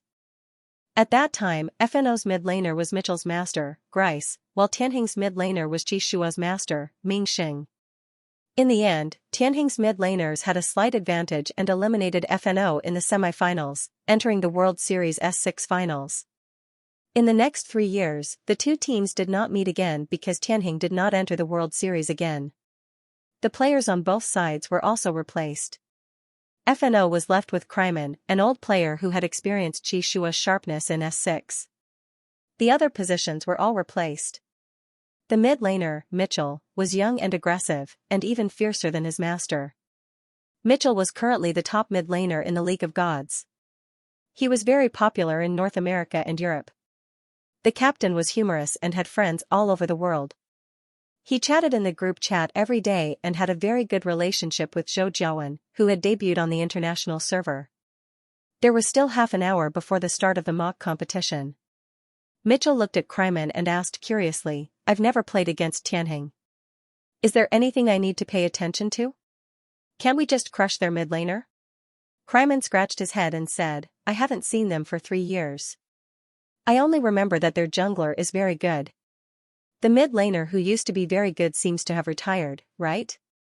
Just then, Coach Tom walked over and explained, Tianheng's captain, Ming Xing, retired in S6 and handed the captaincy over to the jungler, Qi Shua. The new mid laner is called Xujiang, and he's good at playing as a tool. Kryman said, I heard that Tianheng's results have been getting worse and worse in recent years. Coach Tom shrugged and said regretfully, yes, in the 3 years from S7 to S9, they didn't make it to the World Series. Their results were even worse than ours. S6 was FNO's best year. They lost to Tianheng in the semifinals of the World Championship and only got the bronze medal in the end. This was also a knot in Coach Tom's heart. Later on, in S7 and S8, they made it to the World Series. However, their opponents, who had eliminated them before, had their results drop all the way until they couldn't even qualify for the World Series. It was a pity that they could only meet in a private training match. Mitchell rubbed his fists and sat down. I know, they're a wild core team, and they're playing as a tool mid laner. If we can defeat their captain, Qi Shua, we can win. Coach Tom smiled and said, yes. The Chinese team will also target the jungle when they play against Tianheng squad. As long as Qi Shua can't develop, the other players won't be a threat. He paused and quickly said, oh right, Tianheng is very similar to us. They have new players in the bottom lane, so we'll target the bottom lane and the jungle this round. The curly-haired youth, Angus, and the blue-eyed youth, Alan, looked at each other and gave each other a high five. We're not afraid of newbies. That's right, we'll suppress them in a 2v2. At the same time, at the Tianheng squad base. Today, everyone woke up early and went straight to the training room to prepare. They would eat after the competition. The 5 of them sat down in order. Lin Feng walked behind Qi Shua and Yi Xiaoyang and asked, what heroes will you take for this training match? Do you want the double fly and double wolf combo? Qi Shua and Yi Xiaoyang looked at each other. Yi Xiaoyang said, there's no need, right? The double fly and double wolf combo is too fast. If we choose the double fly, the 2 newbies in the bottom lane of FNO will be easily defeated by us. Qi Shua said calmly, yes. At the international ranking, in the game that Mitchell sent the video, we just happened to meet their team's newbie archer and support. If Xiaoyang and I choose the double fly combo, it will be too much of a bully. Lin Feng, alright, let's save some face for our international friends in the training match. The Demon King combo will be hidden for now. Lin Feng asked Yi Xiaoyang, what combo do you want to take? Yi. Xiaoyang turned to look at the coach. Will the training match be divided into stages according to the rules of the competition? Lin Feng shook his head. Usually, it's a ban. Both sides can use the lineup they like to train. If they ban the hero that the other side wants to play, then the training match will be meaningless. Yi Xiaoyang continued to ask, will the training match be kept a secret? That Mitchell seems to like to send videos in the group. He was the one who sent the video of me playing the international server with Captain Cheesmuff, right? If our lineup for the training match is exposed by him, then it won't be easy to choose a hero that will be easily exposed. Lin Feng said, you can rest assured about this. Keeping the training match a secret is a rule in the esports circle. After all, both sides of the training match are likely to practice their lineup for the competition. If it is exposed in advance and the opponent knows, it will be equivalent to a tactical leak. Qi Shua said, FNO shouldn't be that stupid. If we expose the training match video, no team will ask them to compete in the training match in the future. We will also keep their lineup a secret. Yi Xiaoyang was relieved. Then can I take Lord of the Abyss? Qing Xing's eyes lit up when he heard this. Brother Yang's Lord of the Abyss can show them. Qi Shua said, then I'll choose Stealth Bandit to cooperate with you and give you mana. Stealth Bandit was a jungler. Although he was a jungler, he did not have a mana bar and did not need a mana buff. After Lord of the Abyss received a mana buff, his strong phase could be brought forward. This was something that Qi Shua had tested when he was playing with Little White Streamer back then. In this way, Yi Xiaoyang could take the mana buff in the early stage and clear the troops as soon as possible to assist Qi Shua in guarding the jungler. In the later stage, when Qi Shua was equipped, it would be difficult for the 2 of them to work together to stop him.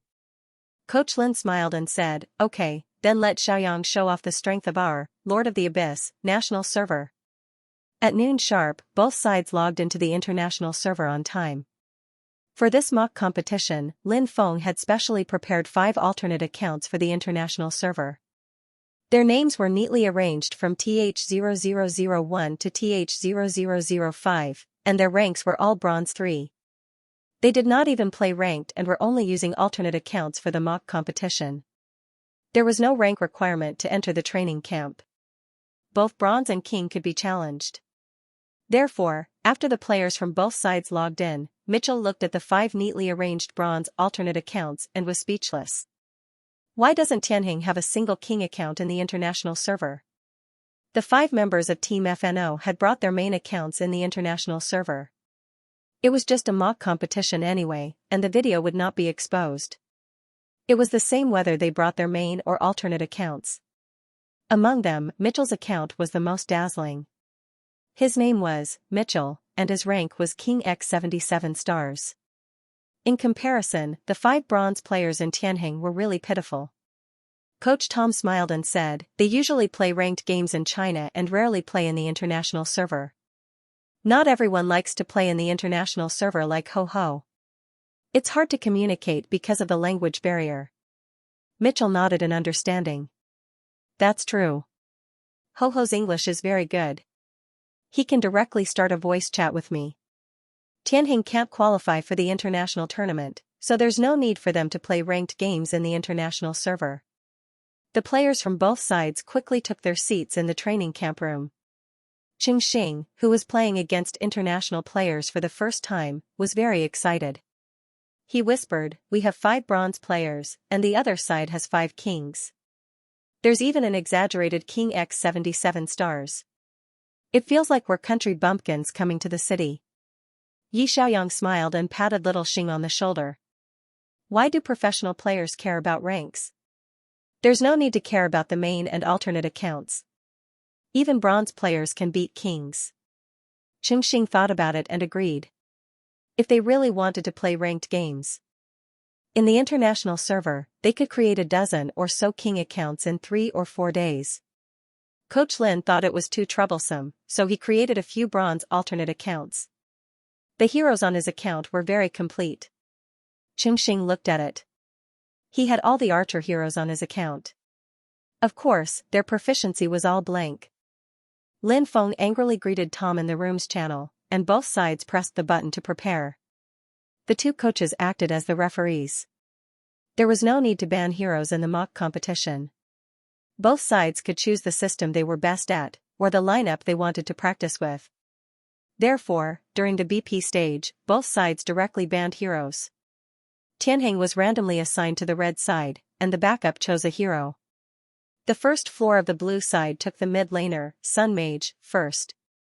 This hero was very special, he was a melee mage. He dropped half-meat equipment and could both resist and attack. As long as he moved close to you, the fragile mage would be easily beaten by him. This hero was also more in line with Mitchell's fierce, head-on style. On the red side, Lin Feng thought about it and said, take the bottom lane combo first. The first and second floor chose the most common healer, Forest Messenger, paired with the late archer, Holy Archer. When it was the blue side's turn, they also chose the bottom lane combo. Angus and Alan once again took out the tower-pushing combo of Mechanic Expert and Machine Gun Hunter. These 2 youths had been practicing this combo in the international server recently. Obviously, this was also one of the lineup systems of Team FNO next season. It was our turn to choose. The top laner took the Black Dragon Knight that Chiniju was good at, and the jungler took the Stealth Thief. When Mitchell saw this, he couldn't help but laugh. They really want to play the jungle. Stealth Thief system. This hero can become invisible. Everyone, be careful. Don't let him develop. Coach Tom thought about it and said, the jungler will take the fighter. Let the economy go to the mid lane. Mitchell will be the main attacker. Let's destroy their jungle first. The top laner will take Blade Point Will. Later, in the team battle, we will cut off their backline archer. This way, Team FNO's lineup system was very perfect. The top laner, Blade Point Will, was very flexible and had strong self-defense ability. He was not easy to catch. Moreover, he had multiple displacement skills. He could cut to the backline and threaten Tianheng's fragile mages and archers. The jungler, Fighter, was a group control player. He could play as a tool and let the economy go to the mid lane. The mid laner, Sun Mage, was very good at dealing damage. The bottom lane duo was very good at pushing towers. This lineup could fight in a team battle and could also push towers. It didn't seem to have any obvious shortcomings. When it was Tianheng's turn to choose, they were left with the mid laner. Tom smiled and said, "They will probably choose Frost Goddess. The mid laner who works as a tool. I heard that this player from Xuzhang is very good at Frost Goddess." In the end, Lord of the Abyss was instantly selected on the 5th floor of Tianheng. Team FNO? Coach Tom's smile froze on his face. Lord of the Abyss? Everyone was stunned when they saw the appearance of this new hero. Lord of the Abyss had been online for almost 2 months. The professional players were not unfamiliar with this hero. They often encountered him in ranking matches. Most of the mid laners had even specially practiced it. However, it was a hero that had just been released. The major teams had not had time to study the lineup system around him.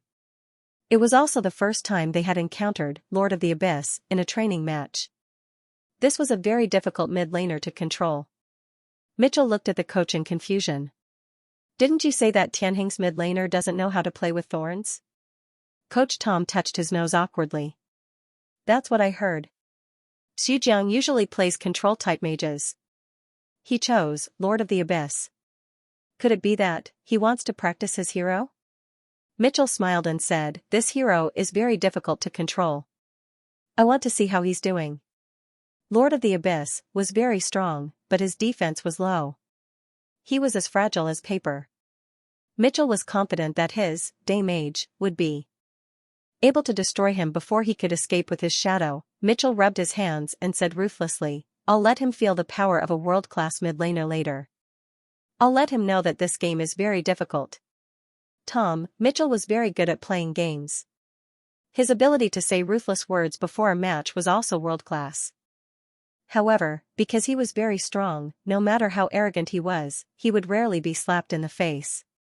He was the most hot-blooded mid laner in the world. Tianhuan squad base. Yi Xiaoyang still had a carrot expression on his face. He was very calm and composed. Lin Feng reminded him gently, "Xiao Yi, you're facing Mitchell. Don't be careless later." Yi Xiaoyang, yes, I know."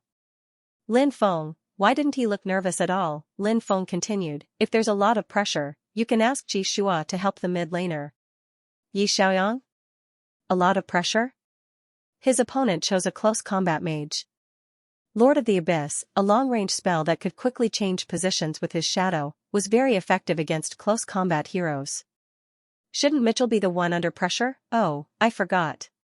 I'm a newcomer. I can't appear too calm. Yi Xiaoyang pretended to be nervous and rubbed his fingers. He smiled and said, "Coach, don't worry. Although I'm under pressure, I'll be careful and try not to leave the tower." Mitchell, who was in the training room opposite, suddenly sneezed. Why did he have a bad feeling? Please indicate the source if you are reposting. Translator, Endless Fantasy Translation Editor, Endless Fantasy Translation. The match soon began. Team FNO followed their previous strategy. The support, archer, jungler, and mid lane worked together to fight for the red. This was because Stealth Rogue did not have a mana bar and relied more on the red buff. As long as they stole Qi Shua's red buff at the start of the game, it would affect Qi Shua's jungler efficiency and suppress his development. The coach said that Tianheng was playing around Qi Shua, the jungler, and the other players were nothing to be afraid of. Mitchell led his teammates to the red buff jungle and bumped into Xuzhang and Qingxing. Xuzhang saw that there were 4 of them and immediately pressed the retreat button. Qingxing reacted quickly this time and decisively used flash to jump over the wall and escape. The opponent's support, mechanic expert, had crowd control at level 1. Once the mechanical soldiers fixed him, he would not be able to escape. It would be very difficult for them to fight in the lane after that. At this time, Qi Shua, Yi Xiaoyang, and Xianxia worked together to invade the red buff jungle. Qixua guessed that FNO would come to steal his red buff. They might not be able to win if they fought head-on, so they might as well avoid them and steal their red buff. This wave was I predicted your prediction. They would not be at a disadvantage anyway. After Qixua got the red buff, he immediately returned to his own blue zone. He quickly reduced the blue buff to a sliver of health and said, Xiaoyang, get the blue buff. Yi Xiaoyang used a Q to get the blue buff and returned to the mid lane. Although Mitchell and the others got the red buff, they did not manage to kill anyone. Their red buff was also stolen. It could be said that they returned empty-handed. What surprised him was that the opposing mid laner had a blue buff. Mitchell was confused. Isn't Tianheng a jungler? Why did they give the first blue buff to the mid laner? Not only could the blue buff recover mana, but it could also speed up the cooldown of skills. More importantly, the buff in the jungler would give a lot of experience and gold coins after killing it. If the jungler wanted to reach level 6 quickly and learn the big move, he would definitely have to take the first buff himself. Only junglers who were tools would give the buff to their teammates, so that their teammates could develop faster. So, what was Tianheng thinking? In the wild core formation, the first MP was actually given to the mid laner.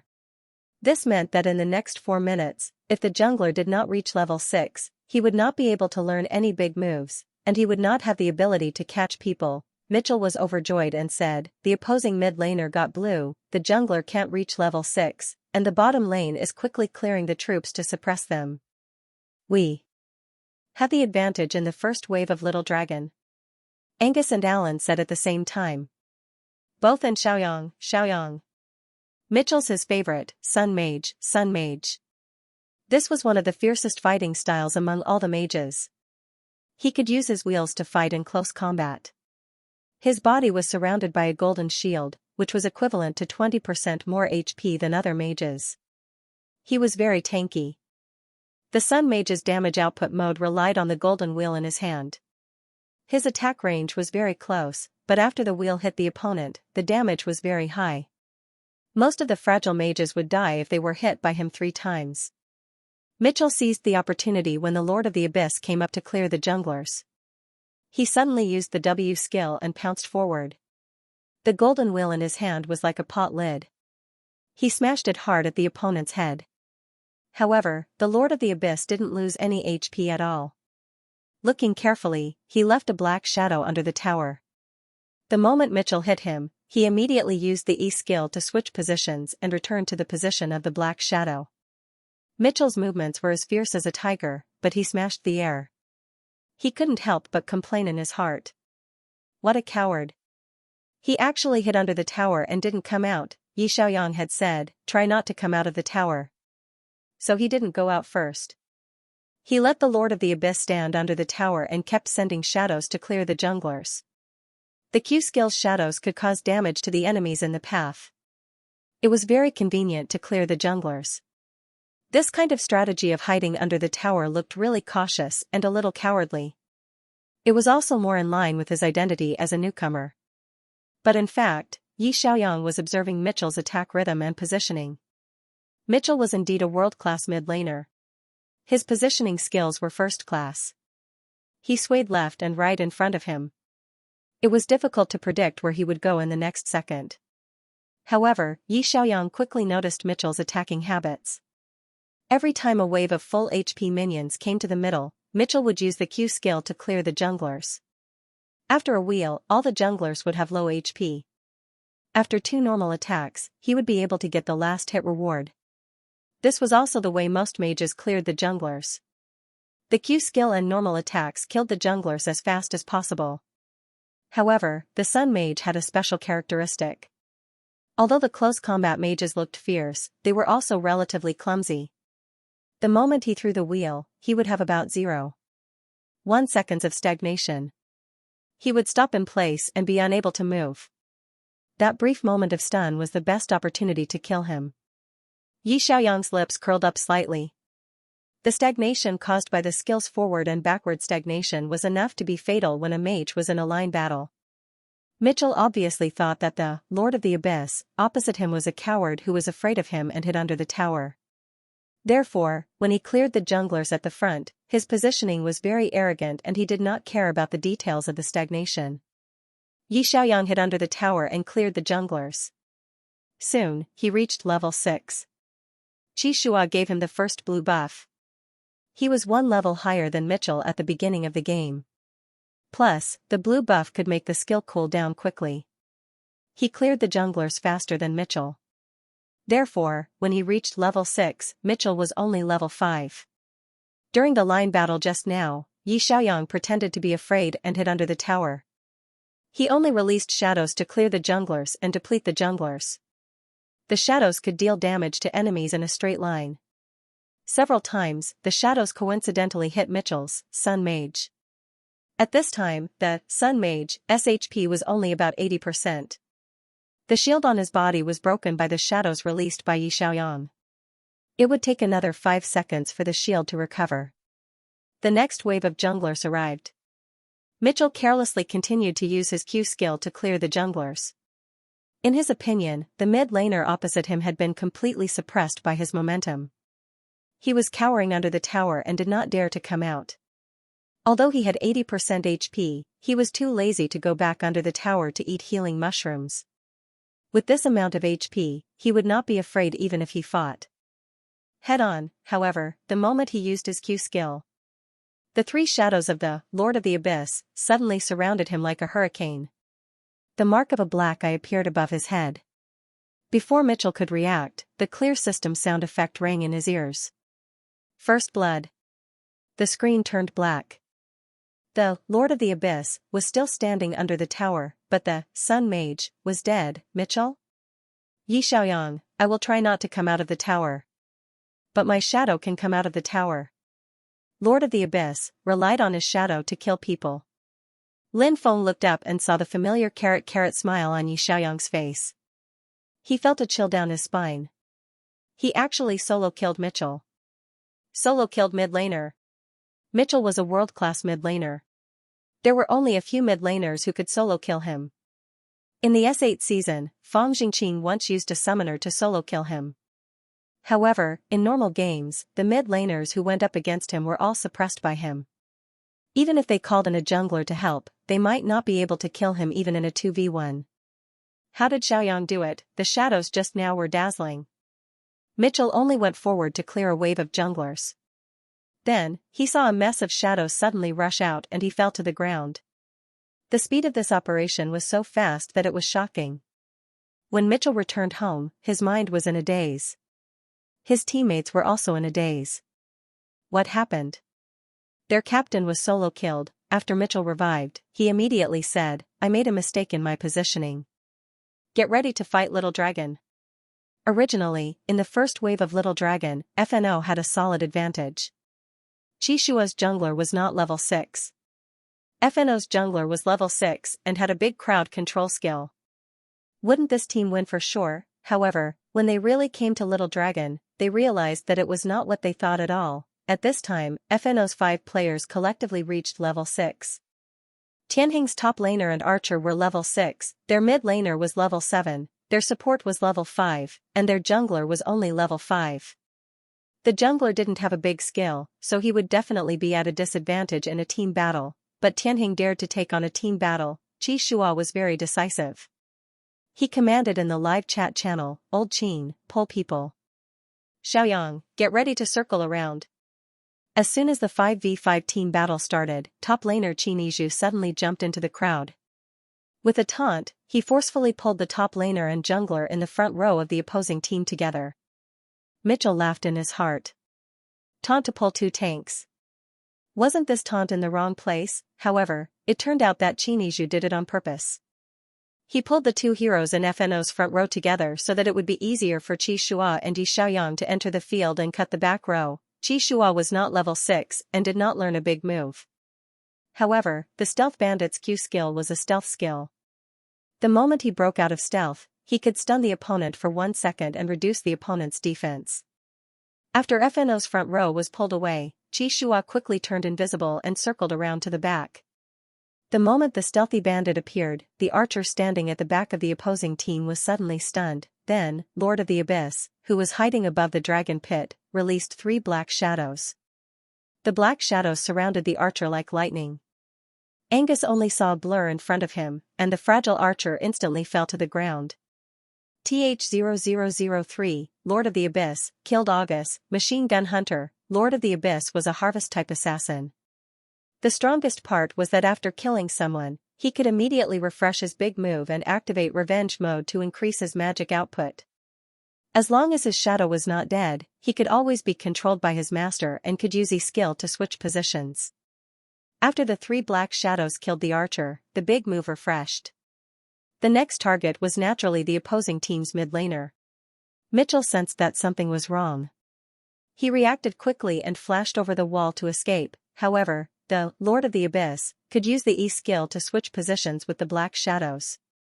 In the canyon, 3 black shadows continuously teleported like ghosts and caught up with Mitchell's Sunwheel Mage in the blink of an eye. The familiar black eyes appeared above his head again. So what if the Daymage was tanky? After all, he was not a tank. Lord of the Abyss's revenge mode after killing someone increased his magic damage and magic critical hit at the same time. Xianxia released 7 marks in a row in a very short period of time. Mitchell's Daymage fell to the ground again. TH-0003, Lord of the Abyss, killed Mitchell, Daymage. Double kill. Xianxia took the double kill and refreshed his big move again. At this time, Team FNO's top laner and jungler were taunted and controlled in place by our top laner, Xianxia. Xianxia hid in the distance and shot quickly.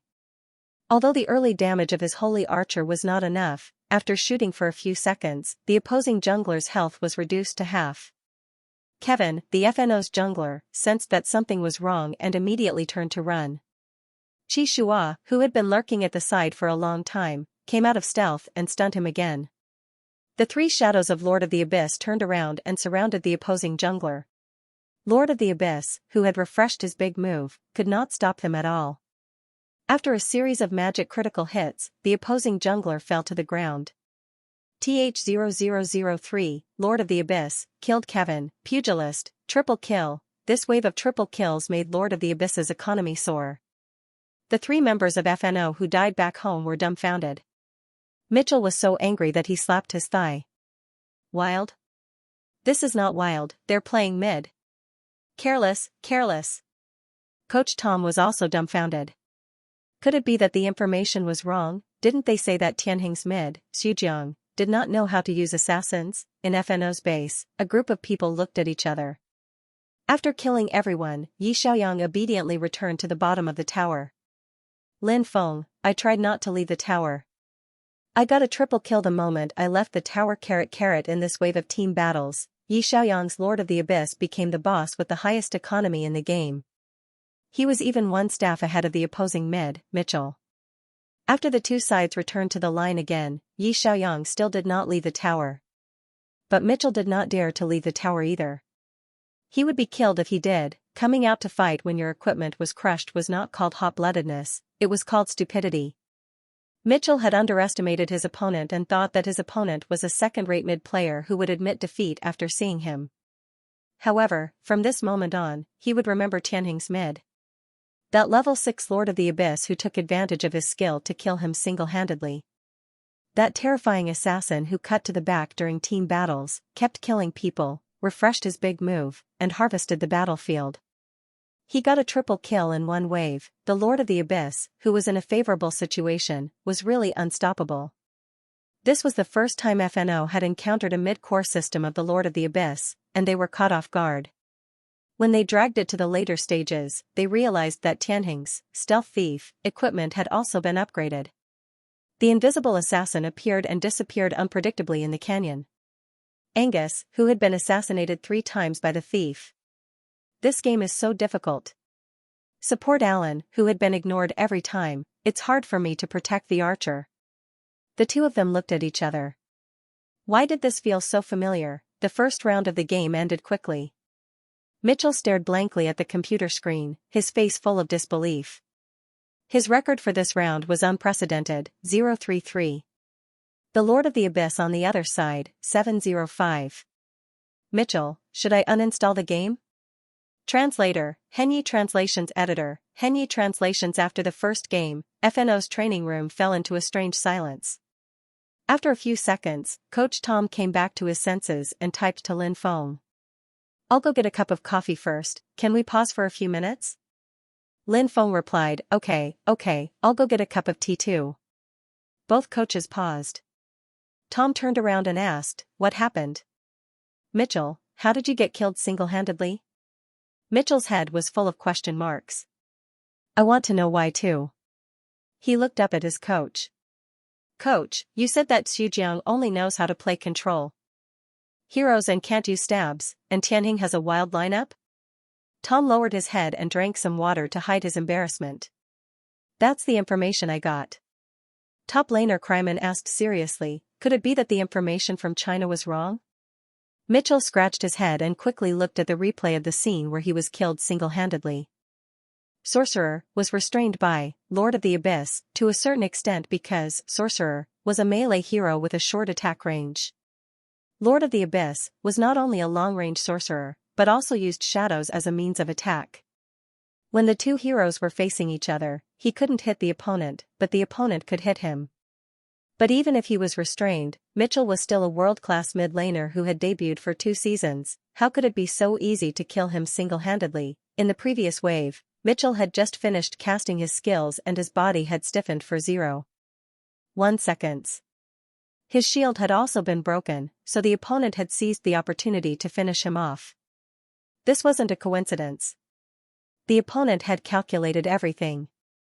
The mid-laner, who seemed to be very cautious and cowering under the tower, had not only calculated his skill cooldown and stun time, but also his defense and HP.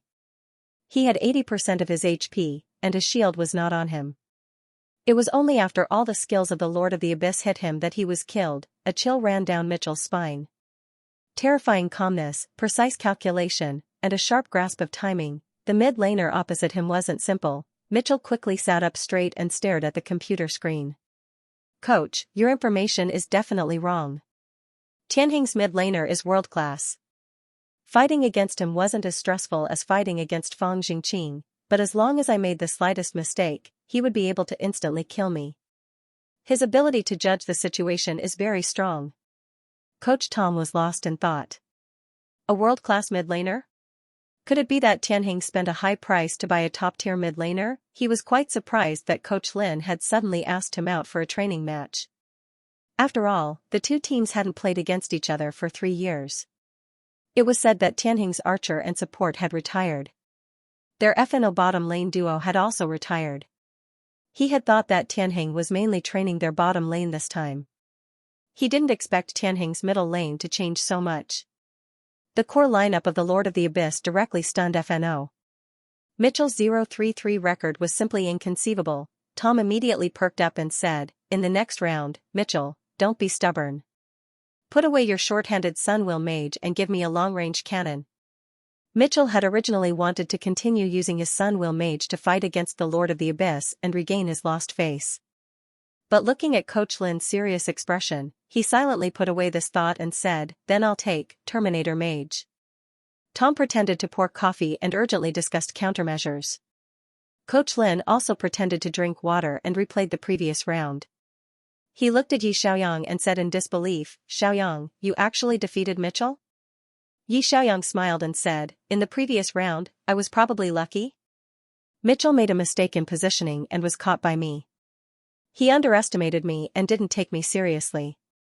Lin Feng was speechless. Underestimating the opponent was indeed a taboo in a competition. Xiaoyang's explanation made sense. From God's perspective, it was indeed Mitchell who underestimated his opponent and made a mistake in positioning. Xiaoyang looked like a coward, but he played very calmly. Lin Feng temporarily suppressed the confusion in his heart and said, "In the second round, they probably won't underestimate us again. What lineup should we use?" Qi Shua and Yi Xiaoyang looked at each other. They didn't plan to use their signature lineups like Double Flying and Double Wolves for the time being. Once they used them, they would definitely lose. Just now, they had used Lord of the Abyss' core system. It was meaningless to use it again. Yi Xiaoyang thought for a while and asked Qi Shua, "Captain Qi, are you going to play in the jungle?" I'll take a utility mid and follow you in the next round. Xianxia thought for a while and said, okay, I'll take King of Fighters. We'll play around the bottom lane in this round. Xianxia immediately sat up nervously when he heard this. Play around the bottom lane. The bottom lane of this round would probably be a fight between immortals. The second round began. Both sides quickly finished choosing their heroes. FNO's lineup was Vampire Duke, Succubus, in the jungle, Vampire Prince, and Vampire Bride, in the bottom lane, and World Destroyer, in the middle lane. Tianheng's lineup was Black Dragon Knight, in the top lane, King of Fighters, in the jungle, Shield of Glory, and Cannoneer, in the bottom lane, and they actually took a Saint Necromancer, in the middle lane. After both sides chose their lineups, they were silent for a few seconds. Xianxia analyzed in the command channel, FNO is a classic blood-sucking playstyle. The three vampire heroes in the top lane and bottom lane will suck blood for a long time. The middle lane will insta-kill people, and the jungler is flexible and controls the field. This lineup is very strong in team battles. At the same time, Mitchell also analyzed in the command channel, Tianheng's lineup is really wild this time. Saint Necromancer, in the middle lane is a utility. Isn't he good at stabbing? Why is he taking a utility? Kryman, the top lane, said, if he takes the Saint Necromancer, Captain, it will be difficult for you to insta-kill him. In the background of the fantasy game Clash of Gods, the Destroyer Mage belonged to the dark forces of the Devil race, while the Saint Necromancer belonged to the light forces of the Heavenly Realm. The two of them were classmates. Later on, they took different paths and went from being friends to being sworn enemies. The 6 clouds of black fog that the Destroyer Mage released were considered black magic. If released well, they could insta-kill weak HP. On the other hand, the purifying light shield of the Saint Necromancer was considered white magic. It could resist all magic attacks. Therefore, when these two heroes faced each other, that was, you can't kill me, and I can't kill you either. Mitchell had wanted to insta-kill the Cannon Mage in this round to teach the other side a lesson and let them know how good he was. In the end, the other side took a spell tank. Mitchell was speechless. Could he crawl over to China and beat people up? The match began. FNO once again invaded as a team to steal Xianxia's mana. Xianxia was always countered by other junglers, and he had learned to be smart. He took Yi Xiaoyang and Sujiang with him to steal the opponent's mana. Both junglers started the match with 2 buffs and steadily developed. In the middle lane, Mitchell was much more cautious and paid more attention to his positioning. Yi Xiaoyang still followed the strategy of not leaving the tower. He slowly used the Saint Necromancer's light ball to clear the minions. Saint Necromancer was a Fathom tank. He was the hero with the lowest attack and the highest defense among the mages. His most important use was his E-skill, Saint Spirit Shield. He could add a thick layer of shield to designated teammates and increase their magic defense. It was equivalent to giving teammates an additional 2,000 yuan worth of defensive equipment. The second use was his ultimate skill, Saint Spirit Seal. He could seal designated enemies in his transparent light ball, making them unable to do anything for 2.5 seconds.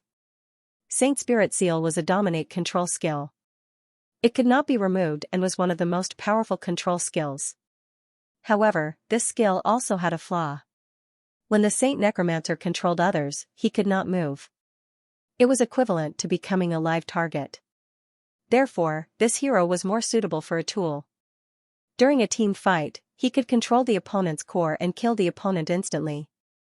It would not be a loss even if he was killed. In the early stages of the match, the Saint Necromancer's shield had been added to his body. The golden shield was very beautiful. It increased his defense and health. Mitchell was simply speechless. He did not want to waste his skills on this Fathom tank. Soon, both junglers reached level 6. Mitchell immediately pressed the notification. The opponent's jungler has reached level 6. Be careful in the bottom lane. Xianxia also put up a warning sign in the bottom lane river. The duo at the bottom lane quickly cleared their minions and prepared to retreat at any time. At this moment, FNO's jungler, Succubus, suddenly appeared behind Xianxia. Like a ghost. With a charm skill, Xianxia was stunned on the spot. Angus Archer, Vampire Bride, immediately used her ultimate skill. The arrow in her hand splattered blood. In the blink of an eye, 5 layers of blood stacked on Xianxia's body. Seeing that Xianxia was about to be killed by the opponent, Qi Shua's, King of Fighters, charged out of the bushes and punched Vampire Bride to the wall. King of Fighters, killed, Vampire Bride. Succubus killed, Cannoneer. Both sides' archers fell to the ground at the same time. Both junglers took a kill each. Qi Shua retreated. Kevin on the opposite side also retreated tactfully. In this wave of exchange of archers, neither side was able to gain an advantage. In the first wave of Little Dragon, because the archer was not there, both sides were not in a hurry to start fighting. They continued to clear their minions and develop. The game went on for 6 minutes. Mitchell realized that the opposing mid laner had disappeared and immediately prompted, "Mid laner, miss." He quickly followed after her. In the bottom lane, Xianxia and Sujiang versus Alan and Angus. Both sides were 2v2. Then, they realized that their own jungler and mid laner had circled around from the jungle. A small-scale team battle was about to start. This time, it was Tianheng who made the first move. Yi Xiaoyang hid in the bushes at the side.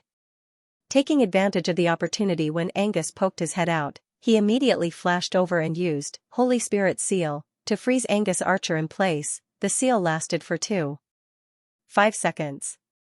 Qi Shua decisively followed up and used a combo to kill the opposing archer. At the same time, Mitchell emerged from the bushes. Curse of the Apocalypse, 6 balls of black fog were like fast-moving pythons and accurately hit the archer in the back. The ultimate move of the Apocalypse sorcerer was extremely powerful. It instantly killed Xianxia, who was hiding under the tower and secretly attacking. Angus, TT Xianxia, TT the archers on both sides were sent home again. This 4v4 team battle was more intense than the previous one. After the archer died, the mid, jungler, and support started a 3v3. Yi Xiaoyang did his best to be a good tool and put a shield on Qi Shua. With a shield and increased defense, Qi Shua showed you what it meant to be a wild seed. He directly charged forward and used a combo to kill the mid laner, Mitchell. Of course, Yi Xiaoyang gave the shield to Qi Shua, which meant that he would be vulnerable. He did not have any skills now and had already used his flash. The opposing jungler, Kevin, quickly finished him off. This was a 2v2 trade. On the surface, it looked like it was a draw.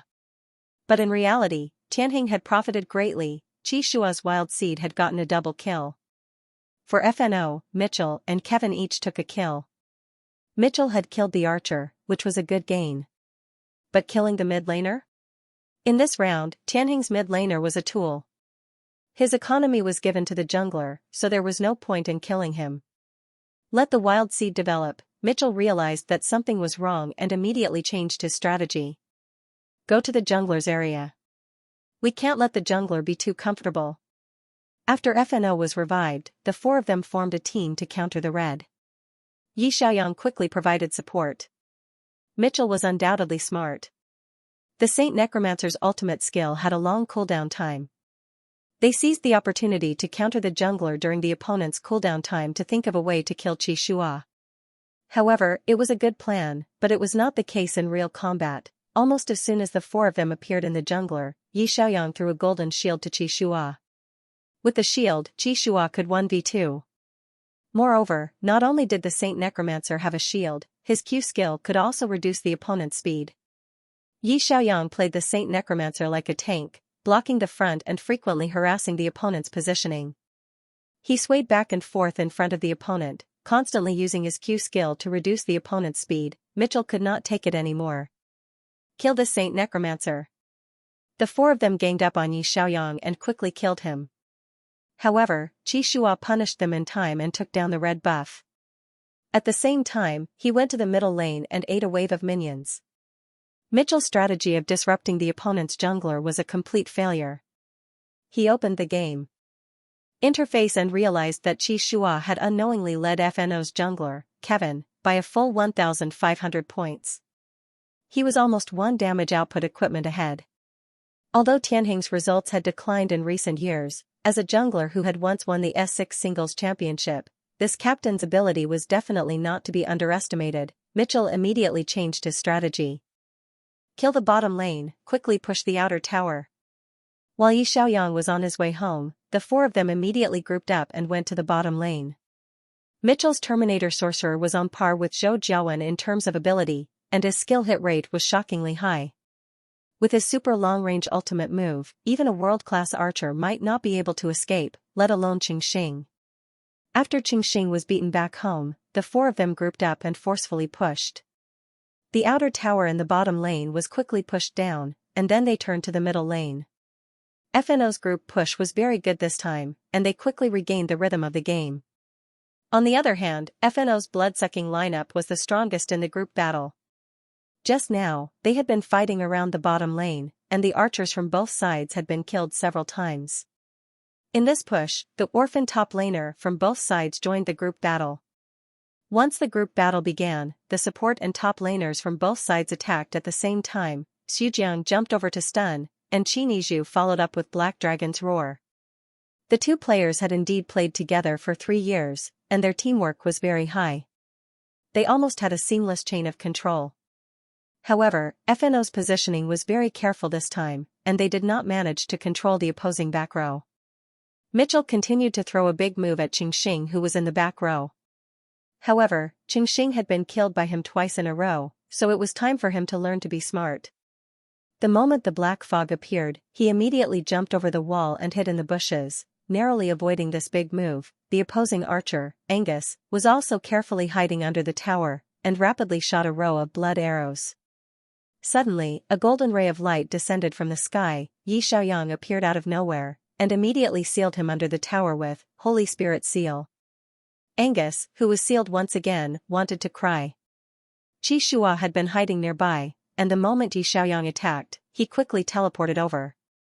Equipped with the most luxurious King of Fighters, he killed a squishy with 2 punches.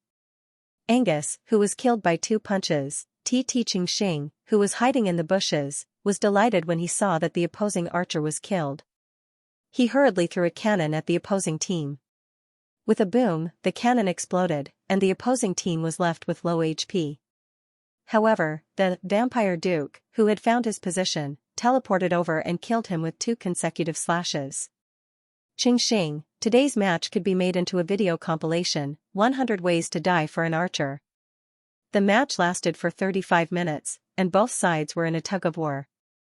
Qingxing was killed 5 times, and FNO's archer, Angus, was also killed 6 times by Nakano. The two youngsters were on the verge of collapse, and this was the first time they felt the fear of being dominated by a world-class player. After the two sides finished pushing the outer tower and the inner tower, they began to defend the high ground. At this time, the importance of the support from both sides became apparent. After all, Xujiang had been playing for 3 years, and was much more experienced than FNO's new support, Alan. He, Qi Shua, and Yi Xiaoyang spread out their vision. Tianheng, who was in the dragon team, had the advantage in vision. Both sides started to fight the dragon, but after a while, they were distracted by each other, and the fight lasted for a minute. If the dragon could speak, it would be very impatient. Are you guys going to fight or not? During the third dragon fight, Yi Xiaoyang found an opportunity. He suddenly teleported to the bushes above the dragon pit, and with a big move, sealed the opposing archer, Angus. Qi Shua immediately followed Yi Xiaoyang's rhythm and killed Angus in one burst. Mitchell frowned and used his big move, wanting to kill Qi Shua to turn the situation around. However, Qi Shua had Yi Xiaoyang's personal protection. He had a shiny golden shield on him, and it directly healed him by 3000 HP. With a shield and luxurious equipment, Qi Shua could do whatever he wanted in the canyon. He even took Mitchell's damage head-on, took Mitchell's big move, and closed in on him to beat him to death. Mitchell was speechless. 2 against 1, you guys are too much. Qi Shua successfully killed the dragon. FNO held the high ground for 10 minutes, and the game finally ended at 40 minutes. They tried their best, but they still couldn't turn the situation around. Unlike the previous game, where they couldn't react in time, both sides went back and forth in this game. The final kill count was 18-16, and the difference wasn't that big. However, the crucial team battle was won by the opposing mid laner. He teleported to the bushes above the dragon pit to seal the archer. This person's awareness was too scary, Mitchell's hands left the keyboard, and he looked at the big screen seriously. Beside him, the curly-haired Angus' eyes were red and filled with tears. Coach Tom held his forehead helplessly. Where did this demon come from? How dare he beat our newbie shooter to tears? Alan comforted him softly. It's okay, it's just a training match. Don't be sad. Angus choked and said, I was killed 7 times, he sounded very aggrieved. Coach Tom coughed lightly, walked over, and patted him on the shoulder. Next season hasn't started yet. It's good to let you experience the cruelty of the competition in advance. Angus. That's too cruel. Mitchell took a deep breath and concluded. Tianheng isn't a wild core team, it's a mid and wild core team. In the first game, the jungler starts with a blue buff, and the mid laner sets the pace.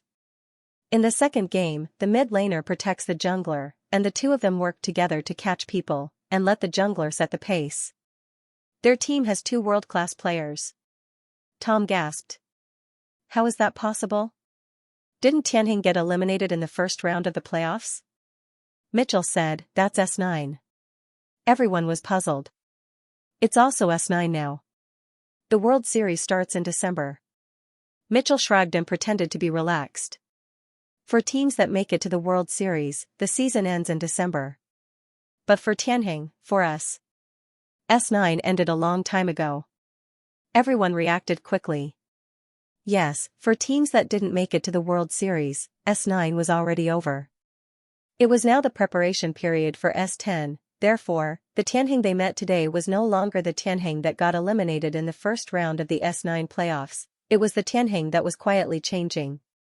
Coach Tom took a deep breath and said confidently, Tianheng definitely changed their mid laner.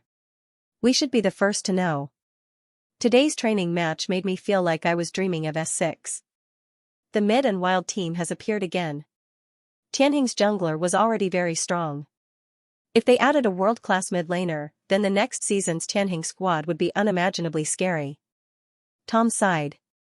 Through the training match, I think everyone has realized that the weakness of both our teams is the bottom lane. So, the next time we meet Tianheng, we can't play like this. Kryman said seriously, the next time we meet? Coach, do you still want to arrange a training match with them? Tom chuckled and wagged his finger. No, not a training match. He looked out the window and said thoughtfully, the next time we meet, it should be the World Series. It was late autumn in North America, and yellow leaves had fallen all over the ground. At 1 a.m., the wind would blow the fallen leaves and make a rustling sound. Next spring, the trees would sprout again, and S10 would officially start, the reborn Tianheng would make it to the World Series, right? Would they meet their old rivals again in the World Series? When that time came, they couldn't be defeated by 0-2 again. Tom exhaled softly and turned to look at the young man with red eyes. Angus, stop crying. From tomorrow onwards, we'll train for 2 hours every day. Let Mitchell and Kevin catch you together. Let's see how many times you die in a day. Angus was speechless. He wanted to cry even more. Could he apply to not play as a marksman? Why was there a need for a marksman in a 5v5 game? Caught by the jungler daddy, killed by the mid laner daddy, cut by the top laner daddy, controlled by the support daddy. Could this game still be played? If you repost, please indicate the source. Translator, Endless Fantasy Translation Editor, Endless Fantasy Translation at the same time, Tianhuan Squad Space. Coach Lin looked at the post-match statistics and patted Xianxia's shoulder. Although we won the mock competition, Xiaoxing's damage output is still not good. Xianxia looked at the statistics and lowered his head awkwardly. In the first round, his damage output was only 20%. Qi Shua and Yi Xiaoyang each dealt more than 35%, and Qin Yizhu dealt 10%. Old Qin's low damage output was understandable. After all, he chose to start a team, so his damage output was very poor. However, as an archer, his damage output was only 20%. This was far from enough to qualify for the competition. The second round was even worse. He was killed 6 times in a row, and his final damage output was only 15%. These numbers were unbearable. He was like a rookie archer in a bronze game. Coach Lin smiled. Let's start training tomorrow. Aren't Qi Shua and Xiaoyang PK with the newbies of Team 2?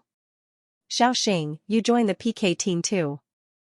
You team up with Xuzhang and play 2v2 with Qi Shua and Xiaoyang. Let Nakano and Nakano focus on the bottom lane. Practice how to escape. Qingxing was speechless. 2v2 with two great demon kings, looks like his future days won't be easy. After the mock competition, Lin Feng and Coach Tom exchanged a few words, then both teams went offline. Coach Tom privately messaged Lin Feng and asked, "Did Tianheng change their mid laner? Where did you buy such a good mid laner?" Lin Feng sent a smiley face and said, "It's a secret." Coach Tom also knew the rules of the esports circle. Before the official announcement, the signed players could not be revealed to the outside world. He sent a thumbs-up emoji to Coach Lin and said, "Good taste. Looks like Tianheng will be able to enter the World Series next season. FNO will also work hard to get a place in the North American division." Lin Feng said, "Let's do our best. See you in the World Series." It was already 1:30 in the afternoon. Lin Feng brought everyone to the cafeteria for lunch. It was 1:30 in the morning in the United States. Mitchell was not sleepy at all. He watched the videos of the two training matches from beginning to end. Then, he opened his friend list and sent a private message to a person named Ho Ho. "Mitchell, are you there? Mitchell, split. JPG, split." JPG, Zhou Jiawen had just finished his lunch and came to the training room. Seeing his old friend sending him a bunch of emojis, he replied in confusion, "What's wrong? Why did you crack?" "Mitchell, take care of yourself next season." "Zhou Jiawen? Mitchell, let me light a candle for you guys in advance." Zhou Jiawen and Mitchell were players who debuted in the same year. They met in the international server and became very good friends. This new captain of FNO was usually very humorous. After interacting with Zhou Jiawen for a long time, he had also downloaded many expression packs that were commonly used in Chinese online chat. He was one of the expression packs among international friends. Every time he privately messaged Zhou Jiawen, he liked to spam expression packs. Row after row of popped emojis and row after row of candles. What exactly triggered him? Zhou Jiawen sent a question mark. What exactly happened? Mitchell, the coach told us to keep it a secret. Anyway, take care of yourself next season. Mitchell, there's a boss in the Chinese server. Zhou Jiawen pondered over his words carefully and quickly realized that they must have lost the training match. In the S9 season, FNO did not qualify for the World Championship. During this period of time, FNO did not have any matches to play. However, their duo in the bottom lane had been changed. The coach would definitely arrange for a few training matches to train the team. It seemed that Mitchell sent so many, split. JPG, emojis because FNO was defeated in the training match. A boss in the Chinese server, Zhou Jiawen was silent for a moment. He turned around and asked Coach Li, "Coach, did you hear anything? Which team in our server has arranged a training match with FNO?" "Coach Li, I didn't hear anything. Training matches are arranged privately." Zhou Jiawen analyzed carefully. It can't be Jingzhou or Ice Spirits. These two teams have just finished the finals. They must be taking a break to prepare for the World Championship. Among the remaining teams, Tianheng's mid laner, Xuzhang, can't beat Mitchell in a solo match, so Mitchell wouldn't be so agitated. Yueying's mid laner is also a tool. He paused. Suddenly, his eyes lit up. It's Northern Shepherd. Coach Li thought carefully and immediately nodded. That's right. Northern Shepherd's mid laner retired this year. No one knows who their mid laner will be next season. Could it be that they paid a high price to sign a strong mid laner? Zhou Jiawen, that's possible. Mitchell said that there's a boss in the Chinese server. If Northern Shepherd signed a strong mid laner who can match Mitchell, then Northern Shepherd will indeed be a boss next season. Coach Li immediately opened the official Weibo of Northern Shepherd Esports Club. There was no news about the new mid laner on the official Weibo, but there was one post. Thank you Northern Shepherd Feng for your contributions to the Northern Shepherd team over the years. Feng has played with the team for 3 years. Now that he has chosen to retire, although we are very reluctant, we respect his decision. I hope that after Feng leaves Northern Shepherd, everything goes smoothly and his future will be bright. It was a very official farewell. There were tens of thousands of comments below, all of them saying goodbye to this veteran player. Coach Lee, Northern Shepherd is very good at both sides. If they get a strong mid laner, it will be difficult for them next season. I wonder who they signed. Zhou Jiawen smiled and closed the chat window with Mitchell. Looks like we have to train our players in advance. We can't fall behind. Northern Shepherd team base. Zhao Sinan sneezed 3 times in a row. He rubbed his nose and said, "Damn, why do I feel like someone is scolding me?" Zhao Xinping looked at him. It's already rare that you don't scold others. Why would someone scold you? Zhao Sinan smiled and scratched his head. Hasn't the new mid laner been decided yet? S10 is almost here. If the new mid laner doesn't come, how are we going to train? He couldn't help but complain in a low voice. It's all my fault for being so stupid. I sent Xiaobai's video in the group. Otherwise, Xiaobai wouldn't have been taken away. If only we could sign him, sigh. Zhao Xinping said calmly, Xiaobai's style might not be suitable for our team. Don't complain here every day. He's streaming for 2 hours a day now. It's very likely that he signed with a second-tier team and has started training with the team. Zhao Sinan said, oh right, isn't Northern Shepherd's second team going to participate in this year's Silver Dragon Cup? Maybe we can meet Xiaobai's team. The second and third tier teams are definitely going to the Silver Dragon Cup. He couldn't help but sigh. What a pity. He signed with a second-tier team and can only play in the cup. If he signed with Northern Shepherd, he might be able to play in the starting lineup next season. After all, Xiaobai was the first talent that Zhao Sinan discovered. He felt very unhappy that he signed with another team in the end. At this moment, the Northern Shepherd coach suddenly walked into the training room and approached the siblings. He said with a smile, let me tell you a piece of good news. Our manager is very resourceful. He has contacted a world-class mid-laner in the European division and is talking about a transfer. Zhao Xinping's expression was still calm. Let's talk about it after it's settled. There's no need to be happy too early. Zhao Sinan's eyes lit up. Who is it from the European division? The Northern Shepherd coach said a name in a low voice. The siblings looked at each other. Zhao Xinping said thoughtfully, if he joins Northern Shepherd, we won't have any weaknesses in the top, middle, and bottom lanes. Zhao Sinan said excitedly, that's great. Can we aim for the World Championship next season? The Northern Shepherd coach said, the club has invested a lot in signing him. However, the transfer window for the European division and the Chinese division hasn't officially opened yet. We'll go through the procedures immediately after the first round of transfers in December. His visa has been settled. If nothing goes wrong, he should be able to return to China in December for training. There were only 2 months left until S10. Tianhuan's squad wasn't the only team that was making good use of the time to train. The other teams were also carefully preparing for the next season. Whether it was signing some strong players to increase their strength, internal adjustments, or replacement of personnel, the competition for the next season was far more intense than they had imagined. Tianhuan's training entered the third phase, targeted training. Currently, the rhythm of the mid lane and jungler was the same. Qin Yizhu and Xu also had a tacit understanding. However, after this period of training, the coaching team realized that when the 5 of them played together, it was easy to fall apart. Qi Shua and Yi Xiaoyan's rhythm was too fast.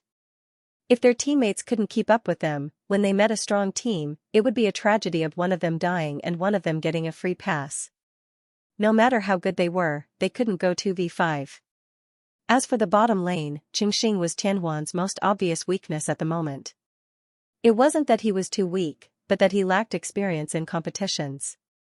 It was easy for junglers and mid laners to gank him.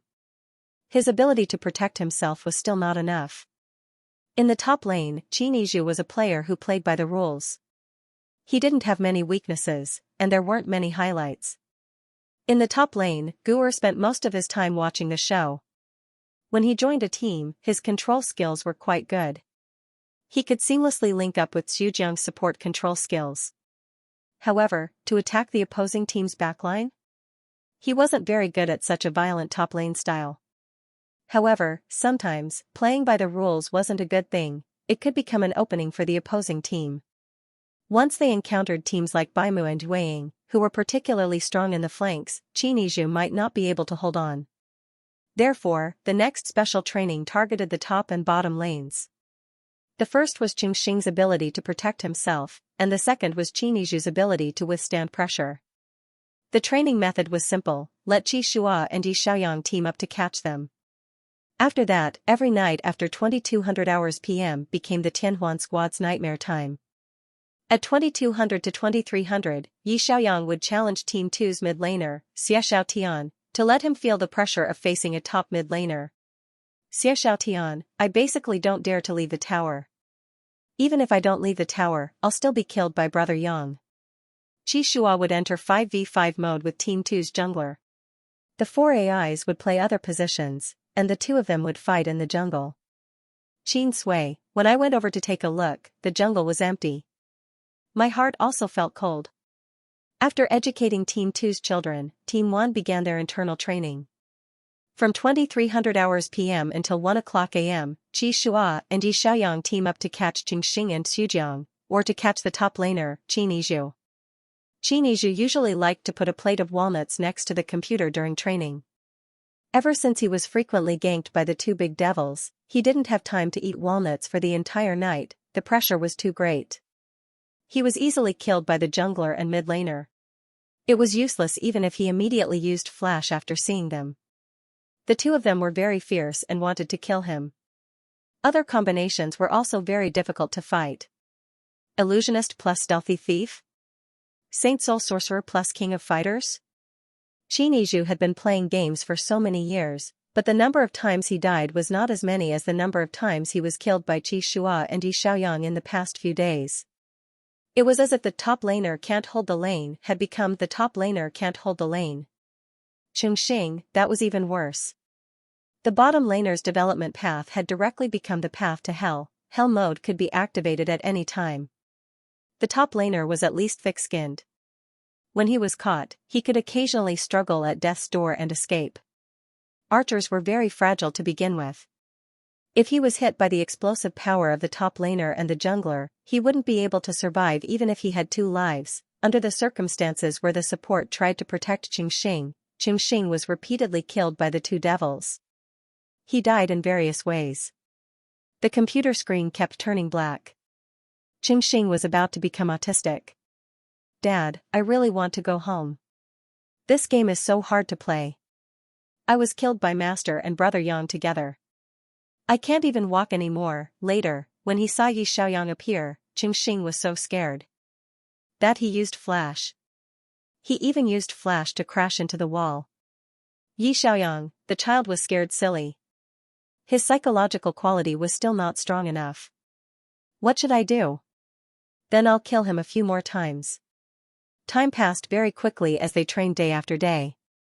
In the blink of an eye, it was the end of November. The international competition officially started. The teams representing China, Seoul and Xianxia, headed to Paris, the host city of this year's international competition. The teams that didn't get a place in the international competition were also paying attention to this grand competition in China. At the same time, the Silver Dragon Cup started. Tianheng Team 2 went to Chengdu to participate in the competition under the leadership of Yan Bin. Team 2 went to participate in the Silver Dragon Cup. The main team couldn't practice 5v5. Thus, Qi Shua and Yi Xiaoyang continued to press Qingxing to the ground and torture him. Qingxing died dozens of times a day. Xujiang considerately made a 100 ways to die of Qingxing video for him as a memento. In the video, Qingxing was killed by the Lord of the Abyss, the Illusionist, the Stealthed Bandit, the Blood-Clothed Assassin. More than 50 mid-laners and junglers were killed in different ways. Xujiang was a little expert in editing. The special effects of the video were very interesting. It was also accompanied by very sad music. Qingxing, Brother Chu, you don't have to, I'm only a teenager. Your music is like attending my funeral. Butterfly Spirit reminds you, please save it after watching. It's more convenient to watch it again. Please indicate the source of the repost. Chapter 72, Silver Dragon Cup. At the end of November, the Silver Dragon Cup officially began. This year's Silver Dragon Cup was the largest in recent years. There were more than 200 teams participating in the cup, and the competition was completed within a week. The competition schedule was quite insane. The competition was held in the large stadium of Rongqingzi Sports Base. The first round was randomly drawn, and the losing teams were eliminated. In one day, half of the teams were eliminated. The second round was again randomly drawn, and another half of the teams were eliminated. Only when there were 16 teams left would they be grouped according to their previous points, and the top 8, top 4, and first, second, and third place would be determined through the elimination system. As long as a team entered the top 16, they would receive 200,000 yuan in prize money. The top 8 would receive 500,000 yuan, and the champion would receive 2 million yuan. The prize money was cumulative. In other words, the champion of the Silver Dragon Cup would receive a total of 2,700,000 yuan in cash, and their team would also receive an annual endorsement from the Silver Dragon Corporation. For a first-tier team, this amount of prize money was nothing, but for many second-tier teams, it was a huge sum of money. This year's Silver Dragon Cup's elimination schedule was very brutal. It was said that Xianxia's Team 2 bumped into Beimu's Team 2 in the first round, and was sent home directly. Tianheng's Team 2 was quite lucky. They drew an unknown team called Happy and sent their opponent home with 20 points. Although Yi Xiaoyang and Qi Shua weren't present, the youths of Team 2 were their students to a certain extent. Yi Xiaoyang and Qi Shua were also paying attention to their competition. In the second round, they drew a third-tier team, and Tianheng sent their opponent home with 20 points. In Tianheng's internal group chat, Xiaotian excitedly said, "Brother Yang, I got a triple kill today, ha ha ha." Yi Xiaoyang sent an applauding emoji. "Not bad, not bad." Xiaotian said, "Every day, I get killed by the boss. Fighting other mid-laners feels so easy." Yi Xiaoyang, "Looks like I didn't torture you for nothing. Come back and continue .. Xiaotian, sheep." JPG Qin Sui also said, "I was tortured by Qi Shua every day. When I went to the Silver Dragon Cup, I realized that those second and third-tier junglers were nothing." Yanben sighed, "You can only feel it when you go out to compete. Tianheng Team 1 is really strong now." Coach Lin popped up and said, "This time, the Silver Dragon Cup is an elimination competition. Didn't Xianxia Team 2 and Beimu Team 2 clash yesterday? There are also some strong players in the second-tier teams. Don't be too careless." Yanben immediately said, "Got it, Coach Lin. I'll do my BP and choose the lineup according to your instructions." On the fourth day of the Silver Dragon Cup, there were only 30 teams left. In the elimination round of 32 to 16, Northern Shepherd Team 2 drew a team called Miracle Team. Zhao Sinan happened to be bored recently, so he turned on the streaming platform to watch the live broadcast of this match. For a civil competition like the Silver Dragon Cup, the officials would not arrange for professional commentary, but they would release the competition on a cooperative livestream platform for netizens to watch. Of course, there were very few people watching this kind of competition, and its popularity was pitifully low. Zhao Sinan clicked into the Silver Dragon Cup B16 live broadcast room and watched the children of his team play against the Miracle Team. Then, he was surprised to see that the ID of the opposing midlaner was Miracle Team, Zhong Xiaobai. Zhao Sinan's eyes lit up, and he immediately turned around to greet the coach. Coach, I found Xiaobai. He actually signed with this team." Zhao Xinping leaned in front of the computer and frowned. "Miracle Team? I've never heard of them." The coach of Northern Shepherd Team walked over and sat down. This kind of competition did not introduce the players one by one like the regular professional leagues, so they could not see what the opposing players looked like, only their IDs. Both sides began BP, and Zhong Xiaobai chose an illusionist. Zhao Sinan rubbed his hands in anticipation. Xiaobai's illusionist is from the national server, so he should be quite strong. "Can our Team 2's midlaner beat him?" The coach said, "He should be able to. Our Team 2's rookies have some competition experience. No matter how good Xiaobai is at ranking, he doesn't have enough competition experience. His mental strength might not be as good as our Team 2's rookies." Zhao Sinan nodded. "That's true." The match began. 6 minutes later, a fight suddenly broke out in the middle lane, and the youth of Northern Shepherd Team 2 actually single-handedly killed the opposing midlaner. Zhao Sinan commented, this Xiaobai is a bit impatient. He didn't calculate the cooldown of his opponent's skills and wanted to kill the opposing team, but he was killed instead. After a while, the jungler of Northern Shepherd Team 2 came to the middle lane and sent Zhong Xiaobai home again. Zhao Sinan sighed softly. Sigh, he should have signed with Northern Shepherd Team and practiced with the players of Northern Shepherd Team 2. Signing with this kind of second-tier team is really delaying his future. The coach also said regretfully, maybe it's because the second-tier team gave him better treatment, letting him play in the starting lineup and become the captain. Unfortunately, he only sees the benefits in front of him. Actually, it's better for him to be a substitute in a powerhouse team. Playing in the starting lineup in a second-tier team and improving his tactical awareness is not at the same level. Zhao Sinan and the coach looked at each other and finished watching the match. The result was, of course, Northern Shepherd Team 2 won. After the match, in the Northern Shepherd group chat, the young players of Northern Shepherd Team 2 sent a message. Reporter Zhao, we bumped into Xiaobai in the Silver Dragon Cup today. His skill is only SOSO, not as good as brother Zhao said? Zhao Xinping said calmly, either you have the wrong person. Or he signed with a second-tier team and was too nervous for his first match and didn't perform as well as he should have. Zhao Sinan said, I looked at the list of contestants for this year's Silver Dragon Cup. There's only one Xiaobai, so you shouldn't have mistaken him for someone else, right? Maybe he was too nervous and didn't perform well. The discussion about Xiaobai ended here, and Zhao Sinan only felt that it was a pity. The next day, in the Silver Dragon Cup, Northern Shepherd Team 2 drew Tianheng Team 2. When the two main teams fought in the playoffs, Northern Shepherd defeated Tianheng in the round of 32. In this year's Silver Dragon Cup, the two teams fought, and the young players of Northern Shepherd Team thought that they could win. In the end, Xiaoxiao, you're F***king crazy. You can still escape with a sliver of blood. Qin Sui was also crazy. Like Captain Qi, he grabbed people crazily. Yan Ben, the support, was much better than before. During a team fight, he used a flash to stun the two Cs in the back row. The young players of Northern Shepherd Team were a little stunned. Tianheng Team 21 won the match and made it to the top 8. Northern Shepherd Team 2 was sent home.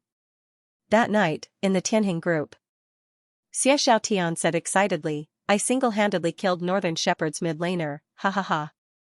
Yi Xiaoyang sent a thumbs up. Good job. Xiaoxiao said, by the way, Northern Shepherd Team ran into a miracle team in the last round. That team happened to have a mid laner player named Zhong Xiaobai. They seemed to have mistaken that person for streamer Xiaobai. Yan Ben said, yes, I heard them talking in private. They said that streamer Xiaobai is very good at ranking, but he's only SOSO in the competition. As expected, he has no competition experience and is too nervous. When Qi Shua saw the news, he couldn't help but turn to look at Yi Xiaoyang. It was no wonder that Northern Shepherd Team would mistake him. A streamer turned professional player without any competition experience. Ranking and competition were two completely different things. It was normal for him to make mistakes when he was nervous. Streamer Xiaobai signed with a second-tier team to play in the Silver Dragon Cup. He made a mistake in the competition and was single-handedly killed by a professional player. This was the most reasonable plot. Who would have thought that streamer Xiaobai would sign with Tianheng to play in the starting lineup? Moreover, without any competition experience, he wasn't nervous at all. He even single-handedly killed the world-class mid laner, Mitchell. After returning to the dormitory, Qi Shua hesitated for a moment and asked in a low voice, Xiaoyang, have you really never played a competition before? I didn't see you nervous when you played a mock competition with FNO. Yi Xiaoyang's heart skipped a beat. He maintained his composure on the surface and explained with a smile, of course I haven't played a competition before. Captain Qi, don't you know? I only started playing games this year. Maybe I'm naturally more relaxed. I'm not too nervous when I encounter anything. Qi Shua, that was true. Yi Xiaoyang was indeed the most relaxed Omega that Qi Shua had ever seen. When he was tagged, he wasn't nervous at all. He looked calm. On the other hand, Qi Shua was a little nervous. Qi Shua didn't ask any more questions. He looked away and said, go to bed early. After returning to the bedroom, Yi Xiaoyang exhaled guiltily. He hugged Little White and patted him to calm himself down. He had memories of his previous life. He was a world-class esports player who had played in competitions for 4 years. It was too unbelievable to say this, but he couldn't tell this secret to anyone. Xianxia obviously saw some clues, but he wasn't sure. That was why he asked. He didn't know if his answer just now was enough to fool him. A week later, the Silver Dragon Cup competition ended. Tianheng Team 2 overcame all difficulties and won the Silver Dragon Cup championship. Xiaoxiao and the others were excited. They hugged the silver trophy and bowed to the reporters. A reporter asked, "Captain Yan, Tianheng Team 2's performance in this year's Silver Dragon Cup was unexpected. You guys have improved so much. What is the reason?" Yanbin pretended to be mature and said, "After we lost the playoffs, Coach Lin started a hellish training on us. Maybe it was the training pressure, but when we came out to play, we performed better than usual." Everyone, how much pressure did you guys have? Look at the dark circles under your eyes. Coach Lin is not human again. The news of Tianheng Team 2 winning the Silver Dragon Cup became a hot topic, but it was soon suppressed by the World Series. After all, the number of people paying attention to the World Series far exceeded this kind of small competition. Yanben and the others returned to the club with the trophy and the 2.7 million cash check. Tianheng's trophy display cabinet had another trophy. The club was very generous. Half of the prize money from this year's competition was given to the team members.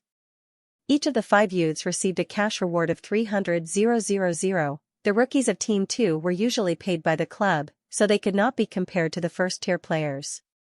It was also difficult for them to get the club's endorsement fees and advertising fees. When they entered the professional league, they would sit on the bench and get some of the prize money based on the number of times they appeared. 300,000 was a huge sum of money for children like them. The 5 members of Team 2 were very excited. On the day they returned to the team, they quietly knocked on the door of room 301. Xianxia came out to open the door in his pajamas. Seeing the group of kids sneaking around outside, he could not help but ask, "Why aren't you sleeping in the middle of the night? What's the matter?" Xiaoxiao peeked into the room. "Is Brother Yang asleep?" Yi Xiaoyang heard the commotion and walked out with the kitten in his arms. He leaned against the door with a smile. "Not yet. Why are you here in the middle of the night to tell me the good news? I know you guys have won the championship.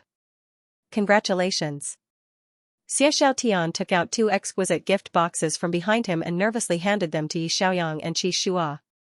"This is a little token of our appreciation for Captain Qi and Brother Yang." Qin Sui said from the side, "Thank you, Captain Qi and Brother Yang, for teaching us during this time." Yanben also said, that's right. We all got the prize money and didn't know what to buy, so we brought a small gift for you guys. Hee, I hope you don't mind." Yi Xiaoyang took it and looked at it. It was a limited edition figurine of the Black and White Wolf Kings. In human form, the Black Wolf had sharp eyes and looked like a cold killer. The White Wolf King had a lazy smile. Both of them had furry ears and tails, which were probably made from the fur of special animals. They looked very lifelike. The collector's edition figurine was about 30 centimeters tall and looked exactly like the Black and White Wolf Kings in the game. Yi Xiaoyang took the White Wolf King and said with a smile, "Thank you. I like this figurine very much." Xianxia took the Black Wolf King and said in a low voice, "You guys are very considerate." The championship of the Silver Dragon Cup can be considered a verification of the results of your training during this time. Next season, you guys will still be sitting on the bench. Watch and learn more when the time comes.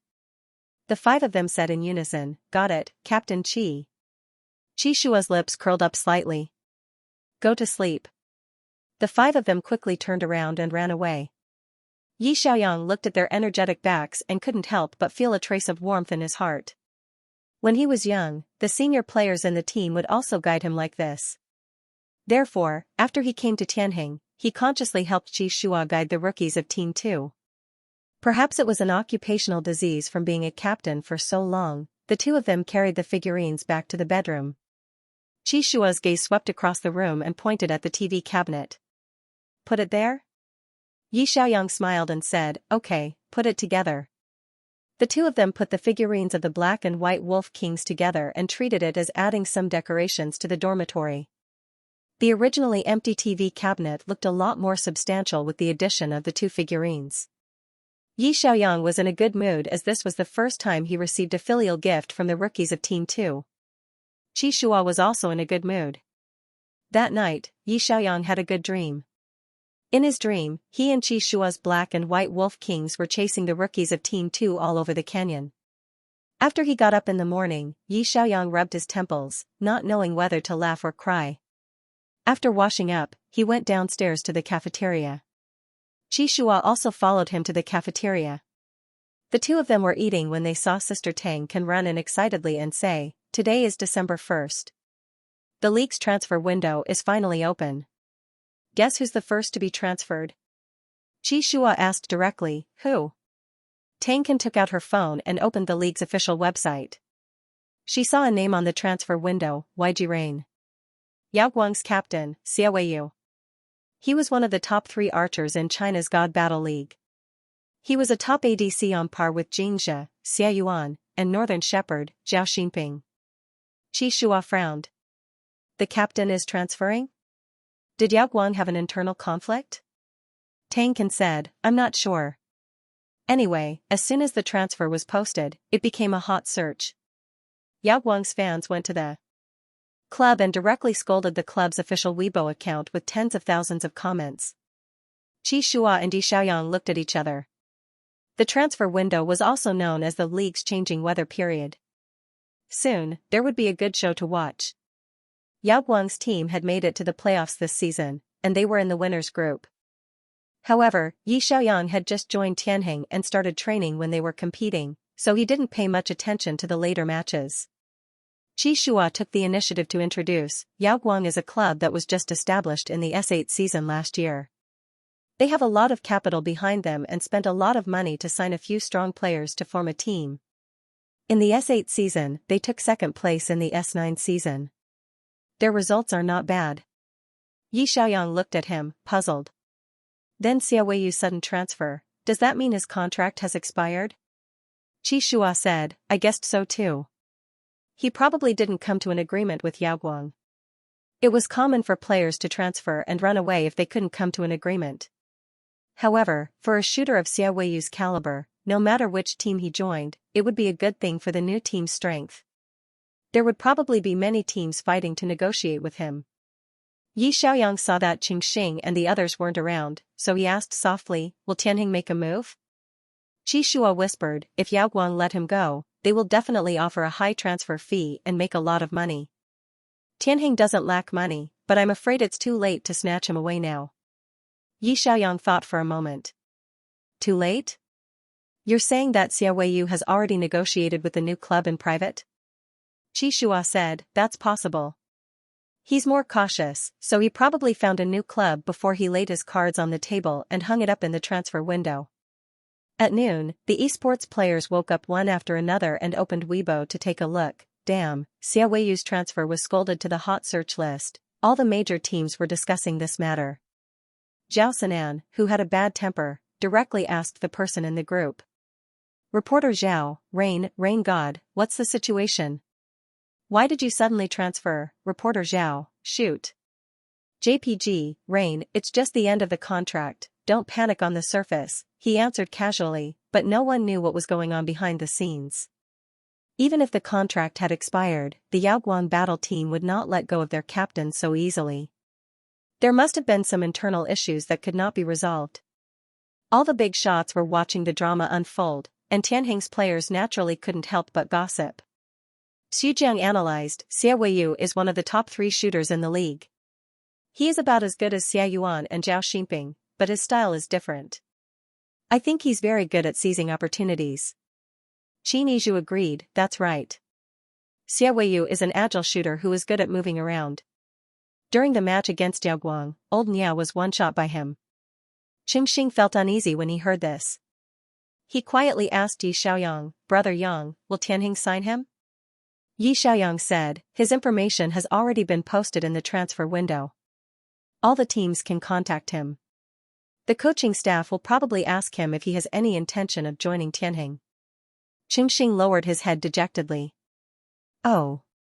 Then if he comes, can I only be a substitute? The little guy's emotions were written all over his face. Yi Xiaoyang had been torturing Qingxing every day recently. Qingxing had died dozens of times, and he had developed feelings for him. Seeing his dejected look, Yi Xiaoyang's heart softened. He comforted him gently, "Don't be afraid. Xia Weiyu might have already privately negotiated with a team and won't come to Tianheng." Qingxing asked curiously, "Then which team will he sign with?" Yi Xiaoyang analyzed, "First of all, we can exclude Baimu and Jingzhe. These two teams both have world-class shooters, so they won't sign another shooter. Secondly, we can exclude Ice Seoul. Ice Seoul's 5-man system is already very well coordinated, so there's no need to sign a godly player to retrain." Qin Yizhu gossiped while eating walnuts. "He can't possibly go to the secondary league, right? He doesn't have many choices among the 18 teams in the top league." Qi Shua just walked into the training room. When he heard this, he whispered, "He won't come to Tianheng." Qingxing's eyes lit up. "Are you sure he won't come?" Qi Shua said, "I bumped into Coach Lin in the corridor just now, so I asked him casually." Coach Lin said that the coaching staff contacted Xia Weiyu as soon as the transfer news was released, but Xia Weiyu's reply was that it had already been negotiated. Yi Xiaoyang couldn't help but gently rub Qingxing's head when he heard this. "Now you can rest assured, right? Go and train diligently. If you meet Xia Weiyu on the field next season, don't get one-on-one killed by him." Qingxing hurriedly sat in front of the computer obediently and began training seriously.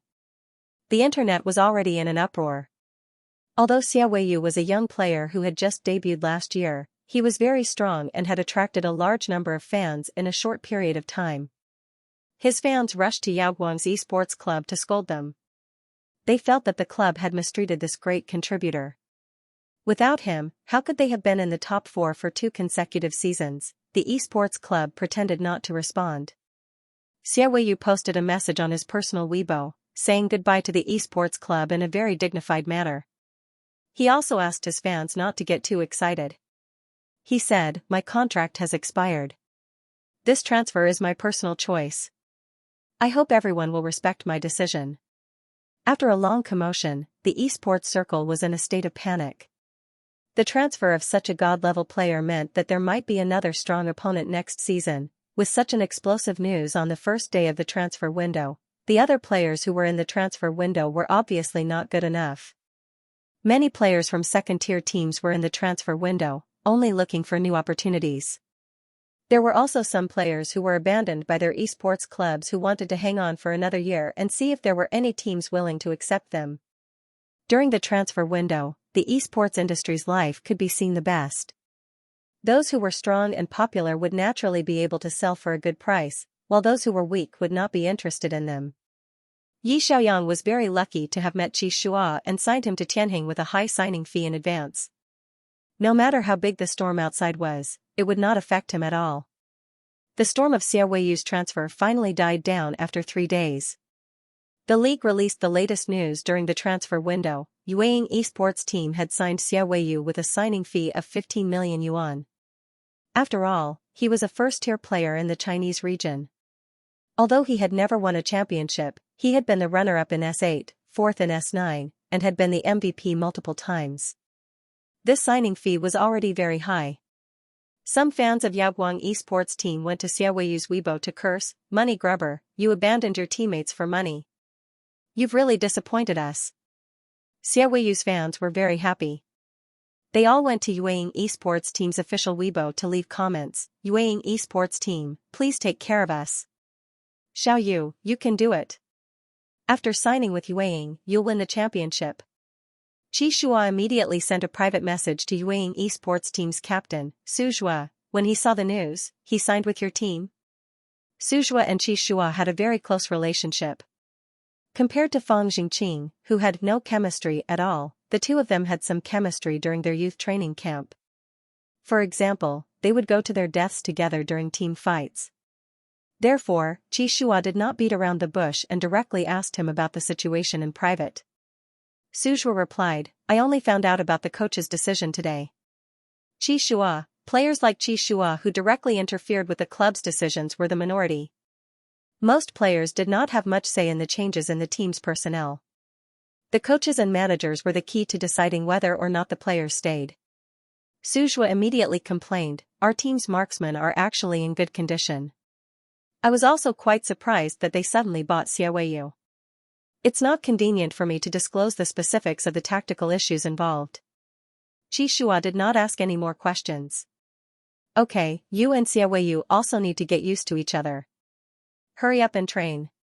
Su Jue suddenly remembered the rookie from Tianjing. During the finals, Qi Shua had been by his side to protect him. He could not help but ask curiously, "Oh right, doesn't your team's Xiaoyi need an official announcement?" A team's own rookie did not need to be announced during the transfer window. Whether or not there would be an official announcement would depend on the team's public relations department. Some teams would announce their starting lineup during the new season, and some would announce it before the transfer window. Qi Shua, it should be announced in the near future. Su Jue, he's your new support for next season, right? Qi Shua, what do you think? Su Jue, isn't it obvious? Everyone knows that your team's marksman and support have retired. The rookie is most likely a support. Am I right? Qi Shua sent a meaningful smiley emoji. No one guessed correctly that the rookie was a hit unit. After Xiaoyu's transfer, the League of Legends was calm for a few days. Until a week later, on December 8th. The group stage of the World League had ended. The Chinese teams Ice Seoul and Xianxia had both entered the top 8. This was undoubtedly great news. On the morning of December 9th, another piece of explosive news appeared in the League of Legends transfer window. Name, Sean Winston. Gender, alpha male. Transfer fee, 20 million. Club, Northern Shepherd. This news was even more explosive than Xiaoyu's transfer. Early in the morning, Northern Shepherd's official Weibo account was flooded with hundreds of thousands of comments. During the League of Legends transfer window, they would also post photos of the players. Everyone realized that this international friend had very well-defined facial features and a pair of deep blue eyes. He was so damn handsome, no matter how good he was, his looks alone were worth tens of millions in advertising fees. Soon after, there were people gossiping in the comment section. Xiao Winston, a world-class mid-laner from the European League's S8 champion team, W Rose. His mother was Chinese, so he could speak Chinese. Communication was not a problem. F***ck, a mid-laner from a European champion team? Where did Northern Shepherd find such a treasure? Next season, Northern Shepherd would be amazing. The top laner had Zhao Sinan, who was as fierce as a mad dog, the bottom laner had the most and valiant Miss Zhao Xinping, and the middle laner had a handsome European guy. Northern Shepherd, you can do it. Did this mean that Northern Shepherd was going to be the champion next season? All three lanes were very strong. S10's Northern Shepherd was invincible. Don't forget, Yueying had just signed Xiaoyu. Yueying next season was also very good. S10 was a battle between gods, right? Couldn't China work harder? After the battle between gods, they could come back with a world championship. The esports scene was like an earthquake in the past few days.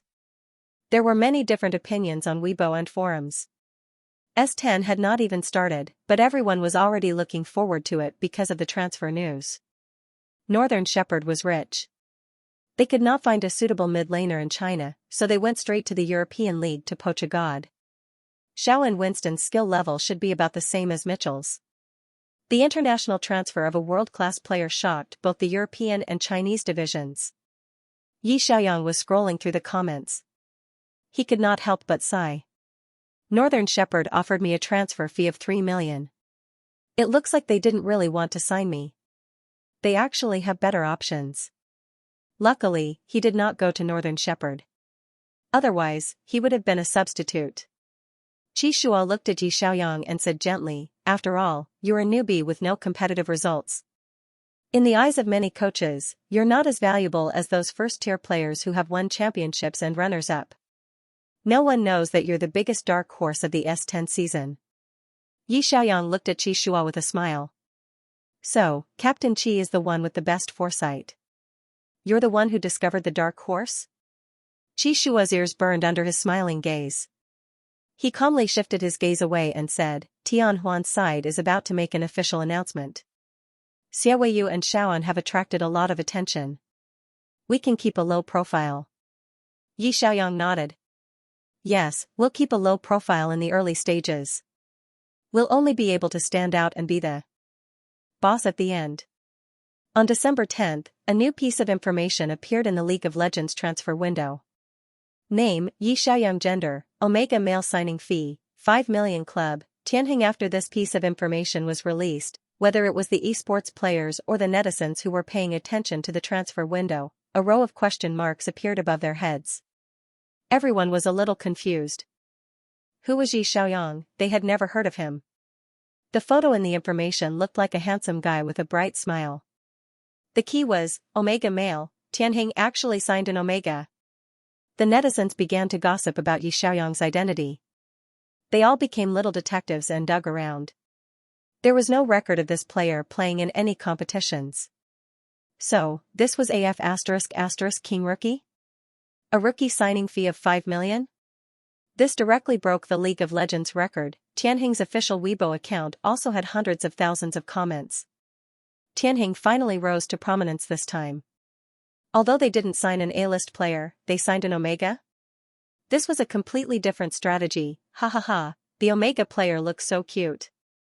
With such good looks, all Russian first, no wonder he could break the rookie signing fee record. Captain Chi only paid 3 million back then.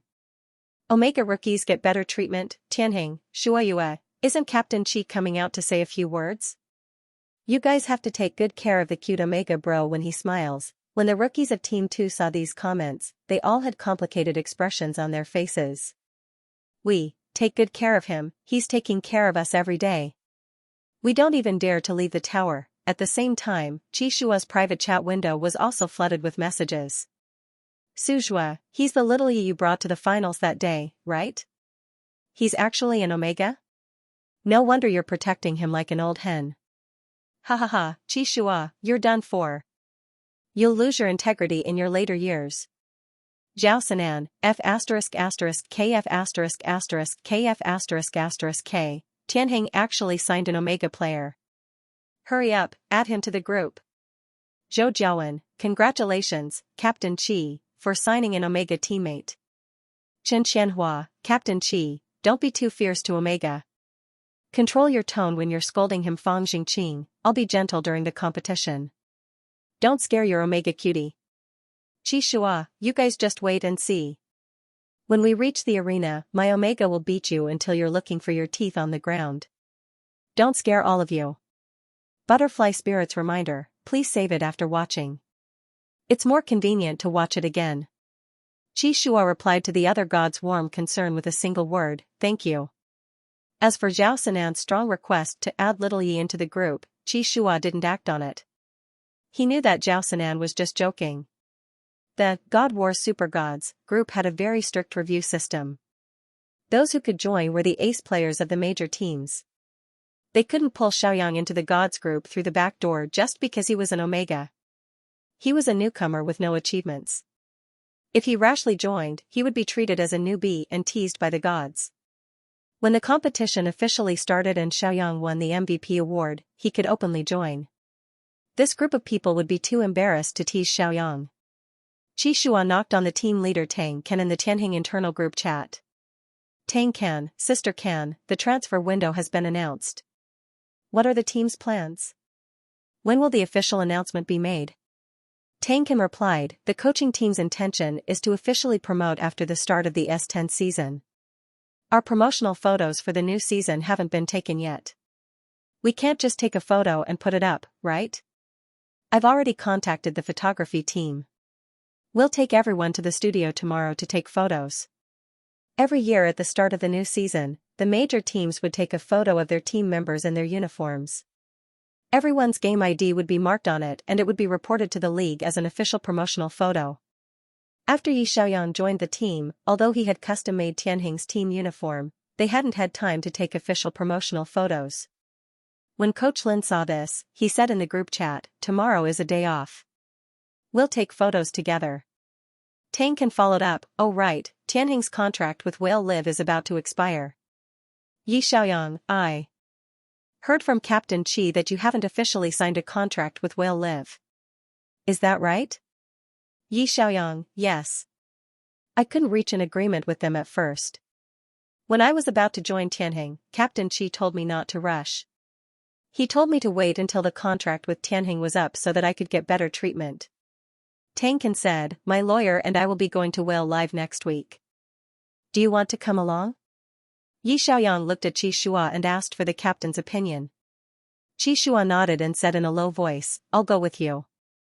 If I go personally, I can negotiate a better share.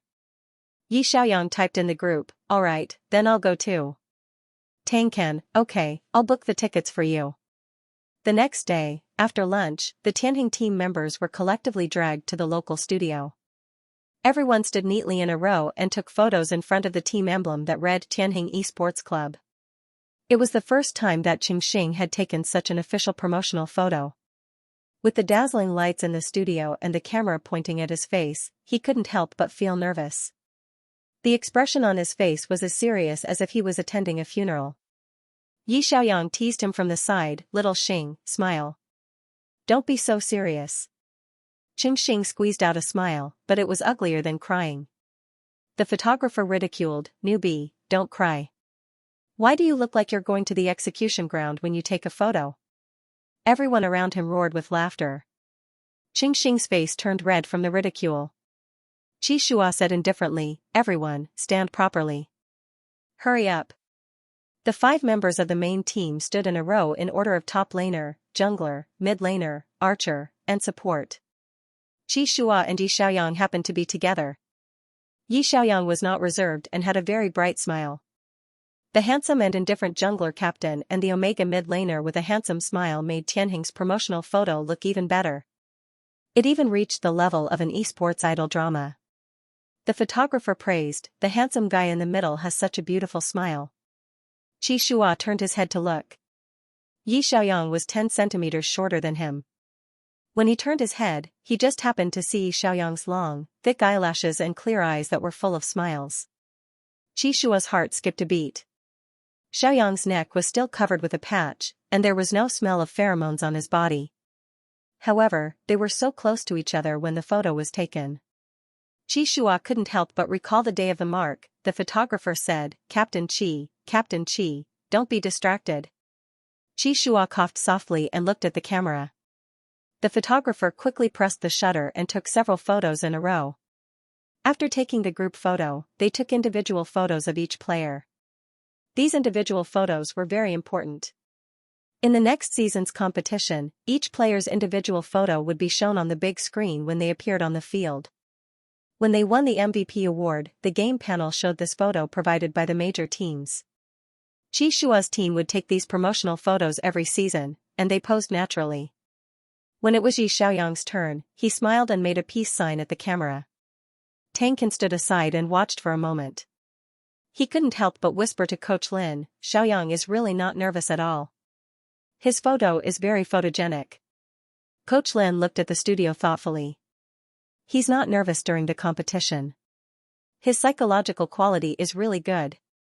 If I hadn't seen it with my own eyes, I wouldn't have believed that he was a newcomer who debuted this season. On the way back, Coach Lin privately told Tang Can, tomorrow, you take Qi Shua and Xiaoyang to Star City for a negotiation. Remember to tell them not to make a fuss before Xiaoyang officially changes his name to Tianheng Liang. Xiaoyang is one of the few Omega players.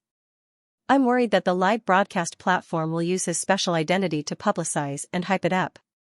I hope that Xiaoyang can focus his energy on the competition and not be disturbed by the war between fans and haters in the live broadcast circle. Tang Can smiled and said, Coach, don't worry. If Whale Live wants to use our Tianheng players to hype it up, they'll have to see if we agree. They should have experienced Captain Qi's temper. They won't dare to act recklessly. Coach Lin nodded. As for the contract, let the legal department check it out. Thank you for your hard work. After the Tianheng players returned to their team, the photography team quickly edited the photos. Tang Can selected 3 group photos and sent them to the group for everyone to choose from. Qi Shua glanced at them. In the second photo, he happened to look at Yi Xiaoyang next to him with a gentle gaze. Although his teammates might not think that there was a problem, Qi Shua inexplicably felt a little guilty. He typed, "Let's take the third one." In the third photo, everyone was looking straight ahead at a suitable distance. The 5 of them stood in a slightly protruding U shape. Compared to standing in a straight line, the picture was more harmonious. Everyone also said, "The third one looks good." Next, the individual photos of each player were sent to the group for everyone to choose from. Xianxia opened the individual photos. The more he looked at them, the more he felt that Yi Xiaoyang was very photogenic. He looked good no matter how Yi Xiaoyang was taken. He saved Xiaoyang's photo on his phone. After saving it, he felt that it wasn't right to save only Yi Xiaoyang's photo. He was the captain, so he should treat the photos of the team members equally. Thus, he saved the photos of Qin Yizhu, Xujiang, and Xingxing as well. The next day, Yi Xiaoyang and Qi Shua followed Tang Ken to Star City and went directly to Whale live streaming. Chen Feiyun, the supervisor of Whale live streaming, knew the news in advance and came out to greet them angrily.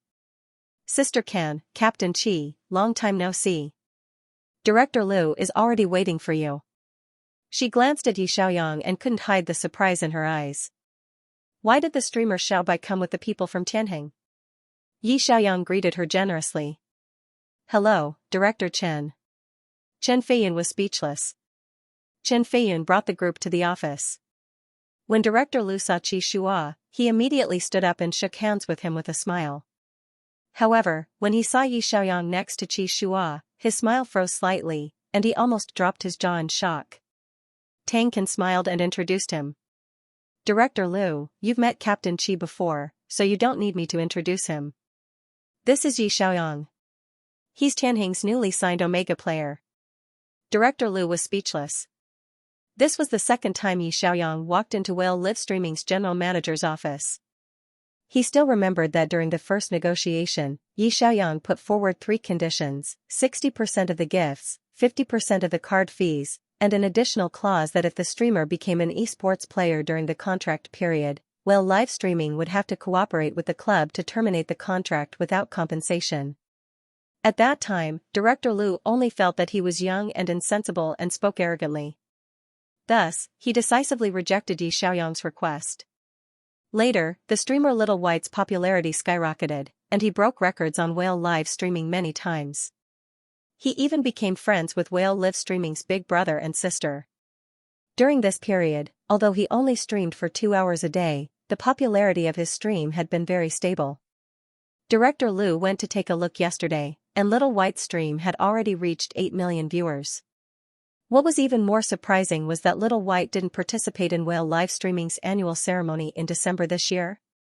With such high popularity, he actually didn't participate in the competition for new streamers.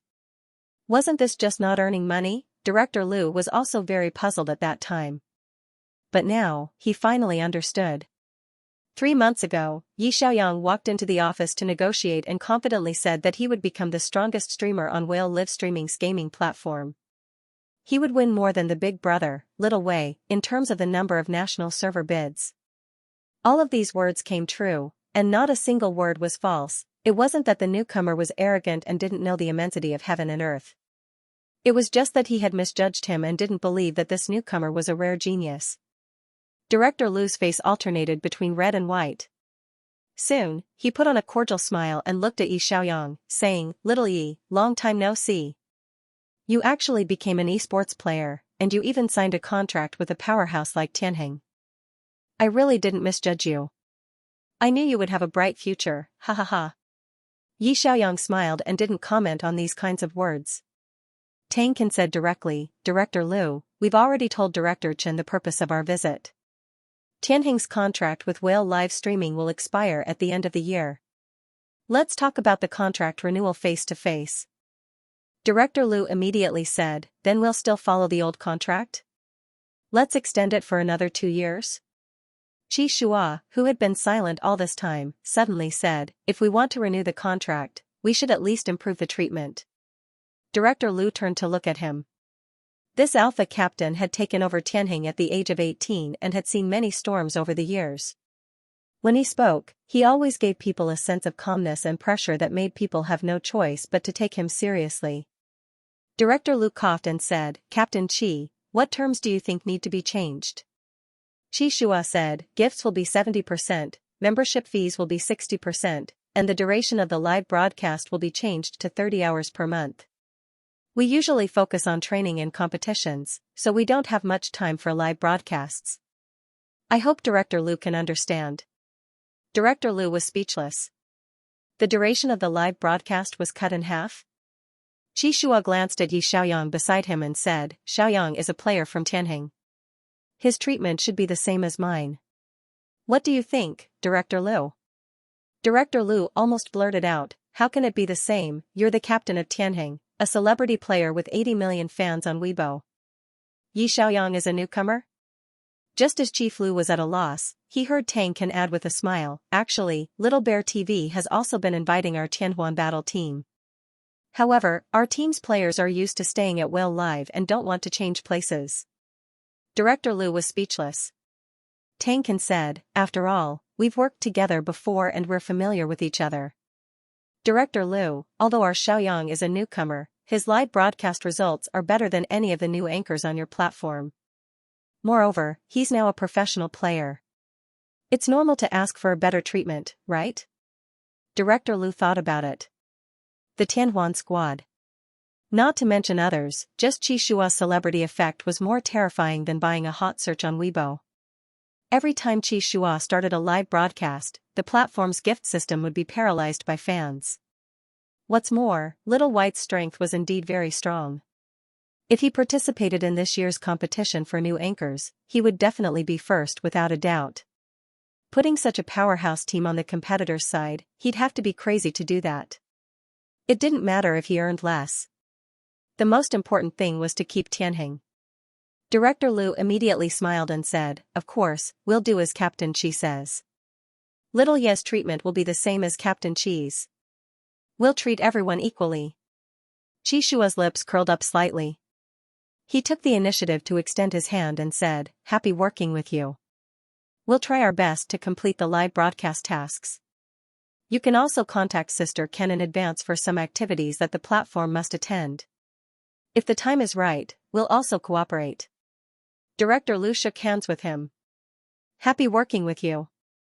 Director Liu couldn't help but sigh when he thought about the millions of cash flow that Little White's live broadcast room had accumulated during this period. This Little White really had foresight. Previously, he had been dragging his feet on signing the contract. In the end, he signed it with the team. If he followed the new contract, he would be able to receive millions of gifts in one go. Yi Xiaoyang also stepped forward and shook hands with Director Liu with a smile. He said, thank you, Director Liu. The name of my live broadcast room will not be changed for the time being. After the official promotion of the next season, it will be changed to Tianjing Liang. Together with Captain Qi's live broadcast room, it will be under the Tianhuan squad's name. Director Liu said excitedly, understood, understood. The team's contract has to be signed with a confidentiality agreement, I understand. When the time comes, our platform will definitely give Tianhuan squad's first live broadcast a big push. Chen Feiyun had once promised Little White that she would ban the front page. But Yi Xiaoyang didn't care at all. When he officially changed his name, Tianhuan squad's front page would attract much more traffic than the new anchors. When the time came, he would reopen his live broadcast room as a professional player of Tianjing Liang, all-round mid-laner, esports, source.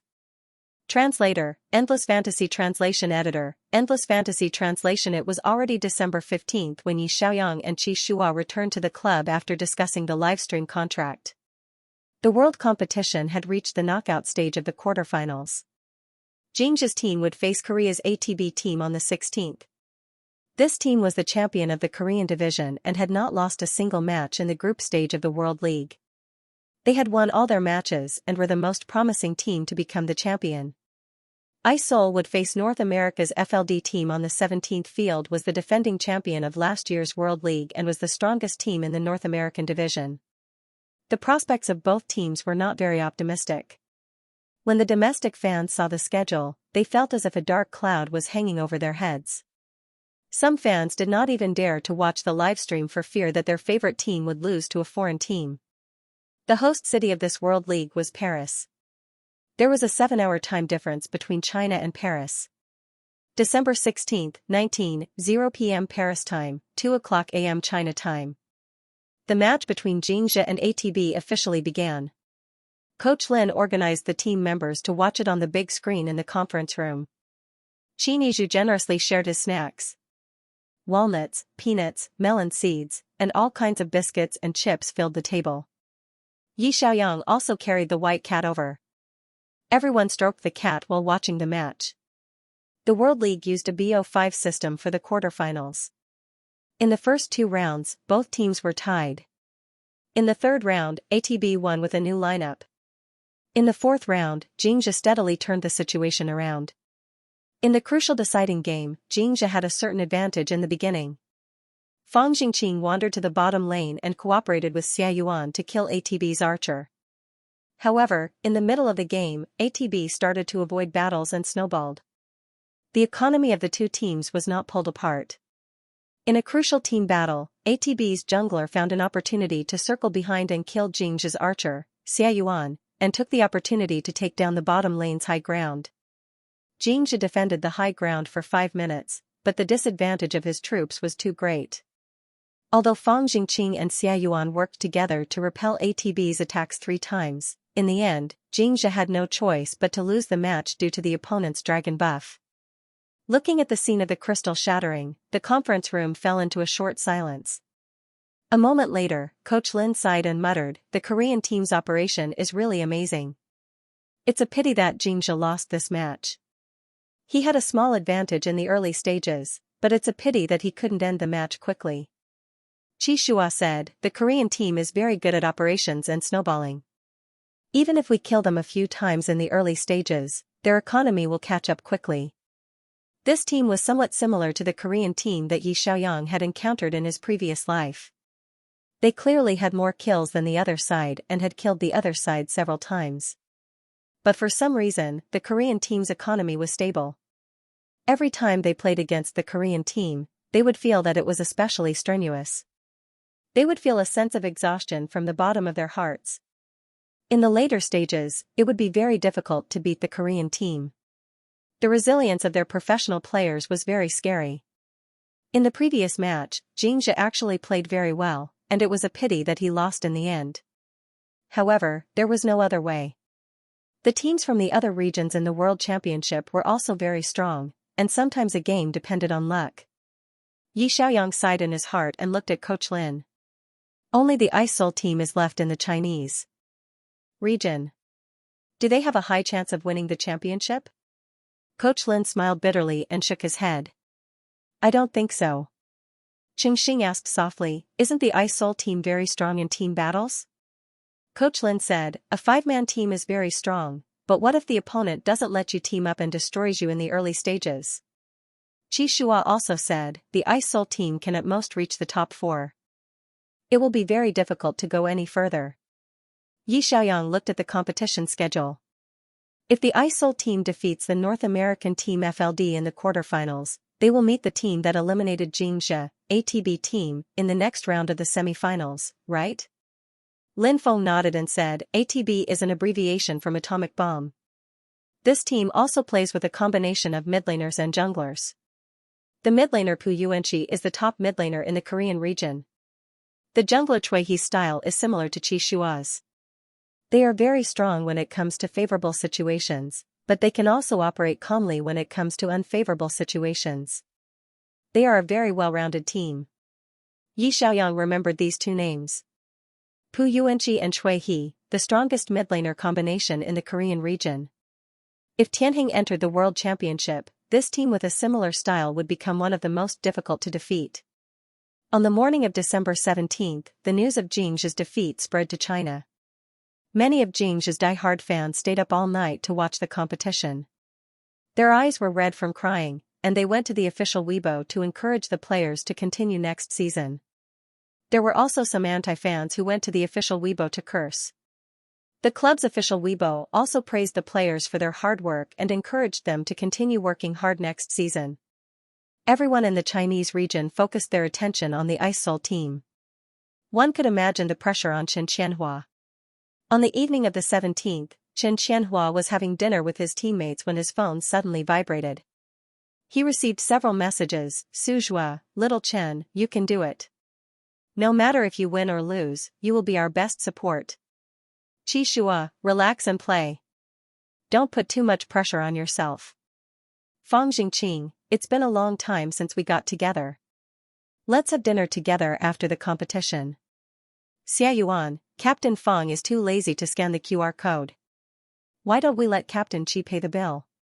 Suzhua, indeed, we should let Qishua pay the bill. There's an omega in Tianheng. Qishua should treat us to a meal to celebrate. Qishua?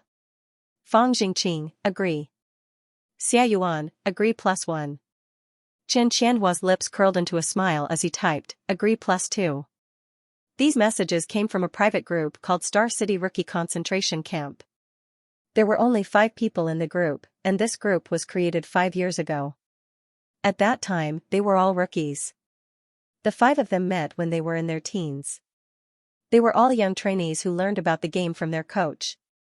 Occasionally, they would form a team of 5 to play ranked games. Then, they would play out the tragedy of Qi Shua and Fang Jingqing never working together.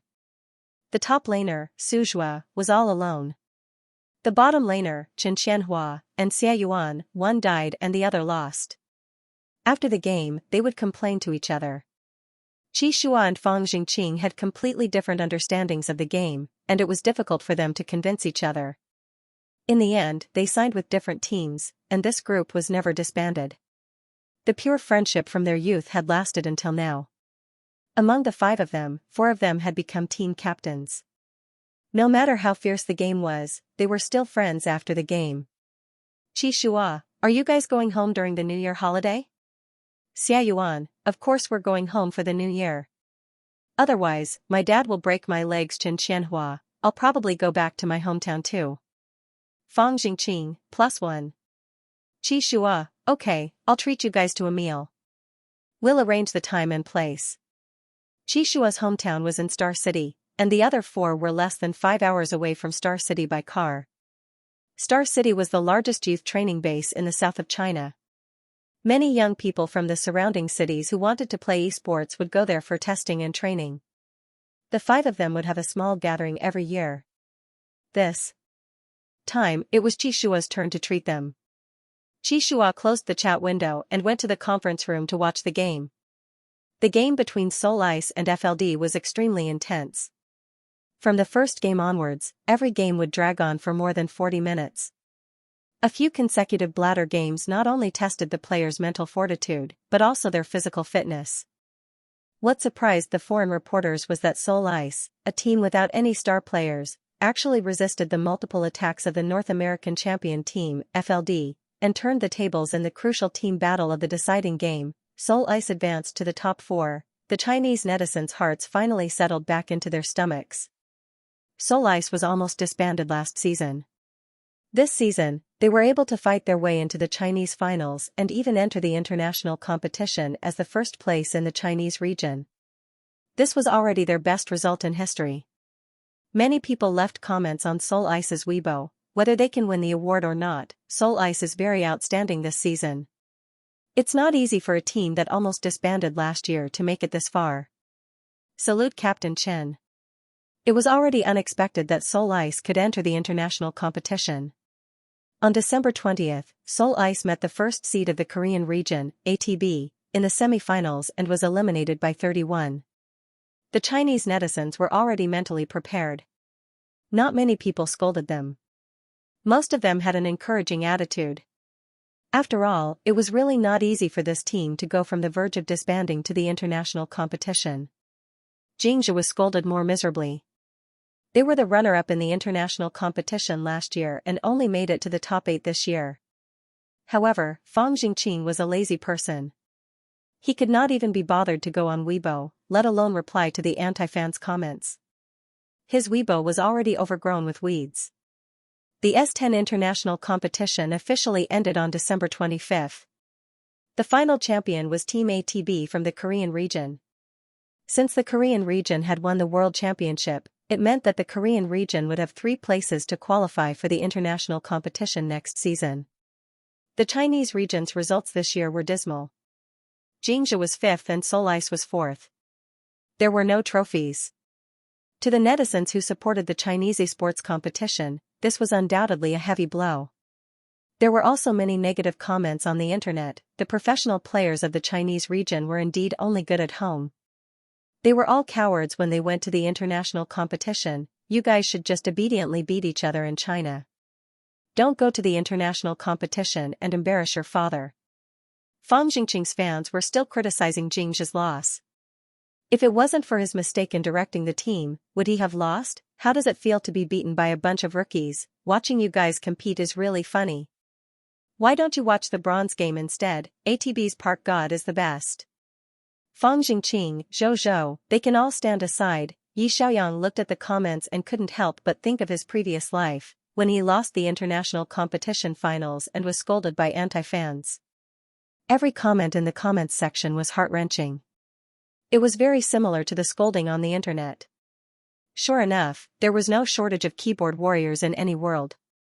Yi Xiaoyang put down his phone and carried Little White to the balcony. Last night, there was a heavy snowfall in the capital. This was the first snow of the winter this year. When he woke up in the morning, the snow was falling outside the window. The surrounding buildings were already covered in a thick layer of snow. There were not many pedestrians on the roads in the suburbs. The snowy scenery was not damaged at all. The whole world was wrapped in silver, pure and flawless. Yi Xiaoyang looked at the vast expanse of whiteness outside and quickly calmed down. This season, the Chinese team's results were not satisfactory. The situation next season was not optimistic either. He really wanted to win the World Championship. As for whether he could win it or not, it depended on luck. The competition was ever-changing. Even the strongest team could fail. He could only say that he would do his best and not have any regrets. Yi Xiaoyang smiled and patted the head of the cat in his arms. Little White looked curiously at the falling snow outside the window. It even stupidly stretched out its paws to catch it. In the end, it didn't catch anything.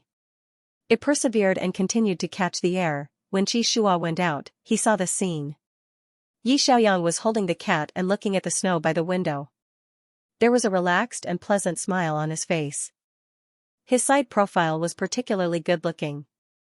The handsome boy was holding the cute cat, just like a fixed frame of a poster. Qi Shua couldn't take his eyes off him for a while. Yi Xiaoyang heard footsteps. He turned around and said with a smile, "Good morning, Captain Qi." Qi Shua coughed softly. "You're up so early?" Yi Xiaoyang said, "I was bored and browsed Weibo for a while. I saw people scolding the Chinese team's professional players as rookies. They also said that the gods, who are usually highly sought after in China, become cowards as soon as they leave the country." Qi Shua was speechless. Most players would be angry when they saw such comments. Qing Xing was so angry last night that his eyes turned red. He almost scolded them back. Yi Xiaoyang did not seem to mind at all. Qi Shua said, "If one day, our Tianjing team loses, you might be scolded too." Yi Xiaoyang said calmly, "It doesn't matter. Even if they scold me, I won't lose anything. I know in my heart that I didn't do anything wrong. It's enough that I have a clear conscience. There's no need to look at those anti-fans." He had a clear conscience. Qi Shua had been embroiled in controversy for the past few years. Every time he finished a competition, there would always be people who said that he was at the peak of his career, that he was going downhill and only knew how to live off his past achievements. They said that he was not as good as Tianjing's previous captain, Ming Xing. They said that he was causing Tianjing's results to deteriorate, but he had already done everything he could. He had a clear conscience. You have a point. There's no need to look at them. Qi Shua smiled and walked to Yi Xiaoyang's side. He looked out the window. S9 is completely over. In the past few seasons, the Chinese team has also experienced such low points where they didn't win any medals. But I believe that S10 will be different. Yi Xiaoyang smiled and nodded. Yes, S10 is a new beginning. Qi Shua looked at the person beside him. His gaze could not help but soften. This year, it's the new year on the 7th of January. I heard that the Alliance has requested that all the teams take a holiday from the 6th to the 13th. Are you going back to Star City for the new year? Yi Xiaoyang was stunned for a moment. The original owner's parents had already passed away. He did not have many relatives or friends in this world. The only ones he was still in contact with were his cousins Qinyu and Qin Rui. Other than his home in Star City, he had nowhere else to go. Yi Xiaoyang lowered his head and patted Little White's head. Okay, then I'll go back too. Qi Shua said, I'll book the tickets for you. Let's go back together? Yi Xiaoyang nodded. Okay.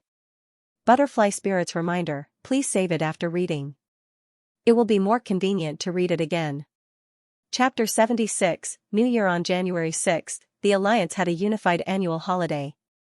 Qi Shua booked a plane ticket in advance and returned to Star City with Yi Xiaoyang. Qinyu drove to the airport to pick them up. Seeing the tall Alpha standing beside Yi Xiaoyang, he was puzzled and asked his brother who the other party was with his eyes. Yi Xiaoyang took the initiative to introduce them. This is our captain, Qi Shua, and this is my cousin, Qinyu. Qi Shua nodded at him angrily, hello. Qinyu smiled and said, hello, Captain Qi, do you need me to send you home? No, you can send Xiaoyang and Xiaobai home, I have someone here to pick them up. Qi Shua looked at Yi Xiaoyang with gentle eyes, go home and have a good rest, see you next season. Yi Xiaoyang, well, Captain Qi, have a good new year, see you. The two said goodbye at the airport. Qinyu took Yi Xiaoyang and Xiaobai home. After the car drove on the highway, he couldn't help but ask, that Alpha just now, is he close to you? Yi Xiaoyang said, our captain, he helped me a lot. Qinyu looked at his brother from the rearview mirror and found that Yi Xiaoyang looked calm and didn't show any signs of guilt. It seemed that they were just friends. He paused and asked, how's your control of the pheromone? After Yi Xiaoyang split into Omega, he told Xiao Rui and Qinyu the news. After all, they were the few family members in the world who really cared about him. However, he didn't mention the inhibitor allergy and being marked by Qi Shua in case he couldn't explain it clearly. This was a secret between him and Qi Shua. Hearing Qinyu's question, Yi Xiaoyang said, it's okay, I test it every day, it's stable around 3.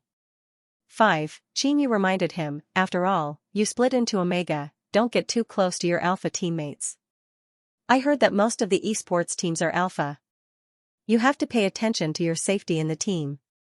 Yi Xiaoyang understood what he meant and couldn't help but laugh. Brother, don't worry. I'm very safe in the Tianhuan squad. The children in Team 2 are all very afraid of me. As for Team 1, no one dares to bully me.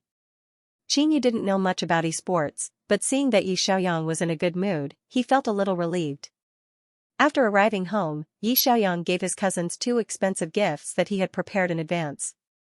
Qinyu took the gift and asked in confusion, Xiaoyang, do you have a lot of money? This watch is quite expensive. Qin Rui said happily, Brother Yang is a newcomer signed by Tianheng for a high price of 5 million yuan, breaking the record for a newcomer in the league. My brother Yang is very rich now, and there are many gifts in the live broadcast room every day. Whenever Xiao Rui was free, he would go to the livestream room to be a moderator, so he knew everything about Yi Xiaoyang. Qinyu was surprised. Really? I didn't expect Xiaoyang to be so good. I was worried about you finding a job, but it seems that my worries were unnecessary. Yi Xiaoyang said, cousin, don't worry. I'm an esports player now, and my income is not bad. I'll play for 2 years, and after I retire, I should change my career to become a streamer. It won't be a problem for me to support myself. Qinyu smiled and patted Yi Xiaoyang's shoulder. That's good. Come to my house for the New Year tomorrow. My dad has been telling me that I must invite Xiaoyang to our house for New Year's Eve dinner. Bring Xiaobai along. Yi Xiaoyang said, okay, then I'll bring Xiaobai along. After the two of them left, Yi Xiaoyang packed his luggage at home. In his previous life, he liked to be lively. Every winter when he went home, he would bring a lot of gifts for his parents and friends.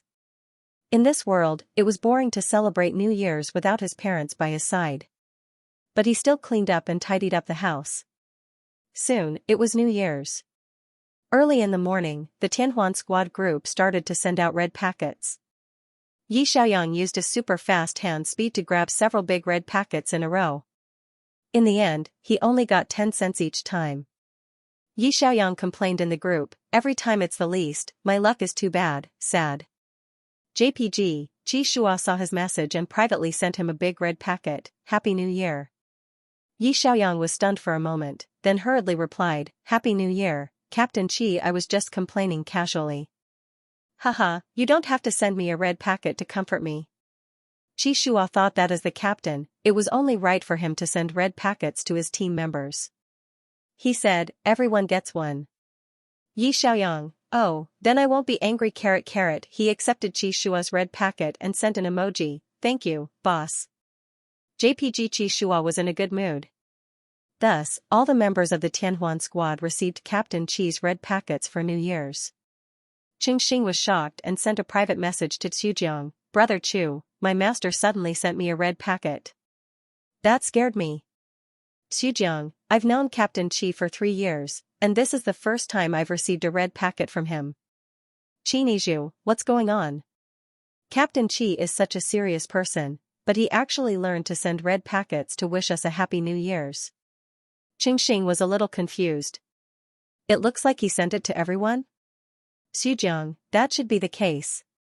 In fact, Qi Shua had only sent a big red packet to Yi Xiaoyang when he saw Yi Xiaoyang complaining about his bad luck in the group. Then, he felt that it wasn't appropriate to only send it to Yi Xiaoyang, so he sent it to the entire team. No one knew about Captain Qi's rich inner world. Yi Xiaoyang logged into Little White's livestream and sent a wave of gifts to his fans. In the afternoon, Qin Yu drove over to pick him up, and Yi Xiaoyang took Little White to his cousin's house for New Year's. His cousin's family was very warm to him. Yi Xiaoyang had a reunion dinner with them before returning home with Little White. The next day, when he woke up in the morning, he suddenly felt uncomfortable. His head was dizzy and his body was weak. The familiar warm current flowed through his blood. Yi Xiaoyang sensed that something was wrong and immediately picked up the pheromone detector to check the data. His pheromone was 5, and it was almost 6. When he was differentiating, the doctor had told him that if his pheromone exceeded 6, he had to be injected with an inhibitor or an alpha marker. He was allergic to inhibitors, so he could only ask Qi Shua for help in this situation. It had been 3 months since Qi Shua had temporarily marked him at the hospital in October. It looked like the expiration date of that mark was about to expire. Yi Xiaoyang did not hesitate. He picked up his phone and called Qi Shua. Qi Shua was about to go to his grandfather's house with his parents for New Year's greetings. When he was about to leave, he suddenly received a call from Yi Xiaoyang. Qi Shua picked up the phone and heard a slightly hoarse voice that sounded a little weak. Captain Qi, I'm sorry to disturb you. My pheromone data is a little abnormal. Qi Shua immediately walked to the window and lowered his voice. Where are you? Yi Xiaoyang said, at home. Is it convenient for you to come over? Qi Shua was stunned. You're home? How could there be such a marking at the door? Would he be beaten to death by his family? Yi Xiaoyang seemed to have guessed what Qi Shua was worried about. He added, don't worry, there's no one at home. It's just me and Little White. Captain Qi, if it's convenient for you, can you come over and mark me again? Qi Shua was speechless. Can you come over and mark me again? It was hard to believe that this was something an Omega would say. Hearing Qi Shua's silence, Yi Xiaoyang said, it's okay if it's inconvenient. It's only 5 now, not 6. I should be able to endure it for a few days. Call me when you're free, Captain Qi. It was very uncomfortable to lose control of an Omega's pheromone. Hearing Yi Xiaoyang's weak voice, Qi Shua couldn't help but soften. His voice couldn't help but soften. I'll come over now. Send me the details. After hanging up, Qi Shua looked at his parents and pretended to be calm. I have something to do. I'll go to Grandpa's house tonight. Qi Shua's mother looked at him in confusion. What's so urgent that you have to go? Qi Shua's father's gaze was sharp. He stared into his son's eyes and asked, who was that on the phone? Why did I hear something about a marking? Are you in a relationship with someone? Qi Shua's expression was serious. No, you heard wrong. If he told his parents the truth that he had marked an Omega and was going to the other party's house to mark her again, his father wouldn't let him off easily. His mother would ask him to bring that Omega to meet his parents. It was impossible to explain. Qi Shua coughed softly and made up an excuse. It was Fang Jingqing. He asked me to go out for dinner. His parents didn't quite believe him. Qi Shua added, the 5 of us agreed to get together after the new year. Suzhua, Chen Xianhua, and Xia Yuan are all driving over. We've already booked a place. I'll have dinner with them and then go to Grandpa's house tonight. Qi Shua's mother smiled thoughtfully and said, I see. Then you should go and meet your friends first. I'll let your grandpa know. Just remember to come over tonight. Qi Shua nodded. He took the car keys and turned around to leave. After arriving at the garage, Qi Shua breathed a sigh of relief. He sat in the driver's seat and rubbed his temples. Xiaoyang's situation was indeed special. He was allergic to suppressants, so for the next year, he needed to rely on his temporary marking to control his pheromones. The last temporary marking was in October. It was January now, so it was indeed time to make up for it. However, Qi Shua was upset when he thought about doing such intimate things with Yi Xiaoyang again. Qi Shua drove quickly to Yi Xiaoyang's house and rang the doorbell. Yi Xiaoyang opened the door in slippers. Due to the instability of his pheromone, a layer of feverish red appeared on his face, and his eyes were misty. He was sweating all over. His sweat soaked his pajamas, revealing his delicate and beautiful collarbones. His fair skin was covered in sweat. Qi Shua held his breath. This Omega was too sexy and visually impactful. Qi Shua froze in place for a moment. Little White seemed to sense his master's abnormality. He circled around Yi Xiaoyang's feet and kept meowing. Yi Xiaoyang smiled. Captain Qi, you're here. His legs were weak and he almost fell. Qi Shua immediately reached out to support him. His voice was unexpectedly gentle. Do you feel uncomfortable? Yi Xiaoyang took a deep breath and grasped Qi Shua's arm. It's not very comfortable. Qi Shua's pheromone was similar to the cold fragrance of green bamboo. For Yi Xiaoyang, who was burning hot all over, Qi Shua's attraction was like a person who encountered a cool spring after being exposed to the sun for a day on the beach in summer. Yi Xiaoyang forcibly controlled the urge to pounce on Qi Shua. He tried to calm down. Sorry to trouble you, Captain Qi. I hope I didn't delay your business. Qi Shua said, it's okay. He quickly changed his shoes at the door and entered the house with Yi Xiaoyang. He closed the door behind him. Yi Xiaoyang was tortured by the pheromone. He felt weak all over and had difficulty walking. Qi Shua saw that he was about to fall, so he simply stretched out his arms and gently carried him to the sofa in the living room. Yi Xiaoyang leaned on the sofa and rubbed his throbbing temples with his fingers.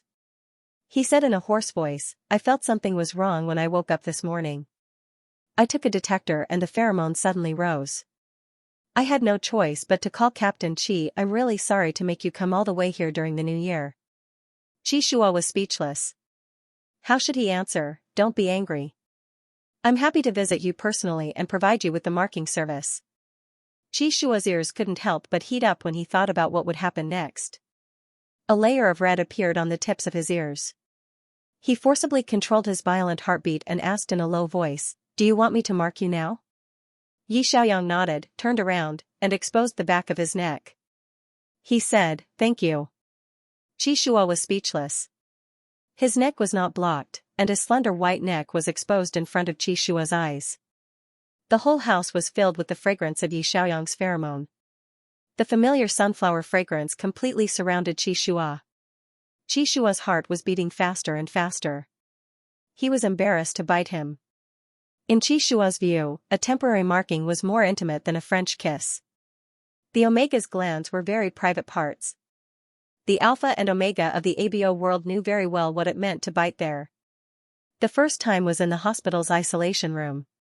In that environment, Qi Shua couldn't think too much. He just wanted to cure the disease and save the patient. But now, he was in Yi Xiaoyang's house, the warm-colored sofa, curtains, and everywhere was full of warmth. Yi Xiaoyang was still wearing pajamas, and his collar exposed a large area of white skin. In such an environment, doing such an intimate thing, it was like two people in love were having an affair behind their parents' backs. Qi Shua found it really hard to pretend that it didn't matter. Yi Xiaoyang found that the alpha behind him didn't respond. He turned back in confusion. Captain Qi? This is the second time. Shouldn't you be very familiar with it? Qi Shua looked into those moist eyes and only felt like his heart was hit by something. His ears instantly turned red, and his voice was very low. You really don't mind being marked by me at home? Yi Xiaoyang thought, why would I mind, unfamiliar the first time, familiar the second time. Hurry up. Yi Xiaoyang smiled. Captain Qi, don't worry. This is a secret between the two of us. I didn't even tell my family. After the marking, it will be good. The validity period will last for 3 months. It won't affect the game. He turned his back again and lowered his head slightly. Let's start. Qi Shua heard the thumping sound of his heart beating violently. According to his understanding, an Omega would only be willing to be marked by an Alpha if they trusted the other party very much.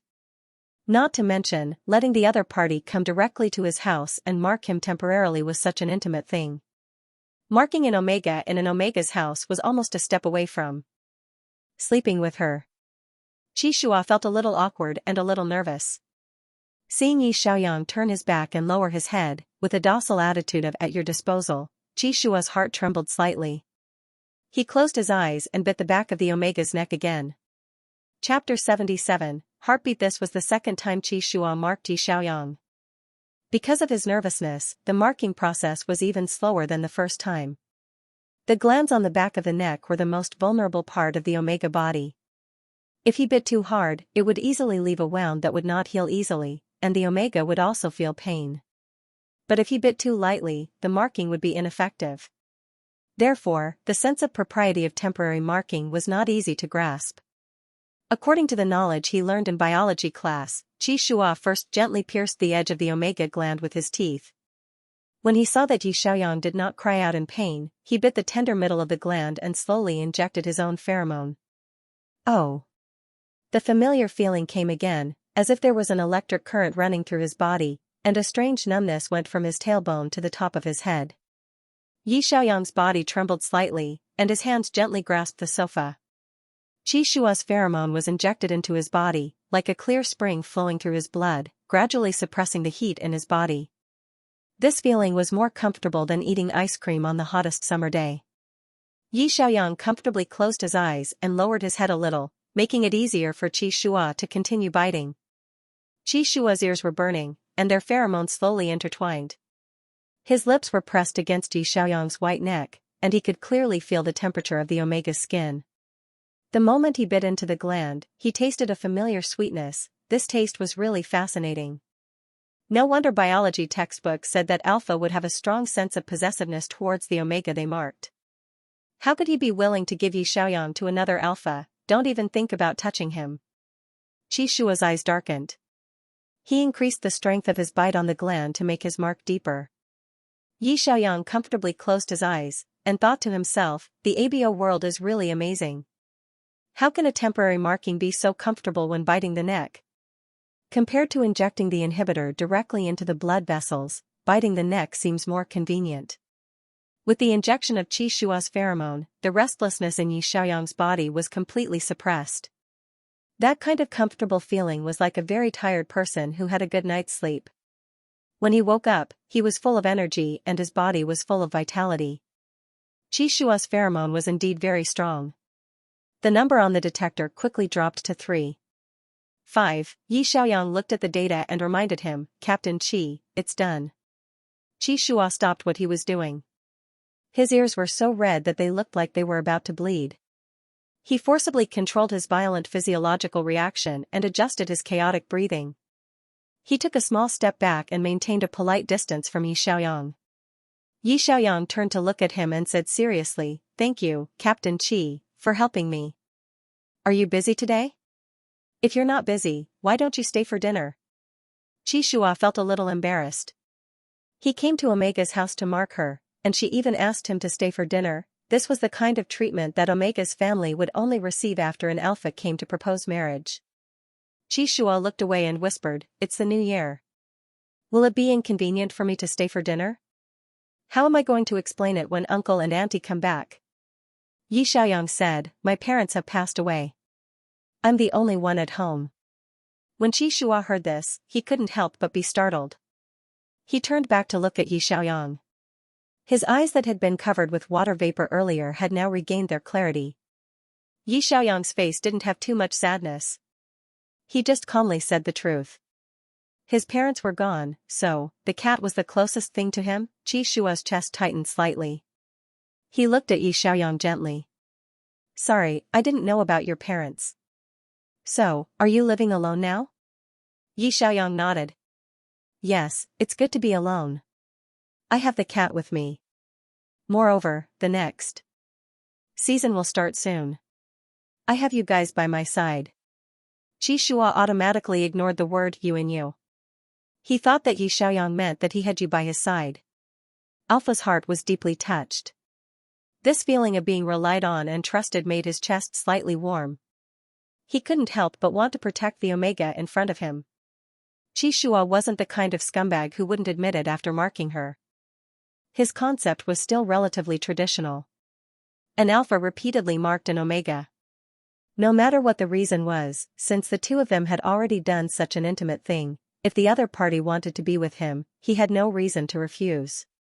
Although he didn't like Yi Xiaoyang yet, there were many stories of first on the bus, then on the bus.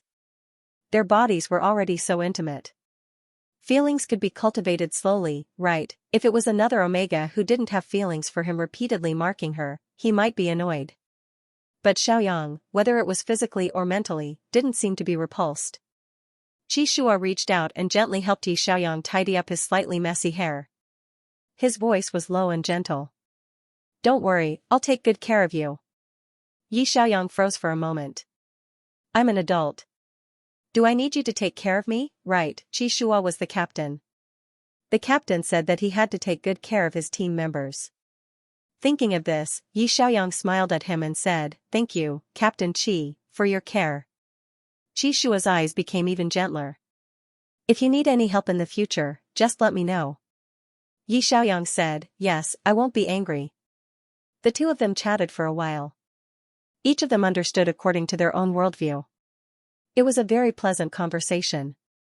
Just then, the kitten next to them suddenly hugged Yi Xiaoyang's leg and kept meowing, meow, meow.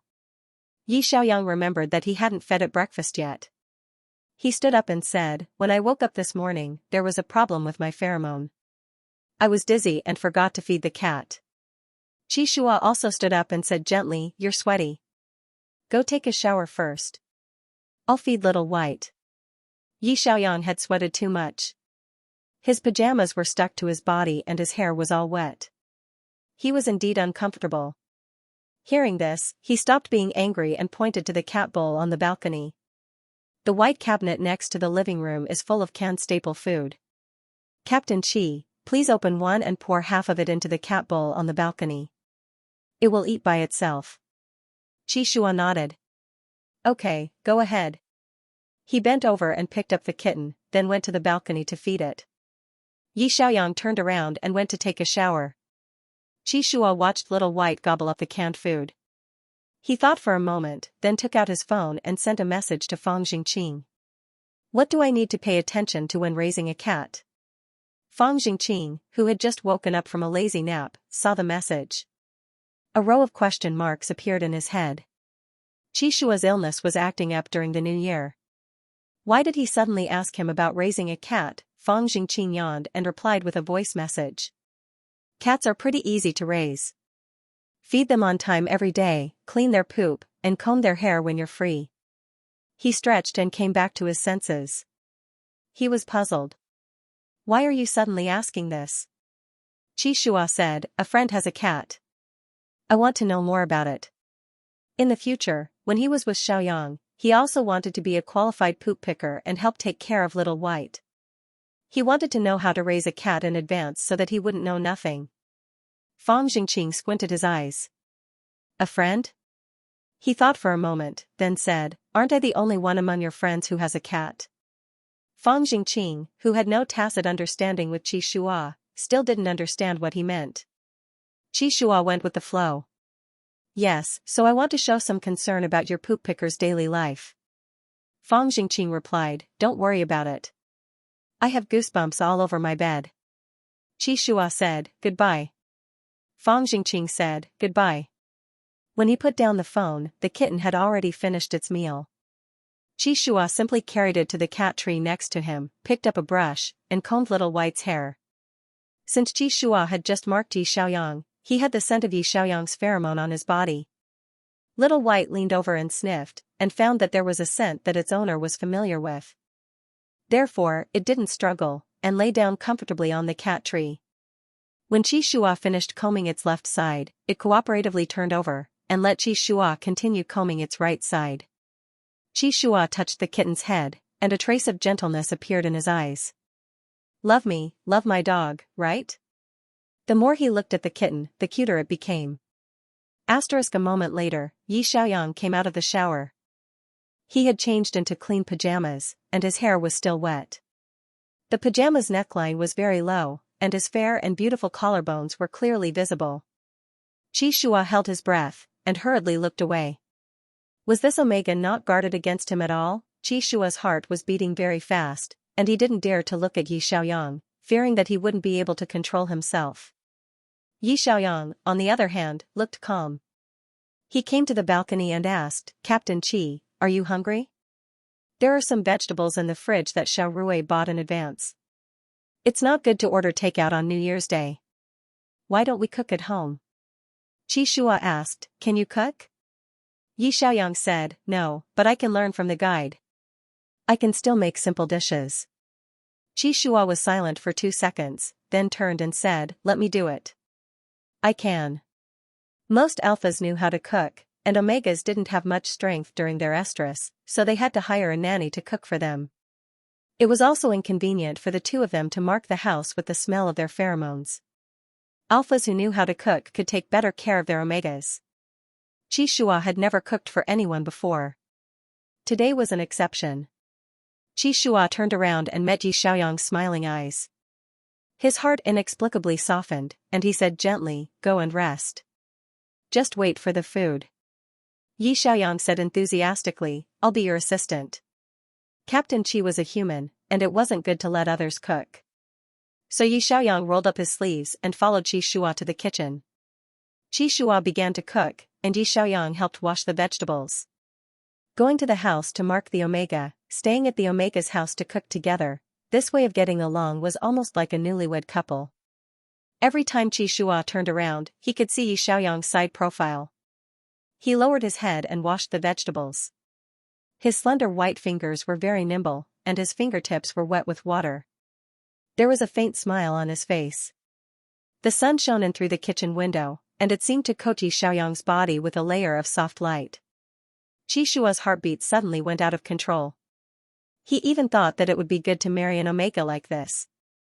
They usually played games together, and they had a lot in common. When they were free, they could play with the cat and cook together. Their married life would be very warm, right? Yi Xiaoyang didn't expect Qi Shua to be thinking about married life. In his opinion, his good friend came to help him. Knowing how to cook? Then they would cook and eat together. Why were there so many rules? Qi Shua made 2 dishes and a soup, and it was very delicious.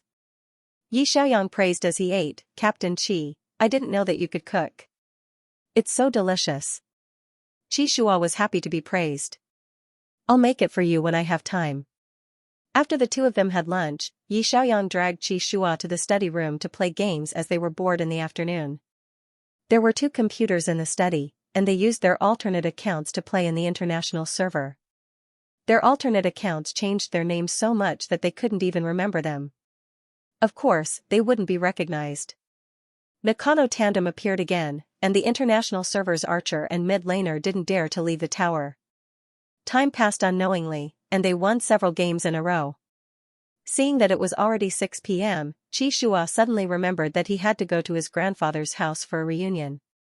He got up and said, I have something to do tonight, so I'll go home first. I'll come back to accompany you another day. Yi Xiaoyang thought he meant to play games with him, so he waved his hand and said, Okay, Captain Qi, you can go do your work. Thank you for coming all the way here today. Qi Shua said in a low voice, You're welcome. I'll go first. It was already dark when he went out, and the temperature was very low in winter. Xianxia took a deep breath. A cold wind blew in his face, but it still couldn't calm the heat in his heart. Thinking about everything that had happened since he met Yi Xiaoyang, it was like the best arrangement of God. Both of them loved to play games, and their rhythm was the same during games. Yi Xiaoyang was allergic to suppressants, so he had no choice but to mark him in the hospital.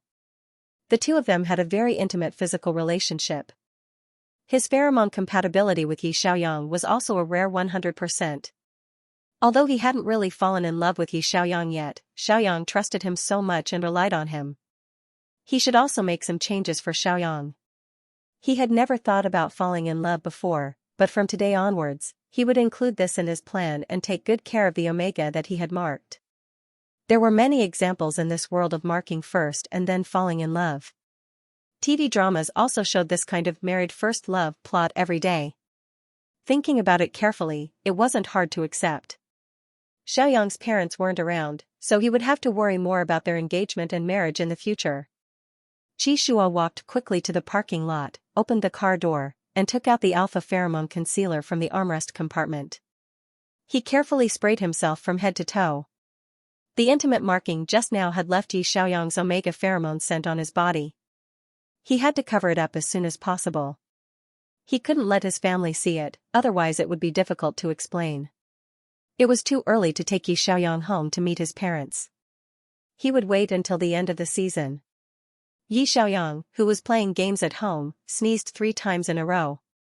He touched his nose in confusion and couldn't help but ask, "Who's talking about me?" Translator, Endless Fantasy Translation Editor, Endless Fantasy Translation. The next day, Suzhua, Fang Jingqing, and the others suddenly came to Star City to have dinner together. Xianxia thought about it carefully and decided not to bring Yi Xiaoyang to meet his friends for the time being. After all, they weren't officially friends yet. It wouldn't be too late to ask them out when they got engaged.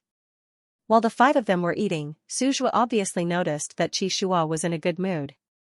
He couldn't help but tease him. "Xianxia, did something good happen to you recently?" Xianxia immediately became serious. "Nothing." Fang Jingqing said, "Will your Omega player be a starting support or a substitute next season?" Xianxia raised his eyebrows and looked at him. "It's a private gathering. Who spies on the enemy like you?" Fang Jingqing laughed. "I knew you wouldn't answer." Chen Qianhua changed the topic. "I heard that there will be a big update for the 10th anniversary of Divinity's Wars. It should be announced in 2 days. In addition to the new heroes, there will also be some changes in the game." Xie Yuan sighed. "It seems like we have to adapt to the new version as soon as possible after the break. I wonder what position the new heroes will be in this season? Last season, Lord of the Abyss was just released, so there won't be a consecutive mid-laner." Suzhua said, "It should be a jungler. It hasn't been a long time, right?" He looked at Xianxia, who nodded and said, "From the rotation of positions, it should be a jungler this time. I don't know if it will be a tool jungler or a wild core." Fang Jingqing pushed up his glasses and smiled. "If it's a wild core, you don't have to practice. It will be banned by the coaches and you won't be able to get it." Chen Qianhua chuckled. "Captain Fang, your words are hurtful." Xianxia. "Today, Fang Jingqing will pay the bill." Fang Jingqing, "No problem, I'll pay the bill with your phone." The 5 of them chatted as they ate, and only drove home at night. Before they left, Xianxia stopped Suzhua and asked, "Old Su, how are you getting along with Xie Weiyu?" Suzhua smiled and kept him in suspense. "You'll know when you see him in the arena." Xianxia gave each of them a hug. "See you next season." This was the last warm moment before the start of the new season. When it came to the arena, this group of people chased after Xianxia like crazy. They really didn't care about friendship at all. Of course, Xianxia had tried to assassinate them many times. After returning home, Xianxia sent a message to Yi Xiaoyang and explained, "I originally wanted to accompany you today, but I was delayed by something. Fang Jingqing and Suzhua came to Star City, so I had a small gathering with them." Qualified alpha players had to report their itinerary to their omega. Although the 2 of them hadn't confirmed their relationship yet, Xianxia felt that it was better to tell Xiaoyang. Yi Xiaoyang was a little confused. "If you have a gathering, then so be it. Why tell me?" He thought about it and quickly understood what Xianxia meant. Oh, Captain Qi, it's good that you have a gathering with them. When the competition starts, there won't be time for a private gathering. Yes. Xianxia asked, when are you going back to the team? I plan to go back early the day after tomorrow. Okay, then I'll go back with you. Xianxia immediately booked a ticket back to the capital. On January 10th, before the holidays ended, he and Yi Xiaoyang returned to the base early. When they were at the airport, he took the initiative to help Yi Xiaoyang check in Little White's pet. He took good care of Yi Xiaoyang. Yi Xiaoyang didn't think there was a problem. When he was the captain in his previous life, he also took care of his team members like this. Because Tianjin Club was still on holiday, the cafeteria wasn't open. Xianxia went to the nearby supermarket to buy groceries and cooked for Yi Xiaoyang in the dormitory every day. The two of them cooked and played with Little White every day. The rest of the time, they played ranked games. Their days were relaxed and comfortable. Soon, the other teammates finished their holidays and came back. The officials released a big update for the 10th anniversary of Clash of Gods. The biggest change this time was that the first wave of buffs used to refresh in 30 seconds, and the minions used to set off in 30 seconds. After the update, it became 1 minute and 30 seconds. Even though it was only an increase of 1 minute, there were many more things that the pro players could do. For example, 5 players could go to the top/bottom lane to catch the opponent's opponent, kill them, and then return together to the top lane. They could still make it in time. Or 5 players could invade the jungle. This way, the strong heroes in the early game would have an advantage. It would be easier to open up the situation at the beginning, and there would be more changes in tactics. In addition, the new hero for the 10-1 season was indeed a jungler, and it was a thorn-type jungler. Soul Chaser was a hero with a very special mechanism. When the heroes on the field, including teammates and enemies, died, he could collect the souls of the dead for his own use. He was a pure jungler hero. As long as someone died in a team fight, he could harvest them like crazy. On January 12th, Coach Lin rushed back to the base and called everyone to the conference room for an emergency meeting. The Tianjin Club members all arrived and sat in their respective seats. Xianxia quietly changed seats with Xujiang and sat next to Yi Xiaoyang. Coach Lin opened the PowerPoint and said, "The holidays are over. Everyone should settle down and make good use of the time to prepare for the new season. I think all of you have seen the announcement for this big update. The new hero, Soul Chaser, is a jungler. Xianxia, go and practice it first. However, it will take more than a month for the new hero to officially enter the competition server, and there is a high probability that it will be banned. We will talk about the lineup system of this hero later. The most important thing now is the preseason competition that is about to start." He opened a PowerPoint that showed the groups of the preseason competition. Coach Lin said, "This is the result of the random draw during the Alliance's meeting yesterday. You can take a look." Everyone looked up at the big screen. Xujiang said thoughtfully, "We have been assigned to the first half of the preseason competition. Xianxia, Ice Spirit, and Yueying are in the same group. Xianxia's old friends are all here?" Xianxia said. "Yes, the Alliance's computer is really random." Qinizhu said, "The second half of the competition has Baimu, Yaoguang, and Huan. The pressure is not small." Xianxia said calmly, "Don't worry. We will play slowly in the regular season." Coach Lin said, "Xianxia is right. The preseason competition is only to determine the groups of the regular season. It doesn't matter if we lose. Moreover, we don't plan to fight for Group S this season." Yi Xiaoyang had been on leave during this period of time. He had also looked up the competition system of the League of Gods in detail. The preseason competition was equivalent to a warm-up event before the start of the season. It was like the entrance test for middle school students to determine their class placement. The Alliance would draw lots randomly and split the 18 teams into 2 groups. The first half and the second half would each have 9 teams. The groups would cycle and play BO3 for a week. The schedule was very tight. After a week, all the teams would be officially grouped according to their preseason points. The first to third places in the first and second half would be grouped into Group S, which was the top students group. The 4th to 6th places would be grouped into Group A, which was the normal group. The 7th to 9th places would be grouped into Group B, which was the bottom students group. After the grouping, the regular season would officially begin. In the regular season, Group S, A, and B would play a round-robin tournament. After the first stage, the bottom 2 teams in Group S would be relegated to Group A, and the bottom 2 teams in Group A would be relegated to Group B. The top 2 teams in Group A and Group B would be promoted. Then, all the teams' points would be reset to 0, and they would enter the second stage. After the second stage, the bottom 2 teams in Group S would still be relegated, and the top 2 teams in Group A and B would be promoted. The 6 teams in Group B would be collectively eliminated. The third stage would determine the playoff spots.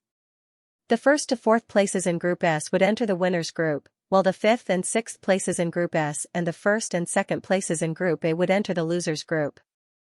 This competition system was a little complicated, but Yi Xiaoyang quickly understood it. It was actually equivalent to a last-place elimination system, similar to the rules of many talent shows. The bottom of the top students would be eliminated to the normal class, and the top students in the normal class would be promoted to the top students. Every group would be under a lot of pressure. How would Tianheng's coaches arrange this? Yi Xiaoyang looked at Coach Lin expectantly. Lin Feng said, "Our coaches have investigated the data of the other teams. After careful discussion, we have decided to let Team 2 play in the preseason competition. We won't go for Group S. It'll be good if we can get into Group A. If we can't, we can slowly start from Group B and move up." Everyone looked at each other in surprise. Tianheng had fought so hard in Group S last season that they were relegated in the first round. They barely managed to keep their spot in Group A in the second and third rounds. They weren't going to Group S this season, Coach Lin said. "Entering Group S sounds nice, but there's also a big problem. Our Tianheng's main team has changed a lot, and with the big update of version S10, if we can't keep up with the fast pace of Group S, it's very likely that we'll be eliminated in the first round. This will be a very heavy blow to the players' mentality." He looked at Yi Xiaoyang and Qingxing and said, "Especially since Xiaoyang and Qingxing are rookies with no experience in major competitions.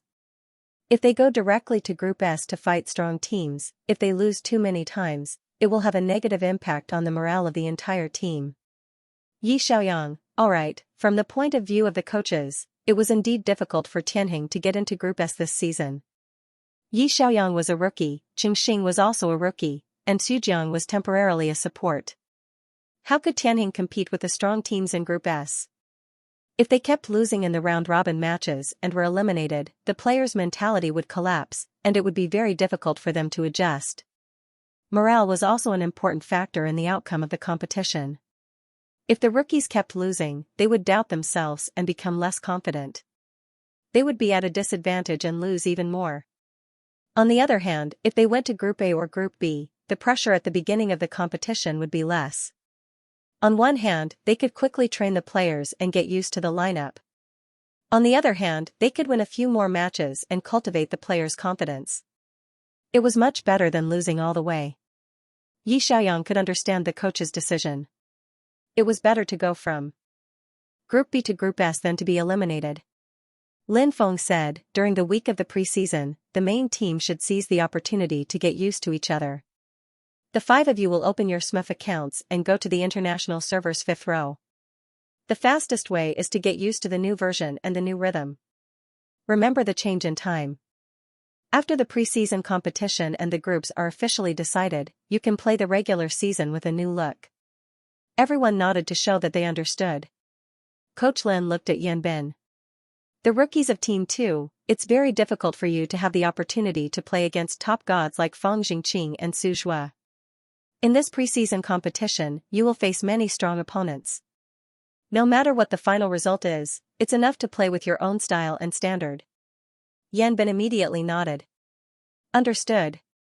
Coach Lin, alright, the meeting is adjourned. Go and train." The 5 players of Team 1 opened their SMUF accounts and went to the international server. They changed their SMUF accounts names to garbled codes and formed a team to play ranked matches. It was very easy for the 5 of them to run into professional teams. In the new season, there were indeed many professional teams training in the international server. Yi Xiaoyang realized that after the change in this version, it was actually more like the rhythm of LOL in his previous life. A lot of things could be done in the opening 1 minute and 30 seconds. It could be to set up their vision, go to the jungle, or do something in a certain lane. Even if it was to knock out the opponent's mid-laner's blink, the subsequent matches would be much easier. After some time, everyone would be familiar with the rhythm of the game. If Captain Qi was willing to trust him, he could also command. Time passed quickly. On January 15, the 10th season of the League of Gods officially began. The major teams began to release promotional photos of the S10 players. In the promotional photos, the players were all glowing and full of confidence for the new season. Among them, the promotional photos of Tianhuan Squad S10 caused a heated discussion as soon as they were released. In Tianheng's 10-player roster for this season, there was an unfamiliar ID, Tianheng, Liang. Moreover, this rookie was actually standing in the center of the first row. Most teams had their star players or captains standing in the center position. It was unheard of for a rookie to stand in the center position. Tianheng's 5 players in the first row were also very messy. The top laner was Tianheng, Huahua, the jungler was Tianheng, Shuayue, and standing in the middle was the rookie Tianheng, Liang. Next to him was Tianheng, Fanxing, and next to him was Tianheng, Jianshui, Xujiang. The netizens were a little confused by the confusing positioning. What's going on? Who is Liang? He's actually standing in the center position, someone reminded them. He's the Omega rookie that Tianheng spent 5 million to sign, Yi Xiaoyang. Everyone compared the promotional photos with the transfer window. It was indeed this handsome Omega player. The fans were so excited that they screamed. Omega, no wonder he's standing in the center position. Is this the prestige of our handsome Omega player? Love, love. Shuoyue, Liang, Fanxing? Where did this family name come from? The sun, the moon, and the stars were all there. Is Tianheng here to be a joke this season? Left and right, it's still Huahua and Jianshui. To sum it up, water and fire are incompatible, sun, moon, and stars, you guys really know how to name yourselves. In the professional alliance group, there were many people who were puzzled after seeing Tianheng's promotional photos. Why is Yi Xiaoyang standing in the center position? Maybe it's a special treatment for an Omega player. Everyone thought that Tianheng was following the etiquette of Omega first, and letting the Omega player, Yi Xiaoyang, stand in the center. He was 10 centimeters shorter than Qi Shua, so it was indeed suitable for him to stand in the center position. Many teams would also adjust the positions of their players to look good in the promotional photos. No one thought that the smiling Omega player standing in the center would actually replace Xujiang's midlaner position. End of Volume 1. Translator, Endless Fantasy Translation Editor. Endless Fantasy Translation. On January 15, the 10th season of the preseason officially began. The top half of the teams would compete in Beijing, while the bottom half would compete in South Star City. The 9 teams in each division would compete in a single cycle and finish within a week. The schedule was very tight, and it would be broadcasted live online. Tianheng's schedule for the preseason was quickly sent to the group. January 15 against Xianxia, January 16 against Seoul, January 17 against Yueying. Yanben sent a row of tearful emojis with a long face. This is too much of a nightmare. 3 bosses in a row at the start of the season. Xiaotian, I've been beaten by Brother Yang so many times, I'm already used to it. Xiaotian, so what if you get killed? You'll be a hero again when you revive after being beaten by Yi Xiaoyang and Qi Shua. The rookies of Team 2 had also honed their tenacity. Although their chances of winning against a strong team were not high, they would still give it their all. Coach Lin said, "Don't take the results of the preseason too seriously. The main thing is to give you a chance to play against strong players. Just do your best and relax." Team 2, roger that. The preseason match on the night of January 15, Tianheng vs Xianxia. Although the rookies lasted for more than 30 minutes in both matches, they were still shaved by 20 points in the end. There was a lot of scolding online. Under the Tianheng Esports Club's official Weibo, fans left comments expressing their doubts. What's Tianheng doing this season? Sending Team 2 to compete in the preseason? I was so excited that I set the alarm and turned on the livestream. In the end, I didn't see Qi Shua, Old Qin, or Xujiang, but a bunch of kids from Team 2 acting. Are you acting for your father? Is it fun to be a fan? Coach Lin Feng sending Team 2 to compete in the preseason. Is he looking down on his opponents or thinking too highly of himself? Tianheng is floating right into the atmosphere.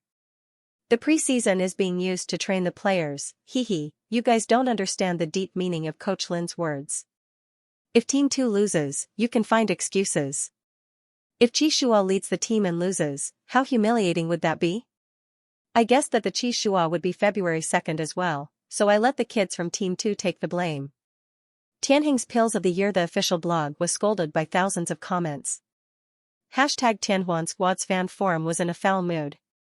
Everyone was scolding the coaching team. Yi Xiaoyang glanced at the comments.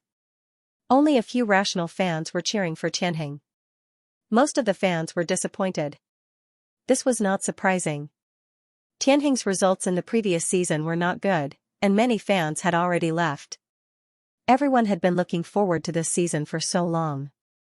It was normal for the fans to find it hard to accept sending Team 2 to train in the preseason. But Coach Lin had actually put in a lot of effort. Team 1 had been crazily arranging mock competitions for the past few days. In order to prevent the internal tactics of the division from being leaked, the mock competitions were all arranged with foreign teams. The day before yesterday, they had just finished playing GOW in the Japanese division. Yesterday, they had arranged for TIP in the Korean division. Mock competitions, reviews, summaries, studying the tactics and strategies after the new season version's changes. Coach Lin had been so busy these past 2 days that he did not even have time to look at Weibo. The kids from Team 2 were also under a lot of pressure. Fortunately, the coach said that the results of the competition were not important. The important thing was to fight against the experts and accumulate experience in the competition. They braced themselves and continued. January 16th, Tianheng vs Ice Seoul. They lost again. Fortunately, the loss was not as ugly as yesterday. The score was 12-12, and they won a small game with difficulty. The internet was still scolding. January 17th, Tianheng vs Yueying. They lost again, 12-12. The anti-fans who hated Tianhuan Squad were gloating. They were so happy that they were about to set off firecrackers during the new year. The negative emotions accumulated by Tianheng's fans reached a peak. Some of the die-hard fans who had previously spoken up for Tianheng also began to fight back. The topic #Tianheng is no good hashtag was directly scolded and became a trending topic. Congratulations to Tianheng for losing 3 times in a row. Set off firecrackers to celebrate, and let Team 2 play? Coach Lin Feng, is there something wrong with your brain? I found that this season's Tianheng is very funny. They sent Team 2 to train before the season's competition and bought an Omega player to put in the center of the publicity photo. This is because the results are not good, so they can only rely on hype, right? So you bought an Omega player to be a decoration at home and didn't let him play? Are you putting him in the center to look good? The Omega boy is really good looking. You can earn back the cost by buying him for 5 million to shoot an advertisement. This is not a loss. As long as the club can make money, what's the point of results? I've been a fan of Tianheng for 6 years, and this is the first time I've been so disappointed. You have to work hard to get into Team B, and then you can go home for the second round. Anyway, you will be eliminated in the first round of the playoffs. Don't waste time. Is Qishua afraid of losing, so he decided to retire and give the position to the newcomers of Team 2? Congratulations to Team Chi for retiring early.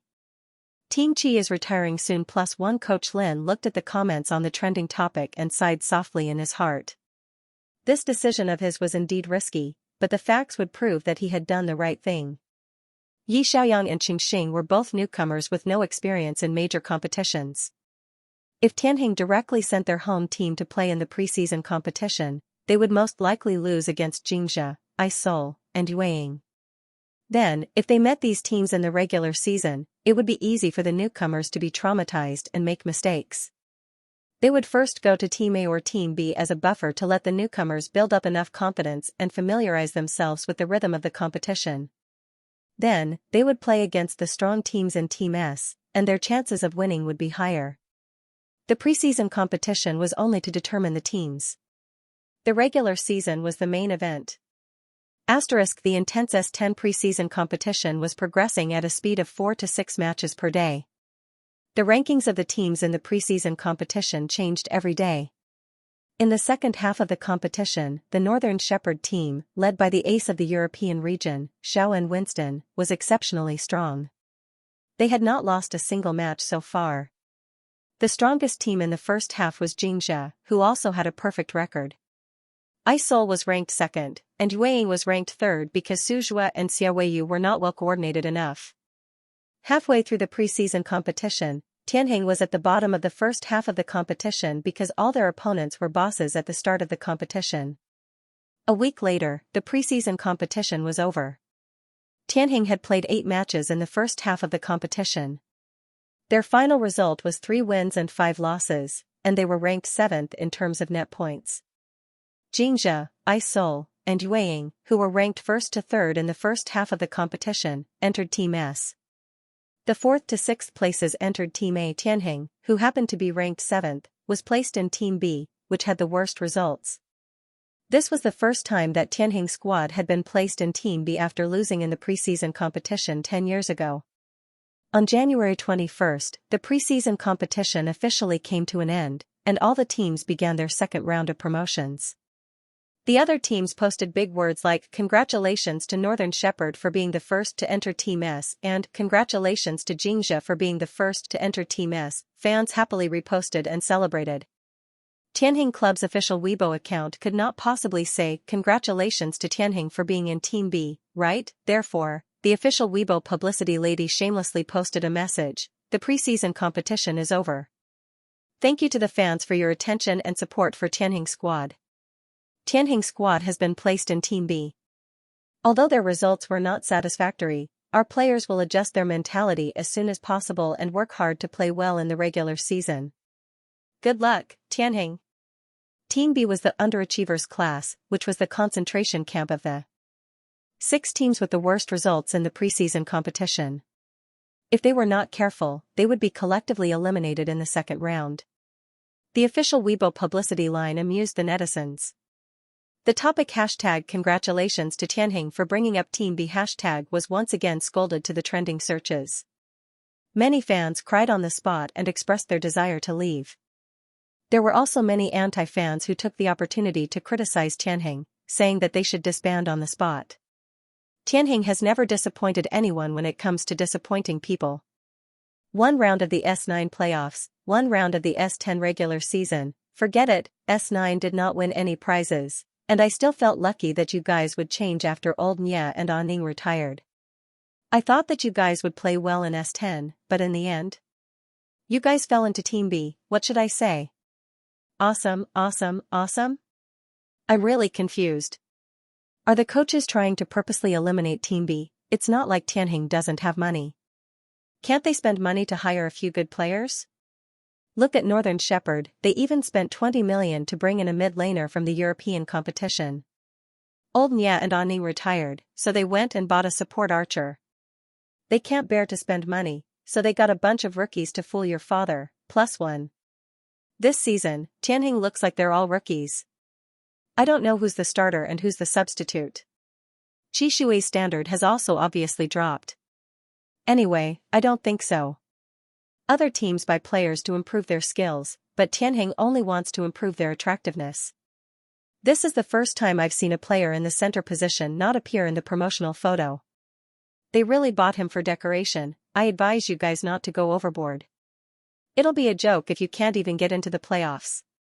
Congratulations to Sky Huan for being demoted to Group B, Firecracker. JPG, Chishua's Weibo was also flooded by fans. There were more than 100,000 comments under his latest Weibo post. Half of them were scolding him, and the other half were advising him to wake up. There were even a few old fans who tearfully wrote essays to persuade Qi to retire if he really couldn't do it. The negative news was overwhelming, but no matter how much the fans scolded, the groups had already been decided. Tianheng, a powerhouse club that had won second place in the World Series, had a bad start to the season and was directly relegated to Team B. Yan Bin said to Coach Lin in private, "I'm sorry, Coach. We originally thought that we could get into Team A, but we didn't perform well in the last 2 matches. Our net score was only 1 point lower than the 6th place team. Lin Feng smiled and patted him on the shoulder. He comforted him. It's okay. I've seen the videos of the preseason matches. You guys played well. Even against strong teams like Xianxia and Ice Soul, you guys didn't collapse. You lasted more than 30 minutes before losing. Many people who don't understand competitions only look at the results and not the process. You don't have to care about the comments online. Yanbin sighed in relief and whispered, but there are benefits to being in Team B. There's less pressure in the beginning. Lin Feng nodded. Yes. There are too many rookies in Tianheng this season. They have to kill monsters and level up to accumulate some experience before fighting the boss. Tianheng's decision to drop into Team B not only caused the netizens to curse, but many professional players were also puzzled. Zhao Sinan directly sent a row of question marks in the group chat. Tianheng Shuoyue, Captain Qi, what's going on with you guys? After dropping into Team B, we won't be able to meet you guys in the next 2 stages of the competition. Qi Shua replied, it's the coach's arrangement. Fang Jingqing smiled. There are too many rookies. Coach Lin doesn't have confidence, so he sent you guys to Team B to level up. Suzhua, you want to kill monsters and level up first, then fight us after leveling up, right? Qi Shua, yes, get some experience and equipment, then fight the boss. Qi Shua replied casually, but anyone with a discerning eye could tell that Tianheng was going to have a big change this season. As an old and strong team, they had taken the initiative to drop to Group B, not even caring about their reputation. This kind of method of cutting off all means of retreat also showed the determination of the coaching team. The current Tianheng might not be able to beat these strong teams. But what about Tianheng, who had finished leveling up in Team B, in a month, just like those experts who had reached a bottleneck, they went to train and break through. When he reappeared in the game, he would definitely bring a terrifying wave of bloodshed to the game. Those who truly understood Qi Shua would never dare to underestimate Tianheng's team. Even if they dropped into Team B, it was just a temporary break of wings. They would fly again one day.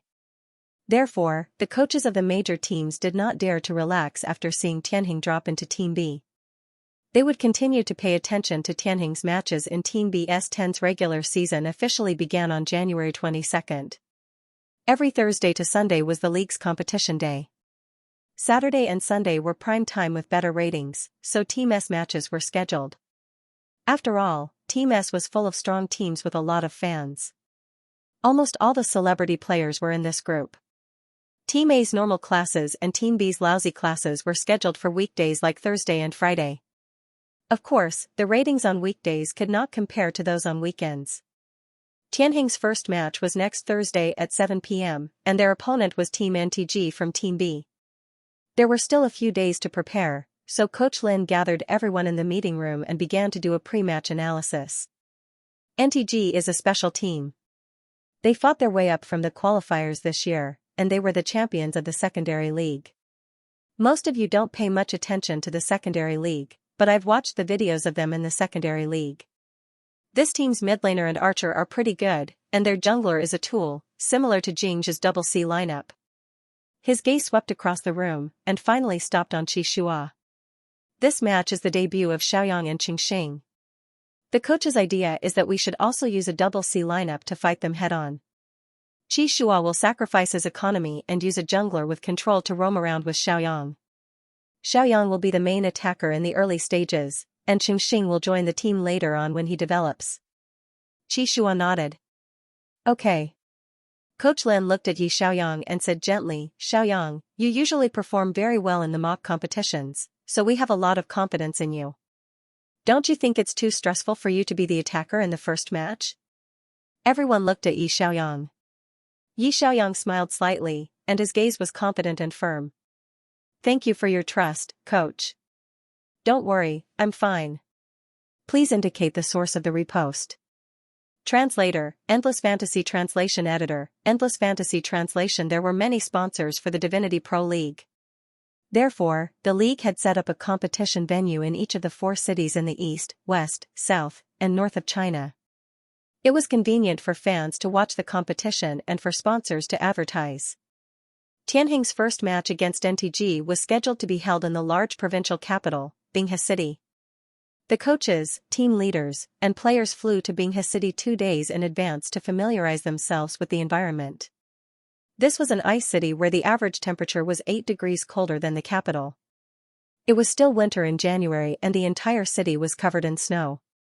There were ice sculptures everywhere on the streets.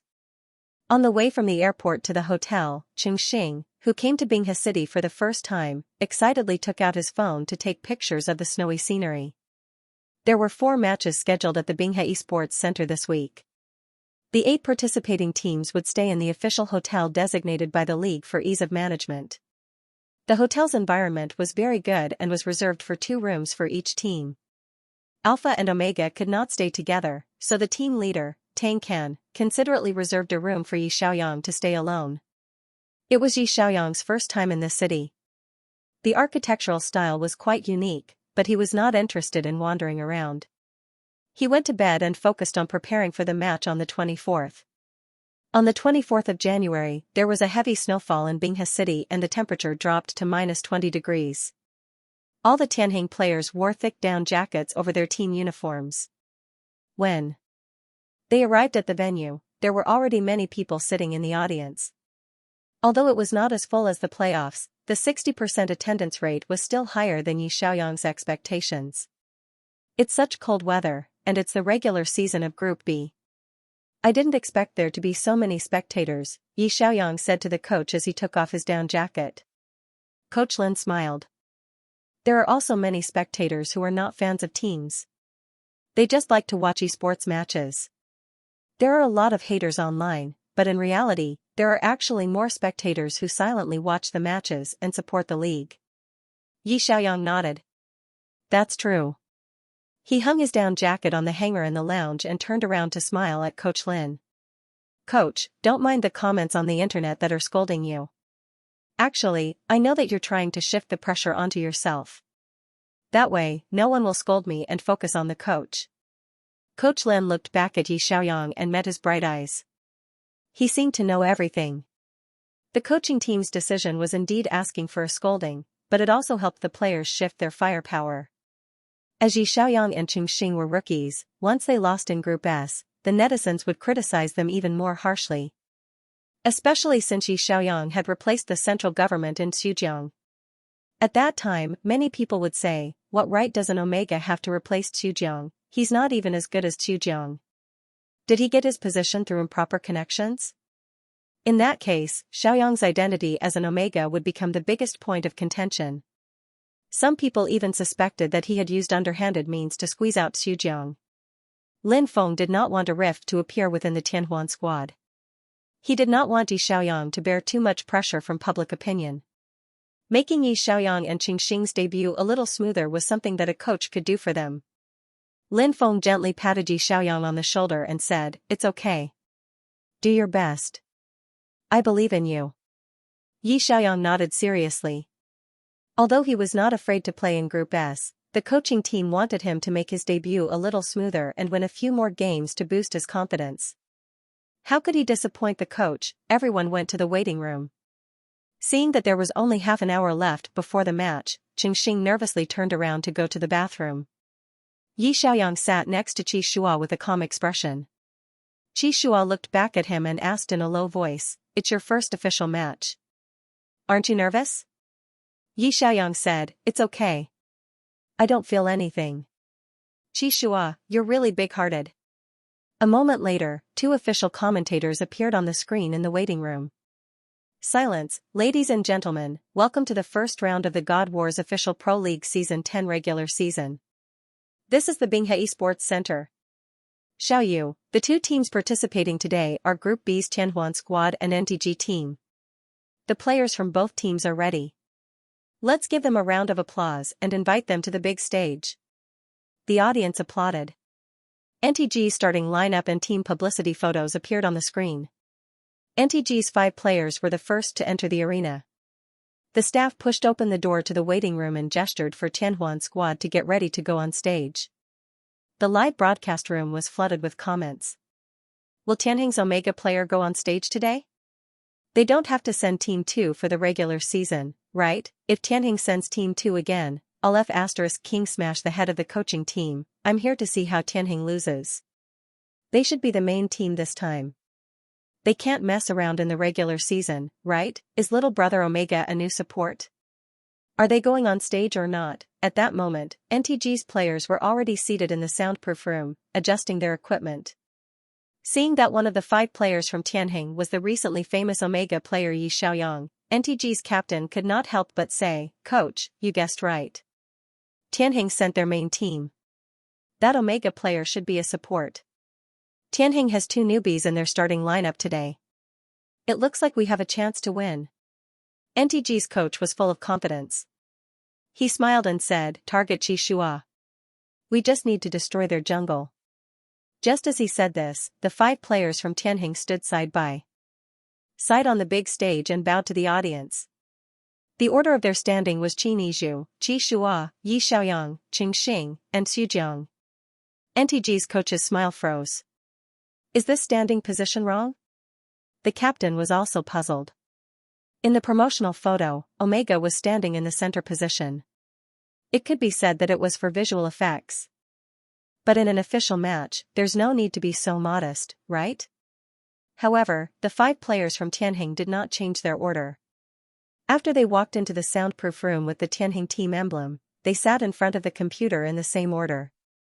They connected their keyboards and mice to the computer, put on their headphones, and started adjusting their equipment. The audience finally realized that something was wrong. A large row of question marks appeared in the live broadcast rooms of various online platforms. What's going on? Little brother Omega is standing in the center position. Is he standing in the wrong position or is he standing in the wrong position? F***CK, he's also sitting in the middle of the soundproof room. He's a King mid laner.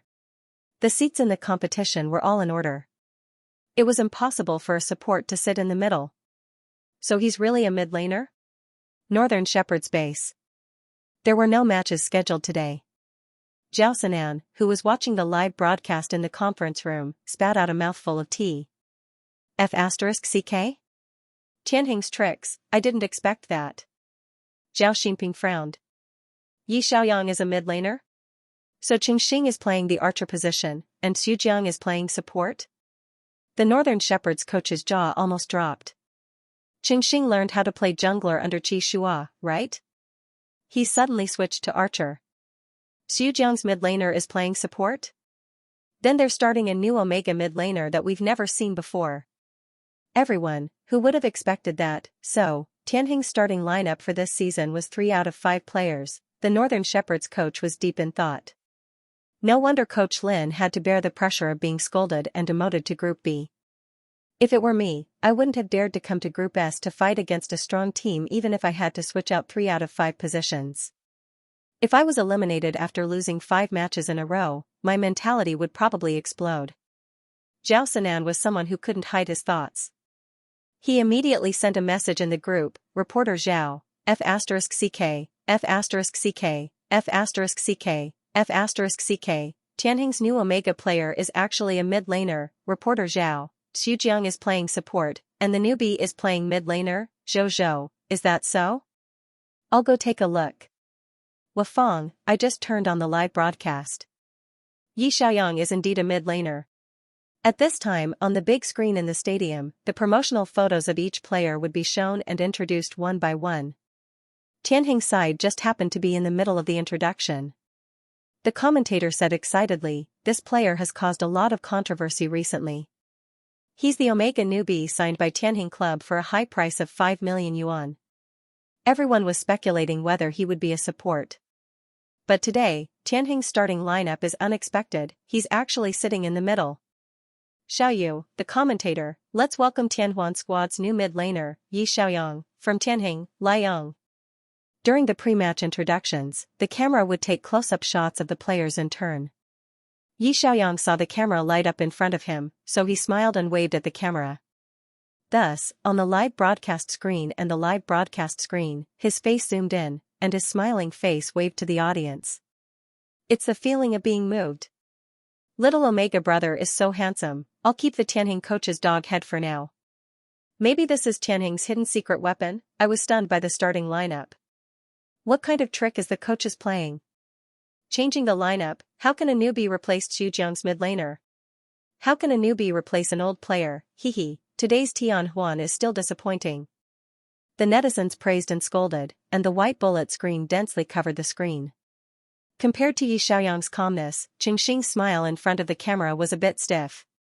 After all, he was Qi Shua's disciple and had a certain amount of fame, but everyone knew that he was learning to play jungler from his master.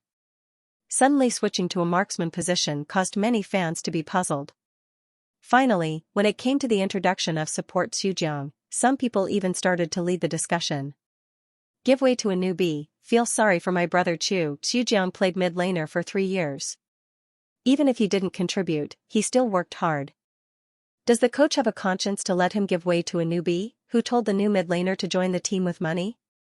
There might be some inside story behind the 5 million signing fee. Below the stage, Xie Xiaotian was watching the live broadcast on his phone.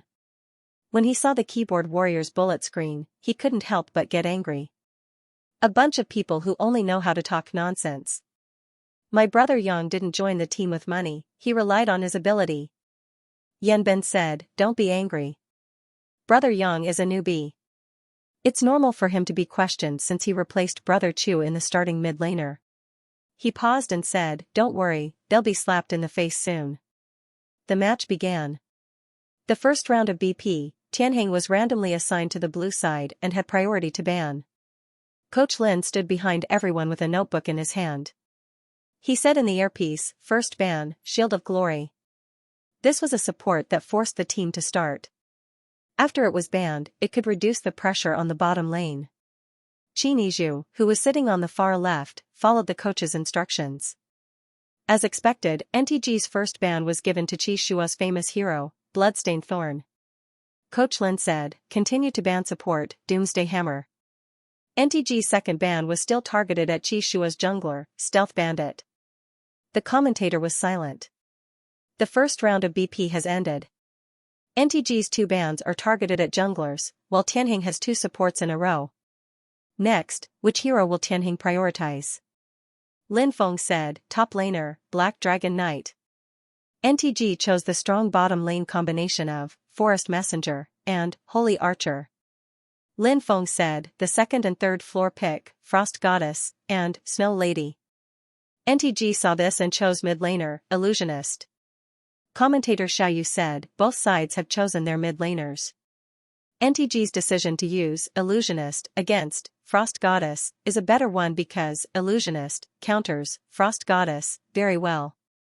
The commentator was silent. What's surprising is that Tianheng did not choose junglers in the first round. This means that NTG can continue to target junglers. Qi Shua's junglers are about to be banned. In the second round of BP, NTG continued to ban Qi Shua's junglers without hesitation. The top laners were the very strong King of Fighters and the displacement Spirit Fox. Tianheng started to ban top laners to reduce the pressure on Qin Yizhu. In one game, NTG banned 4 junglers. Qi Shua had almost no jungler heroes to choose from. Tianheng's 4th and 5th floor started to choose heroes. The 4th floor chose Pugilist. This jungler was too weak in the early stages and could only be used as a tool in most situations. When it was the 5th floor's turn, commentator Xiaoyu asked, what support will Tianheng choose? In the end, the 5th floor chose Lord of the Abyss. The live broadcast room was filled with question marks. What was going on? Tianheng was really unpredictable this season. The 2 commentators looked at each other. Lord of the Abyss is a mage. Then what did they choose? Frost Goddess, 4. Zhujiang is very good at Frost Goddess. So in this round, Frost Goddess is a support, not a mid laner, right? Tianheng is going to use Lord of the Abyss as a mid laner? Coach Lin's strategy confused NTG. They chose an illusionist to target Frost Goddess, but Frost Goddess went to support, and the mid laner got Lord of the Abyss. Both sides started to change heroes quickly. On Tianheng's side, the last chosen, Lord of the Abyss, was switched to the 3rd floor and given to Tianheng Liang. The camera was pointed at Yi Xiaoyang, who was sitting in the middle. He still had a smile on his face and looked very relaxed. The netizens were speechless. Omega was the starting mid laner, and she directly took out Lord of the Abyss in the first round. Her courage was commendable. Butterfly Spirit's reminder, please save after watching. It will be more convenient to watch later. End of chapter 80. Don't forget to subscribe, like, and share the video to support the channel.